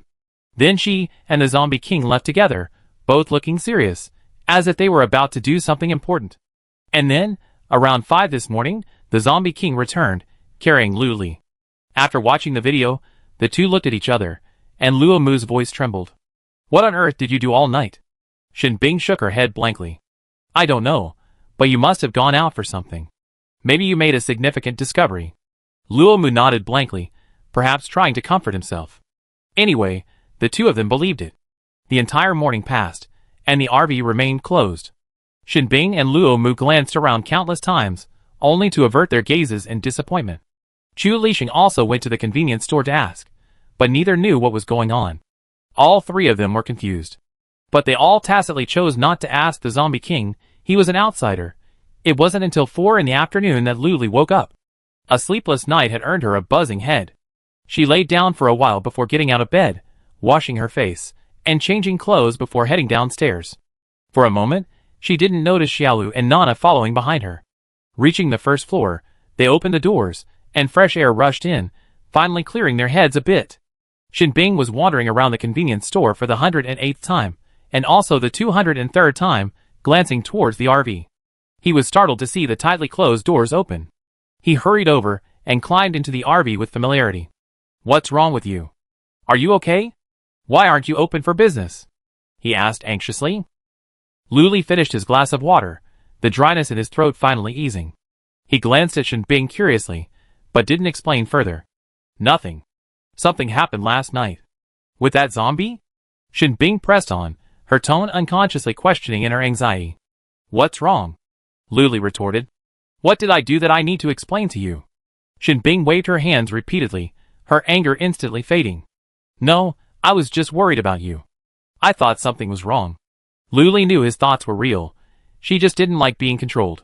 She softened her tone. "I'm fine. We talk about the details once everyone's gathered. Otherwise, asking everyone over and over again would be too tiresome." Shinbing agreed and sat down obediently.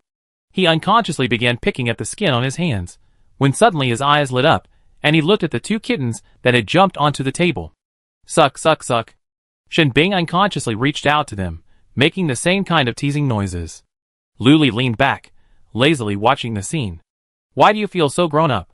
Luli narrowed her eyes, observing carefully for a moment, and said. Shinbing held the little deer in his arms, stroking down its fur. Hearing this, he lifted it up and looked at it, saying in surprise, "You really grown a lot, haven't you?" With that, the little deer broke free from his grasp and went to cuddle with Nana. The two kittens jumped onto the outer tabletop, then outside the RV, landing smoothly. Luli stood up, wanting to call them back, but what happened the next second left her mouth open in shock. The two kittens rapidly grew larger and larger. Originally, they were only about the size of Luli's two palms put together, but now. Luli glanced down. They were almost half her height, shaped like large dogs. Not as cute as they were when they were little, but strangely majestic. Who wouldn't want two such majestic and powerful cats? They could be cute by your side and fight for you in battle. Wait, maybe they just grown in size, but they're still as timid as ever. She called out. "Xiaolu? Nana?" The two kittens, amazed at their physical transformation, looked at Luli in unison, their eyes wide as bells, ready to leap into the RV at her beckoning. Luli repeatedly stopped them. "Wait, wait, come in through the front door. Don't let the table collapse." Behind her, Shinbing also stood up, her muscles tense, hinting at an aggressive stance, despite knowing she was Boss Lu's pet. But when facing large mutant animals, one must always be on guard, fearing that they may lose control of their bloodthirsty instincts and suddenly attack. Chapter 163.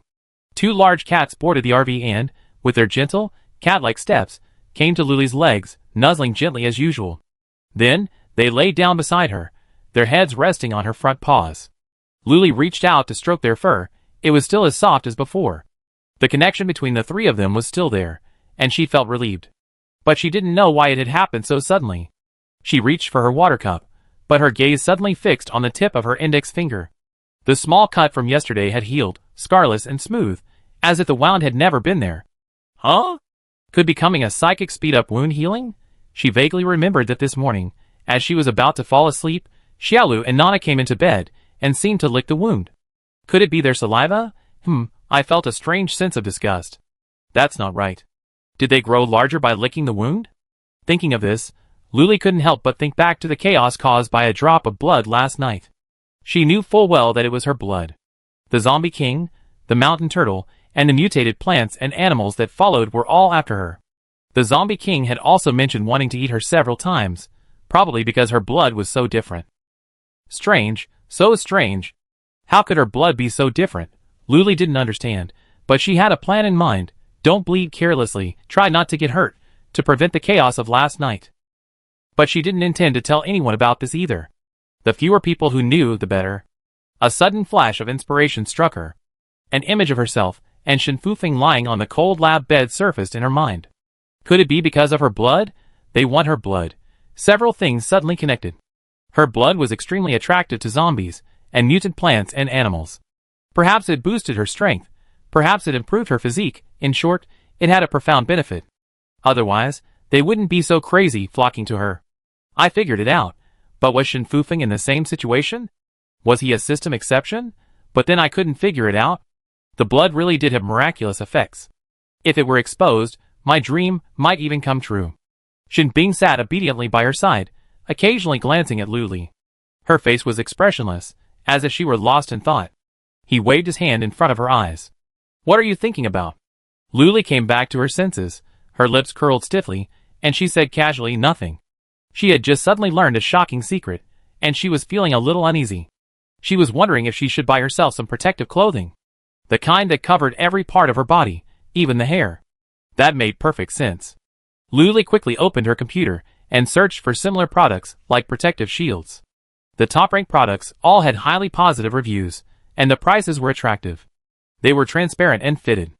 They were also incredibly soft, almost imperceptible, like a layer of skin. Luli quickly selected the most expensive item, which cost nearly 200,000 points. Fortunately, she'd been earning a lot of points recently, so she didn't feel bad about spending it. This was all for her own safety. After placing the order, the item appeared in her space. She tapped it to put it on, and the next second, she felt a slight sense of restraint.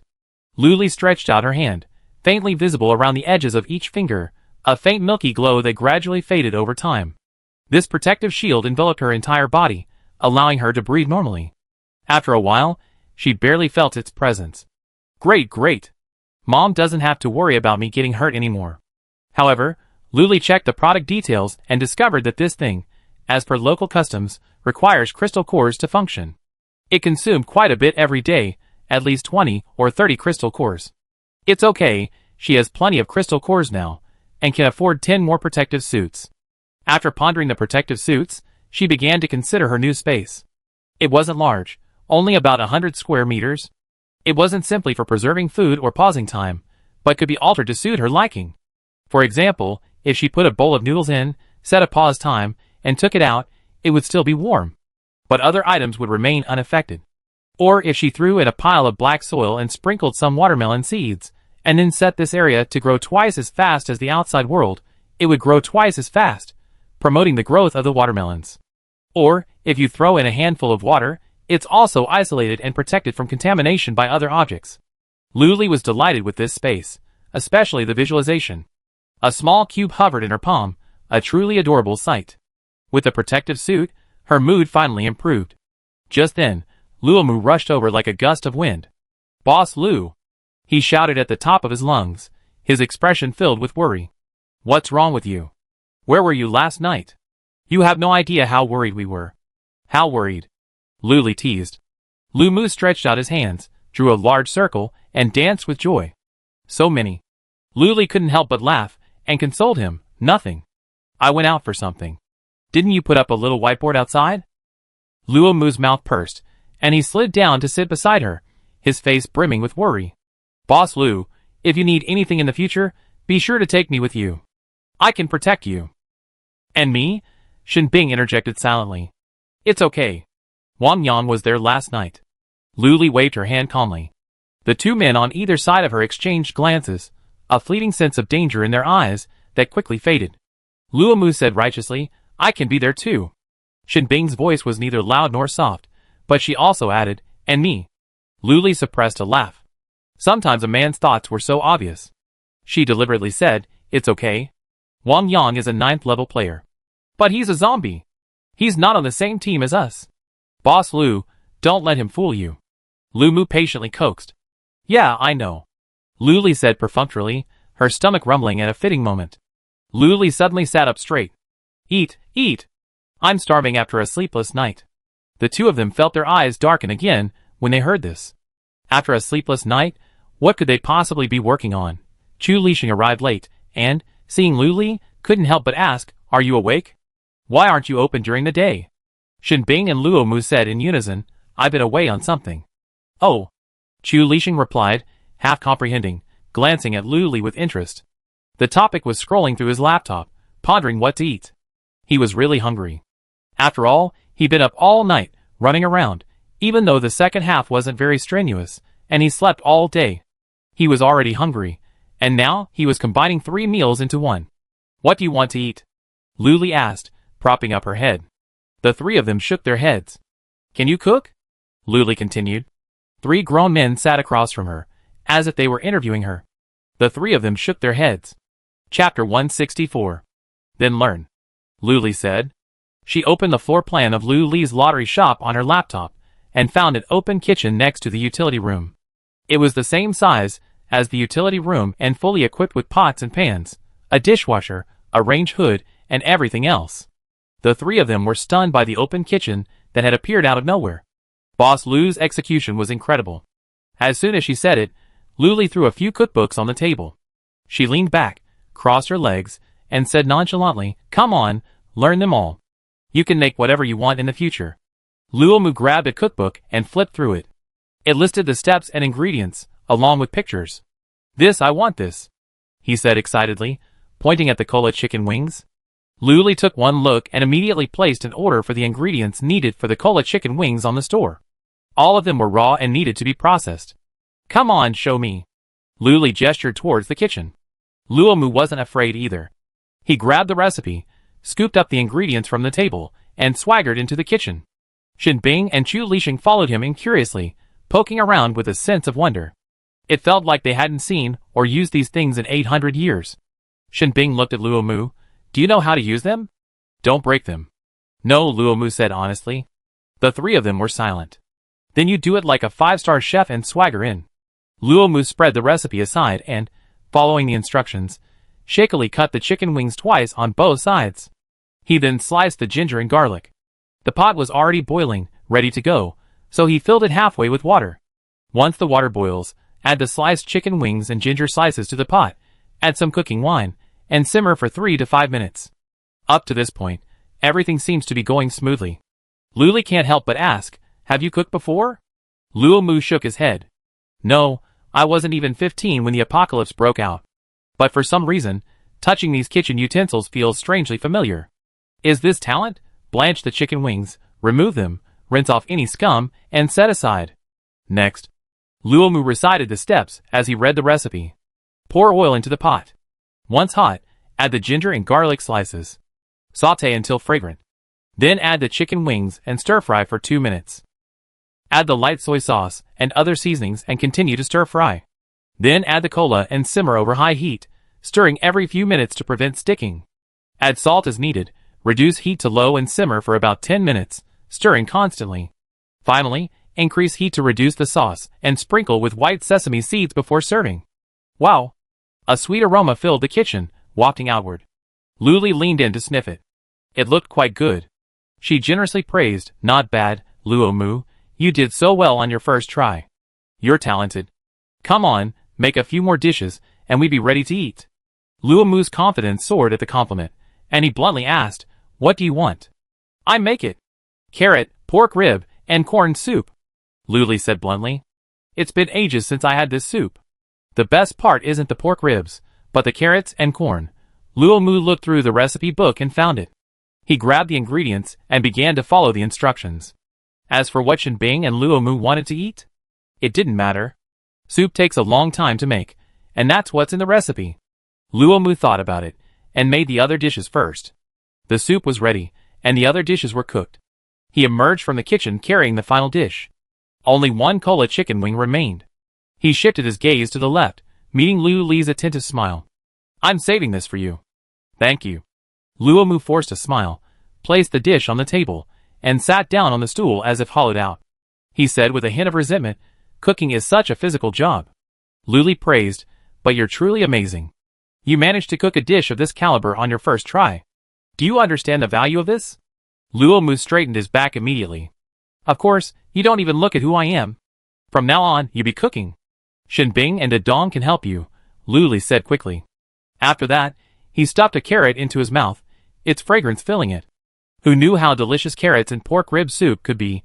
Luo Mu straightened back Ben again, and he looked at Shinbing with disdain, wanting to refuse. But then he saw Lu Li's incredibly satisfied expression as she sipped her soup, and he thought, just stir-frying some vegetables and making some soup, no big deal. As long as Boss Lu is happy. Let's eat, Luo Mu said, barely perking up. The next second, he glanced at the kitchen and then at the table. Where's the rice? It was then that everyone realized they hadn't cooked. Lu Li, accustomed to it, ordered 3 barrels of rice from the online store, calling out to chickens and ducks, "Come on, eat." Instantly, the barrel of rice was devoured, and paired with the freshly cooked dishes, it was simply delicious. Perhaps this is truly a gift, Lu Li thought. After happily finishing her meal, Lu Li felt sleepy again and looked at the 2 kittens sleeping soundly beside the table. Can this get any smaller? Otherwise, the 2 cat beds on the second floor won't fit. After everyone finished eating and felt a bit dizzy, Lu Li saw that it was getting dark and said, "Pack up and go back to bed." Everyone stood up and put the dishes away, putting them in the dishwasher in an orderly manner.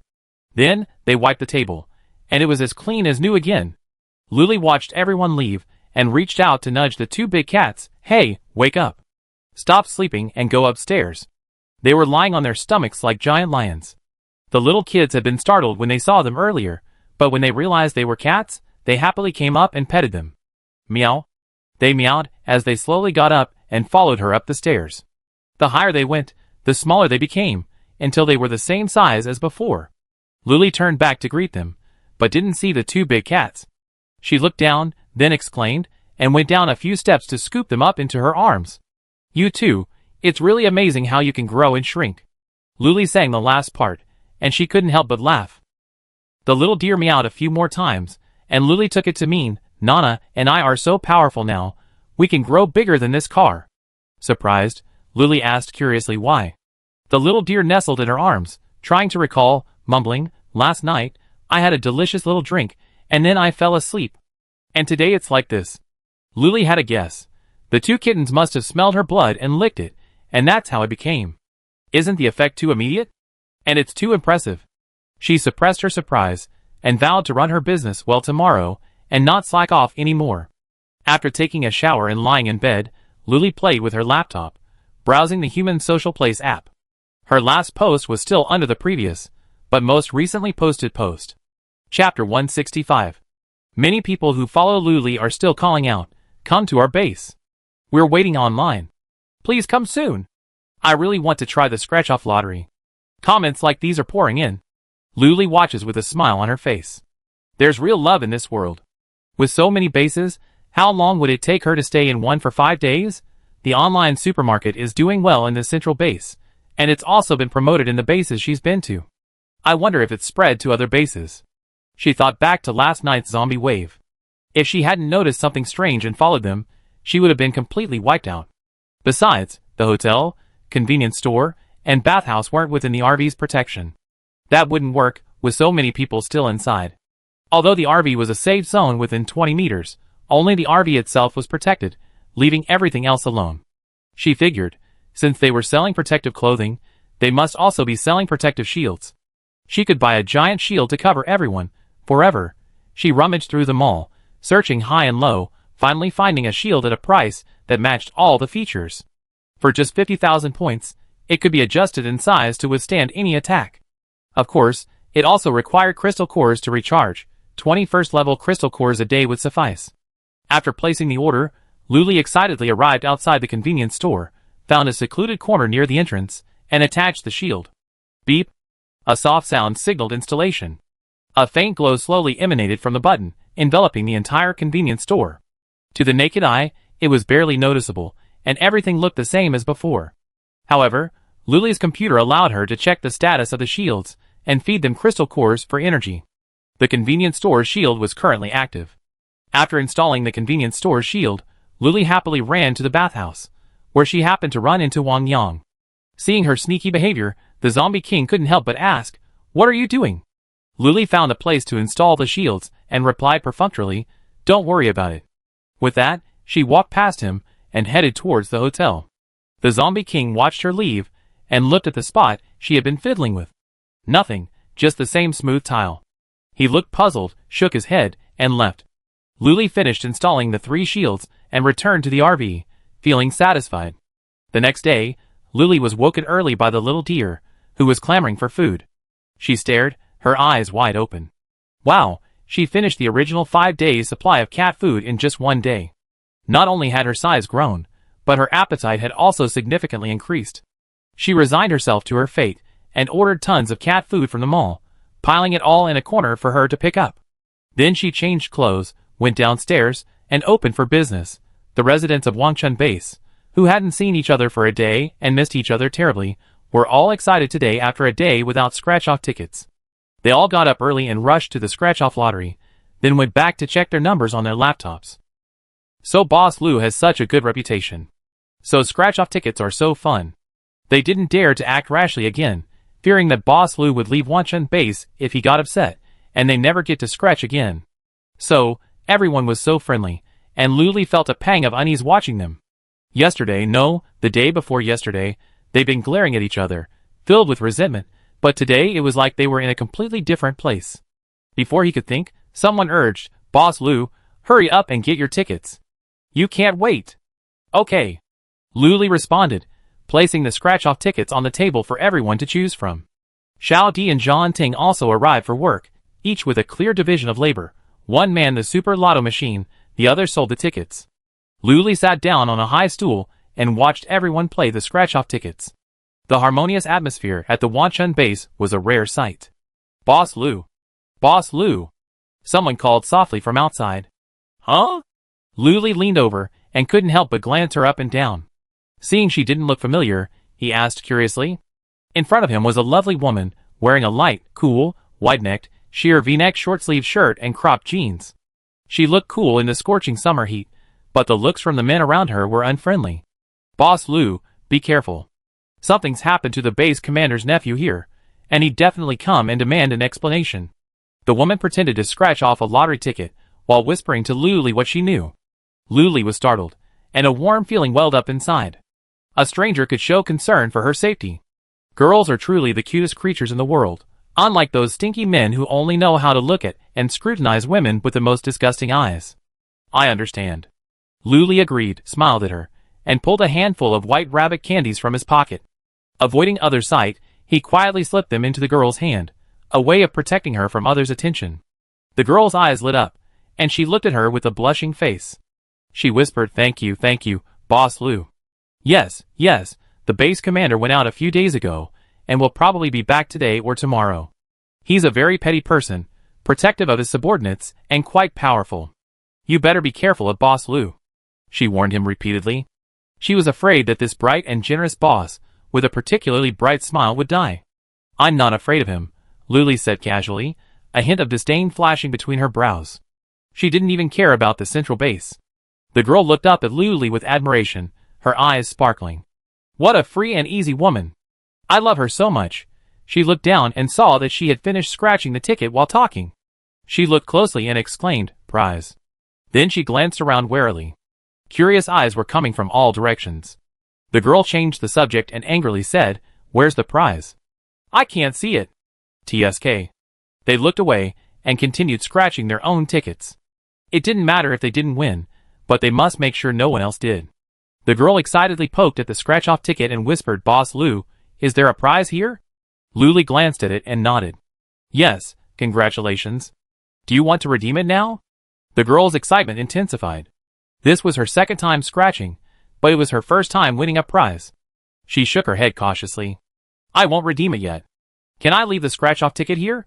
She was well aware of the behavior of those bastards at the base, and absolutely couldn't let them know she won a prize. Luli also understood her behavior and nodded, expressing understanding. "Okay, I redeem it when you come." "Thank you, Boss Lu," the girl whispered, then left with a curse. A few people cast suspicious and curious glances at her. What was Boss Lu talking about? Why was he talking for so long? But they only paid attention for a moment, and quickly returned to their own scratches. Luli glanced around. "Why wasn't there a jackpot to make me excited?" "What do you think this is?" a man asked, holding a black part. Chapter 166. Suddenly, a crowd gathered around, passing the item around, shaking their heads in confusion. I don't know. It can't be eaten, so why bother? Oh, this thing is definitely useless. It's probably the same as those daily necessities. How could that be? I scratched it out from the most expensive scratch-off ticket, the man said angrily. Luli also looked over, her eyes lighting up. Doesn't this thing resemble helicopter debris? She tapped the lucky cat, and it chuckled knowingly. Tank parts. Oh, nice stuff. Luo will definitely like it. Just as he was about to say he'd buy it, the crowd urged him to come forward and demand an explanation. Scratch off the most expensive scratch-off ticket, and get this rubbish. Isn't that a waste of 150 points? Boss, I want my money back. The man summoned his courage. Someone nearby offered him both eye contact and emotional encouragement. Luli choked. Just as she was about to doze off, someone offered her a pillow. It was fantastic, but she couldn't offer a refund. What if everyone wanted to return their scratches because they weren't satisfied? She coldly refused. That won't work. The man immediately backed off. If it weren't for the crowd gathered around him, he would have turned and walked away. The onlookers were also there to watch the fun, trying to test Boss Lu's limits. Luli changed the subject, her tone showing a hint of interest. Give me your reward. The man quickly handed it over. Luli took a look at it, then threw it back on the table with disdain. What is this? A silence fell. The boss thought it was trash, and it must have been. The crowd dispersed immediately, and the man turned dejectedly to leave. He waved his hand dejectedly. I don't want this crap anymore. Whoever wants it can take it. A flicker of triumphant joy flashed across Luli's face. Great, great, just what I want. Alright, I get rid of it then. Luli feigned impatience and reluctance, but in reality, she could barely suppress a smile. Only after the man left did she bring the tank parts in, and conceal them under the table. After a few customers had left, Luli filmed a video showing the parts in full view, and sent it to Luo. The other party immediately replied, What is this? What else is it from? I haven't even collected all the pieces from the last helicopter. Luli sent a smirking soybean emoji, and replied with just 2 words, tank. As expected, the other party sent a series of exclamation points, and the excitement was palpable even through the screen. What? So many crystal cores. Sell them to me. Luo said impatiently, fearing they would be gone in the next second. Since we're friends, I give you 50 crystal cores, Luli said generously. Luo said without hesitation, no problem. I have Chin give you the crystal cores. But please keep them for me. Always sell me good stuff like this. Luli replied with a small okay emoji. 500 kilometers away, Luo paced back and forth excitedly. He had sensed something when he scraped off the helicopter fragments earlier. If he collected them all, he could definitely synthesize or exchange them for helicopters. Right now, the major bases are most lacking food and strategic resources, and now helicopters and tanks have appeared. How far away are other firepower weapons? Luo was eagerly anticipating them. Luli didn't have high hopes for collecting all the fragments. It was completely a matter of luck, and it was too difficult to predict. Even at lunchtime, the crowd still swelled. Everyone was incredibly energetic. Luli ordered a quick meal for herself, Xiao Di, and Zhan Ting, to make a quick end to the business. Not only was the lottery shop doing well, but the other 3 shops were also doing just as well. Perhaps it was because Wanshan Base was located in an urban area, with many zombies and affluent residents. This was a fact that was clearly visible, as the number of people buying scratch-off tickets was significantly higher than at other bases. Most of the survivors at other bases were ordinary people, lacking superpowers, and relying solely on wits and brute force to kill zombies. But at Wanshan Base, superpowers outnumbered ordinary people almost to a 10-to-1 ratio, so the number of people spending their crystal cores was exceptionally high. Perhaps because they had never seen such cheap supplies before, the convenience store was packed. People carried baskets, and some even pushed shopping carts, making the already crowded store even more crowded. When there are too many people, especially too many men, conflicts are more likely to arise. Isn't this? Can you stop squeezing me? You're the one squeezing me. Shame on you. You're the one who's the most shameless. Who wouldn't be shameless for buying such a small amount of stuff? I think you're the most shameless. Luo Mu stood at the front desk, poking his ear with his pinky finger. He heard the same thing every day, and it was almost calloused. Should I care? Luo Mu looked helplessly at Shinbing, who shook her head. Shinbing pouted impatiently. Why bother? Let them. Just don't destroy the store. Fine, I'm too lazy to care. Luo Mu shrugged, turned around, and slumped over the front desk. Shinbing opened his computer and searched for something in the Luli convenience store app. The next second, his eyes locked, his lips curled, and he pressed the power button, then shut down the computer. The two men were still arguing, one pushing a shopping cart, the other carrying a basket, their faces reddening. The crowd, eager to watch the show, clamored for them to fight, but the more they clamored, the more the two men withered away. They stammered, "Why fight? This is Boss Lou's shop. When in doubt, just bring up Boss Lou, it always works." As expected, the onlookers, upon hearing this, shouted TSK. "That's pointless." Then, they quickly turned and left, no longer watching the show. The remaining two exchanged glances and stormed off. Luomu stood on tiptoe to see. "Huh, the noise is over already?" Shinbing rolled her eyes. "You really want them to destroy the store?" "I'm just bored, let's have some fun." "If you want to have some fun, go to the bathhouse. I heard they had a major upgrade." Luomu's eyes lit up. "What's the upgrade?" "Come on, let's go check it out." With that, he dragged Shinbing out of the convenience store, and happened to run into Luli at the entrance of the bathhouse. The three of them walked in together. The place was packed. Luli had been here many times, and was familiar with the layout. A quick glance told her that the area had expanded significantly, but the exterior remained unchanged. It was like a hotel. It looked small from the outside, but inside it was like another dimension. After all, there were dozens of rooms on each floor. If every upgrade expanded the actual area, it would be much longer. Luli took a quick look and saw that the second floor had been completed. The rest area and bathing area had been expanded considerably, but there was still not enough space for seating. She led Shinbing and Luomu directly to the second floor. The light was dim, making one feel drowsy the moment they entered. The Zombie King was alone on the second floor. He turned around at the sound, saw the newcomer, and raised his hand to greet them. "You're here." "Yes," Luli responded. There was an inexplicable sense of familiarity between the two of them, and Shinbing, standing behind them, couldn't help but feel a tightness in her heart. Luli took a few steps forward, looked around, and said, "What's new?" Chapter 167. The Zombie King lazily pointed in several directions, explaining massage area, bathing area, scrubbing area, entertainment area. It truly had everything, each area vast. At least from Luli's perspective, the second floor seemed endless. Luomu excitedly said, "So many places? Let's walk around and see them all." Led by the Zombie King, the four of them walked forward. As soon as they reached the second floor, they found the entertainment area. Against the wall stood a row of freezers, stocked with a variety of drinks and ice cream. A few meters in front of the freezers was a long table, with a buffet spread. Washed fruit was served on small plates, taking up half the table. The other half was filled with various snacks: boneless chicken feet, braised chicken racks, fried chicken, fried noodles, stir-fried vegetables, and braised dishes, all served on small plates. Clean and hygienic. In front of the long table were sofas, tables, chairs, and benches, providing space for customers to relax. Further in, there's even a small cinema, mahjong room, karaoke bar, game room, and more. Luomu was stunned by this entertainment area. He grabbed a few cherry tomatoes he found and stuffed them into his mouth, feeling the awe. So many fun things to do. "How many points does someone get if they want to stay for a day?" Luomu asked. After the upgrade, the pricing would have to be reset.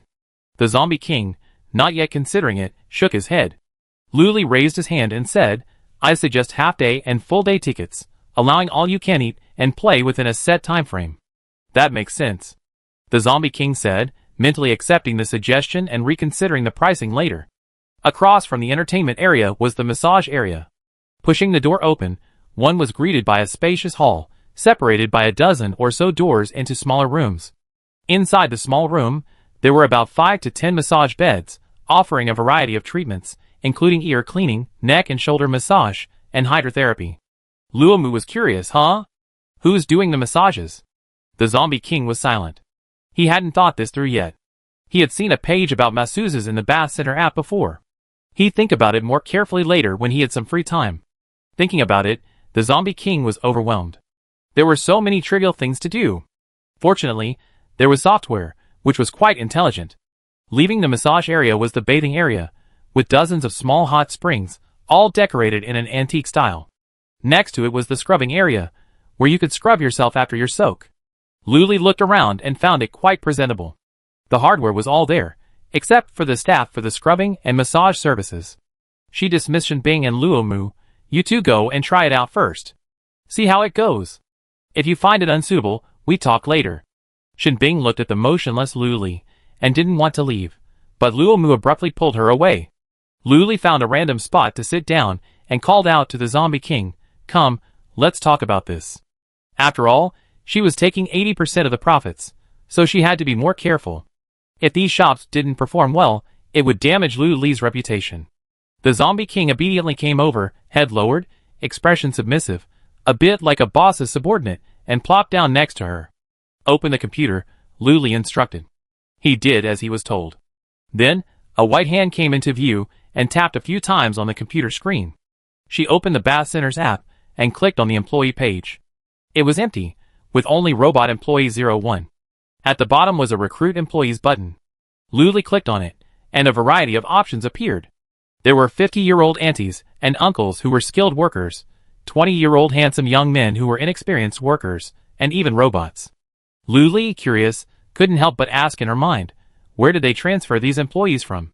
The system replied coldly, "Don't worry, as long as they're useful." "You cold, heartless, wicked system." Lu Li cursed in her mind. "You?" the system retorted. The Zombie King looked down at the dazed Lu Li and nudged her with his shoulder. "Huh? Huh?" She snapped back to her senses and said, "Let's pick these." He pointed at the 50-year-old aunties and uncles who were skilled workers. "In the 21st century, I had the pleasure of being massaged by an old lady. Her technique was excellent, her strength was just right, and she even chatted with me." "Okay." The Zombie King didn't understand much of this, but seeing her determination and confidence, he chose to recruit 10 of each. The monthly salary was 7,000 points, with an 8 a.m. to 8 p.m. shift and 4 days off. Each completed order earned 20 points as a performance bonus, and food and accommodation were provided. According to the system prompt, these real employees could still return to their home planets during their breaks, and their points were transferable. The next second, 20 elderly men and women appeared before the two of them. They were of average appearance and height. Dressed simply, they were clearly skilled, experienced workers. Lu Li smiled at them. They responded enthusiastically, rushing over to surround the two of them. "You must be the boss, right?" "Hello, boss." A string of "hello, boss" gushed from their lips, and Lu Li's smile grew wider. "Yes, once you're here, work hard. I definitely treat you well. This is Manager Wang. Meet him." Lu Li stepped back and pushed Wang Yang forward. Wang Yang disliked crowds, his brow furrowing slightly. Then, realizing these were all his employees, he felt a little better. He coughed softly and said, "Those who know how to scrub, stand on the right. Those who know how to massage, stand on the left. We assign you tasks later." 20 elderly men and women remained motionless, chorus sing, "We can do everything. Ear cleaning, scraping, cupping, everything." The Zombie King was astonished. They were truly skilled workers, skilled in everything, practically jacks of all trades. He immediately recruited 20 more elderly men and women from the computer, bringing the total to 40, which should be enough. 40 was no small number. Standing before him, they were quite impressive, their gazes resolute and their build strong. The Zombie King distributed ID cards to them, numbered 001 to 040.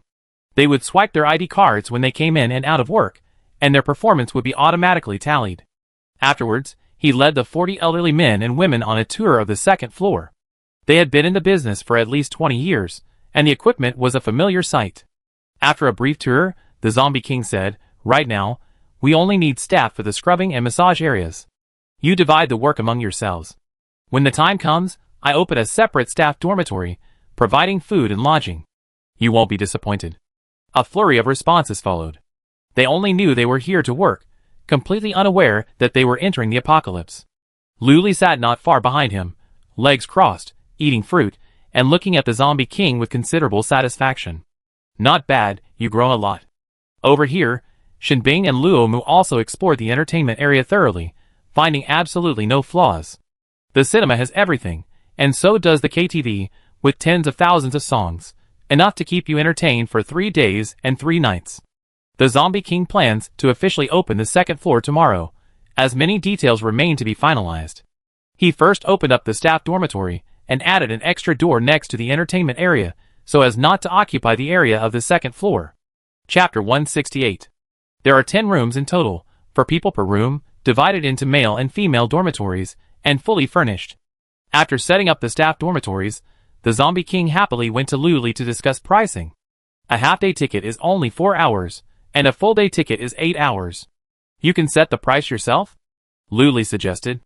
The bath center is open from 8 a.m. to 8 p.m., so 8 hours is reasonable.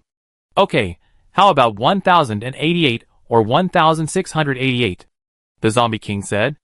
After all, if you buy it, you can eat and play as much as you want, with no restrictions. He didn't think it was expensive at all. Luli nodded in agreement. Sure, it's only less than 20 crystal cores. Isn't that a steal? But with that conversion? It seems quite cheap, doesn't it? You can enjoy everything. If you want, you can even enjoy the cooking of the elderly. Luli thought it was a great deal. Any psychic with a little money would definitely want to come and relax. If you don't have money, just ignore her. If you don't have money, go hunt zombies. Then enjoy the fun.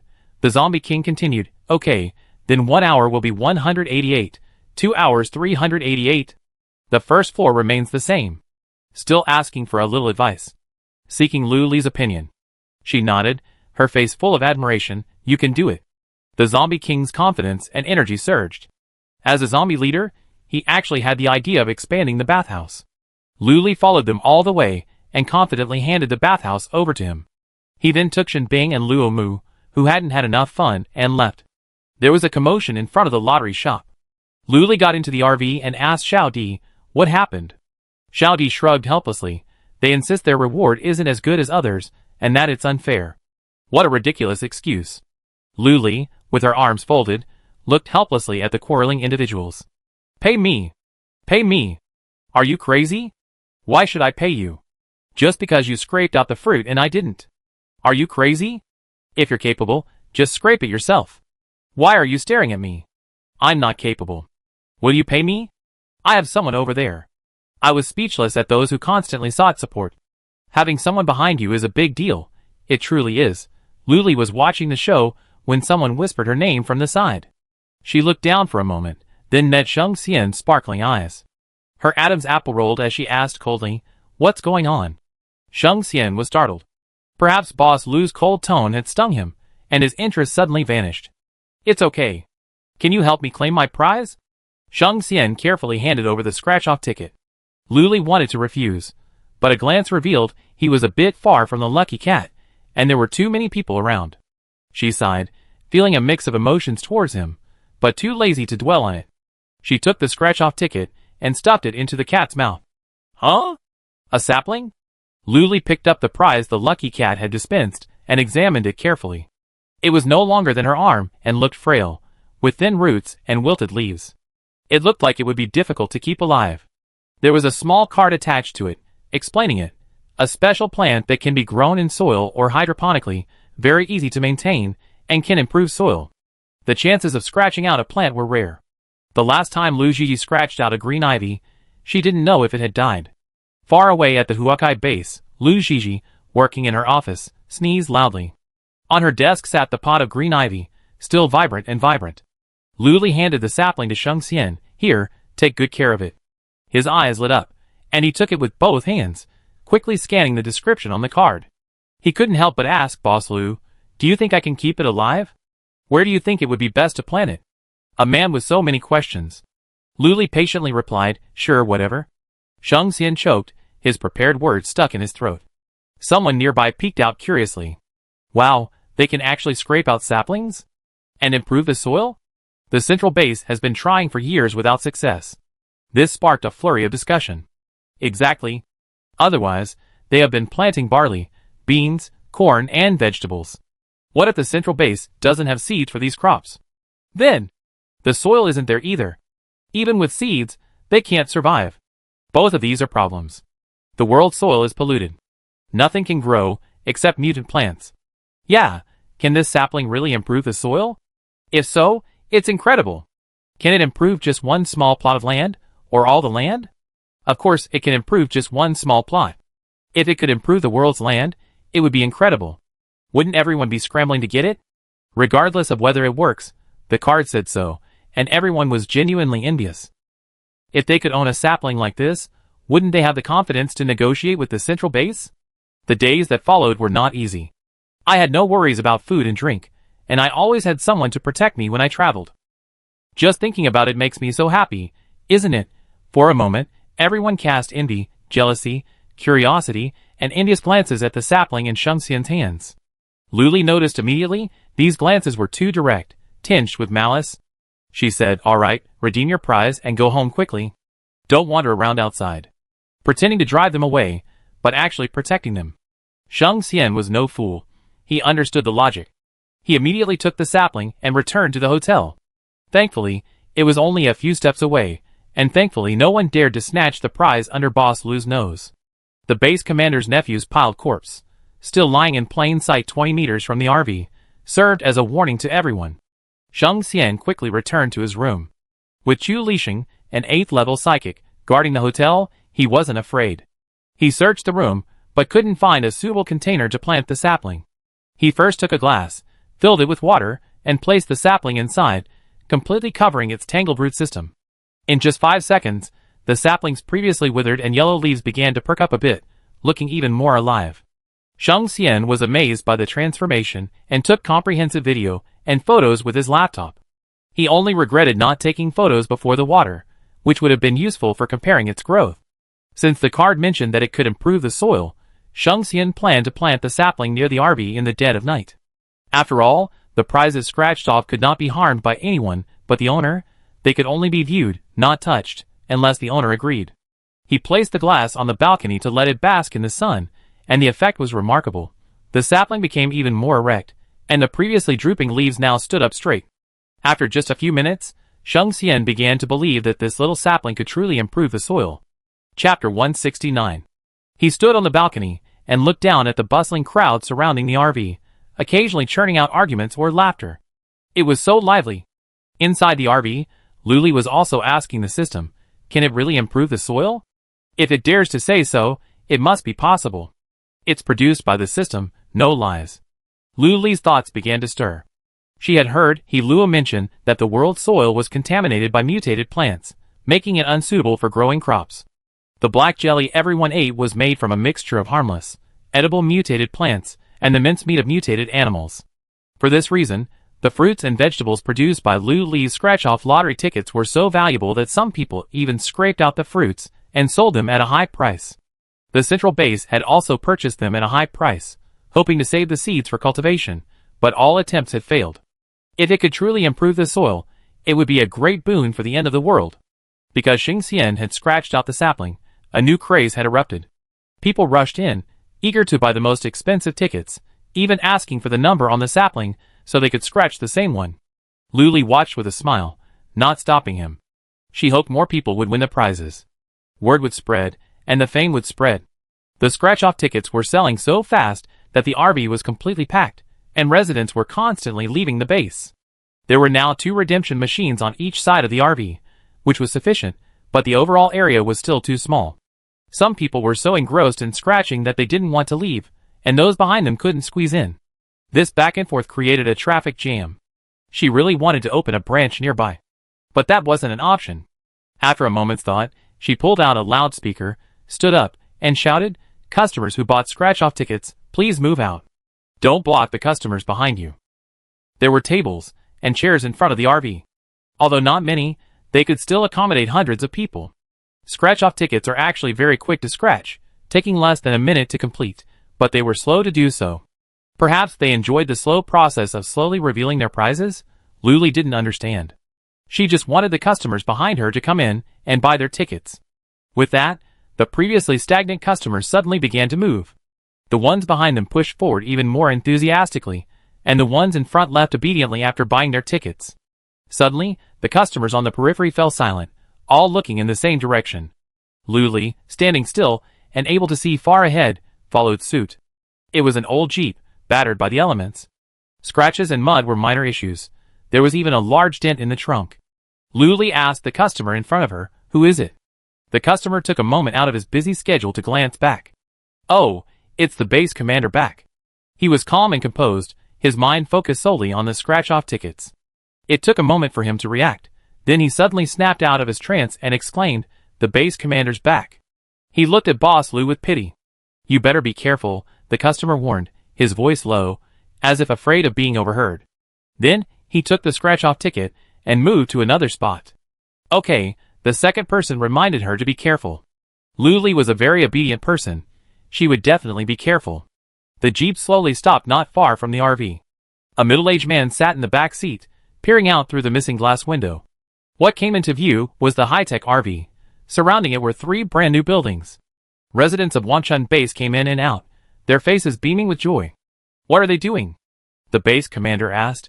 The driver also looked outside, wondering how he could know since he just returned, but he just shook his head in resignation. He speculated, could it be that popular online lottery shop that's opened up at our base? As if worried the base commander hadn't heard of it, he proactively searched for information about Luli on his computer. The base commander looked at the computer for a few minutes, then opened the door and got out of the car, intending to see for himself what was going on. He had seen a pile of corpses many times before passing them and didn't stop. Because of the hot weather, they were already rotting and smelling, so he quickened his pace. The driver behind him hurried to catch up, but his eyes caught a familiar face among the corpses. A closer look revealed that one of their eyes had been missing, their skin was pale, and their face was covered in large and small red spots, a sight that made one's scalp tingle. He couldn't help but exclaim, Base Commander, isn't this your nephew? The base commander had a sister, and they had lived together in the apocalypse. Later, her sister was killed by zombies, leaving behind only this nephew, whom he loved dearly. The base commander, who was walking quickly forward, stopped and turned without hesitation to look. He happened to meet his nephew's single, still open eye. It was wide open, a faint bluish-gray hue, and its pupils were filled with resentment and anger. His heart tightened, and he quickly stepped forward, scanning the small pile of corpses. They were all familiar faces, the ones who usually followed his nephew around, calling him brother. How could they all be dead? The base commander sternly said, Who did this? Who did this? He examined the bodies carefully. With the bodies rotting and stinking, they must have been dead for 3 or 4 days, the same day he had left the base. Could it be his enemies seeking revenge? But he wasn't at the base, so they went after his nephew. The base commander thought it made sense, and was furious. The driver stood by, timid. How could he know? A resident happened to be returning to the base after scraping. The driver grabbed him and demanded, Who did this? Who killed the base commander's nephew? The resident, being abducted for no reason, was panicking. He didn't dare to expose Boss Lou, nor did he dare to offend the base commander. He stammered, unable to utter a single word. I. The driver was terrified. The base commander beside him was glaring at the resident, threatening him with his eyes. What are you talking about? If you know something, just tell me. The resident quickly replied, I don't know. I don't know. I know nothing. How fake. It was obvious at first glance. The base commander's eyes glared, and a wave of energy surged out, charging straight at the man. The resident, unable to bear it, collapsed to his knees with a thud. Beads of sweat broke out on his forehead, and he supported himself with his hands, shaking uncontrollably. He pleaded repeatedly, I tell you, it was Boss Lou. He didn't forget to apologize to Boss Lou, but he also felt wronged. How could he have been so unlucky to be caught by the base commander? Boss Lou? The base commander repeated the 3 words twice in his mouth and chuckled.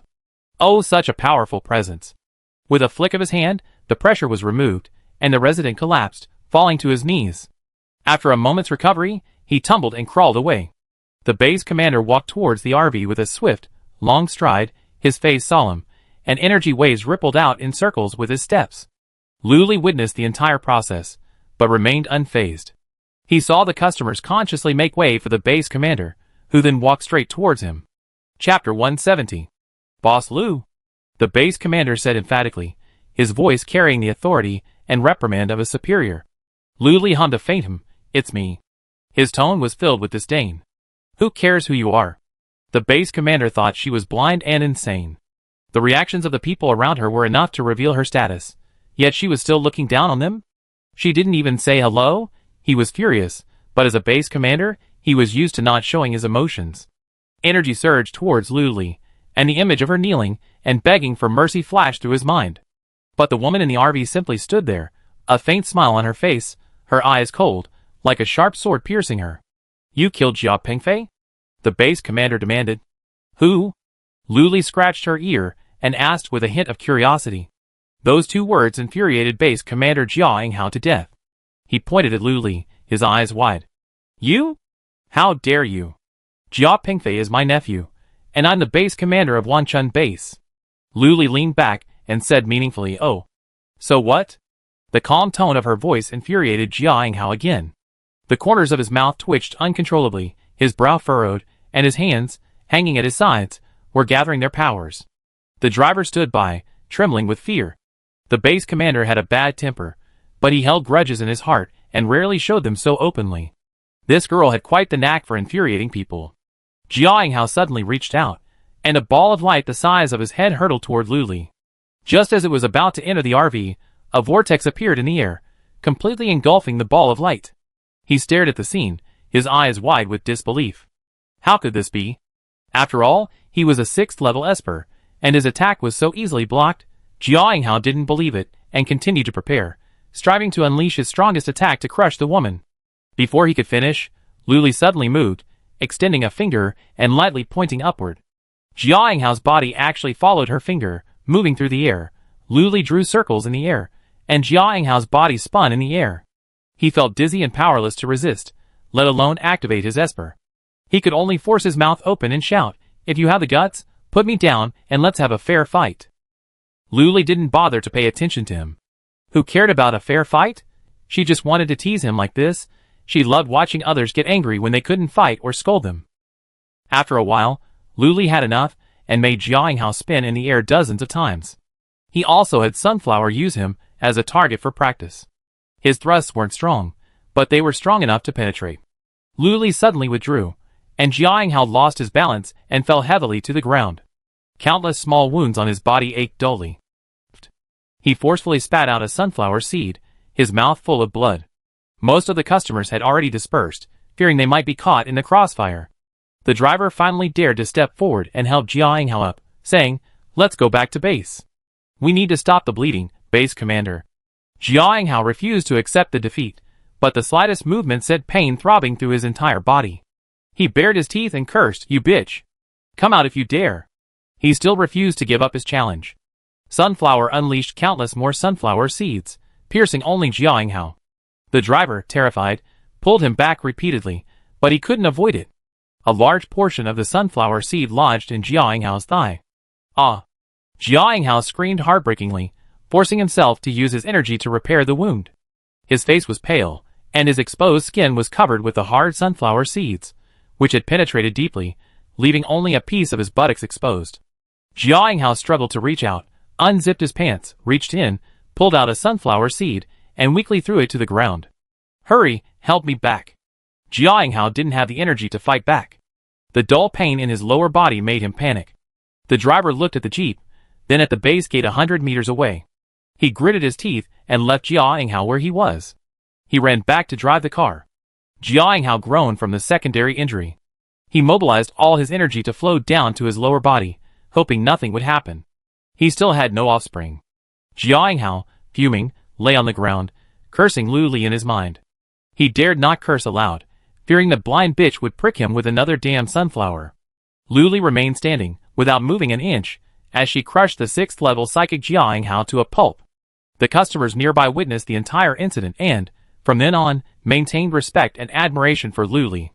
Jiang Hao had always been a bad man, and Jia Pingfei, relying on his backers, acted arrogantly and perpetrated all sorts of nasty things within the base. The base commander didn't care, but rather indulged them. Over time, the atmosphere deteriorated considerably. Murder and arson were commonplace. Thinking back, they had come here as good people, with the dream of revitalizing the base. It was all because of the Jia family. They had become so irritable and unreasonable, prone to fighting at the slightest provocation. They were also taking advantage of Jiang Hao's near-death state, whispering to each other, "I didn't expect Boss Lu to be so powerful. That's right, she looks so gentle and kind. He's quite fierce when he gets into a fight. He's not afraid of him being the base commander at all. He just goes for it. So what level of Esper must Lu Li be to have such power? It's amazing, anyway. Boss Lu is the best. I agree. It's so cool. He's so expressionless, making the base commander spin and do splits in the air. It's hilarious." As they were discussing, the driver arrived in his jeep. In his panic, he almost ran over Jiainghao. The driver hurriedly got out and dragged the pain-stricken Jiainghao to the back seat.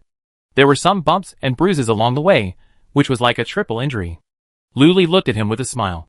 Wouldn't this driver hold a grudge against the base commander for a long time? The jeep drove away, emitting a thick cloud of exhaust fumes, and entered Wanchun base smoothly. Lu Li finally looked away and chuckled softly. Anyone dared to show off in her presence. As soon as the base commander left, the residents immediately became active, surrounding the RV and showing their support for Boss Lu by buying lots of scratch-off tickets.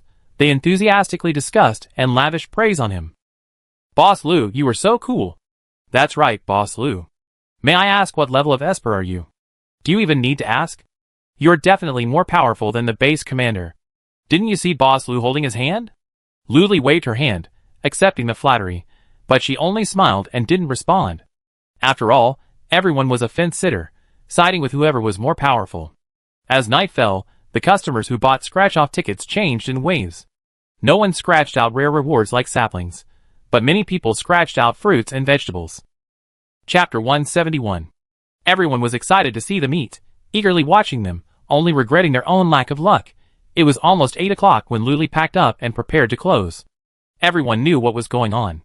Some, itching to win, quickly bought another ticket, hoping to win the grand prize. Hey! What's this prize? A woman asked in surprise, pointing at the scratch-off ticket. Lu Li took it and saw a wind-blown pattern, a first for her. She asked if she wanted to claim the prize, and the woman nodded vigorously. She shoved the scratch-off ticket into the fortune cat's mouth, and soon, a faint mist drifted from its mouth, reaching the woman's head and darting inside. A few words, shimmering in gold, rose from the woman's head, clearly visible to everyone. Good luck +1. Customers around them, about to return to their base, paused, watching in amazement as the words rose from above their heads and slowly faded away. They couldn't help but exclaim excitedly, "Good luck? Can it really add to your luck?" The woman, unconvinced, hesitated. "How about I buy another one and try it?" She had just mentally vowed that this was the last one of the day. Lu Li, eager to see what a good luck buff felt like, urged, "Scratch it. The most expensive one. What if you get an incredible prize?"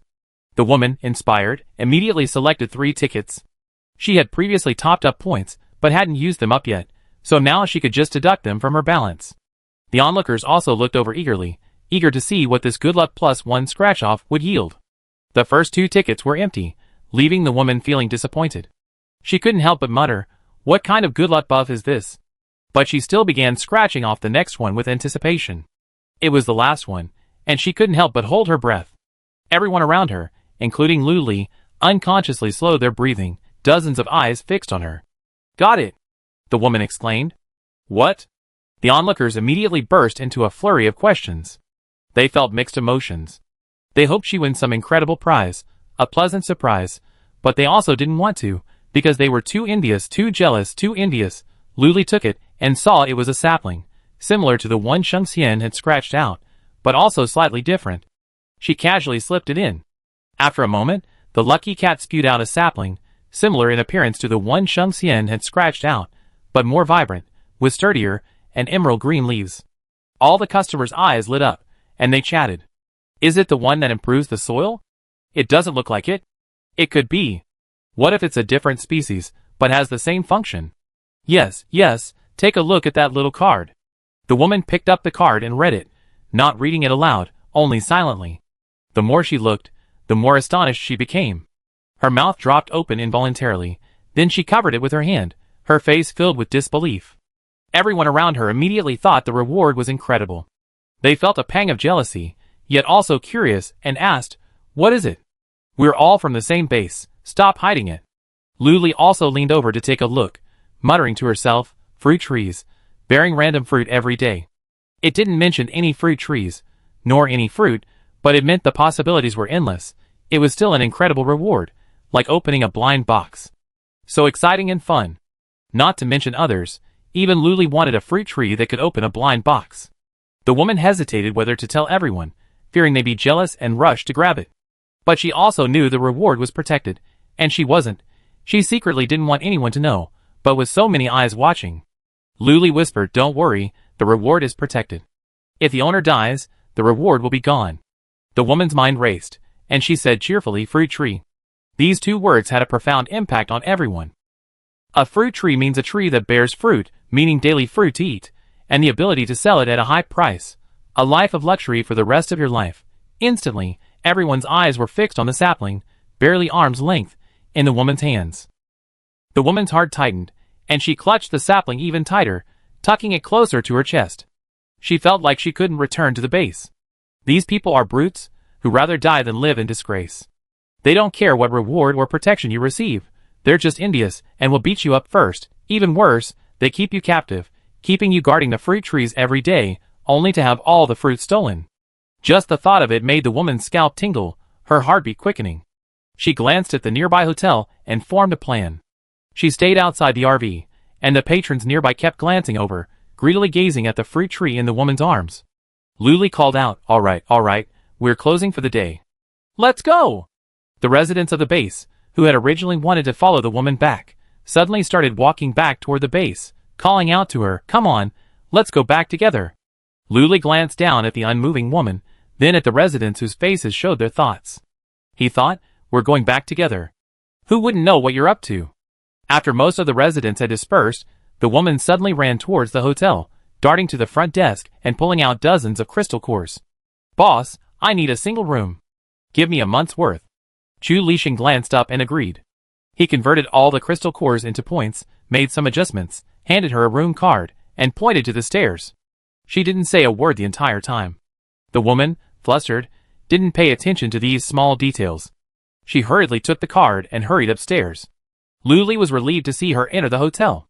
The few remaining customers then reluctantly returned to their base, no one daring to do such a thing under Boss Lu's watchful eyes. Thinking she returned to the base someday, he doubted he'd be able to catch her, but who could have known that the woman had all her belongings stored in the space, just so she could escape if trouble arose. Inside the RV, Shinbing and Luo Mu closed the convenience store and brought their children to eat. Chu Lixing also arrived, and the lights at the bathhouse gradually dimmed.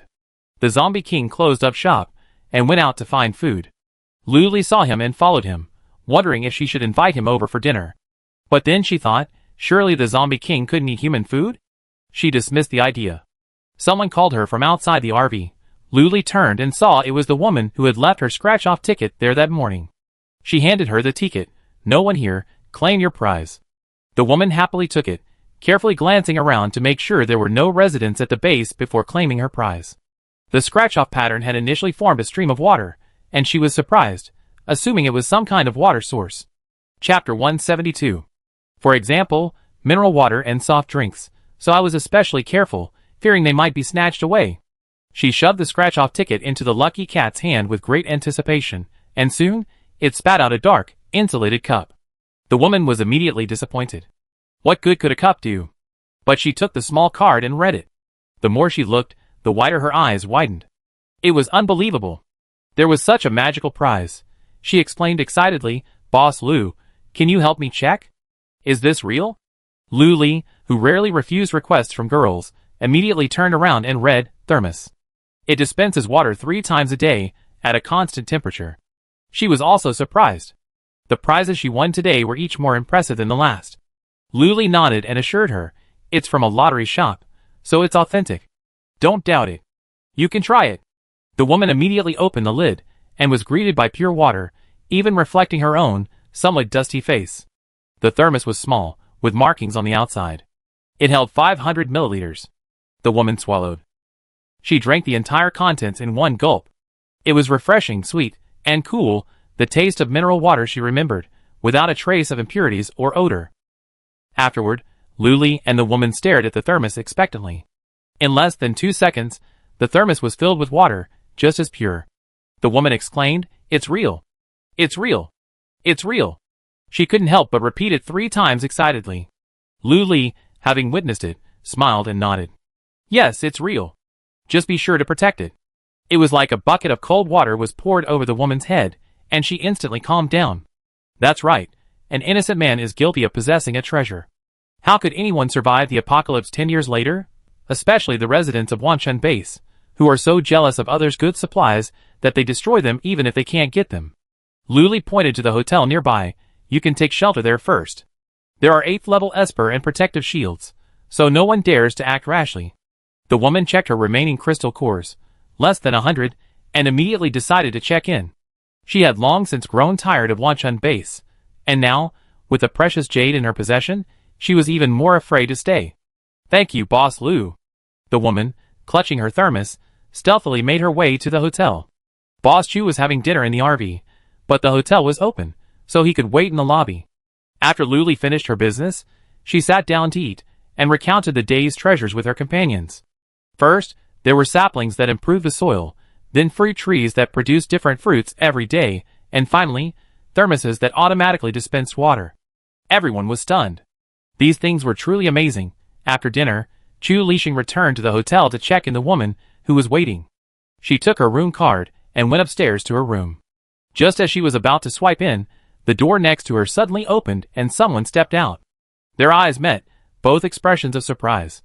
The woman with the thermos whispered, "Dongling, you're here too?" Lu Dongling was the woman who had scraped the fruit tree that afternoon. Seeing Xiao Shanshan, she was very friendly. "Are you staying at this hotel too?" "Yeah, I'm too lazy to go back to that lousy base." Xiao Shanshan, the woman who had scraped the thermos, now looked disdainful. "That's right, they're all a bunch of bastards. It's pointless to go back." Lu Dongling nodded heavily. The two chatted for a while longer, and then Xiao Shanshan swiped her card to enter the room, while Lu Dongling left the hotel. She tiptoed around to the back of the hotel and retrieved a small shovel and a plastic bucket from her storage compartment. She found a secluded corner, squatted down, and began digging the soil, collecting what she felt was clean and soft enough into the bucket. As she diligently dug, she heard rustling footsteps from behind. Lu Dongling turned cautiously and saw a tall man approaching, getting closer and closer. She met his gleaming, foxy eyes. Under the streetlight, his casual attire made him look particularly relaxed. He didn't look like a bad guy, but Lu Dongling remained wary and quickened her digging pace. It was Xing Xian. He was groping for something not far from Lu Dongling, finally finding a spot. He pulled a dagger from his space, squatted down, and began digging, not digging too deep. After digging, he pulled a small sapling from his space and planted it, then buried the soil back in and pressed down the surrounding soil. Leaving only the leaves exposed, Xing Xian took out another bottle of mineral water and poured some water on the plant. Soon, the leaves, already somewhat emerald green, glowed even more brightly, reaching upwards as if nourished. This was considered a completed plant. Xing Xian squatted beside it, watching for a long time. Since it could improve the soil, it would definitely be better to plant it in the ground. He also wanted to see if it would work. He stood up and left. Lu Dongling also dug a full plastic bucket of soil and returned. The two of them entered the hotel one after the other. Their hands were a little dirty, and someone who didn't know better might have thought they were burying a body. Chu Lixing simply glanced up and ignored them. As they ascended the stairs, Lu Dongling couldn't help but ask, "What did you just plant? Could someone have scraped out a fruit tree like her?" Xing Xian glanced at her, but didn't respond. They parted ways on the second floor. Lu Dongling choked and went up to the third floor. She didn't pay much attention. There were many strange people in the apocalypse, and this kind of mute was quite common. Lu Dongling returned to her room, placed the plastic bucket on the balcony, and then took the fruit tree out of the space. Without the nourishment of water and soil, it was already wilting. Lu Dongling dug a deep hole in the soil. She then planted the fruit tree, covered it with soil, and watered it with some mineral water provided in the room. The leaves, as if absorbing the nutrient solution, perked up with a ding sound, turning a vibrant green. Suddenly, a faint white light emanated from the top. Lu Dongling was captivated and stared intently. Soon the white light dissipated, revealing its true form. The sapling bed beneath the weight of an apple perched atop it. Lu Dongling's eyes lit up with surprise. It actually bore fruit.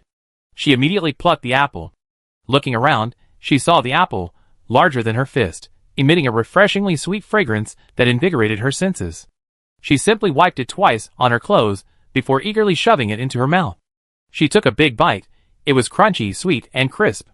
Lu Dongling's heart ached, tears streaming down her face. She finished the apple, sobbing. After finishing, she suddenly felt a slight shift in her energy, as if she were excited. She quickly sat down cross-legged, meditating. After a long moment, she slowly opened her eyes, a look of surprise in her eyes. "I'm at level 3. Lu Dongling exclaimed excitedly, looking at her palm. She hadn't expected the fruit from this tree to have such miraculous effects. She carefully cared for the tree and moved it into her room, lest it be discovered by anyone with ulterior motives. With this tree, she was filled with hope for her future life. After all, being able to eat fruit every day was such a joy. Chapter 173. Furthermore, the fruit it bears is also helpful for cultivation. She was able to reach the 3rd level so quickly because she had been stuck at the peak of the 2nd level for 2 years. In the next room, Xiao Shanchen poured the water from her thermos into a glass, watching it fill up out of thin air again. After pouring it out again, it didn't appear again. Sure enough, it only happened 3 times. She had to be more careful from now on and not waste any. 3 cups a day was more than enough, and Xiao Shanchen was very satisfied. The air tonight seemed filled with a scent of happiness. Luli earned a lot of points today and fell asleep happily. The next morning, the alarm clock rang. Luli turned it off and stayed in bed for a while before getting up and saying hi to the 2 kittens. After brushing her teeth and washing her face, she finally woke up completely. Luli went downstairs to open the shop. Customers were already waiting. As soon as the car opened, they shouted, "Boss, get your tickets." Luli quickly put the scratch-off tickets out for everyone to choose from. "Boss, could you recommend 2 tickets? I've been here for days and haven't scratched out any fruit, so I'm craving some. Please help me," a man said pitifully. Luli saw this and casually pointed to 2 tickets from the most expensive scratch-off section, confidently saying, "Go ahead." The customer, seeing her confidence, immediately bought the 2 tickets and began scratching them. To his surprise, he actually got a bunch of juicy bananas. He beamed, happy even if only 1 ticket had a prize, and thanked Boss Lu with a smile. The customers nearby saw this, and also clamored for Luli to choose. Luli, of course, agreed. It would also boost consumption, right? Besides, it was all about luck, not her choice. She then selected 2 or 3 tickets for several customers. Strangely, each of them had a fruit-winning ticket, while the others had nothing. But everyone was satisfied. It was better than having nothing before. Luli even examined her hand carefully, turning it over left and right, but couldn't find anything different. Was it fate? The system said, "Don't doubt it, because this was chosen by you. You are the owner of the lottery shop. If your willpower is strong enough, you can indeed change the odds, like yesterday's 3 exceptional prizes." Luli seemed to understand. Yesterday, she had been desperate for everyone to scratch out a good prize, because there would be a lot of people there, which would stimulate spending. She hadn't expected something as ethereal as willpower to be so useful. People kept asking Luli to help them choose scratch-off tickets, and she was happy and at ease. She was now open-minded. As the shop owner, she was naturally happy when customers scratched out prizes. But the happy times didn't last long. The blind base commander arrived again with his men. Hundreds of people swarmed, surrounding the RV. When the base commander returned yesterday, his body was covered in small holes from sunflower seeds. When the seeds were pulled out, blood gushed out. He tried to mobilize his energy to heal the wounds, but to no avail. The sunflower seeds carried some pathogenic bacteria, and the wounds gradually fester and itch, even medication. Now he couldn't sit, lie down, or lie flat on his stomach. But for the sake of dignity, he forced himself to sit in his wheelchair, enduring the pain, even though that made him even more ridiculous. Luli, meeting his constipated expression, didn't hold back, but laughed heartily, hands on hips. Jiainghao shouted angrily, "Shut up." But that affected the wounds, and he gasped. He knew he couldn't win an argument with Luli, so he glanced at his confidant standing beside him. The confidant, a thin man, pulled out a worn loudspeaker and shouted at Luli in a commanding voice, "Outsiders, please leave Wanchun base immediately. Base residents, please return to base immediately. We deny the use of weapons. Outsiders, please leave Wanchun base immediately. Base residents, please return to base immediately. We deny the use of weapons. Outsiders, please leave Wanchun base immediately. Base residents, please return to base immediately. We deny the use of weapons." He repeated it 3 times in a row, loud and piercing. Customers in the convenience store and bath center looked out. They knew the voice. The base commander's lackey. Luli wanted to laugh. "You told me to leave, so I left. Why attack with weapons? Come on, if you dare. Am I afraid of you?" She wasn't afraid, but the base residents were terrified. The base commander's words meant he really dared to do it. He had done it before. In a flash, the crowd outside the RV, the convenience store, and the bathhouse had almost all dispersed. The zombie king's face was displeased. The 2nd floor had just opened, and before he could even introduce the guests, the crowd had already fled. He strolled out of the bathhouse and saw a group of armed men tightly surrounding the RV. But Luli in the RV showed no fear at all, simply drinking water and nibbling on the pear in her hand. The zombie king stamped his foot impatiently, and the group of psychics all shuddered, their bodies uncontrollably lurching upwards. They stared at him in disbelief. "Who is it?" the lackey snapped. "Your grandfather." The zombie king roared with full force, then stamped his foot again, causing the ground to tremble and the psychics to stagger, nearly losing their balance. Several even spat out blood, their legs giving way as they collapsed to their knees, their weapons falling one after another. Jia Yinghao watched with dismay. "I usually treat you to good food and drink, and now you're doing this?" His annoyance made the numerous wounds on his body ache. Luli naturally noticed this, and gave the zombie king an admiring look. He had wanted to drive them out himself, but now that he had help, he decided to give it a rest. Watch the show, and admire Jia Yinghao's distorted face. Jia Yinghao snatched the loudspeaker from the lackey and shouted sternly, "Lu, I'm saying this one last time. Get out of Wanchun base. This is my territory. Otherwise, don't blame me for being rude."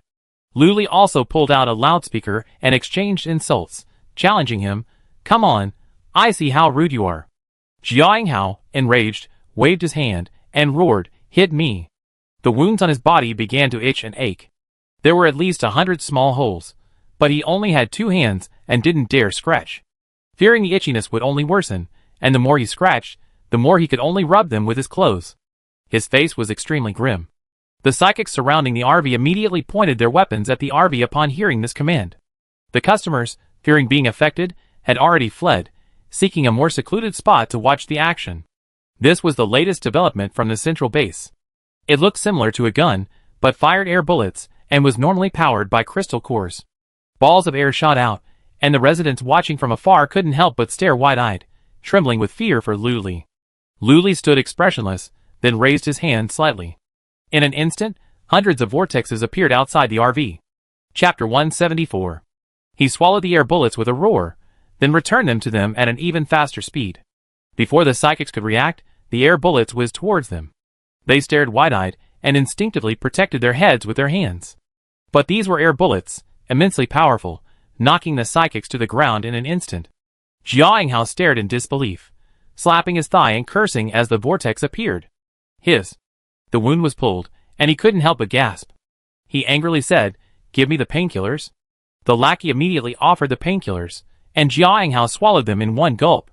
The pain finally eased somewhat, but the headache only intensified. He couldn't understand why this Lu guy was so arrogant, but why were the psychics he raised so worthless? "Go get the cannon out." "I don't believe it," Jia Yinghao said viciously. The lackey tried to persuade him, but met his fierce gaze, and had to wave his hand back. Soon, a cannon was pushed forward by 2 guards, and the onlookers in the distance couldn't help but exclaim in surprise. The base commander has even unleashed such an ultimate weapon. Looks like he's going to kill Boss Lu. No, I think Boss Lu is a good person. If she dies, where will we buy scratch-off tickets? She's really good? Not at all like those capitalists who act so condescendingly. Boss Lu is so approachable. We must believe in Boss Lu. She won't be defeated. Yes, let's cheer her on. The idea was unanimously approved, a voice louder than a megaphone resounding through the air. Jia Yinghao looked over with a grim expression, clenching his fists. They were clearly his residents, so why were they siding with this bitch? Jia Yinghao's resentment intensified. Luli slowly raised her hand and waved at them from a distance, acknowledging that she heard them. For a moment, it felt like a fan meeting. Jia Yinghao couldn't stand it any longer and ordered, "What are you still standing there for? Fire!" The lackey hesitated, but he never forgot he was a lackey. With a wave of his hand, he loaded dozens of crystal cores into the cannon. Then, he pressed a button, pulled a fuse, and with a boom, the cannonball launched. The cannonball was as blinding as the sun, moving at breakneck speed, slightly larger than her head. Even the onlookers dozens of meters away could feel the terrifying energy emanating from it. Jia Yinghao squinted, the image of the RV being blown to pieces already flashing through his mind. Of course, the image of the bitch kneeling and begging for mercy flashed through his mind, and he couldn't help but curl his lips into a smile. The onlookers at the base knew the power of this shell. It could even kill 10 high-level zombies. They didn't dare to watch, shielding their eyes with their hands. They only saw Luli inside the RV smirking contemptuously, unmoved as a mountain. Is she afraid? Of course not. The RV's highest defense was already activated, automatically swallowing all attacks and, similarly, ignoring all attacks. As expected, the cannonball was perfectly absorbed by the shield, even letting out a loud burp. Jiao Hao was horrified and muttered, How is this possible? This is Wanchun Base's biggest trump card. The lackey leaned over and whispered, Base Commander, let's go. This woman is not to be trifled with. We already provoked her. What else can we do? Jiao Hao suddenly felt a surge of regret. His nephew was already dead, and he still had to offend a bitch over a dead man. And yet, this bitch was so powerful that he couldn't be beaten or scolded, and yet the residents of his own base were on her side. Just thinking about it made Jiao Hao's heart ache. Why? He refused to accept it. Just as he was lost in his resentment, a lackey beside him shouted anxiously, Base Commander. Run. He looked up in confusion, only to see that the shells that had been swallowed by the vortex had now been spit out. The shells, now broken into fist-sized pieces, were as dazzling as the sun, hurtling towards him at high speed. He frantically maneuvered his wheelchair. The lackey beside him had already disappeared, leaving no trace of him. Jiao Hao panicked. He struggled to turn his wheelchair around, and just as he was about to roll forward, countless shells crackled and pounded at him, sending plumes of black smoke swirling into the air. Screams erupted from his lips, and Jiao Hao twisted in pain, falling from his wheelchair. He rolled back and forth on the ground, his body on fire, every inch of his skin burning. The screams gradually faded, but the fire only grew stronger. No one came to help, only to watch indifferently. When the fire was completely extinguished, everyone gathered around, their hearts pounding. Only a pale skeleton remained, and even the wheelchair beside him was burned, reduced to a pile of ash. Luli shrugged helplessly. It wasn't her fault. She hadn't done anything. Before she could say anything, some residents spontaneously carried the remains to the pile of his nephew's body. They had been so close in life, and now they were at peace, sharing his company in death. She thought, let's just get rid of the pile of bodies. It's such a horrible sight. She tossed a lighter to Xiao Di. Go, burn those bodies. Xiao Di and Zhang Ting went together, and Shen Bing and Luo Mu, who had been staying at the convenience store, also joined in the fun. They weren't worried about Lu Li in the RV anymore. Back then, she was invincible. Even if the gods came, they couldn't do anything to Lu Li.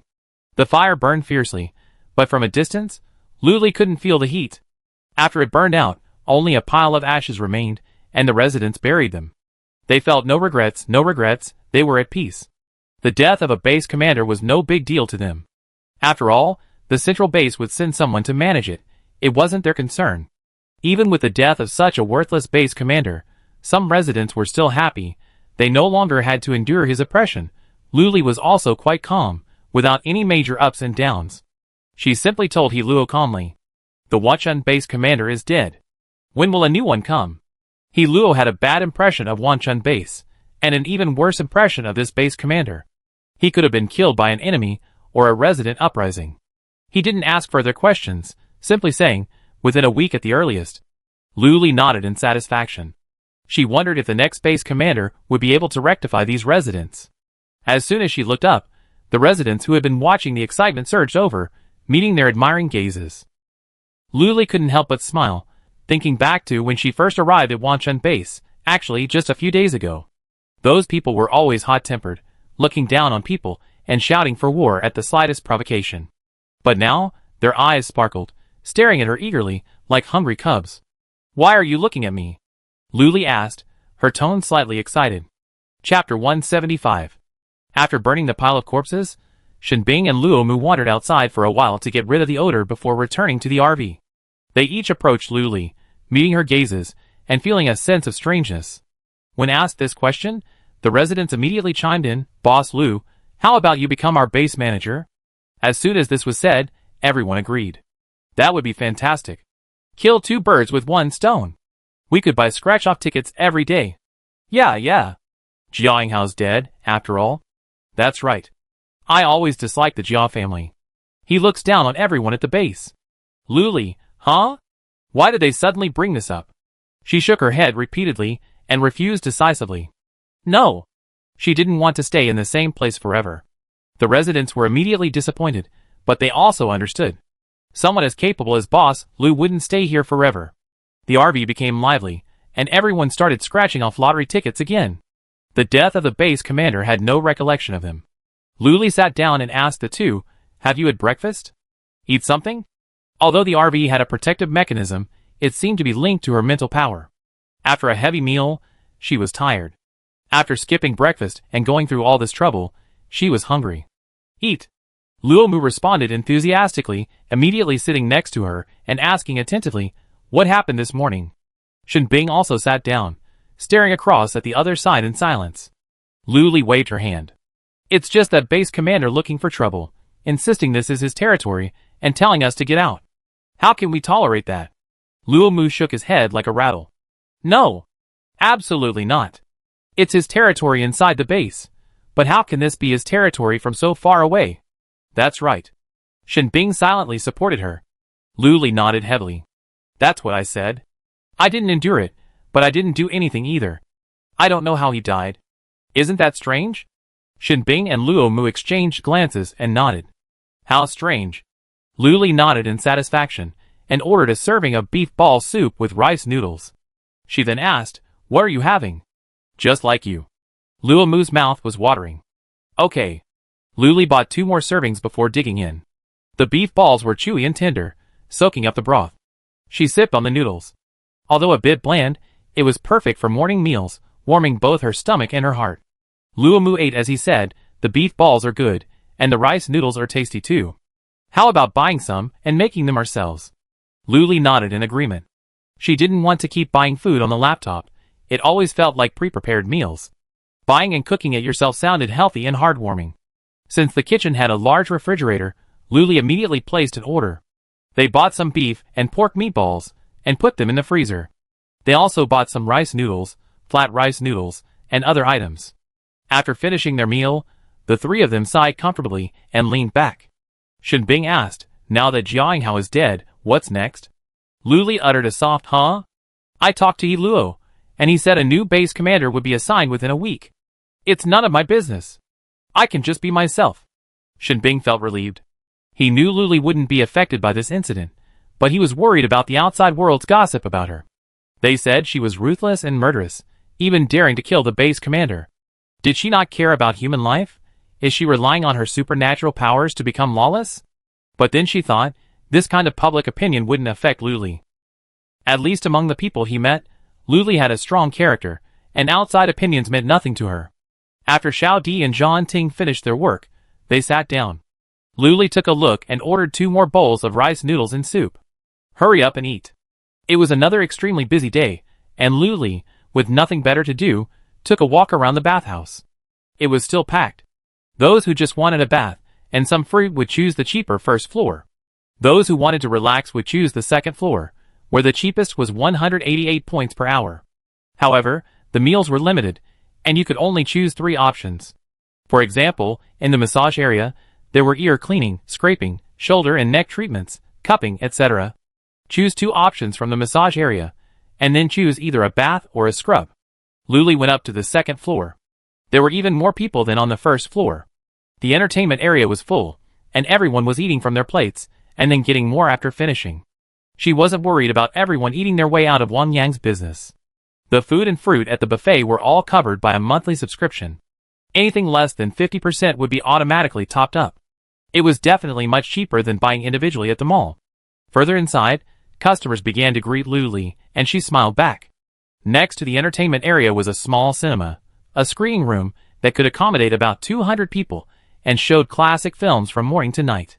Luli took a look inside and was amazed. The seats were packed. Even the row in front of the screen was occupied. Everyone had something to eat, watching and eating, and they seemed quite happy, a feeling of returning to a more civilized era. Luli, hands on her hips, watched a movie at the entrance for a while before quietly leaving. She wandered around the second floor for a while, before going downstairs. She staggered to the front desk and found no customers. The Zombie King was taking advantage of the opportunity to doze off. "Hey!" Luli leaned over to him, stamped her foot, and roared, successfully startling the Zombie King awake. The Zombie King's eyes lit up honestly when he saw Luli. Her fragrance grew stronger with each passing day. But now, feeling sleepy, the Zombie King shifted gears, propping his head on his hand and dozing off. Luli whispered, "Tisk, boring." She staggered back to the bathhouse, and then to the convenience store. She walked around with her hands behind her back, like a landlord inspecting her territory, swaggering around. The convenience store was packed. She glanced outside and realized she couldn't squeeze in. The little guys were busy, so she turned and left. After strolling around the Dawn Hotel for a bit, she happened to run into Sheng Xian coming downstairs. She remembered something and asked, "Have you planted that sapling yet?" Sheng Xian instinctively tugged at the hem of his clothes, his heart tightening. He nodded. "I was just about to go see it." He paused, as if inviting her. "Boss Lu, do you want to go take a look?" Lu Li, who was bored, raised an eyebrow and said, "Okay. Let's go." "Where did you plant it?" The two of them left the hotel one after the other. Chu Lixing, who was behind the front desk, glanced up helplessly, not thinking much about it. Lu Li followed Sheng Xian around to the back of the hotel. He pointed to a hidden corner and said, "Here." She took a few steps forward, squatting down to get a closer look. "When I first scraped it out, it was so wilted and lifeless. I didn't expect it to be so vibrant after I planted it." Sheng Xian also squatted beside her, glancing to the side. "Who said it wasn't? Can it really improve the soil?" Lu Li asked suspiciously.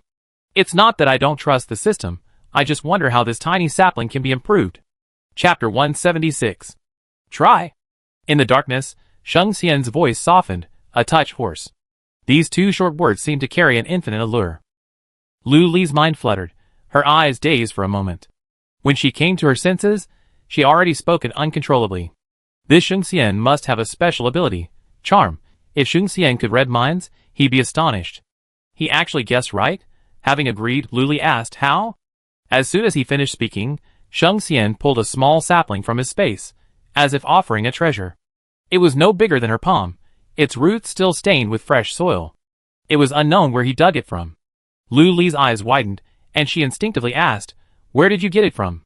Sheng Xian chuckled, pulling out a shovel and other tools. "I dug it up from the roadside. It looks like a newly grown, ordinary plant. I don't think it survived more than 2 days. I thought I'd move it here to see if it could survive. In the apocalypse, the soil is now polluted to varying degrees. Part of the reason was that when the apocalypse broke out, the Earth's magnetic field was disrupted, and 70% of humanity became zombies, infected by the poison. Another part was due to the mutated plants and animals that needed to grow stronger, constantly devouring them. Over time, normal plants became increasingly scarce. Even if new plants did emerge, they were either devoured or had a low survival rate due to soil contamination. It was only today that Sheng Xian, after a special outing, found this fragile plant in a crevice, and with much effort dug it out. "Good idea," Lu Li praised. As the saying goes, practice is the only criterion for testing truth. Working together, the two of them planted the palm-sized sapling next to the one that would improve the soil, and then stared intently, hoping for a miracle. Of course, a miracle couldn't happen so quickly. After about 3 minutes, Lu Li rubbed her eyes, propped herself up on her knees, and, with her hands on her hips, said, "Come back tomorrow." Sheng Xian's eyes lit up at that, and she quickly agreed, fearing she'd take it back if she got upset. She couldn't help but wonder, was this a shared little secret? Lu Li didn't think much of it. It was afternoon, and the sun was making her head dizzy, so she told him to go back. They walked one in front of the other on the way in, and side by side on the way back. Luomu was hanging around the convenience store like a jerk. He missed his motorcycle, which was probably gathering dust in his storage space, and he was wondering when to take it out for a spin. Turning around, he saw Lu Li and Sheng Xian coming out from the side of the hotel. He wondered, what were they doing there? From a distance, Luomu couldn't make out their expressions, but he vaguely sensed a good vibe between them. Arriving at the hotel entrance, Lu Li waved to Sheng Xian and, without waiting for him to enter, turned back to the RV. Lu Mu's eyes lit up, and he ran over, leaping down the steps and onto the RV. "Boss Lu." A cheerful voice echoed in her ears, startling Lu Li, still lost in thought about improving the soil. She spun around with a start, and upon seeing it was Luomu, she couldn't help but roll her eyes and lean back in her chair. "What are you doing?" He leaned forward eagerly, almost coquettishly. "You don't even take me with you when you go out anymore." "Lu Li, when did you?" "Lu Mu, ? It seems like Boss Lu rarely goes out. Whatever, I just don't want to see her hanging out with that vixen Sheng Xian." He said it, and that was all he thought. "Boss Lu, I don't think Sheng Xian is a good person. You must stay away from him." His earnest words made Lu Li want to laugh. His little thoughts were written all over his face. Even Dadong and Xiaodi weren't like that. They say, "Don't play with him, play with me." Childish. Lu Li threw her head back, not bothering to respond. Luo Mu eagerly scrambled to the other side again, about to sow discord again, when Sheng Xian arrived. Dressed in black, he stood outside the RV and happened to meet Luo Mu's still unretracted, somewhat coquettish, ingratiating gaze. As their eyes met, Luo Mu's expression instantly shifted, cold and unhappy, completely unmistakable. He shifted his stance, clinging to the armrest of Lu Li's recliner, a look that said, "I'm right here watching you."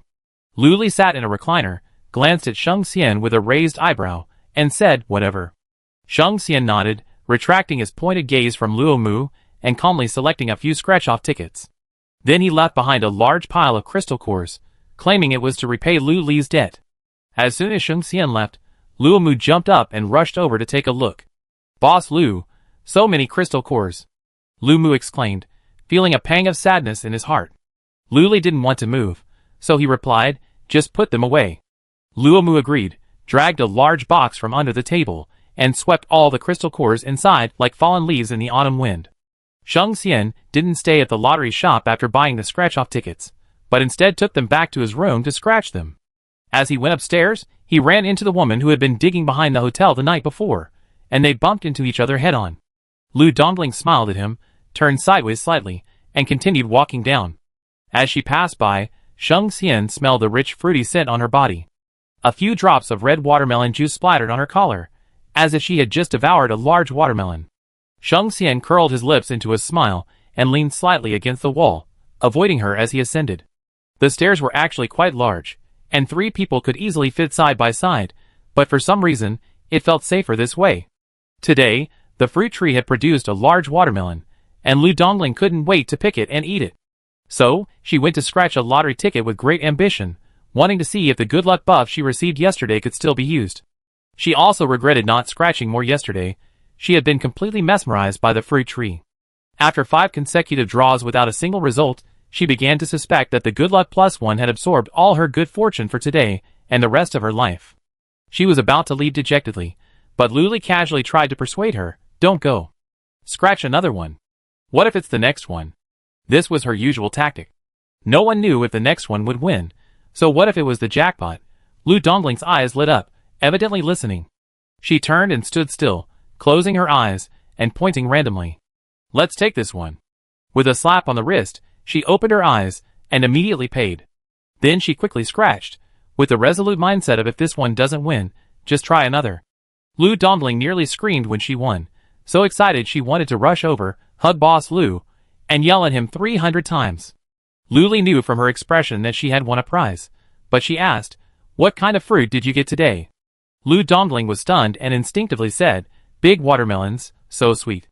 Lu Li was craving watermelon, so she bought several large ones at the mall and put them all in the refrigerator. When she came out of the kitchen, Lu Dongling had already claimed her prize and was holding it in a daze. Chapter 177.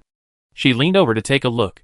It looked like a stone, slightly smaller than her palm, with a smooth, rounded surface and an overall black color. "What is this?" Lu Li asked. "A protective shield," Lu Dongling whispered. Only the 2 of them could hear. "Ouch." Lu Li expressed surprise. It really could scrape out anything. Curiously, she asked, "Is it permanent or disposable?" Lu Dongling looked down again and seemed to see an introduction, but Lu Li couldn't see anything. Perhaps only the owner could see it. Lu Dongling said, "It can be used 3 times a day, each lasting 15 minutes, and can withstand attacks below level 8. Lu Li, 6. The good luck +1 buff would occasionally appear and show its power. After a whispered conversation, Lu Dongling left with the protective shield in her pocket.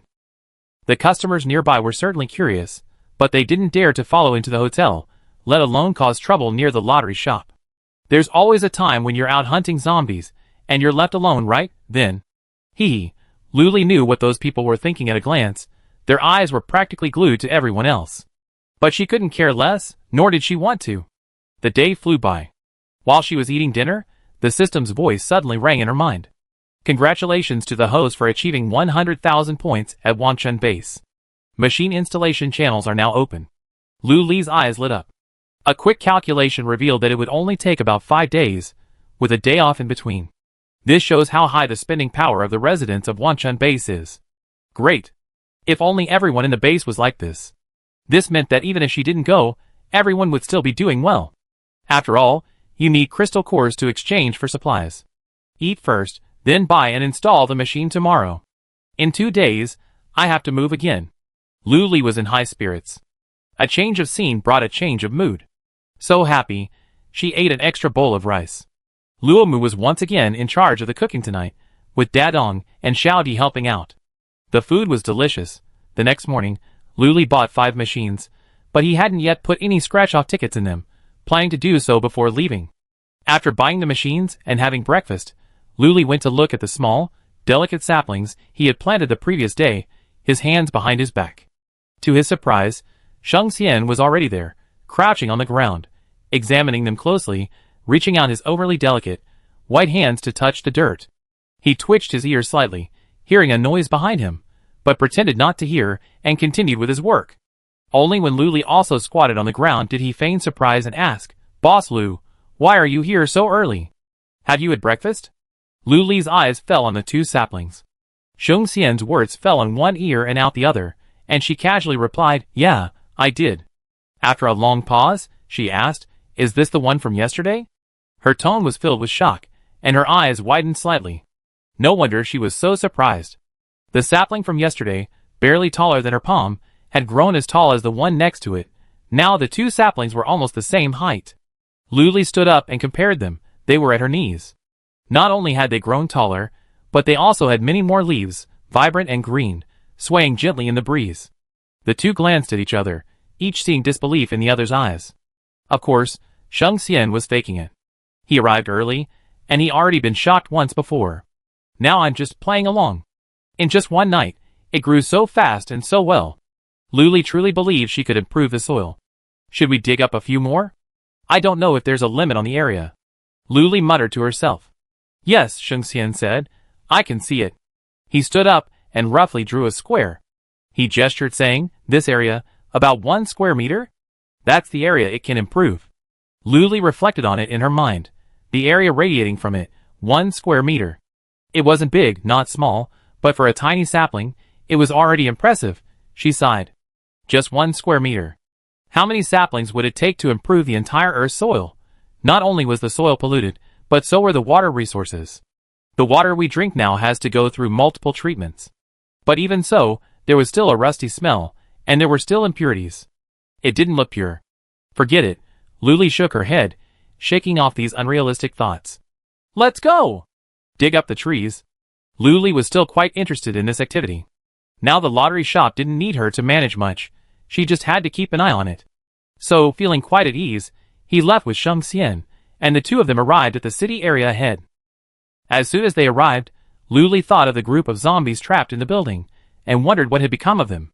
Since they were already here, Luli and Sheng Xian made their way around to the building.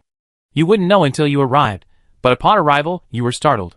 The building, already riddled with holes from the vegetation, was now tightly wrapped in mountain turtles, leaving no gaps.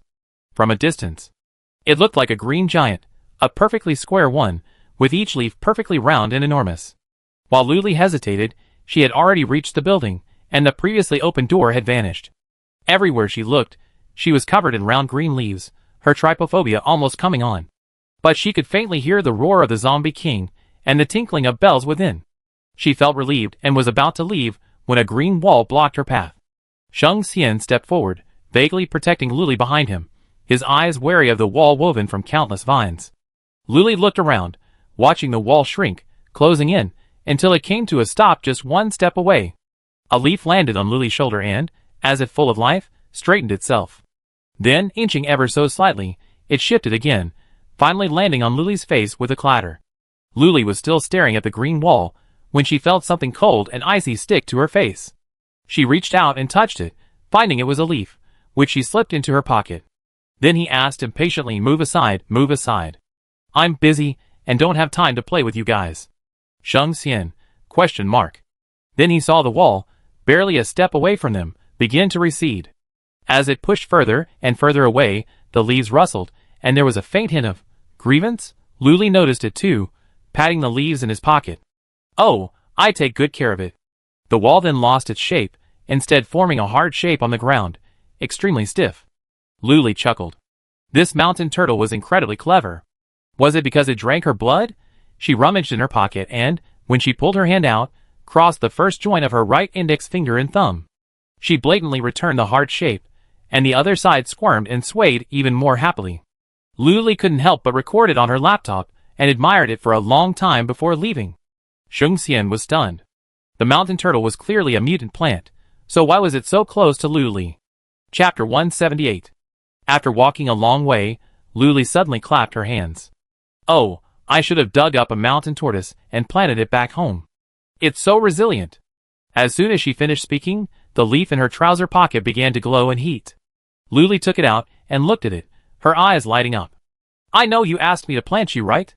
But you're just a tiny leaf. How can you plant it? Luli didn't believe it. She was skeptical. If a seed could be planted, how could a leaf be planted? Just bury it and let it rot.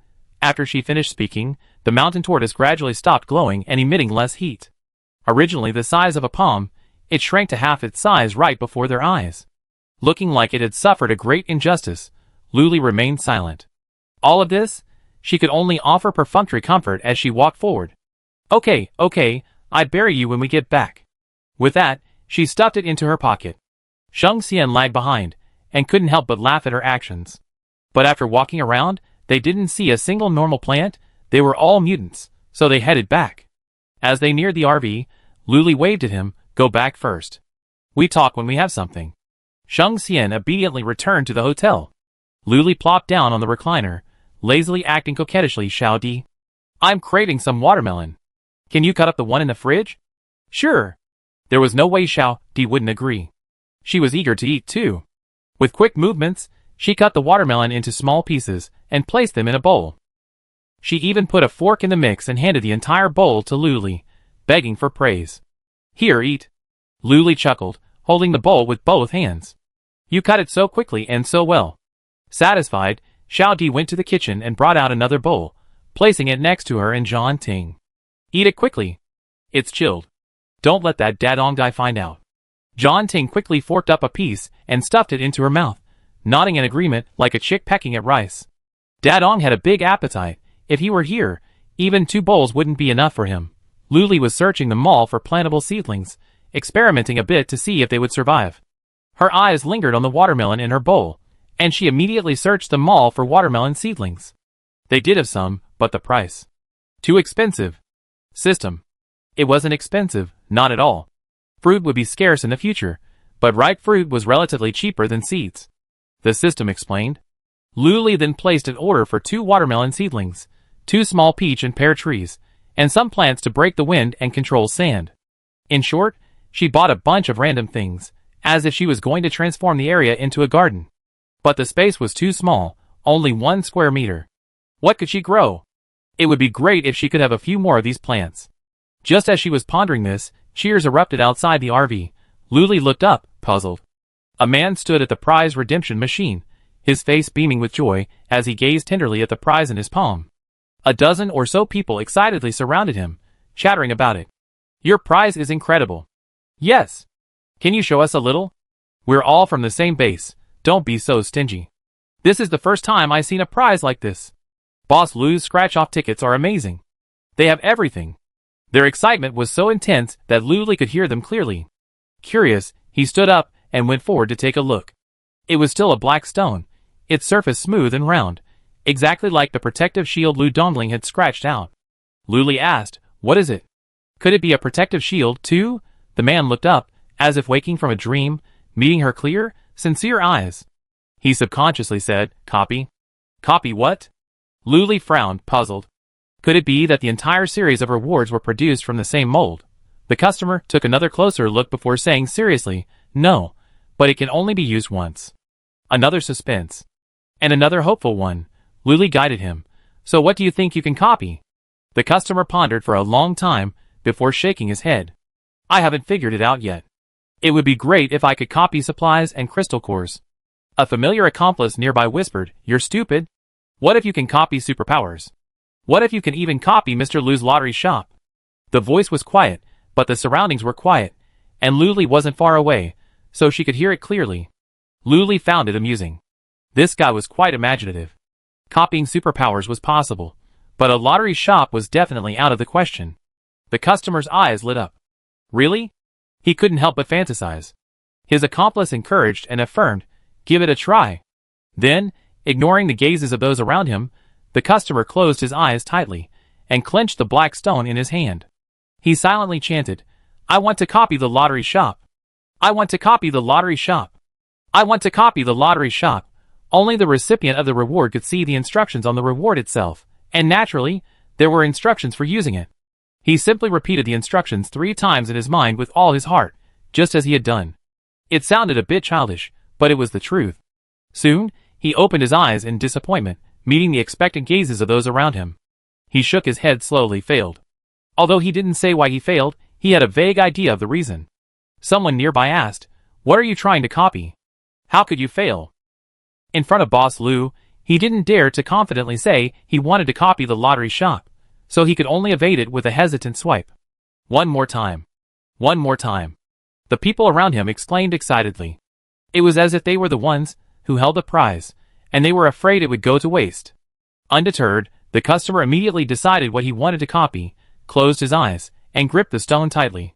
He began to chant silently, "I want to copy Shen Bing's ice power. I want to copy Shen Bing's ice power. I want to copy Shen Bing's ice power." Not hearing the response he was hoping for, the customer slowly opened his eyes and shook his head, his mind brimming with confusion. This doesn't work, that doesn't work, how could he possibly survive? He was about to give up, but then he thought, no, what if this was just the wheel of fate? He pondered, his mind racing with thoughts, flashing back to the prizes everyone had scratched off in the past few days. Which one had he wanted the most, the one he envied the most, the one he was most excited about, the one he most wanted to snatch? Thinking carefully, he closed his eyes again and muttered a few words to himself, then suddenly opened them, his expression filled with excitement. Everyone saw this and knew he had succeeded, and they gathered around to ask, "What did you copy?" "Yes, yes, show it to me." "Yes." "What exactly is it?" The customer hesitated for a moment. He wasn't some clueless idiot. He wasn't sure if he could keep it if he took it out. These people might pay lip service to your brotherhood, but when the chips were down, they fall off faster than anyone else. He looked at Boss Lou for help, but he blinked at him, bewildered. The two exchanged glances, prompting others nearby to ask questions. Luli understood. It seemed the reward for copying was so great that they didn't dare reveal it publicly. Chapter 179. She winked at the hotel, indicating he could go there to avoid the spotlight, and the customers understood immediately. But the problem now was that it was difficult for him to escape. He was surrounded by a circle of curious residents, whose inner thoughts were unclear. If he dared to take it out, his body would likely appear somewhere in the world before tomorrow. But not taking it out seemed unacceptable. Another wave of thoughts struck him, and his spiritual sense searched the space. He pulled out 2 identical pistols, and said confidently, "Here, I copied this." He still looked like he was complaining. "I wanted to copy Boss Lou's lottery shop." He gave Lu Li a silly smile as he spoke. "You saw the result, it failed. I tried to copy Shen Bing's ability again. And I failed again." The customers were very frustrated. Then he excitedly said, "It's my last chance. I was so anxious, so." He extended the pistol in his hand forward again, as if to announce to the world, "I copied a pistol." This statement made perfect sense, and most people believed it. After all, everyone had witnessed his 2 failures. But a few people familiar with the customer began to wonder, does this pistol look familiar? After the customer finished his lie, a thin layer of sweat broke out on his back. He nervously squeezed through the crowd and left the RV. A few people followed him, and just as they were about to follow him, they saw him turn and enter the hotel. They couldn't help but feel annoyed.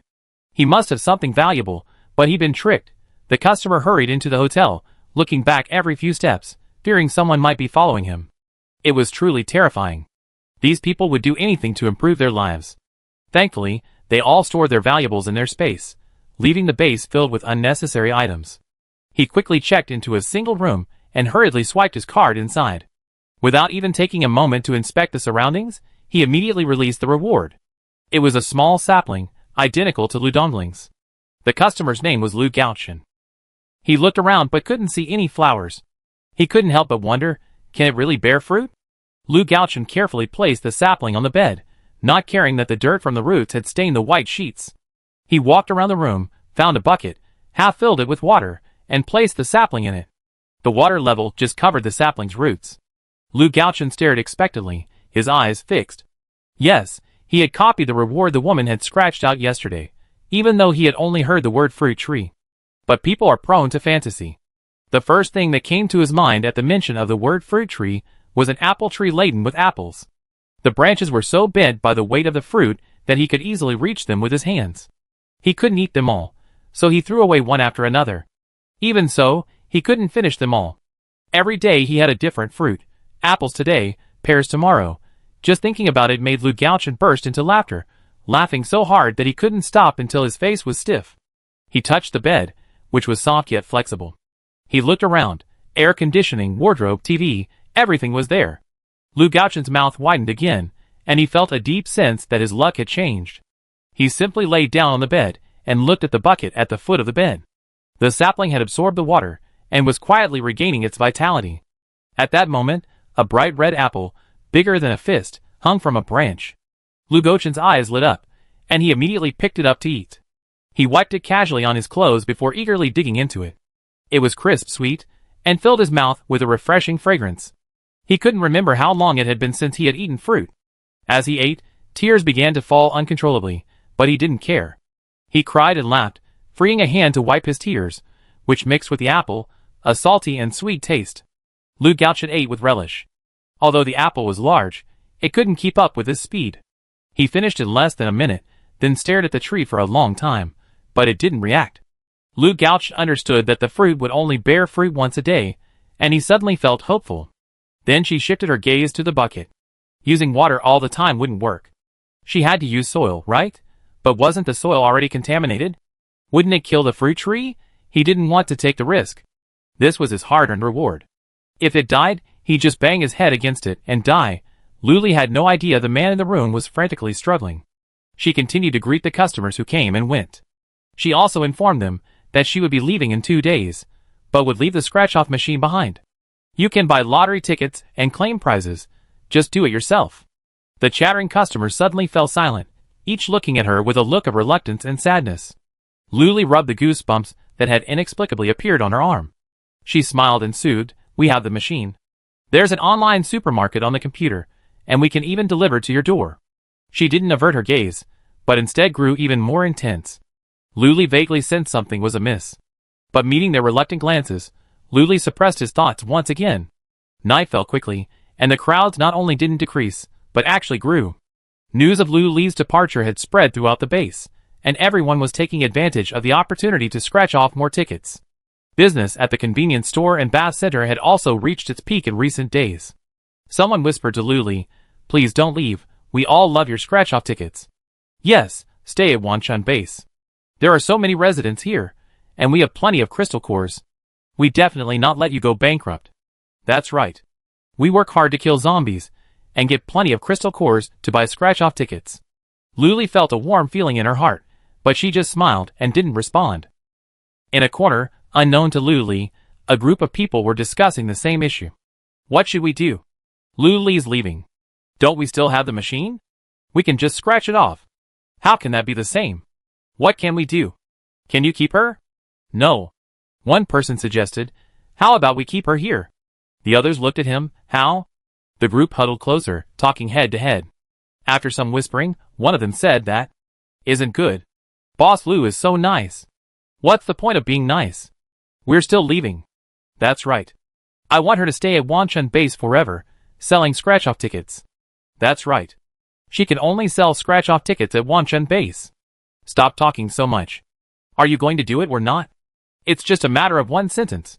"Wait a minute, we can't beat Boss Lu, right? She even dared to kill the base commander." After these words, the dozen or so people fell silent. Indeed, even the base commander was no match for Boss Lu. Chapter 180. But some people refused to give up. "I call more people. I don't believe we can't keep her." Someone hesitated, wanting to stop them, but didn't know how. The atmosphere froze for a moment. Inside the RV, Luli was oblivious to all this and continued to warmly greet customers. Today, they closed an hour later than yesterday. After collecting the scratch cards, everyone started arriving for dinner. One by one, they dragged their tired bodies and haggard faces into the RV and sat down like zombies. Chu Lixing fared slightly better. After all, he only had to sit at the front desk and check in customers.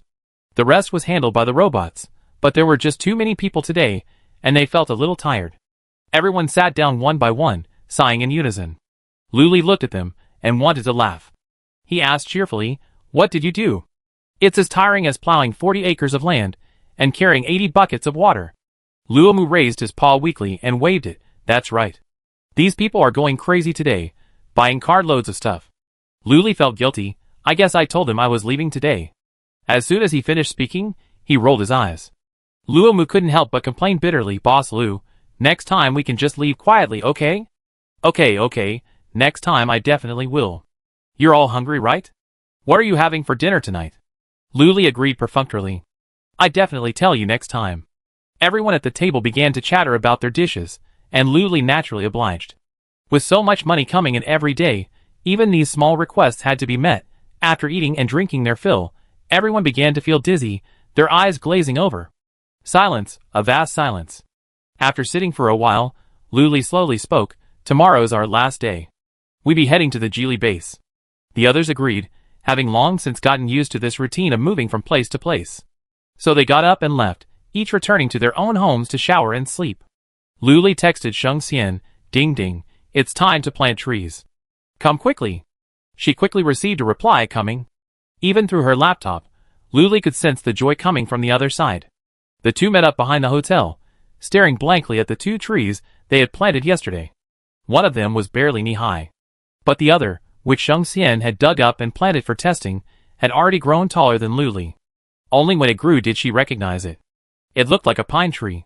She looked up. The treetop resembled a pyramid, getting smaller as it went up. The leaves were like needles, prickly to the touch. But it was perfectly safe, showing no signs of mutation. It was just a normal, upright pine tree. What surprised Luli was how quickly it grew, 1.5 meters in a single day. In a few days, wouldn't it be taller than this 3-story hotel? That wasn't a big deal, but I was afraid it would get even bigger, and this tiny square meter wouldn't be enough. Regardless, Luli squatted down and took out all the seedlings he bought today. Start planting. Regardless of whether they were melon seedlings or tree saplings, or how they were planted, Luli dug a hole, buried the roots, and that was it. After planting the 8 plants, the tiny square meter was filled. Fortunately, they were still small, so it wasn't crowded for now. But at the rate they were growing, who knew what would happen tomorrow? Luli brushed the mud off his hands and looked at Sheng Xian happily. "If only we had lots of these soul-improving plants." Sheng Xian also smiled and nodded in agreement. "So, Boss Lu wants to plant seeds all over the world?" "Yes and no," Luli said ambiguously, glancing at the wilted melon seedlings he had just planted. "It's getting late, go back to bed." With that, he left. Sheng Xian followed behind, suddenly asking, "Are you going to the Geely base in a few days?" Luli paused, remembering that he was a spy sent by the Geely base. A flash of thought crossed her mind, and she replied, "Yes, I had enough here." She paused, and Sheng Xian followed suit. Their gazes met, their heights high and low. Luli's expression remained calm, but her hands were clenched tightly in her pockets. "Are you afraid?" "What are you afraid of?" Sheng Xian said quickly, realizing he was too anxious as soon as he said it. He forced a way out. "I'm not afraid. I'm staying at the Dawn Hotel now. They won't dare come knocking on my door again, especially with Boss Lu here." Sheng Xian was serious. His eyes, brighter than the stars in the sky. Luli turned away, no longer looking at him. She also had a resigned look on her face. "As long as you're not afraid, just stay out of here." With that, she turned and walked away, her legs moving so fast that she was gone in a flash. Sheng Xian watched her get into the RV with a smile on his face, then slowly turned into the nearby hotel. Back in his room, Sheng Xian opened the communication app on his laptop and saw a pinned person sending him numerous messages. If he didn't click on it, he only see the latest update. How's the mission progressing? But he didn't read any of it. The number inside the red dot had already passed 99, and Sheng Xian frowned impatiently. She simply deleted the chat, out of sight and out of mind, then changed into slippers, and went to the bathroom to wash up. Luli had always been forgetful. She had just been brooding over Sheng Xian, but once Nana pounced on her on the 2nd floor, she had forgotten everything. Looking up again, Wang Ba, the little red flower, stood on the table, its 2 petals bent downward, clinging to its slender stem, a look of pride on his face. She stepped forward and rubbed its petals, crumpling them into a mess. Wang Ba screamed in frustration. The second floor of the RV suddenly became bustling with activity. Wang Ba, using his petite frame, chased after Lu Li. Nana and Xiaolu refused to listen, teasing Wang Ba like a toy, darting left and right, refusing to let him pass. Lu Li successfully escaped, smiling at them with her hands on her hips. Suddenly, she realized something was wrong and glanced down at her own hands. Finally, I know where Wang Ba learned this from. She turned to shower. Behind her, the cheerful meow of a cat echoed, mingling with Wang Ba's angry roar. It wasn't unpleasant at all. Lu Li's eyes narrowed slightly with laughter. She slipped out of her pajamas and went into the bathroom. She could still vaguely hear the noise outside after closing the door. Sleeping time always flies by. Lu Li felt like she barely closed her eyes before she had to get up and start business again. Yawning, she went downstairs, mentally preparing herself before opening the doors. As expected, many people were outside, waiting for her to open. Lu Li glanced at the sun rising over the horizon. "Aren't you sleepy, getting up so early?" They all shook their heads. "Not at all. We're full of energy. Boss Lu is about to leave, so I thought I'd come here early to scratch a few more tickets. I didn't expect everyone else to share the same idea." "That's right. I'm afraid if I don't scratch a few more today, I won't be able to do it again." Chapter 181. As soon as these words were spoken, a touch of sadness filled everyone's hearts, a sense of reluctance permeating them. Lu Li hurriedly interrupted, pointing to the scratch-off machine and firmly stating, "There are definitely scratch-offs, plenty." Many customers were amused by her serious demeanor, and the melancholy was somewhat mitigated by the joke. It's just that after spending so much time at the Wanchun base, it's rare to encounter someone as pure as Boss Lu, and I felt a momentary sense of emotion. "Come on, everyone, scratch!" Lu Li called out. The scene instantly became lively, with everyone rushing to buy scratch-off tickets. You 3, he 4, she 3 more. The stock was quickly sold out, and Lu Li quickly placed orders for dozens of scratch-off tickets. She had Xiao Di and John Ting unpack and arrange the tickets, while she entered the numbers for the customers to buy the Super Lotto tickets. The busy time flew by, and in the blink of an eye, it was dark. Lu Li stretched her neck and stretched her body. She slowly rose from her chair, pounded her nearly numb legs, and said listlessly, "I'm so tired." Xiao Di and John Ting exchanged a glance and a smile, apparently accustomed to this level of intensity. Lu Li slumped on the sofa, her eyes blank, staring blankly until the customers had once again cleared out their scratch-off tickets. Xiao Di then said, "Well, we're closing for today, everyone, please go home." The customers glanced at her, somewhat reluctant to leave, but didn't dare swear at her. They walked away, looking back only once. After everyone had left, Lu Li muttered quietly, "These people are crazy." Today was the busiest day, but also the day with the highest prize payout rate. There were over a dozen exceptional prizes that Lu Li found particularly appealing, and one of them was the most surprising. It's a stuffed rabbit, but it's not just a stuffed rabbit, it can transform into a real rabbit and protect its owner. Amazing! Lu Li felt that the prizes from the scratch-off lottery tickets had been getting more and more impressive since arriving at Wanchun base.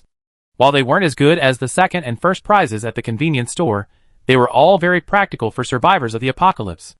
Things like the thermos that released water, the saplings that improved the soil, the protective shields, the fruit trees that opened blind boxes. She really wanted them all. What an awesome system! After a tired, silent meal, the table was stunned for a moment before preparing to leave. A commotion erupted outside the previously silent RV, and hundreds of people rushed in. They surrounded the RV, inside and out. Lu Li stared in amazement, waving at them, closing. But their expressions were unfriendly, even a hint of resentment. Lu Li was puzzled. We weren't even close, so why were they all trying to steal their crystal cores from me? If you don't understand, ask. She naturally asked, "What are you doing here?" The residents gathered outside remained silent, standing expressionless, their eyes fixed on Lu Li. "Lu Li? Question mark. Shin Bing sensed something and walked over to her, scanning them fiercely. These people had just been quiet for a few days. What were they up to again? Both sides fell silent. Chu Lixing and Luo Mu exchanged a glance, then stood up and joined Lu Li. Out of nowhere, a battle of glances ensued, and in the end, the people outside the RV were defeated. One person spoke up, "Boss Lu, if you want to leave, you have to run over our bodies." Someone even activated the recording function on their computers, and blatantly charged at the RV, unabashedly. Lu Li was even more confused. What era was this? How could such a Chinabaka person still exist? She never liked being threatened, and after hearing that, she immediately wanted to walk over their bodies. Do you really think my RV relies on 4 wheels? I show you. Lu Li, who had originally planned to leave tomorrow morning, was slightly provoked and decided to leave immediately. She took the driver's seat and operated the car. The 2 headlights suddenly illuminated, causing everyone to squint. Someone excitedly exclaimed, "Look! Boss Lu is really going to run us over." I didn't expect Boss Lu to be such a cruel and vicious person. I was wrong. Balls of disbelief erupted in discussion, and the residents responsible for recording the video even started a live broadcast, showing every angle. It was open to the entire internet, allowing anyone to access, and the title was quite explosive. The once popular lottery shop owner's private life is a horrible sight. Hurry! Who wouldn't want to click in and take a look? Boss Lu is truly famous these days. At least hundreds of thousands of people follow Boss Lu's whereabouts every day, primarily to see where his next base is. There are even several residents of Wanchun base live streaming Lu Li selling scratch-off tickets. He became rich overnight thanks to gifted crystal cores from others, but when Lu Li learned of this, he banned it. How could you make that kind of money?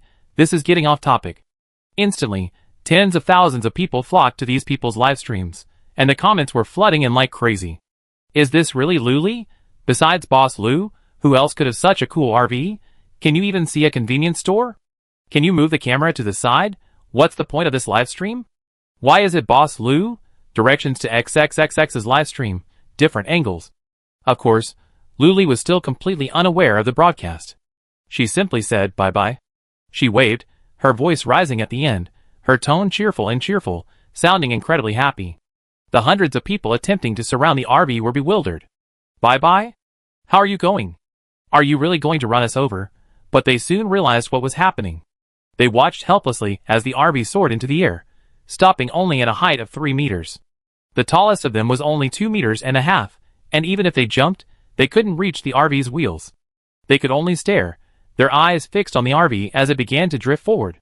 It was truly floating, perfectly stable, without a single sway. Lu Li continued to wave goodbye to them. The group remained stunned for a long moment. Not only had the RV drifted away, but the convenience store, the hotel, and the bathhouse had also drifted along with it. Fuck. One person suddenly realized and cursed. Just leaving like that? What else? You're still trying to stop Boss Lu from leaving. Do you have the guts to do that? Yeah, I should have thought of that earlier. This method is completely useless. This won't work, and neither will a brute force. What else can we do? Everyone's gone. What else can we do? Let's wait for the machines to be restocked. The RV disappeared from sight, and everyone immediately began to bicker among themselves. Some said they knew it wouldn't work. Someone else scolded them for being so naive, asking why they hadn't said so back then, and why they shouldn't be making sarcastic remarks now. The people in charge of the live stream stared blankly, following the movement with their laptops. They also happened to capture the RV's rapid ascent, hovering in the air, and then drifting away at breakneck speed. The chat room was silent for a moment, followed by an even more heated discussion. Chapter 182. Oh my god, what's Boss Lu doing? Yeah, it's like pulling up carrots, just yanking them up one by one and moving on. So smooth. To be honest, I was a little worried Boss Lu might bump into the people ahead. Just trust Boss Lu when he's doing his thing. By the way, is this a base change? Who's next? Putting all that aside, the hundreds of people who remained watched the RV drift away, powerless to do anything. They stared at each other, speechless for a long time, before finally tossing their sleeves and returning to base. Inside the RV, which was drifting farther and farther away, Lu Li put her hands on her hips, threw back her head, and laughed heartily, feeling incredibly happy. Luomu also laughed beside him. You haven't seen how ignorant and clueless they are. Then he mimicked their words in a sarcastic tone, gesturing and waving his hands. If you want to get through, you have to run over our bodies. Lu Li was almost choking with laughter. Although no one was hurt, I was still so happy. You guys are threatening me, hee. After everyone laughed for a while and calmed down, Shin Bing asked, are we heading to the Geely base now? Lu Lita nodded halfway, then glanced cautiously at his laptop. The destination was indeed the Geely base. He said, yes, there's not much difference between tonight and tomorrow morning. Luomu nodded in agreement. Shin Bing sat in his chair, smiling at the high-spirited Lu Li. Chu Lixing propped his chin up and looked at everyone, hiding a smile. The two bases weren't far apart, only about 500 kilometers. For the RV moving at full speed, it would take an hour to get there. The gates and walls of each base were similar, having been built only 2 years after the apocalypse. The only differences were size and name. Wachun base was larger than any other base Luli had seen, its walls stretching as far as the eye could see and quite high. Guards stood guard at regular intervals, and searchlights, bright as day, patrolled the perimeter, giving it a much more formal appearance. The RV slowly stopped in an open area a few hundred meters from the Geely base. The searchlight happened to shine directly at it, but then swayed past. As if reacting, it shone directly onto the RV, making the already bright RV even more dazzling. Luli couldn't help but look up and shield his eyes. They probably spotted an outsider, Shinbing explained, taking a step forward to barely block the intense light. And then? Luli asked, puzzled. But it seemed she hadn't arrived at the base at night, but in broad daylight. Thoughts flashed through her mind, and the searchlight began to flicker in a rhythmic pattern, a mixture of red, yellow, and green, making Luli's eyes even more blinded. Then, a distant voice emanated from the main gate of the Geely base, accompanied by the distinctive buzzing of a loudspeaker. "Who are you?" Luli, seeing they meant no harm and merely asking in a normal way, pulled out a loudspeaker and called back, "Lottery shop Luli." There was a palpable pause, and for a long moment, there was no response. Luli waited patiently, and when the voice returned, she could tell it was a different person. "What are you doing here?" Luli shouted at the top of her lungs, "Selling lottery tickets." That made sense. The reply, "Welcome, Mr. Lu, to the Geely base to sell lottery tickets. Want to sell them now?" Luli glanced at the moon hanging high in the sky, speechless for a moment. It was bedtime. What was there to sell? Tomorrow morning at 9. Luli's voice nearly broke from shouting, but thankfully, the other party only replied with a good response, and she felt that this was the end of it. Everyone gradually returned to their homes. Shinbing was the last to leave, clutching the corner of the table as she spoke hesitantly, whispering a warning, "When you get to the Geely base, be very careful of Shengxian." Luli agreed, knowing what to do. Little did she know, the action over there had just begun. After the captain of the tonight's guards finished speaking with Luli, he immediately descended the wall, pants in hand, and ran towards the core area, where the base commander and senior leaders lived. The journey required passing several checkpoints before reaching the core area. They arrived safely at the base commander's residence, a small 3-story villa with a large courtyard, guarded by guards outside. The team leader stood outside the courtyard, waiting for notification. After a long moment, he was finally allowed in. The base commander, already ready for bed, was reclining on a soft sofa, his feet propped up on the coffee table. He picked at his earwax and said, "If you have something to say, tell me." The team leader said respectfully, "Luli has arrived with her lottery shop, convenience store, hotel, and bath center. They're about 300 meters from the base." In a few words, he explained everything clearly, then carefully glanced up to observe the base commander's expression. But he could see nothing. The base commander stared blankly at his toes and said calmly, "I understand. Get out." "Yes." The team leader withdrew. After he had completely left, the base commander slowly pulled his feet back, standing barefoot on the carpet. Bang! He kicked the coffee table over with a thud. The items on it clattered and scattered to the floor. He gritted his teeth and cursed silently. "What the hell is Shengxian for? I should have let him go and kept him to serve me." Then he glanced at the man kneeling beside him, calmed his anger, and said, "Clean up and get up here." The man knelt on the ground, his body trembling slightly at the words, his fists clenched tightly, his eyes red. Before the apocalypse, it was a civilized era, where equality was valued. With the law enforcing the law, no one dared to do anything that would harm the world. But with the apocalypse, coupled with the randomness of superpowers, the worst of human nature was fully revealed. Possessing superpowers was their greatest reliance, and gradually they gained more power and influence. Everything they had once wanted but dared not do, they did in the apocalypse. After all, the central base was far away, and even if they wanted to control it, they were powerless. For example, Lu Shen, the base commander of the Geely base, had some peculiar little quirks. Outside the Geely base, Luli was oblivious to all this. She lay in bed, leisurely playing with her laptop, casually posting a message before falling into a deep sleep. The next day, Luli slept until she woke naturally, but people, like beds, simply have a great affinity for them. She refused to get up and casually turned on her laptop. It was as if no one else was sleeping. Overnight, Luli's post became a trending topic, garnering hundreds of thousands of likes and tens of thousands of comments. Though the likes were somewhat inflated, the result of a troll army secretly purchased for Luli by the central base to prevent her from losing hope in humanity. Luli glanced through the comments. They were largely the same. They were all about the same things. Come to our base soon. What prizes have you won recently? When can you buy scratch tickets online? And so on. Chapter 183. Luli didn't reply. After struggling in bed for a moment, she rolled out and washed her face with cold water, feeling much more awake. She changed her clothes and tied her hair into a ponytail as she went downstairs. This would make it easier to work, but secretly, she wanted to give everyone a day off. As she thought this, she subconsciously opened the 4 doors of the RV. Then, she mentally pressed a button, and the plaque hanging on the RV, facing the base, lit up. Multicolored lights intertwined with the words, dimly visible in the rising sun, a truly elegant sight. Luli slapped her head in frustration. She'd gotten used to it. Since that was the case, she might as well keep it open for another day. She sat on a high stool, propping her chin up to eat her fried dumplings. They tasted like chives, and it seemed only she liked them. She finished her meal slowly, drank a cup of soy milk, and stretched contentedly. Then the gate to the Geely base slowly opened, and residents emerged in groups of 3 or 4.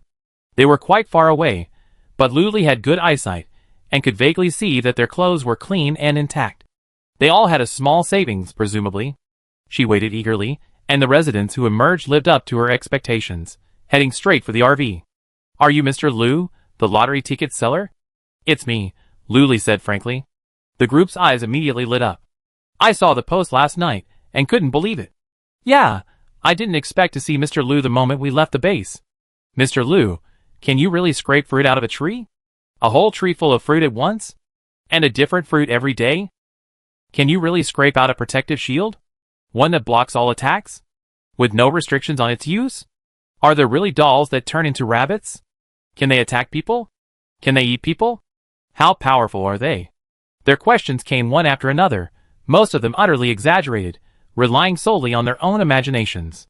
Back at Wanchun base, Luli had created something like a checklist in the lottery shop's software.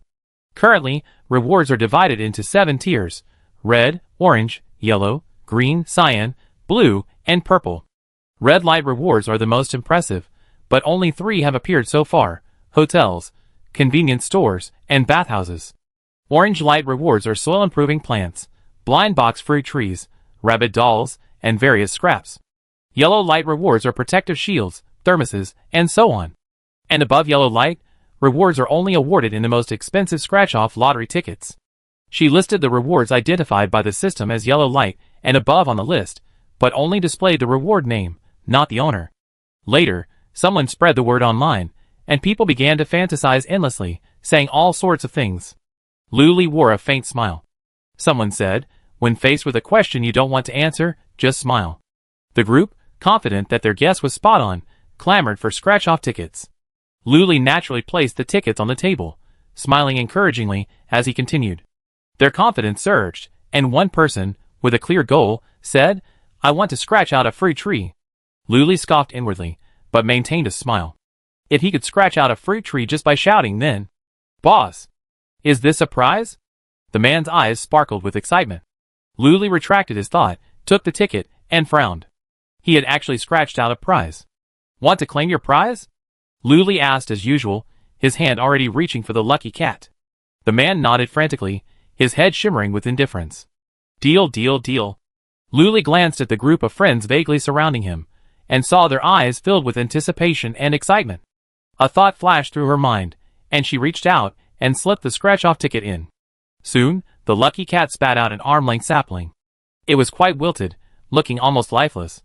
They stared in shock. Was this lucky cat's stomach a bottomless pit? Did it actually spit out something?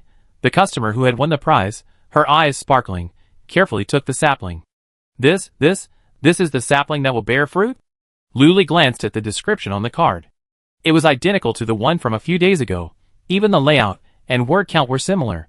She nodded affirmatively. Yes. Since the boss had said so, everyone naturally believed it, whether it was genuine or not. They all congratulated him, saying, You're so lucky, boy. You hit the jackpot. That's right. Let me make a deal. I have to eat one of the fruits. I want one too, I want one too. Everyone who sees it gets a share. They were arguing over who owned the fruit, but they were self-aware and had no desire to claim the tree as their own. They probably did, but they kept it to themselves, appearing to be enjoying themselves. Luli was amazed. After spending a few days at the Watchun base, she wasn't used to this harmonious atmosphere. She had never seen a blind box fruit tree bear fruit, so she urged, "Why don't you try hydroponics right here?" The customer nodded again, "Sure, sure." What a listener. So Luli went to the kitchen, got a bucket, filled it 2/3 full, and carried it out. With a clang, she placed it directly on the table, spilling some water, making the crowd look distressed. A group of 7 or 8 people came over to take a look, feeling conflicted and hesitant. "Boss Lou, your water is so clean, we can't bear to use it." "Yes, it's drinkable. It's even clearer than the water provided by the base." "That's right, Boss Lou, you can't be so wasteful. We can dig a hole and plant some trees on site." Boss Lou put his hands on his hips and made a small plea for justice. "This is tap water. You can't drink it." But the next second, she saw several people swallowing. At this point, who cared about tap water or mineral water? As long as it quenched their thirst, it was fine. But she didn't want to dwell on this minor issue. She was just wondering, isn't the soil contaminated? Will the fruit trees survive if they're planted there? Before she could think about it, these people were incredibly active and were already digging holes with daggers and other tools. They didn't care if the daggers were bent, they just kept making them. This way, they were really fast. In less than 2 minutes, a pit several dozen centimeters deep was dug, and they carefully placed the sapling's roots inside. Then, they filled the hole back with soil, filling it fairly tightly. The branches and leaves poked straight out of the soil. A group of people, stunned, gathered around the sapling, staring intently. There were no other customers at the moment, so Luli also stared, for several minutes. The sapling must have absorbed enough nutrients from the soil. Its leaves began to turn green and shoot upwards. It began to grow rapidly, only stopping when it reached eye level with the squatting group. A small fruit slowly emerged from the top, then grew and fell at an astonishing rate. One of them quickly caught it, preventing it from falling to the ground. Before he could even see what was happening, it was snatched away. "Hey! What are you snatching?" Of course, his words were drowned out. Chapter 184. Everyone was stunned by the fruit tree's actual fruit production, and the fruit passed around. Finally, it returned to the recipient of the prize. He looked around and hesitated. Is this a pomegranate? Then he glanced at the silent tree again. No more fruit. Only once a day? Randomly? The tree couldn't speak, so of course it wouldn't tell him. He could only hold the pomegranate, lost in thought. It had been said before that whoever saw it got a share. How was this to be divided?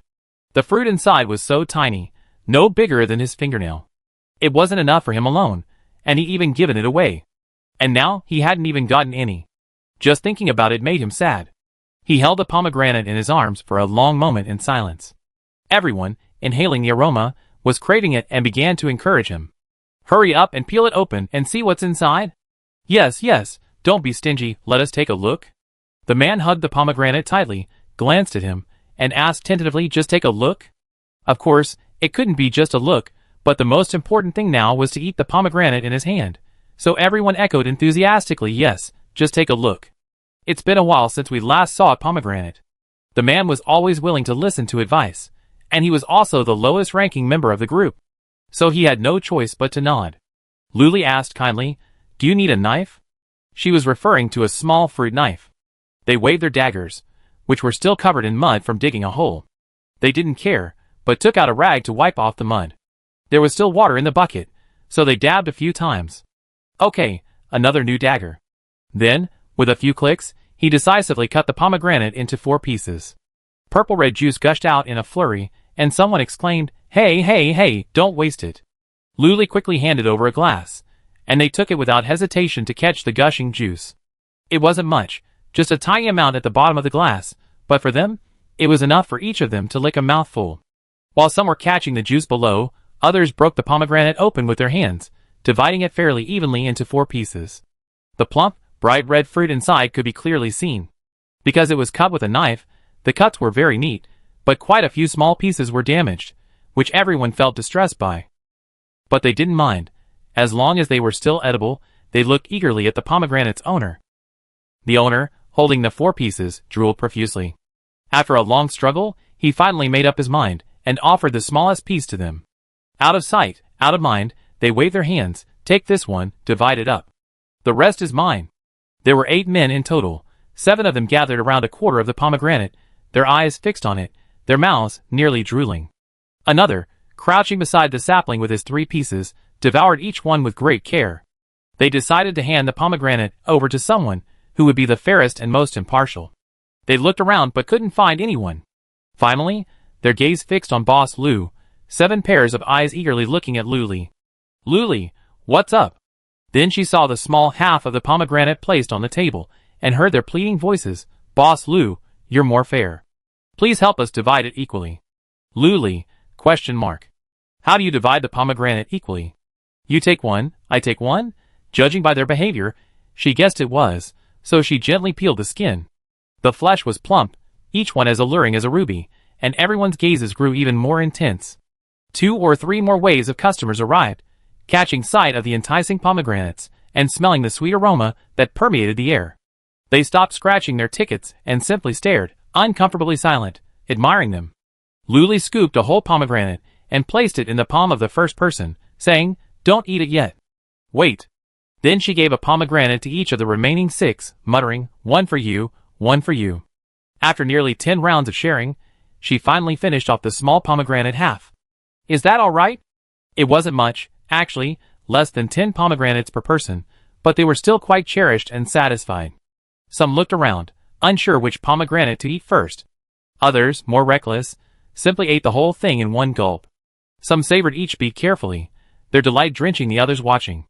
Is this a scratch-off prize? Can you really scratch out a prize? And there's fruit? Yeah, that's incredible. Boss, I want to try too. Luli's ears are almost callous from hearing this. Every time she arrives at a base, she's met with doubt. She still hasn't made it big. By then, everyone will only welcome her, trust her, and look forward to her. Then another busy day began. Strangely, despite the apparent size of the Geely base, not many residents have come out. It was almost noon, and there were only 100 people outside the RV buying scratch-off tickets. Luli stood inside the RV, hands on her hips, and took a turn.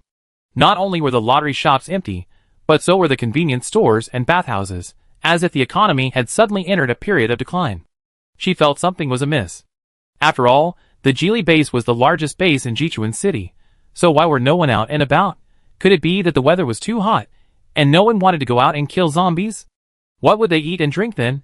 She couldn't help but ask the first wave of customers, Why are there so few people at your base? Why hasn't anyone come out? The pomegranate customer froze, staring down at his scratch-off ticket. The hand holding the small golden shovel was noticeably pale. He stammered, No, I don't know. Maybe it's too early? Too hot? Don't want to come out. Luli frowned and looked up at the glaring sun. It was indeed hot, but she had been prepared. When people at the previous bases complained about the sun, Luli had added sheds, extending from the roof of the first floor. They were all around, enough to cover a 10-meter area centered on the RV. It wasn't much, but any shade was helpful. Besides, it wasn't hot around her at all. Within the protected area of the RV, the temperature remained a constant 20 to 25 degrees Celsius. She was about to ask more questions when an excited roar from the side interrupted her thoughts. Luli looked over and saw a customer, hands raised high, his face brimming with excitement, running around the RV twice before stopping. His temper finally calmed down, and he excitedly ran over to Xiao Di, shouting, I want to claim my prize. He couldn't wait to let the whole world know that he won. Xiao Di took it with a smile, deftly slipped it to the fortune cat, and quickly produced a packet of tissues. It was about the size of a palm, wrapped in yellow, with cute little white flowers on it. The customer was stunned, picking up the tissue and turning it over and over. Besides the little white flowers, there was no other text. He asked blankly, What's the use of this? I spent 150 points scratching it out. Chapter 185. Luli walked over to take a look, but couldn't make out what it was. She reached out and patted the back of the Maneki Nico's head. After a long while, it made a crackling sound before disgorging a small card with the instructions. The customer eagerly took it and read it, muttering, Handkerchief, wipes away all the dirt in the world. He didn't understand. It was so profound. What did it mean? But there were only those 2 sentences on it, so Luli naturally didn't understand either. She pretended to be profound and averted her gaze. The customer assumed that since she was the boss, she must know a lot, so she took it and asked, "Boss, what do you use this handkerchief for?" "To wipe things. For example, if there's dirt here, just wipe it," Luli said seriously. Then she pointed to the spot on the table that they had just stained with mud, and looked at him seriously. The customer looked from the table to Luli, his expression etched with a thought. "Do I look like a fool?" "Try it," Luli urged, wanting to see how the handkerchief worked. Someone nearby, eager to watch, leaned over and pointed at the old stain on his clothes. "How about you wipe it off for me?" Everyone thought he scraped off a small piece of crap and gathered around to tease him. One of them, seemingly at odds with him, looked at him with obvious displeasure. Pointing at the black birthmark that dominated the left side of his face, he taunted, "Come on, wipe this off first. Your face is already like this, and you shouldn't stay at the base properly. You're coming out here to embarrass yourself. You're bringing shame to the Geely base. Are you responsible for this?" A group of people eager to watch glared at him. The owner of the handkerchief was no pushover. He tore open the handkerchief wrapper, pulled out a sheet, and twitched his lips with a sneer. The black birthmark resembled a rooster, its beak beneath its eyelid and its butt beneath its ear. As his lips twitched, it suddenly came to life, like a giant rooster about to peck. "Ah!" A wailing cry. Before anyone could react, he had already pinned the man down.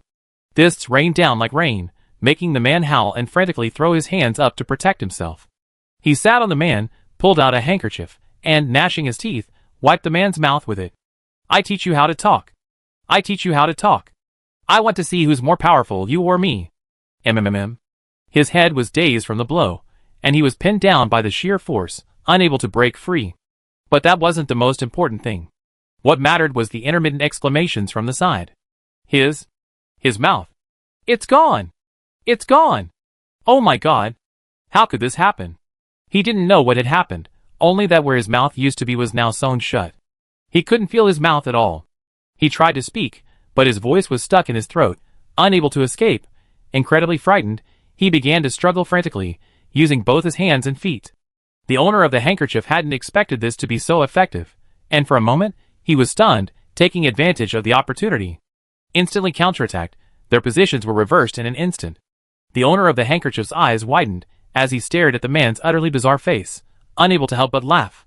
If the situation hadn't prevented it, he would have laughed out loud 800 times, and then run 800 laps around the RV. "What are you laughing at?" His voice trembled, and he dared not touch his face, fearing the truth would overwhelm him. Boundless panic and rage threatened to overwhelm him, and he raised his fist, ready to strike. The handkerchief's owner had no time to block, so desperately he resorted to using the handkerchief again, ruthlessly wiping his wrist. The effect was even better than he had imagined. The wrist section vanished instantly, and the entire palm clattered to the ground. A stream of blood spurted out, hitting the handkerchief's owner's face, startling everyone and causing Luli to take a step back. "Ah! Hand! It's broken too. This paper is like an eraser. Erase all the world's filth? Perhaps he can erase whatever he deems filthy? This reward is terrifying." The man didn't react until the surroundings began to chatter, staring blankly at the neatly cut section. Incredibly, his hand was gone just like that. He picked it up with a dazed expression. He tried to put it back, but as soon as his other hand loosened, it would fall to the ground again. After several attempts, he finally accepted this reality. His eyes were red, his lips pursed tightly. The owner of the handkerchief, overjoyed, pushed him to the ground, then scrambled to his feet, dusted himself off, and walked away. As for the man with the severed hand, it was clear he wasn't popular at the base either. No one came forward to show any concern. They just glanced at each other, discussed, and complained about each other. No one showed any sympathy or concern. Luli hadn't expected a handkerchief to be used in this way. She couldn't help but sigh. She only hoped it would be used more for the right things. She didn't pay attention to the man. Seeing him stagger back to the base with his head lowered and his hands clasped, she withdrew her gaze. The rewards that followed were more normal: fruits, vegetables, and even a cooking pot. Of course, it didn't require electricity or gas. It had a knob that automatically heated up. It could be used to boil water, cook instant noodles, make hot pot, stir fry, and basically do anything. Luli thought it was incredibly thoughtful. Knowing there was no electricity, they simply eliminated the need for electricity and gas, making it completely automated. The person who got the cooking pot was delighted and told them to use it if they wanted, just give them the crystal core. The person who had previously scratched out the blind box fruit tree had also dug it up and taken it away. No one knew where it was. Luli saw that business was slowly getting back on track, but customers were still few. Even from morning until noon, it was the same people, with a few leaving in between, but no new customers. She had some impression of those who had scratched out yellow or higher rewards, but upon closer inspection, she saw that they were all those who had scratched out good rewards: the cooking pot, the blind box fruit tree, the fruit basket, the black bear plush, the tissue paper. This morning, only 5 people were eligible for rewards above Huang Guang's level. The fact that they're not here now is both normal and strange. It's impossible that these are the only people at the Geely base capable of hunting crystal cores. She found someone else to ask the question she hadn't finished before. Aren't any of your base members coming out? Why would they? She was so engrossed in her scratching that she casually replied. Luli choked. Kill zombies, earn crystal cores, play scratch-offs. I even have a convenience store and a bathhouse here. Aren't you curious? The woman looked up for a few moments, then lowered her head to scratch. Curious, I go check it out later. Both close and distant, Luli felt she couldn't get any information out of him. She held her face in her hands and began to stare blankly. She felt bored again, so she bought some fruit. Red grapes, crunchy, sweet, and best of all, they didn't need to be peeled. Chapter 186. There was also her favorite watermelon cut up. Her favorite pear, washed, was ready for her to eat. She also invited Xiao Di and John Ting to join her, thinking as she ate, she was having a blast. The people playing scratch-off games outside were watching with envy, their saliva constantly drooling, yet they had to suppress their glances. Not only the glances, but she also had to control her movements, refraining from reaching out to grab or steal. Luli was immune to such glances, able to ignore them completely and enjoy her meal in peace. But she couldn't stand the fact that someone couldn't control her, taking advantage of the scratch-off game and Luli's greetings to other customers. She quietly reached for a pear and put it in her pocket, only to be caught the next moment. What are you doing? The person next to her had watched the entire thing unfold, staring at Xiangli through her pocket with wide eyes. I'm just scratching the lottery. The person remained calm and composed. Unexpectedly, the other man was just as aggressive, whispering directly into his ear, give me half, or I tell Boss Lu. You? The pear thief, of course, wasn't happy about being threatened, so he dragged him away. He thought he was going to be dragged into a corner and beaten up, so he opened his mouth to yell, but his mouth was covered. The two men were so close, their bodies touching, that at first glance, one would have thought they were close. But from an angle where no one could see, their hands were practically sparking, and their words were hurled at him. I'm on guard, you're on guard, and finally they reached the corner. The man glared at him, but lowered his voice cautiously, I give you a bite at most. Eat it, and don't complain. Is there such a good deal? He nodded frantically, hastily accepting, fearing he regret it. So, in a shady corner, the two of them began to nibble on the pears, oblivious to the others. Of course, the pear thief ate first. The other person watched, drooling, not wanting to leave for a moment. The pear smelled incredibly delicious, a refreshing sweetness that was refreshingly sweet and juicy. He couldn't resist and finished it in a few bites, leaving only the core. He tossed it to the other person without any guilt. Slurp it up, it still has flavor. No one else cared, it was good enough to have something to eat. He simply took the core, and sipped the remaining juice. Huh? He walked away in disgust, then staggered back to the RV, where Luli had left the fruit. Luli hadn't noticed at all, assuming Xiaodi and the others had eaten it. Seeing that there weren't many customers, she took the fruit and sat down on a recliner. The fruit was placed on a small table nearby. She rocked the recliner, ate the fruit, and looked out at the blue sky and white clouds through the shed. It was so comfortable. Of course, she was the only one who felt comfortable. The most uncomfortable were probably the people at the Geely base. Hundreds of people were queuing at the main gate to leave the base. It had been half an hour, and no one had moved. A closer look revealed a conflict. Why aren't you letting us out? That's right, we need to go out and kill zombies. Let us out now. The guards had no choice but to form several rows, blocking the entrance tightly. The residents didn't dare to force their way in. The squad leader said, this is the base commander's order. There's a spy inside the base, and we must conduct a thorough investigation. It sounded like bullshit, but everyone was helpless. They angrily put their hands on their hips and cursed, but after cursing, they could only turn around and go home. People started queuing up one after another. When they heard they weren't allowed out, they turned around and went home cursing. No one dared openly resist the guards, as that would be blatantly defying the base commander. Everyone was timid, only venturing into private curses. So much so that even into the evening, there were still about 100 people outside the RV buying scratch-off tickets. They were very dedicated, buying only scratch-off tickets, rarely even visiting convenience stores or bathhouses. Luli felt helpless. A bathhouse, such a fun place, wouldn't they want to check it out? Also, how many crystal cores did these people have? They'd been scratching all day and still hadn't finished. This thing was addictive, but it wasn't something that could bankrupt them, right? But ultimately, she was the one who made the profit, and Luli simply smiled at them. The fewer people, the better. It would be more relaxing. When it was time to close, everyone obediently returned to base, showing no impatience at all. Luli had just let out a breath when she caught sight of Luomu bounding up.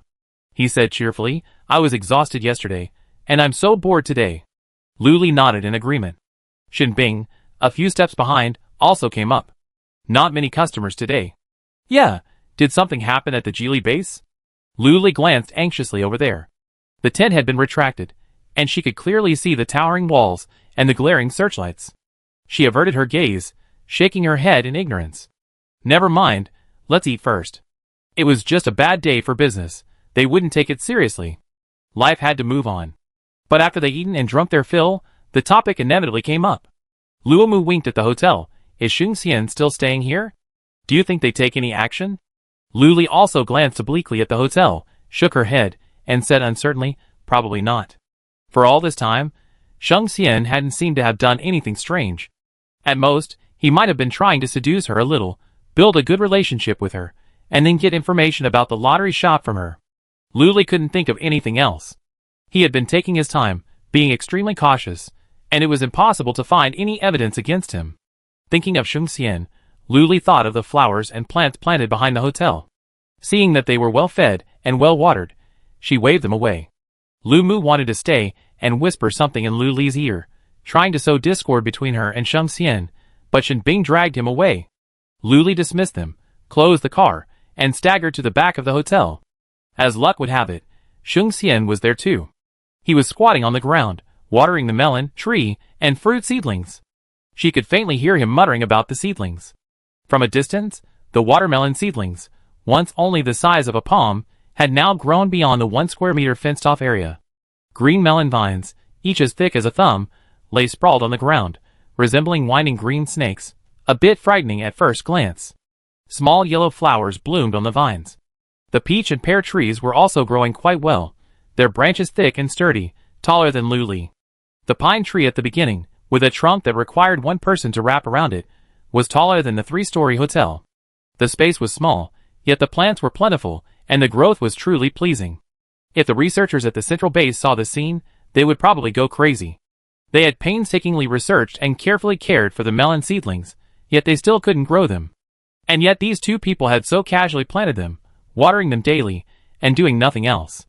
Looking at this, Luli couldn't help but imagine the small flowers transforming into giant watermelons. Her eyes narrowed at the thought, and she even laughed out loud. Shung Xian heard the voice, and turned back in feigned surprise.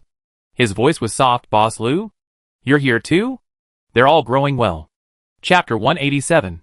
As he spoke, he leaned slightly to the side, giving Luli a better view. Luli strode forward, hands on her hips, surveying the small, densely packed plot of land. She sighed. "There's absolutely not enough space for planting." She said this with a very mature air. The tone and expression made Shung Xian laugh, but he could only stifle his laughter. Luli then squatted down and pricked the watermelon vine with her fingers. "Looks like the roots are here. They can survive even outside." Then their eyes suddenly met, and Luli had an idea. "Then why not plant some more climbing plants?" "That makes sense," Shung Xian agreed. So Luli placed an order for a bunch of climbing vegetable seeds: loofah, pumpkin, eggplant, cucumber, winter melon. She planted them all along the edge of the field. When they sprouted, she let them climb outward, saving space and contaminating the soil. Luli felt like a genius. After planting the seeds one by one with a small shovel, Luli sat down exhausted on the ground. Farming is such a strenuous job. Shung Xian glanced at her, silently pulled out a cushion, and handed it to her. "Don't sit on the ground, it's cold." Luli took it naturally, raised her hips slightly, and quickly tucked the cushion into place. It was indeed much more comfortable. She thought to herself, this place is still too small. If only it could be upgraded or made bigger. Yeah, there's really not much you can grow, and it's growing so fast. Xinxian was also a little worried.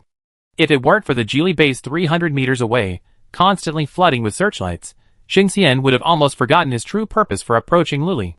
He gazed at the small patch of land before him, brimming with plants, and a long-lost sense of security washed over him.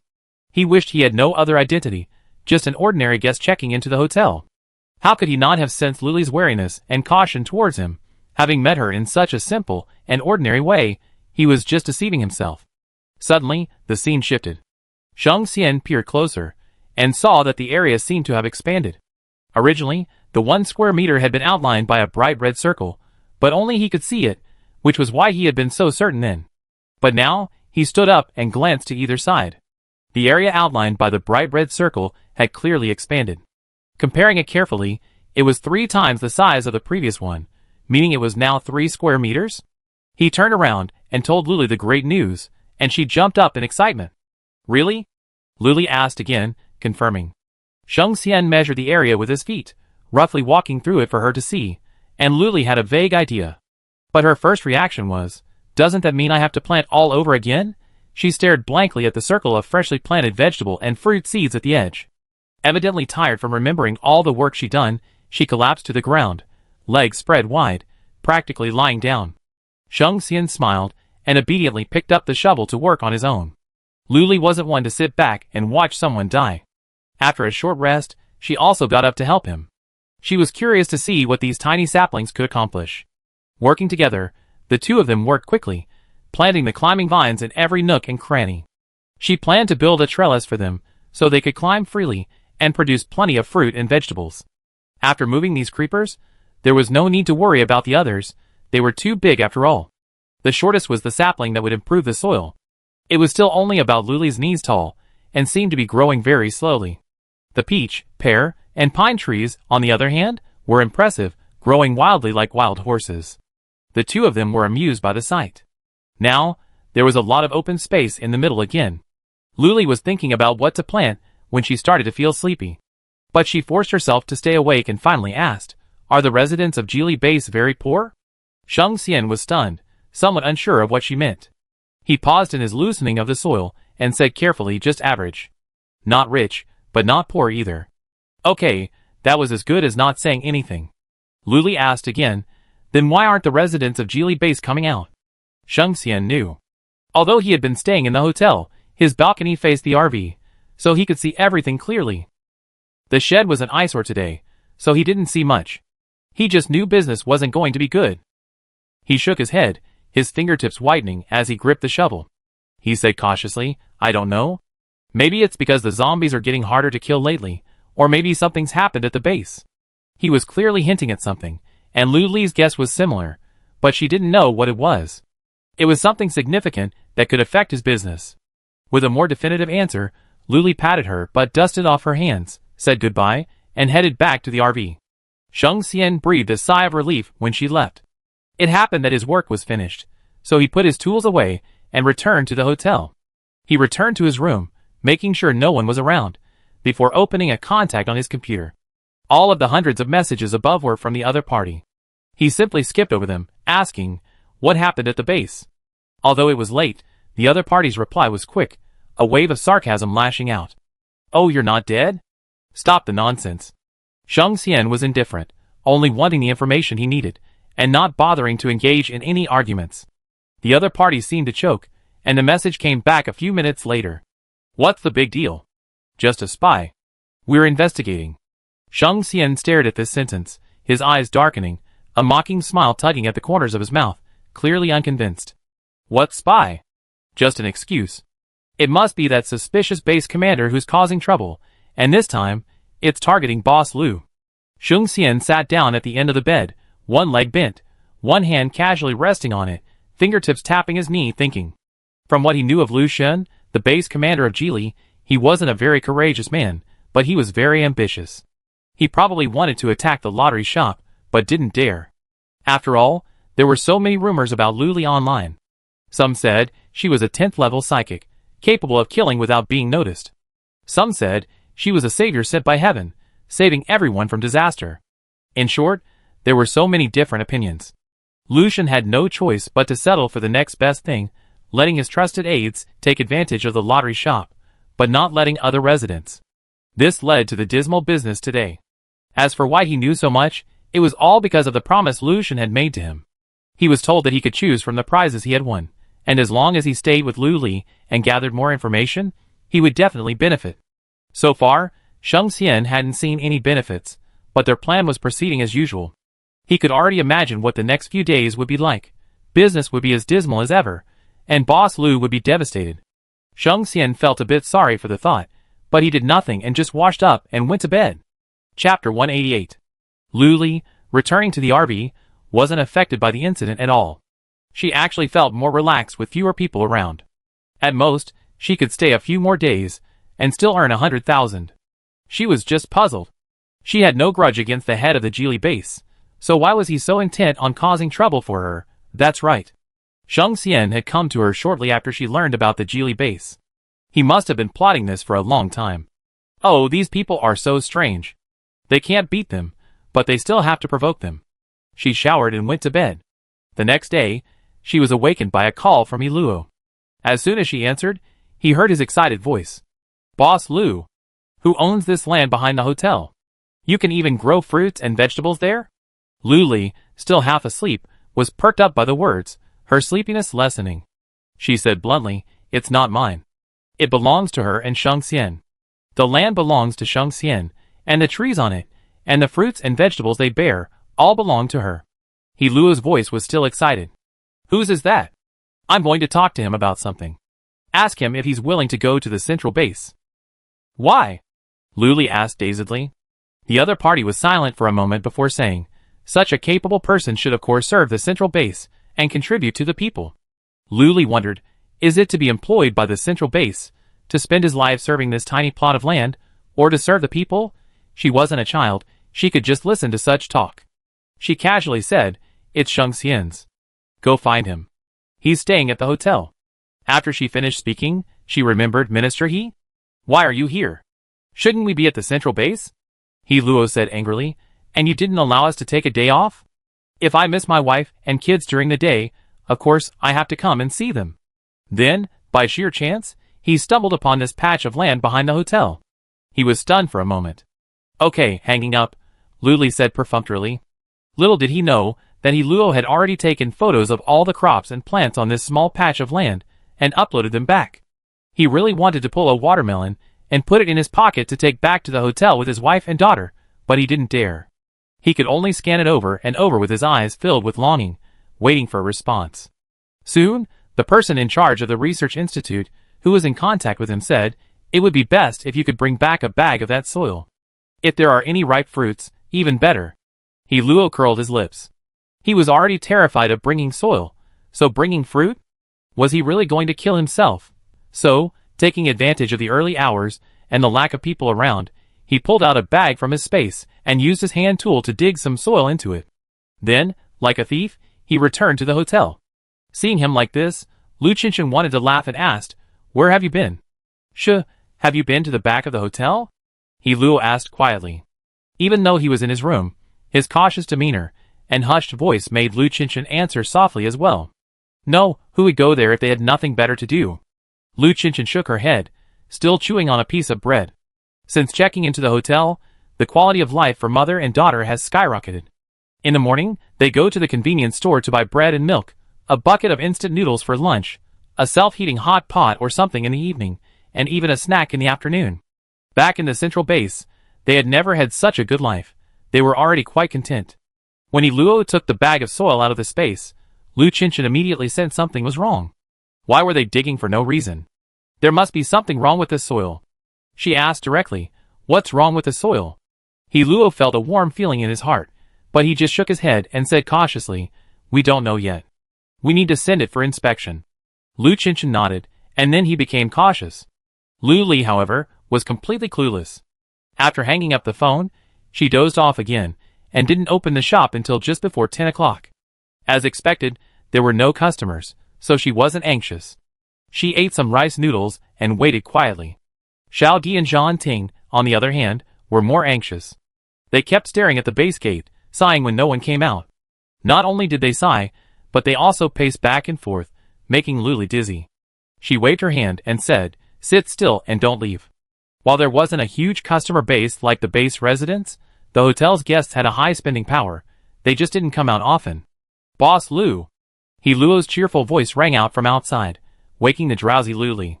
She narrowed her eyes slightly, a bit surprised when she saw who it was. "Minister He? Why are you here?" Luo choked. Was that morning's call in vain? He continued smiling, taking a few steps forward and saying, "It's my day off, so I came to see Qinshan and the others." Oh. Luli felt like she'd forgotten something, but it couldn't be important. She didn't usually forget something important, right? The two of them stared at each other in silence, and Luo's smile was almost unbearable. He could only say, "Have a scratch-off." Xiao Di's smile blossomed. Finally, he opened the shop and immediately pushed forward 3 tiers of scratch-off tickets for him to choose from. Luo randomly picked up the most expensive one and scratched it while chatting with Luli. "How's business been lately?" It was just a subconscious friendly question, but once he asked, he realized he said the wrong thing. The air froze for a moment. Luli, reclining in a recliner, smiled. "It's obvious." Luo also laughed. "How could that be? Is there anyone who doesn't like scratch-offs?" Behind him was the Geely base. He hadn't had a deep impression of it, except that the base commander had a few quirks. Besides that, it was just ordinary. Luli shook his head, sipping soy milk from a bottle. "I don't know. They were like that yesterday too. I guess they're poor?" Without waiting for a reply, Luli looked at Luo, who was staring at the scratch-off ticket with his eyes ablaze. "What did you scratch?" Luli asked. To make Luo look like that, it must be something special. Luo stuffed the item directly into the lucky cat, his eyes fixed on it. Soon, the reward was in his hand. Luli looked curiously at it. A black stone, quite baffling. But once he saw the stone, Luli knew it was at least a reward of yellow light or higher. The previous protective shield and copy rewards were from this same round, dark stone. Only Luo could see the description on the stone. He glanced around to make sure no one was around before summarizing it. Copy. Think of the item you want to copy, and silently say it 3 times. Luo stared blankly at Luli. Your rewards are getting more advanced. There are so many different options. This is incredible. His curiosity satisfied, Luli waved his hand nonchalantly. Someone scratched this out a few days ago. So what did he copy? Luo asked curiously. His mind raced. What could he copy? He really wanted to copy this lottery shop, but thinking about it, it seemed impossible. Convenience store? But with online supermarkets now, copying that wouldn't be very useful. He suddenly remembered the small plot of land behind the hotel, and the answer came to him. Luli shook his head mysteriously. I won't tell you. I'm afraid you'd be jealous. Chapter 189. Luo rolled his eyes at her, then closed them, and clasped his hands together, gripping the stone. He silently repeated the name of the object he wanted to copy 3 times in his mind, and then, no response. He opened his eyes helplessly, and asked Luli, why isn't there a response? Luli, drawing on her previous experience, thought for a moment, you're just too greedy. Luo, They already scratched out a copy, so of course they're greedy. There aren't any restrictions listed, so of course they're going to be imaginative. He humbly asked, then what? Luli asked back, what were you thinking of? Luo pointed toward the hotel, looking mysterious, and whispered, do you remember that plot of land out back? As if a bolt of lightning struck Luli, she suddenly remembered something she'd forgotten. Luo had called that morning to ask about the plot of land. She asked with a half smile, the plot of land you copied? Greedy. Luo choked, but nodded, curiously asking, what's in that soil? It can actually grow crops. Luli shook her head honestly, and with her clear, sincere eyes, Luo believed it. Was it Sheng Xian's doing? Luo asked. Luli nodded. Was it a prize you scratched off? It looked like a question, but it was actually a statement. He already had the answer. Luli said nothing, just smiled. Luo, more certain of the answer, didn't ask further questions, and continued to think about what to copy. What objects did he want to copy? Only inanimate objects? Or living things too? The scope was too broad, he could only try them one by one. He had plenty of time, but only 3 chances. He had already used one. Luli stopped paying attention to him. The hotel's patrons began to leave. Some were buying scratch-off tickets, some were buying food at the convenience store, and some were relaxing at the spa. Luo tried again, but when there was no response, he opened his eyes with a hint of despair. As luck would have it, he saw Sheng Xian approaching the RV, and his expression instantly brightened. "You're Sheng Xian, right?" Luo grabbed Sheng Xian's wrist, excitedly asking. "Minister He?" Sheng Xian hesitated, a little flustered. Why did Luo recognize him? He glanced at Lu Li, who was simply watching the show, then at Luo, who was clinging to him tightly, offering a polite yet distant smile. "Yes, I'm Luo, the Minister of Foreign Affairs at the Central Base," he introduced himself. All this information was available on the Central Base's official website. There was no need for him to hide it. But what intrigued him even more was the fact that he got straight to the point. "That, vegetable patch behind the hotel, is it yours?" Sheng Xian hesitated further, somewhat unsure of what he meant. He glanced at Lu Li again, still watching the show. He had no choice but to nod. "Yes, it's mine." "Minister He, is there anything I can do for you?" Then he pulled his hand away. Luo waved his hand, his smile a polite one, lacking the familiarity he had with Lu Li. "I just wanted to know how you take care of this vegetable patch. How do you grow it so well? Are you interested in working at the Central Base?" Luo said. "No, thank you for your kindness." Sheng Xian was about to leave, but as he passed Lu Li, he glanced at her again. She had her arms folded across her chest, looking at him attentively, watching the show the entire time, even though she clearly had a share of the land. Sheng Xian's breath caught in his chest, unable to move forward or backward, feeling irritated. He quickened his pace and headed for the convenience store. Luo, relentlessly chasing after him, said, "The benefits are great." Sheng Xian shook his hand off again, impatiently saying, "I'm not going. Whatever your requirements, feel free to ask. We do our best to meet them," Luo insisted. Although he worked for the Ministry of Foreign Affairs, the frustration on the faces of the people at the Research Institute was all too apparent during every meeting. He heard too many of their complaints. The seeds weren't viable, the water was too impure, the soil wasn't good. In short, nothing was growing. So he understood the immense value of that small plot of land.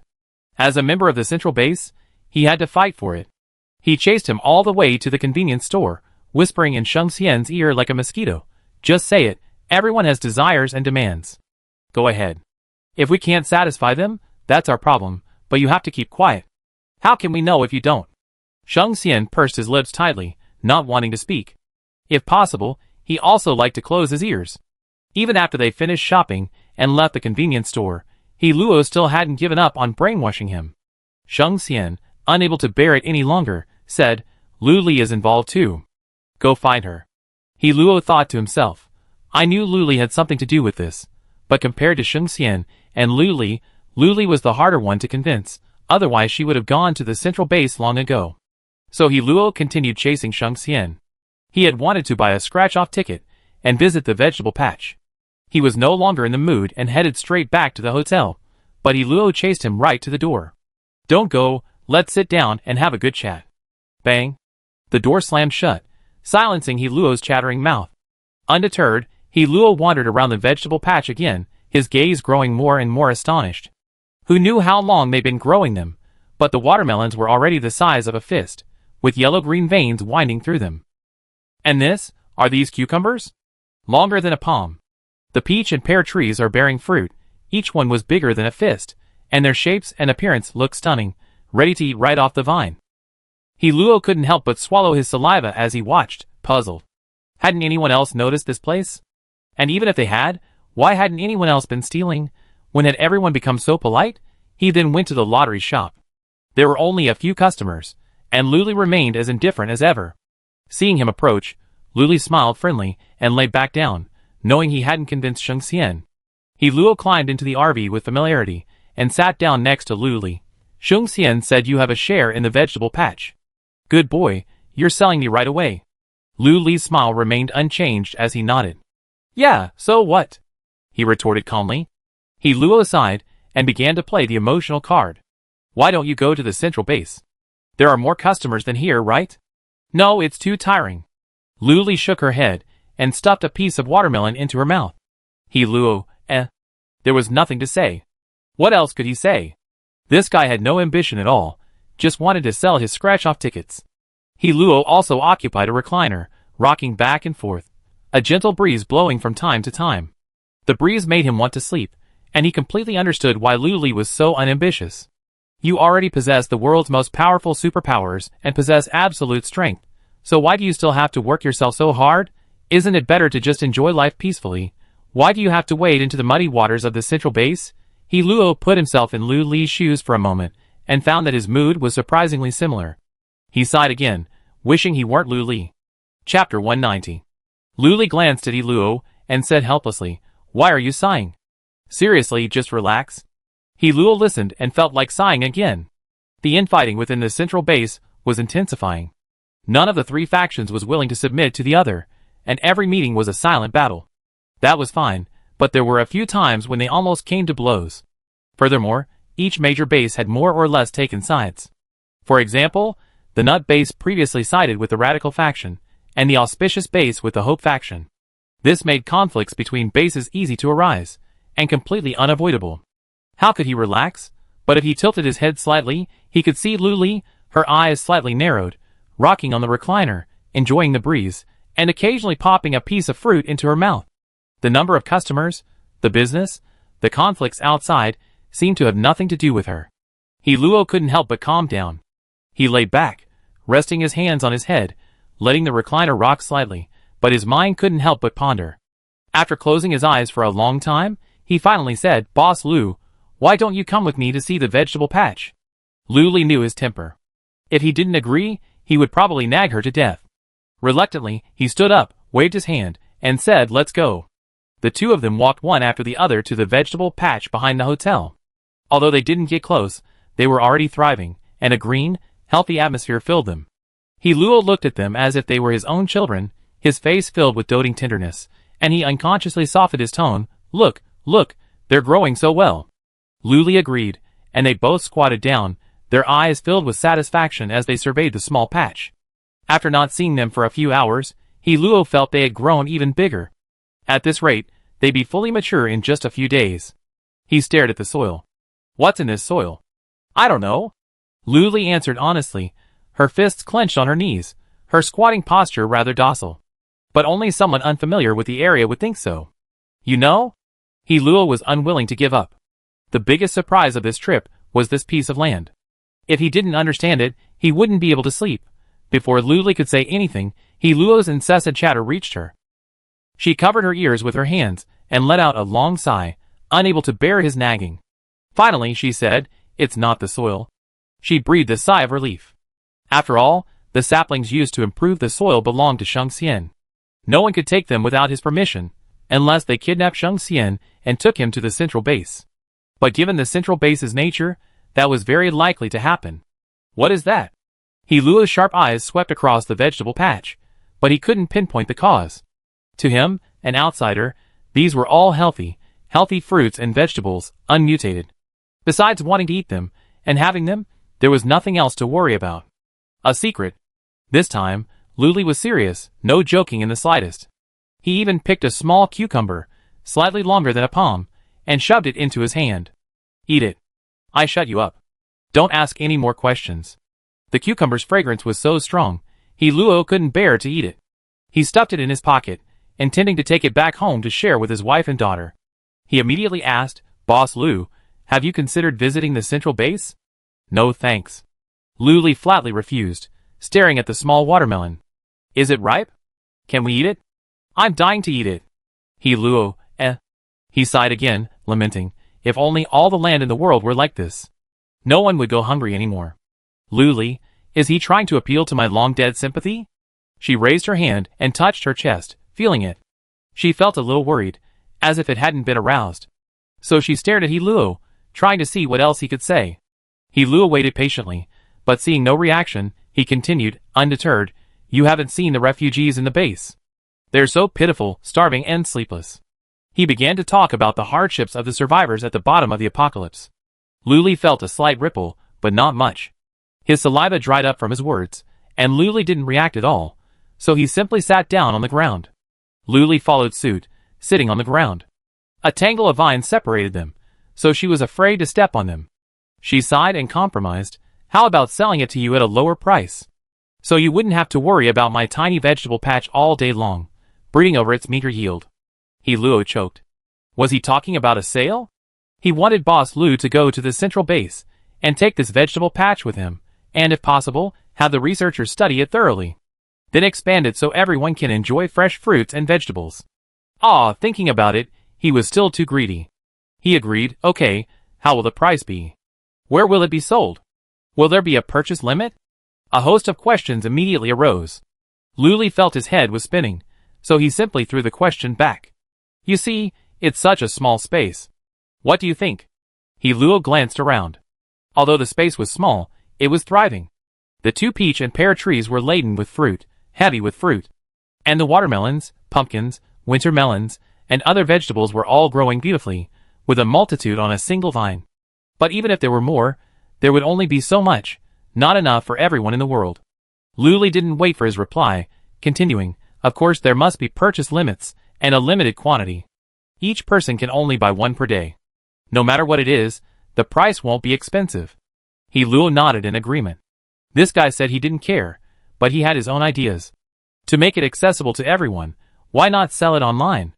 It's sold at designated locations, and it all depends on your speed to grab it? Lu suggested. Luo naturally agreed. This was a great idea. It prevented those high-ranking officials from using their power to bully others. Lu changed the subject, but we still have to ask Shenxian about this. After all, the source was the saplings for soil improvement, and these saplings were Shenxian's reward, but the rest was hers. At this, Luo felt a significant sense of relief. As long as Lu agreed, the matter would be settled. He immediately agreed, and the two returned to the RV. As soon as Lu sat down, Xiaodi called her. Sister Lu, someone wants to claim a prize, Xiaodi said. Huh?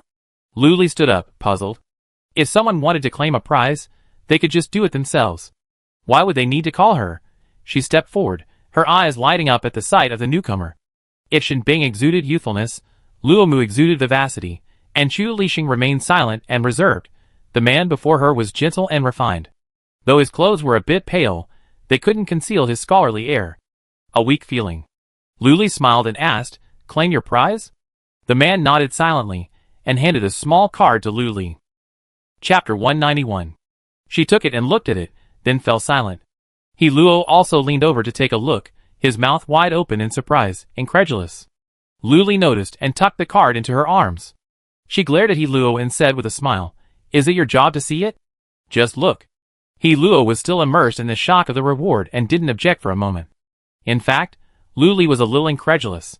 This system really gave away anything. But she wasn't afraid. Instead of stuffing the card directly into the fortune cat's mouth, she carried it out of the RV. There weren't many customers at the moment, and the few who did were from the hotel. Lu circled outside the RV and found there were no good seats. To the left of the RV was the Dawn Hotel, to the right was a convenience store, and behind was a bathhouse. She couldn't put it in the front, wouldn't that block her light? She had to face the base gate. She went to consult the person involved. "You know what it is, right? Where do you want to put it?" "First, let me make it clear. Once you claim your prize, you can't go back, and it can't be too far from the lottery shop." The man was silent for a moment before nodding and pointing behind the convenience store and the bathhouse. "That's it." Lu looked and saw that the convenience store and the bathhouse weren't exactly next to each other. There was still about 10 meters between them. The man was referring to the back between the two buildings, where it would be spacious and visible. She thought it was a good idea. After all, it was already surrounded on 3 sides, so it had to be placed in the back. So Lu led him, along with Luo and a few other customers who were watching the fun, to the back. Business was slow, so Luomu dragged Shenbing out to watch the fun. The two of them exchanged glances. Luomu asked, could it be another first prize?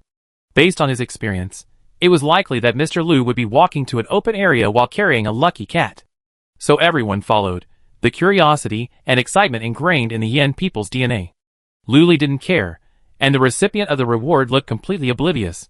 Finally reaching the open space, Lu tucked the lucky cat under his arm with one hand and slipped the card inside with the other. The onlookers held their breath, eager to see what such a grand reward would be like. Luo was also quite curious. If it was indeed the reward described on the card, it would cause another wave of turmoil. Soon, a flash of white light appeared, and a 5-story factory building came into view. Why call it a factory building instead of a building? Because it had no protruding balconies. The windows were all enclosed, one-way glass, making it impossible to see inside from the outside. The factory building occupied a larger area than the bathhouse, with high ceilings on each floor and a large entrance on the ground floor. It was a rolling shutter, controlled by remote control or a computer. The exterior walls were perfectly smooth and neat, and I wondered what they were painted with. Lu Li's eyes widened slightly. It really was a factory? The small card didn't say much. Factory for production. That was it. What type of factory? What was it used for? Or could it be anything? The scope was too broad. Lu Li, Luo, and the factory owner were the first to recover and headed towards the factory. They pressed the button next to the gate, and the shutter creaked, sounding a bit old, but moving very quickly. In the blink of an eye, it rolled up. They remained silent as the three of them walked inside. The first sight was starkly empty. The first floor was practically bare, though there were signs on the walls. It was divided in half, the warehouse on the left and the workshop on the right. Luo blinked, confused. Where's the goods? Where's the machinery? How can I manage it when there's nothing? Lu Li, on the other hand, approached the prize owner with familiarity and asked, "What's your name?" Zhong Xia, he said, his cheeks flushed slightly from the heat, and a light sheen of sweat formed on the sides of his nose. He glanced around in confusion. Nothing was there. He was a resident of the Jiangnan base. He had won a prize from a self-service scratch-off machine, but was only given a small card. He had to claim his prize in person. He knew this prize was something special, so he followed the instructions and found Lu Li. But what good was an empty building?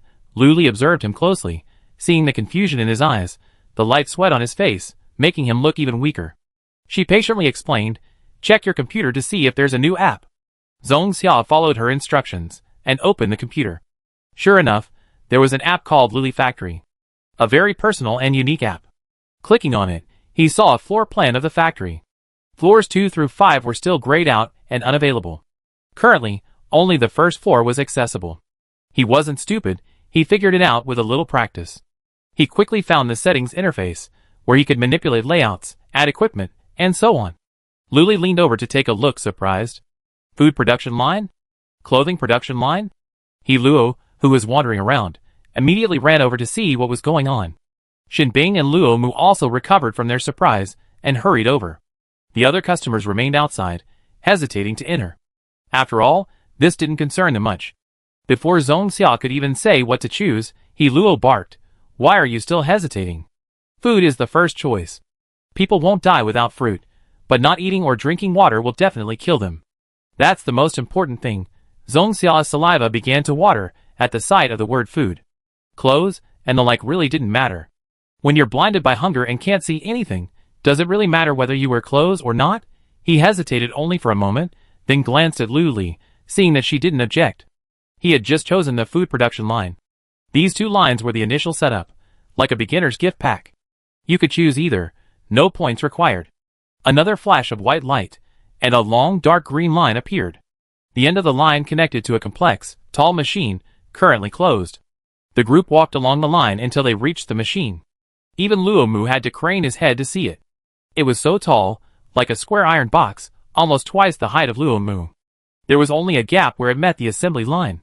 The whole thing was massive, but the display screen was relatively low. Just at Lu Li's eye level, she pressed the button faster than her mind could move. The display screen lit up. The machine was large and complex, but the operation was simple, with only a few buttons on the screen. Start, stop, emergency stop. It was that simple. Lu Li couldn't help but feel itchy. She wanted to press start to see the result, and see what kind of food it could produce. So she pressed it. Bang. Boom. 2 loud bangs. They startled everyone, especially Luo Mu, who was still fiddling with the machine. He jumped away, a look of alarm on his face. "What's that noise?" Luo asked. The next second, the assembly line started, and the first finished product appeared. Everyone rushed over to see. It was a small lunchbox, about the size of a palm and as tall as a palm. Chapter 192. 5 large characters were clearly written on it. Fish-flavored shredded pork rice. Lu Li suddenly understood the true nature of this machine, a pre-prepared meal. But for the current apocalypse, it was quite practical. You didn't even need to unpack it, you could just heat it up and eat it. She was curious about what this pre-prepared meal tasted like. Zhong Xia opened the package. It was still warm, steaming. At first glance, It looked like a perfect combination of flavor and color, half vegetable, half rice. There was shredded pork, shredded with ear mushrooms, shredded green peppers, and shredded carrots, all mixed together in a cacophony of flavors.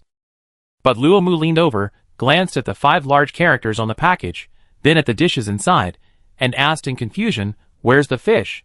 Lu Li couldn't help but laugh. She rolled her eyes at him, then pointed to the assembly line and said, "It's there." Luo Mu immediately turned to see the second finished product coming out of the oven.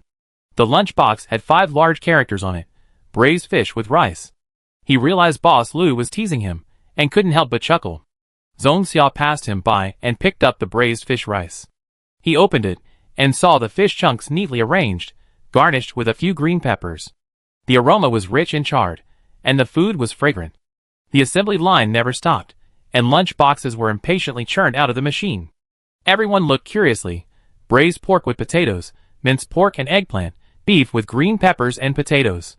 Just by looking at the names, everyone could imagine how delicious and fragrant they would be, and they all looked at Zhong Xia eagerly. Zhong Xia, eh? He hesitated for a moment, realizing that these people were all friends of Boss Lu, and even had similar status as him, having won a prize, and owning their own shop. He said with some reluctance, "Eat whichever you like." With that, he turned his head away, out of sight, out of mind. But in fact, he was deeply reluctant to part with it. Lu Li waited a moment, then spotted a bowl of shredded pork and green pepper rice, and grabbed it without hesitation. He lifted the lid and took a look. It looked exactly like what he bought at the mall. It was even more fragrant than Luo Mu's, and it looked better. It lacked the wok aroma, but it was good enough to eat. What was there to be picky about? Everyone grabbed a box and squatted beside the assembly line, unconcerned about their appearance, to eat. Zhong Xia went to shut down the machine, to prevent it from continuing to produce more. After all, they cherished their newly acquired items with great care. It tasted quite good, and everyone devoured it with relish, a mouthful of food and rice. The portions were generous, enough to fill an adult. Lu Li burped quietly, and pulled out a small stool from his space.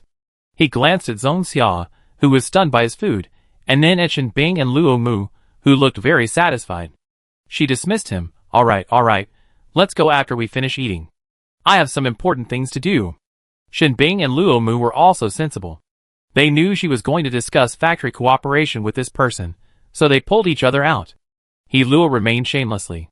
"You leave too." Lu Li glanced at him with disdain. Luo wanted to stay put, but Lu Li's threatening gaze forced him to leave reluctantly. Soon, only the two of them were left in the empty factory. Zhong Xia watched everyone leave, hesitating whether to leave too, when Lu Li called him back. "Let's talk." Lu Li leaned against the assembly line, her right leg slightly to the left. With her arms folded across her chest, and a cold look in her eyes, she looked rather nonchalant. Zhong Xia obediently moved over, her clear eyes carefully assessing Lu Li, like a frightened animal, cautious and vulnerable. Lu Li's pity was suddenly piqued. She lowered her hands, leaned back against the assembly line, and said softly, "I just wanted to talk to you about the factory. I think you can sell these fast foods directly. I suggest selling them at your doorstep and online. We can discuss pricing later. What do you think?" These days, convenience stores mostly sell instant food, like instant noodles, self-heating hot pot, and self-heating rice. And there are only so many flavors, and you get tired of them if you eat too much. The rest are just snacks, not meals. Now, a food production line has emerged. Although it's all pre-made fast food, it's already great. I'm sure everyone will like it. Zhong Xia nodded obediently, looking like he'd do what you say. He was thin, about the same height as Shen Bing and Luo Mu, but so thin he looked like a bamboo pole. The loose short sleeves made him look bulky, and the wind blew through him, making him look like he was wearing a skirt. Lu Li's heart softened, but she still said, "The profits are split 20/80ths, you split 20/80ths, is that a problem?" Zhong Xia shook his head. He felt like winning the first prize had already taken all his luck. He expected a monthly salary, and if his boss was nice, food and shelter. But he hadn't expected to actually eat the food he produced. He felt like he used up all his luck for his next life, and the next. "So, does the profit matter?" Lu Li nodded with relief and walked around the machine. She found something like an instruction manual on the back, engraved on the machine's back panel. She mentally recited, "The machine only operates 4 hours a day, requires 50 first-level crystal cores, and produces about 200 units daily. It can be upgraded." This is, of course, a simplified version. Seeing she hadn't emerged for a long time, Zhongxia also circled around the back of the machine and stood beside her. As soon as he bent down, Luli straightened up. Ouch! Luli cried out in pain, clutching the back of her head. She turned furiously, meeting Zhongxia's pitiful, wet eyes. Glancing down, she saw him clutching his mouth. Okay, lucky. Luli consoled himself by rubbing it twice, and the pain subsided. But he remained silent, prompting her to ask, "Did you bite your tongue?" Zhongxia nodded, his eyes misting, the tip of his nose red, clearly in excruciating pain. Luli spun around in place, helpless, and could only say, "It's okay, the pain will subside soon." Trying to divert attention, she asked, "Do you have a crystal core?" Zhongxia certainly did. He made it all the way here on foot from the nut base, so it went without saying that he was quite capable. He also saw the instruction manual on the back panel. A pile of crystal cores sloshed out, and the machine, as if sensing something, immediately opened a small round hole in front of him. It was just enough to accommodate the cores. Zhongxia finally removed his hand from his mouth, and Luli could see clearly that his lips were rosy and plump, neither thick nor thin. Only his chin was slightly red, probably from the impact of Luli's head. And his tongue. Luli hadn't seen it. It's not good to let someone stick out their tongue, right? How strange. While Luli was observing him, Zhongxia stuffed the crystal cores into the small round hole, counting 50, not one more. The machine suddenly vibrated slightly, as if pleased to receive the feed. Zhongxia seemed to empathize, a small, satisfied smile playing at the corner of his mouth. Luli glanced at him and suggested, "Why don't we try selling it at the door today? Or if you want, by the lottery shop, where there are more people." Although there weren't many people these past 2 days, it was still much better than this secluded area back there. Chapter 193. Zhongxia hesitated for a moment, then nodded in agreement. He walked over to the machine display and pressed the start button. Soon, the assembly line began to move, not very fast, producing about 2 finished products per minute, and the styles were random, not fixed. Zhongxia looked around, but couldn't find any containers to hold things. There weren't even carts or baskets. He couldn't just carry lunch boxes and sell them, could he? He remembered something and opened the software on his computer. Sure enough, he found the purchase interface. After some selection, considering his balance and the advice of Mr. Liu, who was standing next to him, Zhongxia chose a small, 3-tiered cart, all white, with smooth wheels. Each tier was neither too large nor too small, enough to hold about 15 meals. Satisfied, he pushed the cart around a bit, and saw that a lot of meals were already piled up on the assembly line. Zhongxia quickly pressed the stop button and pushed the cart over. He and Luli loaded the meals onto the cart. "How much are you going to charge per portion?" Luli asked. Zhongxia was silent. How would he know? But it's so delicious, and there are only 200 servings a day. It can't be too cheap. But it's too expensive. Can everyone afford it? He shook his head honestly. "What do you think, Boss Liu?" Luli thought about the price of instant noodles at the convenience store, and then remembered that you could also get these stir-fries at the bathhouse. But bathhouses don't allow takeout. You can only take what you eat. Waste will result in a fine. And then, after a little consideration of everyone's spending level, he said cautiously, 288? Zhongxia naturally agreed. After all, he didn't know anything, so he decided to listen to Boss Liu's advice. Zhongxia pushed the cart out of the factory, where a few people were scattered outside. Some had followed from the lottery shop to see what was happening, while others had noticed the new building and were curious to see it. Shinbing and Luomu were still squatting outside, their heads huddled together, talking about something incomprehensible. Luo's eyes lit up when he saw Luli come out, and the boxes of fast food stacked on the cart next to him shone even brighter than stars. He hurried over, his eyes glued to the fast food, and asked bluntly, "How much are they, Boss Liu?" Luli winked at Zhongxia, prompting him to speak.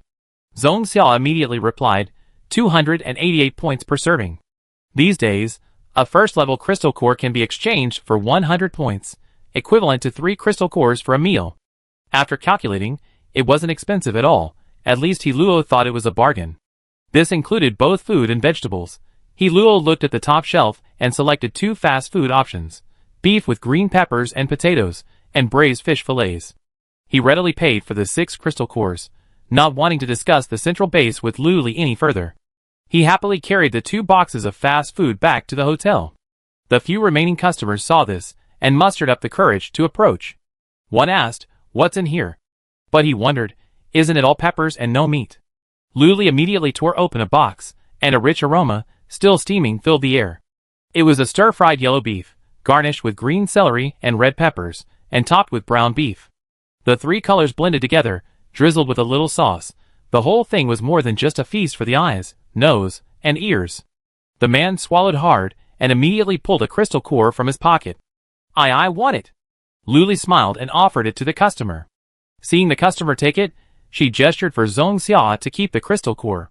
The customer eagerly found a spot, squatted down, and began to eat, not even bothering with the surroundings. It was a bit spicy, and his nose was dripping with snot, but the more he ate, the more he enjoyed it. It was so delicious. Several customers nearby couldn't stand it anymore and ordered a box of whatever they were interested in. Without hesitation, he squatted down with him, and the grown men began to eat. Lu Mu watched, inexplicably craving it again, even though he had just finished his meal. Shen Bing glared at him with disapproval. Is the food the important thing now? It's that Boss Lu is surrounded by more and more handsome men. Let's go ahead and take a look. Luli called to Zhong Xia, intending to head to the lottery shop. Zhong Xia glanced back at the factory with concern. The roller shutter was still wide open, completely unprotected, as if anyone could get in. Luli soothed him, don't worry. No one else can get in now except you and me. Zhong Xia was a little skeptical. Go try. Luli called out to Luo Mu, much like teasing a dog. Just tossed a toy over there, and the puppy eagerly ran over. But the puppy was smart. It ran under the roller shutter, stretched its legs, and waved its hands. It even looked back at Luli with a look of pleading. Zhong Xia was relieved, and Luli smiled. Luli waved at him, come back. The puppy ran back happily, its 2-month-old blonde hair flying in the wind like a fuzzy ball. Luli's hands itched, and when he got close, she reached out and pretended to touch him twice. What to do? I just can't resist furry things like this. Luo Mu turned around with reserve, but the smile on his face was almost irrepressible. He put his hands behind his back, raised his head, and walked forward with his head held high, like a child who had received a commendation. Shen Bing felt a pang of pity watching this, and only ran over a step later than him. Luli, not understanding everyone's subtle thoughts, led Zhong Xia to the lottery shop. Strangely, more customers were buying scratch tickets, and Luli could tell they weren't staying at the hotel. So they could only be residents from the Geely base? But a closer look revealed many familiar faces. They were basically the same group of residents who had visited yesterday, which made Luli suspicious. Could it be that in such a large base, only these few people had crystal cores? That was obviously impossible. But regardless, Luli pushed Zhong Xia forward and whispered encouragement, keep going, sell these. Even though they had only known each other for a short time, Luli could tell that this kid was even more quiet and timid than Chu Lixing. He had a lovable exterior, what else? But that was enough. But if he didn't get a push, he'd be standing there forever, so Luli took action. Zhong Xia was suddenly pushed forward, nearly falling to the ground. Dozens of eyes were fixed on him. He instinctively wanted to escape, his hands tightly gripping the cart's handles, his fingertips whitening as he tightened his grip. Beside him, Luli's encouraging gaze and aura drifted in, and his gaze fell on the fast food. He swallowed hard, unconsciously rubbing the grooves of the handle, thinking for a moment. Then he said, I have fast food here. 288 points per serving. Cheap and delicious. Customers standing close enough could see the words on the packaging and thought to themselves, stir-fried pork with green peppers? Really? Could it be the meat of some mutated zombie or animal? Just trying to fool them with it. Chapter 194. The packaging even came with a picture of stir-fried pork and green peppers. It was so immersive, so delicious, it didn't even have the disingenuous pictures for reference only label, which shows how valuable it was. Give me one. A recent customer exclaimed. It's not expensive, so I won't get cheated. What if it's actually delicious? That would be a steal.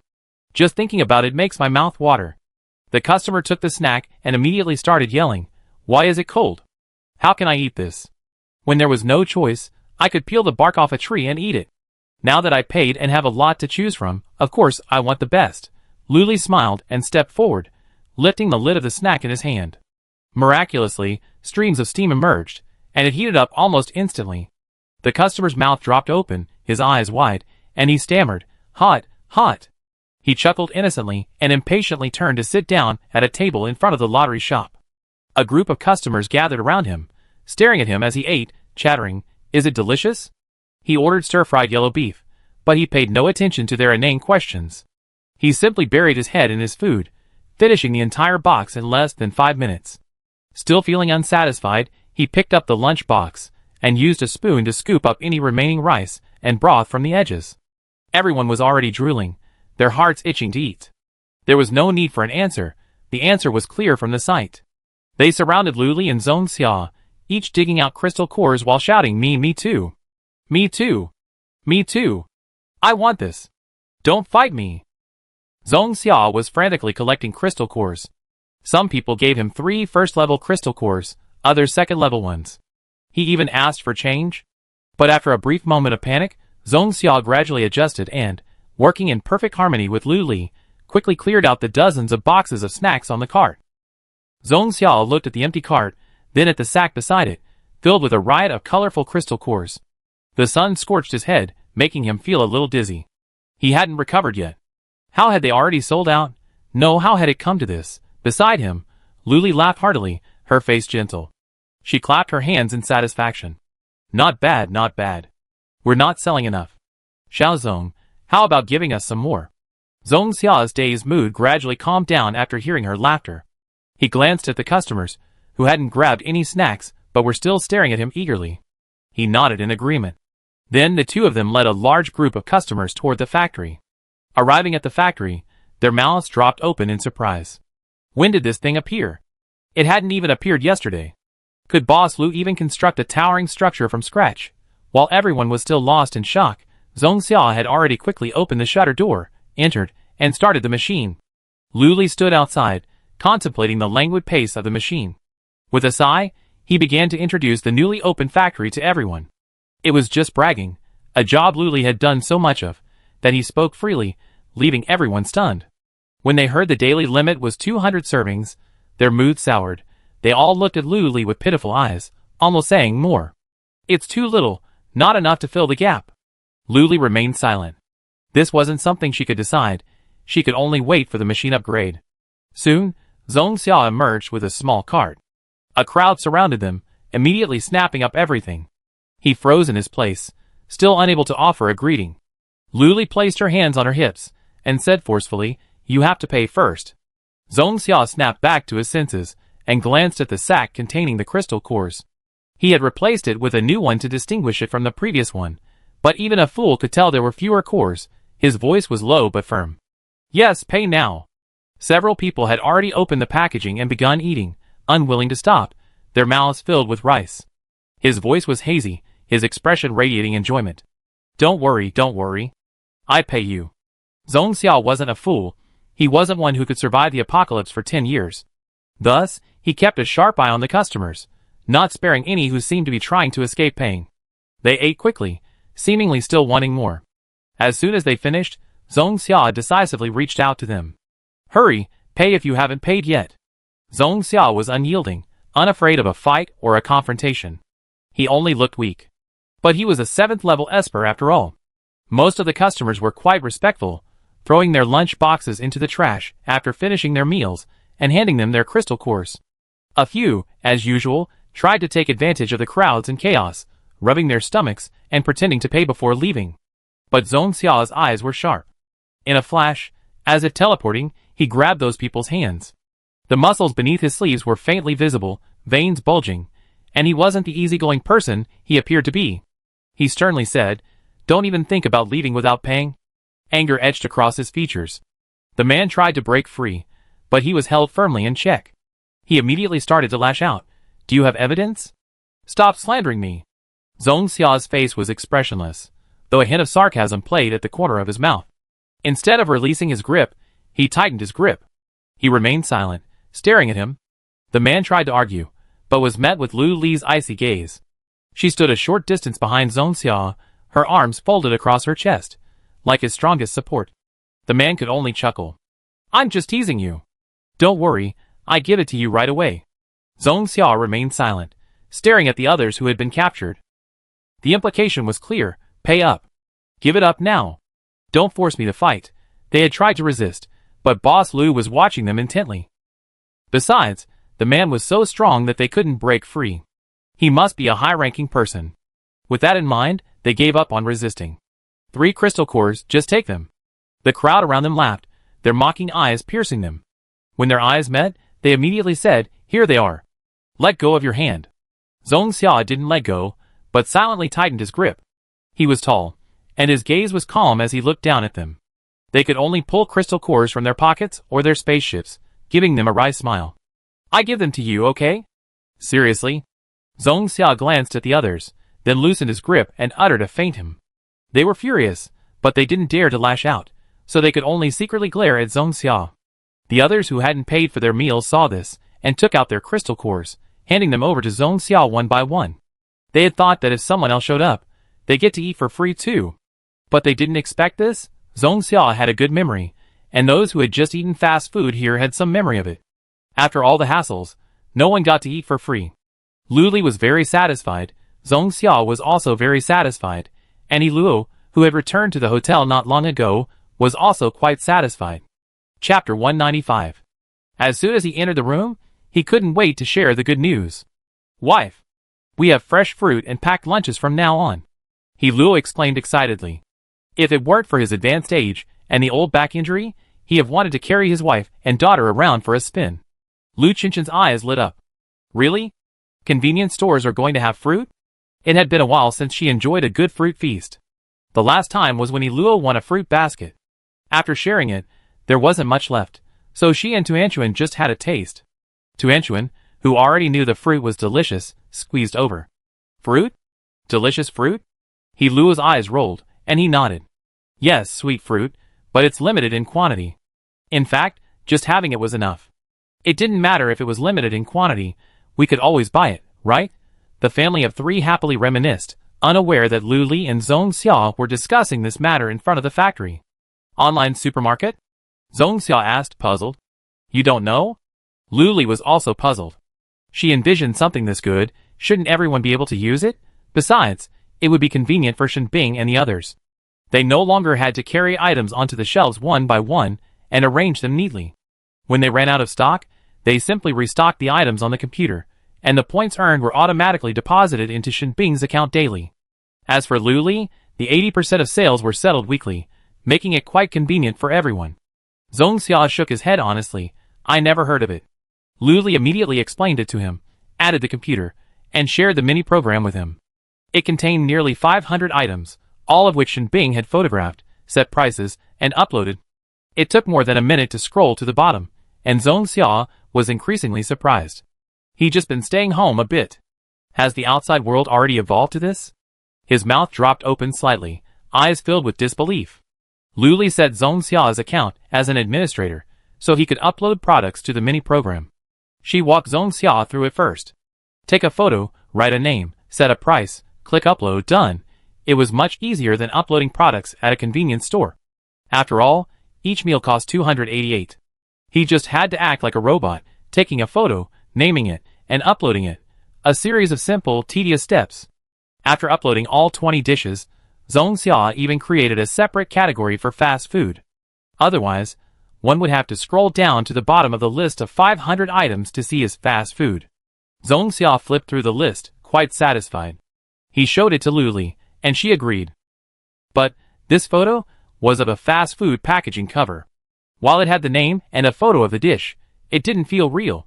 The main point is, if you want to eat it, buy it. If you don't, don't buy it. We don't use our appearance to please others. She didn't say anything. It didn't matter, just knowing what the dish was enough. Lu Li casually asked, where did you win the lottery?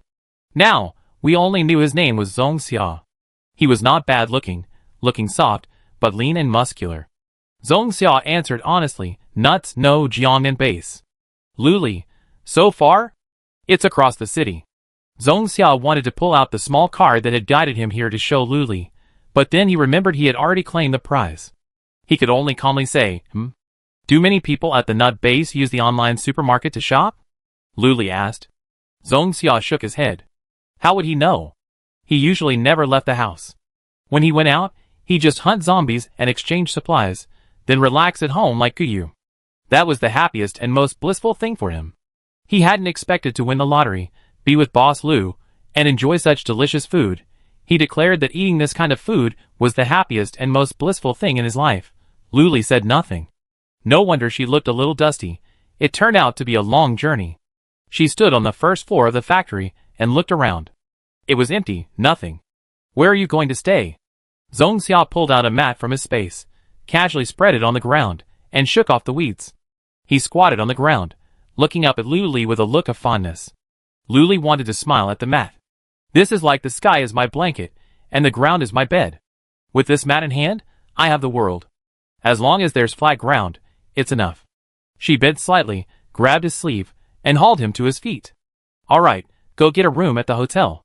Employee rate? Zhong Xia's eyes lit up. Really? Lu Li smiled and said, is that true? Come on, I take you there. With that, he took the lead and walked forward. The man behind him straightened his somewhat disheveled clothes and hurried to catch up with him. After a few steps, he retreated, feeling uneasy, and closed the rolling shutter before hustling after Lu Li again. It felt safer to close it. It wasn't far, just a minute or two's walk, until they reached the hotel reception desk. Lu Li introduced Chu Lixing, new employee Zhong Xia. Get a single room for you. Employee rate? Chu Lixing blinked and looked at Lu Li clueless. What was the employee rate? It was no wonder he was confused. There was no precedent for this. Shen Bing, Luo Mu, and a few other kids all lived on the second floor of the convenience store. Chu Lixing naturally had a room in the hotel, and Wang Yang was staying at the bathhouse. And the factory, by the way, didn't have any rooms, and it didn't look habitable with all the dust. Placing him in the convenience store wasn't a good idea. Everyone wasn't familiar with him yet, and he was an introvert. He also liked to stay at home, so Lu Li thought for a while and decided to put him in the hotel. Having his own room would be great, especially if he got to know everyone later. If he wanted to stay in the convenience store, that was fine too. Lu Li felt incredibly thoughtful. Lu Li coughed lightly and said, 30% off. Chu Lixing said nothing as he checked him in silently. This was clearly a great deal. After receiving the room card, Lu Li even thoughtfully led him upstairs. What a coincidence. On the same staircase, at the same up and down position, she ran into Sheng Xian. Lu Li smiled at him, saying nothing more, only to Zhong Xia, you live on the 4th floor. Zhong Xia, following closely behind her, nodded, and only replied when he realized she couldn't see him. Then the three of them passed each other, and Lu Li inexplicably sensed a hint of resentment in Sheng Xian. She must have been right. That look, that small aura, was like the resentment a young husband feels when he sees his wife cheating on him. Lu Li shuddered, shook her head, and pushed those chaotic thoughts out of her mind. Soon they reached Zhong Xia's room on the 4th floor. Lu Li unlocked the door with her keycard and handed it back to him. I won't go in. You can rest up. You can come to the RV for dinner around 7 or 8 tonight, Lu Li said. She had always been very conscious. Since she was working for her, she needed to be attentive. Chapter 196. Of course, the zombie king Wang Yang was an exception. He wanted to eat her, and since they were both dead, it was completely incompatible. Lu Li went downstairs without any psychological burden, feeling very happy, and skipped back to the RV. The customers were still around 100 or so, a fairly regular number. Lu Li was used to it. She also vaguely understood the Geely base commander's subtle intentions. Last night at dinner, she had asked Shen Bing and Chu Lixing. These 100 or so people were all Esperants, and they were all level 4 or above. This was no small feat. At the base, they were at least squad leaders of the guards. The Esperants stationed at the base were generally level 1, 2, or 3, higher level Esperants weren't interested. After a discussion, they reasonably suspected that these people were the base commander's confidants? Guards? A team of Esperants secretly cultivated? In short, they were the base commander's men, answering only to his orders. That's why they were sent out to scratch lottery tickets. Lu Li had also noticed through observation that no matter what they scraped out, they stored it all in the space. Even if they scraped out delicious fruit, they'd be tempted to eat it, but they forced themselves not to eat it. And let alone other items, they just put it all away anyway. It seemed like they were taking it back to report. But this was just speculation. After all, there were few customers, and they had nothing to do. When people have free time, they tend to daydream, just like Lu Li at this moment. She sat on a high stool, spinning in circles, but in reality, she was observing the customers. The man scraped out a box of fragrant pears, about 6 in total. He stared at them for a long time, then couldn't help but open the lid, took one out, and quietly put it in his pocket. Then the box of fragrant pears vanished into thin air, and Lu Li knew it had been stored in the space. Then the man began to scratch off the crystal cores, his movements mechanical, as if he were pulling a handful of dirt from his pocket. Luli shifted her gaze to a nearby customer, whose movements and expression were identical to the previous one, his face expressionless, almost robotic. Even if he scratched out a prize, the excitement was fleeting. He quickly put it away with a look of dejection, and moved on to the next one. Luli felt she was incredibly close to the truth, but she was just missing the right opportunity. Time flew by, and it was dark. Zhong Xia arrived early and sat obediently in a chair, his hair long, falling down obediently, just enough to cover his eyes. When she turned around, she saw the scene. Under the warm yellow light, the young man sat quietly, his slightly long bangs casting a small shadow on his face. She felt a strange sense of loneliness, as if she was the only one left in the world. Luli called out, "Zhong Xia?" Zhong Xia came back to her senses, and instinctively looked up at her, her eyes slightly bright. "What do you want to eat?" Luli asked, her voice gentle and her expression soft. Zhong Xia felt as if she were glowing, radiating a divine aura. He hesitated for a moment before expressing his desire. "I want Peking duck." "Is that okay?" He was only 10 years old when the apocalypse broke out. He was eating Peking duck with his parents, barely wrapping it in his hands, before he even took the first bite. Zombies suddenly appeared at the next table, and his parents grabbed him and ran, causing him to drop his wrapped Peking duck in panic. He looked back and tried to pick it up, but it had already been trampled upon countless times. Life in the apocalyptic world that followed was even more chaotic. He awakened his special powers, his parents died one after another, and he became an orphan, wandering the land forever, never staying in any base for long. Until today, he seemed to have found a small sense of belonging. Luli was stunned, then immediately agreed, "Sure, of course." Zhong Xia's face flickered with a faint smile, and Luli couldn't help but dazed. Suddenly, a figure appeared, blocking her path. She regained consciousness and took in the person before her. Luo Mu's face was droopy, resentful and unhappy. He asked in a coquettish tone, "Boss Lu, what are you looking at?" Luli smiled, reached out, and pushed his face aside, teasing, "Not at you." Lu Mu ignored her and leaned closer, completely occupying her gaze. He said cheekily, "Then what are you looking at?" "I'm looking at you, okay?" Luli, without any impatience, stared into his glittering eyes, feigning seriousness. Luo Mu fell silent, his ears turning slightly red. He scratched his head awkwardly, then turned and walked away, sneering, "Tsk, who are you kidding?" But inside, he was beaming. He sank back into his chair, dazed, his mind still resonating with Boss Lu's words. "She's looking at me? He. So happy." Shinbing followed him speechlessly, witnessing their little interactions, feeling a pang of pain in her heart. He couldn't be as shameless as Luo Mu. "I wonder what Boss Lu really likes?" He sat beside Luo Mu, silent and thoughtful, his laughter occasionally emanating from his side. Shinbing tilted her head to look at him speechlessly, glaring at him several times without him noticing. Finally, unable to contain himself, he covered his mouth with his hand and whispered, "Stop laughing." Luo Mu still wanted to laugh. It was only a short sentence, and he knew Boss Lu was teasing him, but he couldn't help but be happy. His face and eyebrows were all painted with a smile, and he glanced at the sullen Shinbing, deciding to restrain himself a bit. But in the end, he couldn't suppress his laughter, and his expression was particularly awkward, which made Shinbing even more annoyed. Zhong Xia was also observing the interaction between the two, vaguely forming suspicions in his mind. Soon, everyone arrived. Zhong Xia sat in the corner, feeling rather uneasy. It had been so long since he'd eaten at a table with so many people. He didn't even know where to put his hands and feet. He was so flustered that he couldn't even use his chopsticks.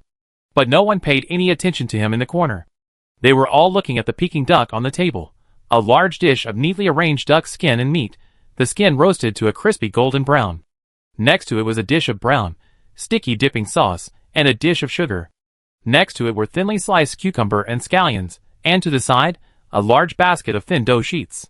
Everyone was a little confused, feeling both familiar and unfamiliar with these things, but the scorching aroma kept permeating their noses, impossible to ignore. It had been so long since they had seen it, and the image of this delicacy had faded from their minds. Everyone turned to Luli. Luo Mu wiped his mouth and eagerly asked, "How do you eat this, Boss Lu?" Luli thought for a moment, then picked up a piece of dough, spread it on her palm, picked up a piece of duck skin, dipped it in some brown sauce, and spread it evenly over the dough. Then she began to pick up cucumber strips and scallions, placing them on the duck skin, and that was it. She rolled it up, forming a small dough roll 2 fingers wide, stuffed a few bites into her mouth, and when she was done, nodded with enjoyment and gave a thumbs up. Eat it just like that, it's so delicious. Chapter 197. As Luomu watched her roll it, he had already taken a piece of dough and skillfully placed his ingredients on it. After rolling it, Luomu stuffed it all into his mouth. It had a rich texture, with the softness of the dough and the crispness of the duck skin. It also had the delicate fragrance of cucumber strips, which was very refreshing. Luomu's eyes narrowed as he ate, and he nodded frantically after swallowing. No one needed to ask, just looking at his expression, they knew how delicious it was, even though it was a bit watery. But no one doubted its deliciousness, and started unrolling. 2 portions of each ingredient were placed on either side of the table. With so many people, there were also many chopsticks reaching out, so everyone could reach for their food. It was quite orderly, and everyone helped themselves. Of course, in addition to the Peking duck, there were many other dishes, including boiled shrimp, braised fish maw with morels and chicken, braised chicken with black truffle and abalone, desert grilled lamb chops, and steamed turbot. These were all hearty dishes, filling the table. It was supposedly a welcome to Zhong Xia, but in reality, these were all dishes Lu Li had wanted to eat. After Zhong Xia frantically rolled up a roast duck, everyone had already started eating other dishes, without a trace of politeness. He felt a little more at ease. He dreaded the stairs. Being surrounded by so many people during the day was already uncomfortable. He secretly decided to open a small opening next to the rolling door and trade crystal cores there. After finishing his roast duck roll, Zhong Xia looked up to see that the plate of boiled shrimp had been completely devoured. He looked down to see 2 shrimp in the bowl. They weren't his own, so that could only be. Zhong Xia met Dong's gaze and whispered, "Brother Zhong Xia, don't lose focus while eating, or Luomu will eat all the delicious food." He nodded blankly, looking across at Luomu and Shenbing. They had the most shrimp shells beside them. One was peeling for himself, the other for Lu Li. Shifting his gaze to Lu Li, she still had 3 or 4 whole, shelled shrimp in her bowl. Shenbing was wiping her hands with a tissue, her face calm, as if she did this often. Lu Li, unfazed, continued eating her own, along with the entire bowl of shrimp Shenbing had peeled. Zhong Xia watched, speechless for a long moment. The relationships among these people seemed a bit complicated. He looked away, concentrating on his own food, his ears perked up, quietly listening to the conversation. Lu Li finished the last shrimp, still unsatisfied, and said, "Want another helping?" Shenbing silently glanced at her freshly wiped hands, silent. Luomu, however, responded quickly. After finishing most of her meal, Lu Li checked the progress bar on the Geely base. It was less than halfway to 100,000 points.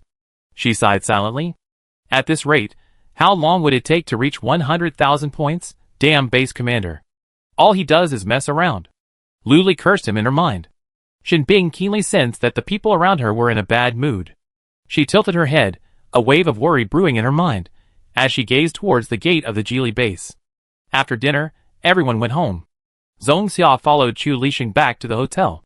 Luomu emerged from the bathroom after a shower, a towel draped casually over his shoulder. He paused as he passed Shenbing's room and peered through the half-open door. He was pulling out that long unworn black cloak from the closet. Luomu was puzzled. It was late at night. Could he be playing dress-up? He continued to watch, not feeling the slightest bit guilty about peeping.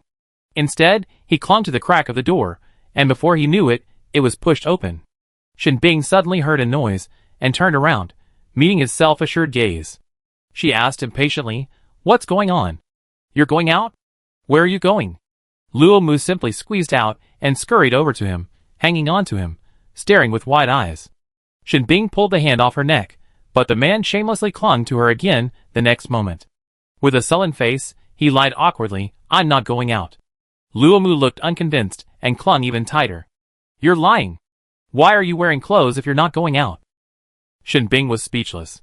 He wasn't a good liar, so he could only lamely say, "These clothes haven't been worn in ages. They need to be washed." With a serious expression on his face. It was somewhat believable, but not much. From what Luomu knew about him, it wasn't at all. But Shenbing's eyes were too resolute. Luomu knew nothing he could say would work. A thought struck him, and he feigned resignation, saying, all right. I go back to bed."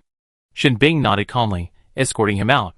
She locked the door behind her, feeling relieved when she heard it close. She turned on her black cloak. She then turned off the lights and sat at the foot of the bed for a long time, until all the lights in the second-floor rooms were off and silence fell. Shin Bing then stood up, leaped from the second-floor balcony, and sprinted towards the Geely base like a ghost. Luo Mu hid in the dark room, concealing himself behind the curtains, watching the figure sprint through the night. He knew it was Shin Bing, but what was he doing at the Geely base? Always curious, he immediately changed into all black and followed, keeping his distance to avoid being noticed by Shin Bing. Shin Bing, who was ahead, had no idea he was being followed. He circled around the side of the base and climbed over the wall. They successfully reached the core area of the base, where the base commander usually stayed. Shin Bing carefully dodged the patrolling guards and cautiously approached Base Commander Lu Xun's residence. Strangely, the number of guards in this area had multiplied, almost outnumbering those guarding the gate. How cowardly was this base commander? Unless these guards formed a complete line, completely encircling the house, there was no way they could stop Shin Bing. Even Luo Mu couldn't stop them. The two of them entered unimpeded. Luo Mu was puzzled. Why was Shin Bing looking for the base commander? No matter. He had to follow closely. Meanwhile, Shin Bing was still trying to figure out which room the base commander was in. Outside, layers of guards held a tight security, yet not a single guard could be seen in this 3-story building. Suddenly, he paused, listening intently. From within the room came the faint sound of a man moaning. Shin Bing blinked twice, somewhat confused. It seemed both painful and pleasurable. What was he doing? When he realized what was happening, he wanted to cover his ears and shut that voice out of his mind. He quickly adjusted his composure and moved closer to the crack in the door. He could faintly hear the whispers of voices from within. Louder. Haven't you eaten yet? Lu Xun's voice was brutal and teasing. Then came the whirring of a whip, followed by the man's screams. Shin Bing's face darkened. His hand was already on the doorknob, ready to push it open. She felt a weight drop on her shoulders, and a familiar, muffled voice rang in her ears. What are you doing? Shin Bing rolled her eyes and turned back, only to be met with Luo Mu's questioning gaze. He shrugged his shoulder, shoving his hand away, and said disdainfully, Why would you mind so much? Chapter 198. Luo Mu had already pushed the door open recklessly. He wasn't deaf, so he couldn't hear the noises inside. A strong, fishy smell filled the dimly lit room. Luo Mu fanned his nose in disdain. What? Who? Lu Xun roared in alarm, immediately pulling the blanket over his naked body. Although the light was dim, Shin Bing and Luo Mu could still see the scene inside the room. On a large bed, several men lay sprawled, all thin, naked, and pale. One was lying face down, so thin that his ribs were visible on his back, with obvious bloodstains from whipping. Aside from Lu Xun, who lay beneath the blanket, the other's breath was quite weak. Shin Bing spoke coldly. Lu Xun, male, commander of the Geely base? In the dim room, it seemed even more eerie. I am. Lu Xun was very self-aware, and knew at a glance that he couldn't win. He huddled under the covers, shivering, even fumbling for his clothes and slipping them on secretly. His body was shaking like a sieve. Well, come out, let's talk. Shin Bing turned and walked into the hallway, finally letting out a breath. The stench inside was too stifling and overwhelming. Luo Mu followed closely, placing his hand on his shoulder with familiarity. He asked again, What are you doing? Is this possible? He glanced at him with a malicious look. They had both witnessed what had just happened. One thing was clear, Lu Xun liked men, and he liked to torture them. So what was Shin Bing trying to do? Shin Bing pushed him away, her eyes gleaming with disdain. Get out! Luo Mu, reassured, went up to him again, their gazes pressed together as they gazed into the room. The bulge on the bed gradually flattened. Lu Xun hurriedly put on his clothes and emerged, but his short-sleeved shirt was on inside out, and his pants were so loose they threatened to fall off. He hurriedly got out of bed, tripping over his overlong pants and falling flat on his face. Shin Bing let out an impatient groan. At the cold voice, Lu Xun's heart trembled. He scrambled over and hugged Shin Bing's thighs. Bang! Shin Bing kicked him away and said in disgust, Don't come over here. Lu Xun leaned against the wall, curled up in a corner, confused as to why they were here. Were they here for his position as base commander? Give it to him. Just give it to him. I don't want it. Without waiting for Lu Xun to speak, Shin Bing continued, Tomorrow morning, get the base operational. Don't block anyone from entering or leaving. Understand? Suddenly, Lu Xun realized they were here to help the lottery shop.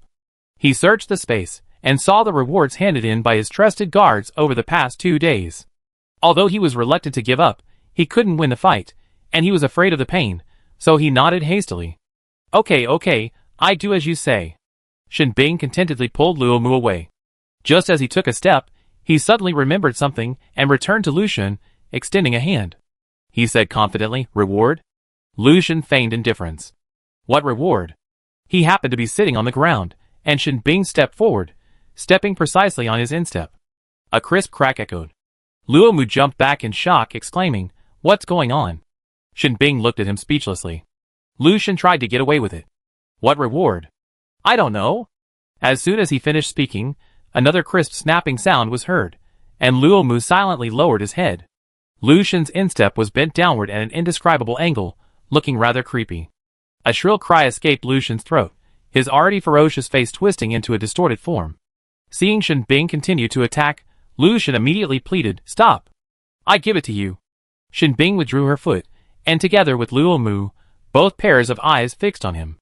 Lu Xun endured the pain in his instep, while simultaneously channeling his energy to relieve and heal the pain. His hands continued to search the space. His space was a full 50 square meters, most of which was filled with rewards handed over by the guards. Should he give him all, half, or just the difference? Shin Bing didn't give him time to ponder. She kicked him impatiently and urged, "Hurry up!" Lu Xun picked up the pieces faster, pouring out the rewards with great reluctance and heartache. Luo Mu didn't bother to see what they were, grabbing the space ring as the rewards flashed before the three of them. "Gone, gone, truly gone," Lu Xun said firmly, his hands gripping the space ring nervously. Shin Bing scoffed and contentedly pulled Luo Mu away. "I thought we have to fight again, fighting violence with violence, but I didn't expect this guy to be so cowardly." Luo Mu chattered beside him. "So the poor business these days is because of this lousy base commander?" Shin Bing nodded. Luo Mu was furious and hurried back to give Lu Xun a good beating, but he was grabbed and nearly fell into Shin Bing's arms. Not only did he almost fall, but he was also dragged away by Shin Bing. He said in disgust, "Let's go. The air stinks." Luo Mu agreed, and without dwelling on his near fall, the two hurriedly left the Geely base. After Lu Xun confirmed the two had left, he immediately shouted frantically, "Help! Help!" Don't ask why he didn't call for help earlier. Even if he did, he wouldn't have been able to defeat them, so it was better to avoid embarrassment. After a long while, guards hurried in from outside the building. The base commander had expressly prohibited entry. Entry was only permitted with the base commander's summons or permission. The guards surrounded Lu Xun. Without asking what had happened, they carried him away, heading towards the infirmary. Everyone knew the base commander's little quirks. He liked to play a bit of a twist, often getting himself or others. So, they were used to it. They just tacitly followed suit. "I didn't ask, you didn't tell," they just carried him away. Lu Xun also gritted his teeth, refusing to speak. It was so humiliating. A base commander being bullied. Bedtime always flies by. Luli thought, since there's not much business, getting up late won't be a problem, right? But when she opened the car door, she was swarmed with people outside. She was so frightened that she instinctively activated the RV's safety system. But a closer look revealed friendly expressions, even hints of smiles. Luli sensed something was amiss, and was about to ask a few questions, when she was interrupted by voices coming from the front. "Boss Lu! Hurry up! Get the tickets out! Yes, yes, yes! I want to play scratch-offs! And I want to buy the Super Lotto! Yes, stop wasting time, Boss Lu! Hurry up!" Luli reacted quickly and hurriedly pulled stacks of scratch-off tickets from the drawer. Before she could figure out what was going on, an hour had already passed in her busy schedule. Finally, she could take a break. Luli caught them and asked, "Did you catch the spy in your base?" The man, absorbed in his scratch-off lottery, looked up, gave her a suspicious look, then lowered his head to scratch again. "We caught him." Someone nearby joined in the fun, saying, "Yeah, we've been catching them for 2 days straight, and we don't know where they came from." Chapter 199. "Oh, we've been stuck here for 2 days. We knew you were coming, Boss Lu, but we just couldn't get out." "Yeah, it's infuriating. Those lousy guards were talking about catching spies, but I think they've been having a lot of fun these past few days." Luli listened thoughtfully, and it was pretty much what he'd been thinking. But now that the matter was resolved, there was no need to worry anymore. Time flies when you're busy, and it was already noon, but everyone was so busy today that they didn't get together for lunch. In the afternoon, Luli had some free time, so he wandered around with his hands behind his back. He first visited the convenience store. Everyone was handling the situation well, accustomed to the constant flow of customers. Behind the convenience store was the factory, and Luli stopped by to see Zhong Xia. Before he even got close, he saw him frantically busy. He had deliberately opened a window 2 meters to the left of the rolling shutter. It was designed like a bank counter, roughly a meter by 1 meter square, with tables extending inward and outward. Zhong Xia was busy behind the window. He had even prepared a simple menu, using a large marker to write down the available fast food items on A4 paper. There weren't many, less than 10. They were stir-fried yellow beef, stir-fried pork with green peppers, beef with green peppers and potatoes, braised pork ribs, braised pork, spicy chicken, and braised pork knuckle. The paper was simply taped to the window. Customers selected their fast food, and Zhong Xia collected the crystal cores and turned to pick up the requested items from the table behind him. The process was simple, but there were a lot of people. Zhong Xia had never experienced such a scene before, so he was inevitably anxious. Luli stood there and watched for a while. Since a fast food meal cost 288, giving 3 crystal cores would be too much, while giving 2 would be too little. But Zhong Xia didn't have a points redemption device. She placed an order for 1, brought it over, and placed it on the table with a clang. Some of the customers knew her, some didn't, and they were momentarily intimidated by her presence. Zhong Xia breathed a sigh of relief, saying, "Boss Lu, you're here." Luli nodded at him, resting one hand on the table, and asked the first customer, "What do you want?" The customer had already made up his mind, but Luli's interruption had forgotten it. He blurted out, 2 orders of spicy chicken and 1 braised pork trotter. 9 crystal cores. Luli pointed at the points redemption device. It wasn't a lucky cat, just an ordinary square iron box with a round hole in the top. The customer hesitantly dropped 9 crystal cores into it, and then he felt the light computer on his wrist vibrate twice. He looked down, and a clear line of words appeared above the light computer. Points balance 900. "Yeah, I have points," the customer exclaimed in surprise. Luli continued, "Yes, your points can be used at lottery shops, convenience stores, fast food restaurants, and bathhouses." She pointed at these places as she explained, hesitating a bit when she mentioned the fast food restaurant. This was clearly a factory, not a fast food restaurant, but it seemed fitting. So she just said it. "That's a nice touch, boss. Stop standing there and give me some food," the customer exclaimed. Zhong Xia reacted quickly, grabbed the customer's food, and handed it to him through the window. With the points redemption device, the transaction went quite smoothly. Zhong Xia only had to fetch the food. Luli, seeing this, left very satisfied. In less than 10 minutes, the fast food on the table behind Zhong Xia was gone. He leaned out of the window and apologized to the customers. "Sorry, we're sold out this morning." The customers wailed, "Boss, how can you have so little stock?" "Yeah, do you have any more this afternoon? I'm craving it." Everyone was chattering, and Zhong Xia listened quietly, expressionless. After the customers calmed down a bit, he said, "We have another 100 fast food orders this afternoon."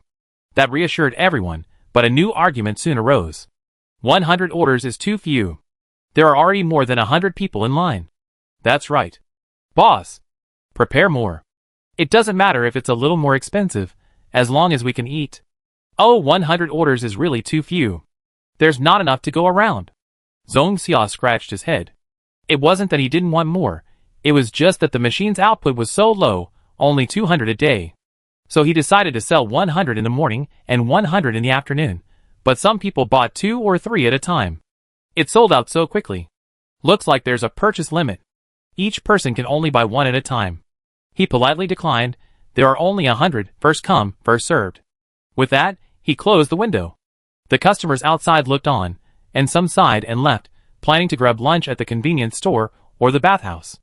The bathhouse buffet was quite good, though the portions were a bit small, not enough unless you paid more. Some people were still waiting there, intending to wait until the afternoon. Zhong Xia didn't care. After closing the window, he slipped out the side door and, unnoticed, slipped into the bathhouse.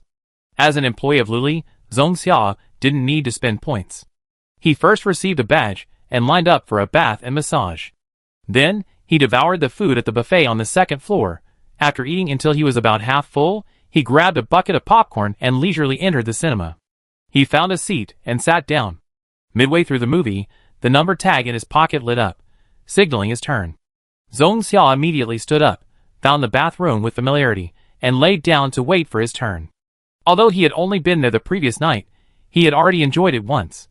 It was pure bliss, After a bath, massage, and a soak, Zhong Xia returned to the factory, feeling very satisfied. He turned on the machine, watched the assembly line slowly begin to move, and then walked to the end of the line. He placed the resulting fast food portions onto a small cart, and when it was full, he turned off the machine. He then pushed the cart to the table behind the window, and stacked the fast food portions into their respective categories.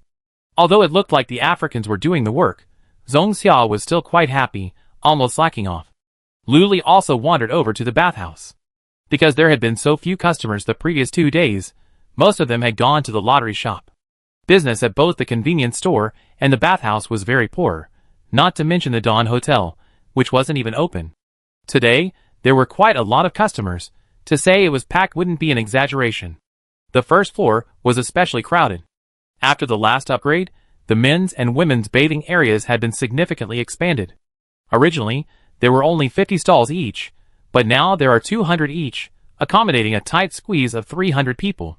Lu Li, hands behind his back, surveyed his territory like a lordly landlord. Zombie King Wang Yang sat leisurely at the front desk, his eyes lighting up when he saw Lu Li.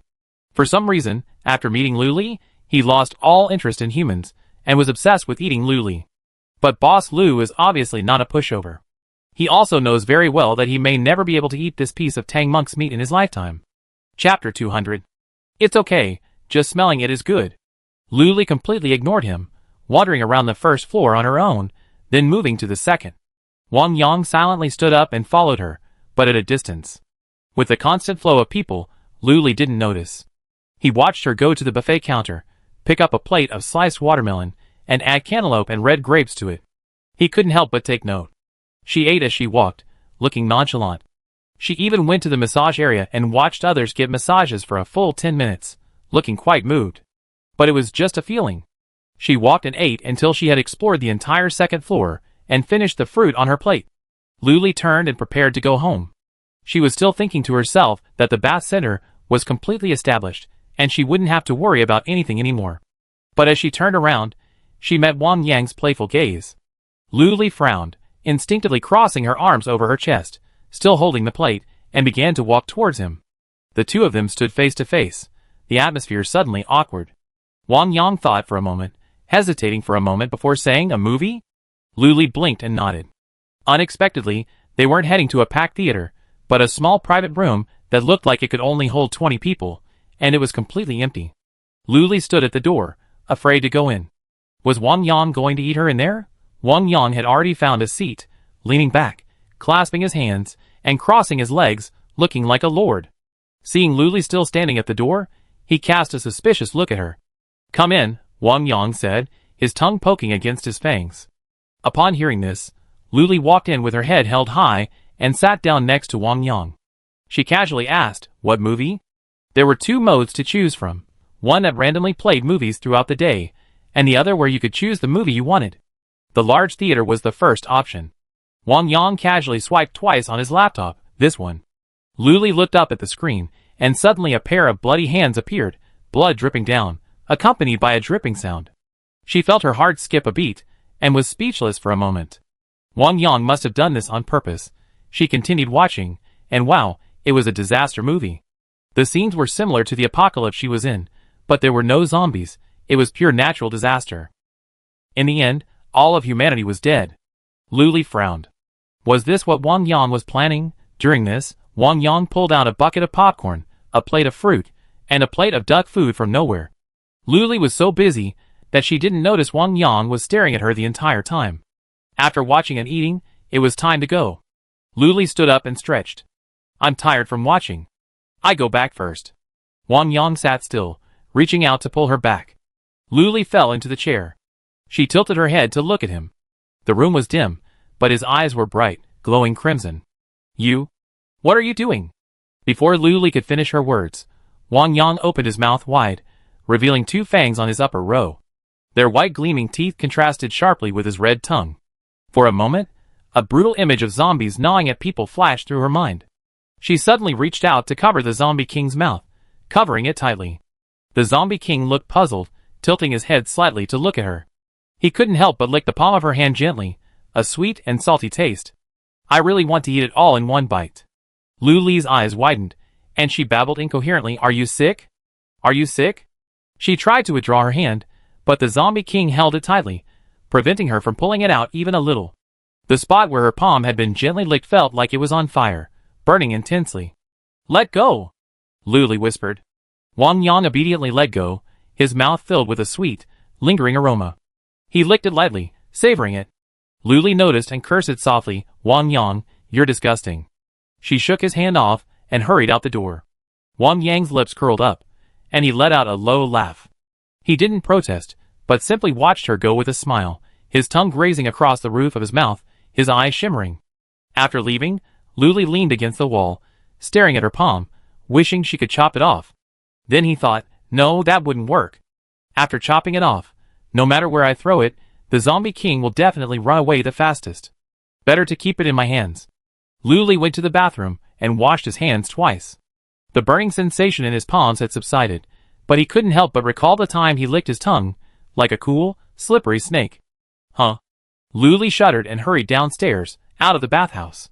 He accidentally bumped into Hiluo, and they both exclaimed in surprise, "Why are you here?" Hiluo rubbed his chin. "I came to see what's going on in this bathhouse." Then he looked at her suspiciously. "Why are you so red?" Luli glared at him. "What do you care?" Then she walked around him, and walked away, her back furious. Hiluo scratched his head, confused. Who had offended Boss Lu? He couldn't figure it out, so he gave up. He was still holding his daughter Tuanchuan by his side. He turned around at the sound and waved, "Come on, honey. Let's go in together." The family of three walked hand in hand into the bathhouse. Having heard they had everything they needed, and now that they had plenty of points, it was time to enjoy themselves. Luli returned to the RV, poured herself a large glass of water, and pulled a watermelon from the refrigerator. She began dicing it into small cubes and placing them in a bowl. She held the bowl, sat on the recliner, and began eating the watermelon. Xiaodi looked at her quizzically. "Sister Lu, is it hot?" Luli nodded subconsciously, fanning herself with her hand twice, and affirmed, "It's scorching hot out there." Xiaodi averted his gaze, then skillfully took the fork and scooped up a piece of watermelon. After a while, Luli calmed down, slowly finishing the watermelon in her bowl. It was time for dinner when Hiluo arrived with his wife and children. He was completely unfazed and plopped down next to Luli. He said warmly, "Boss Lu, you really don't want to set up a stall at the central base?" Luli was stunned. Why hadn't she wanted to go before? Because she was a rebellious person. The more she was asked to do something, the less she wanted to do it. But now, she had changed her mind. A visit to the central base wouldn't be a bad idea. So, during dinner, Luli casually announced the news, "We'll be going to the central base in a few days." Plop! Shenbing's chopsticks fell to the table. Lu Mu's half-eaten spare ribs fell into the bowl. Everyone looked at her in surprise, knowing full well that she had been reluctant before. Okay. Chu Lixing was the first to agree. After all, he was tied to the hotel. Wherever Boss Lu went, he would be there. Lu Mu hurriedly wiped his mouth and asked curiously, "Huh? Why are you going to the central base out of the blue?" "I don't know. I just want to go." Lu Li shook her head.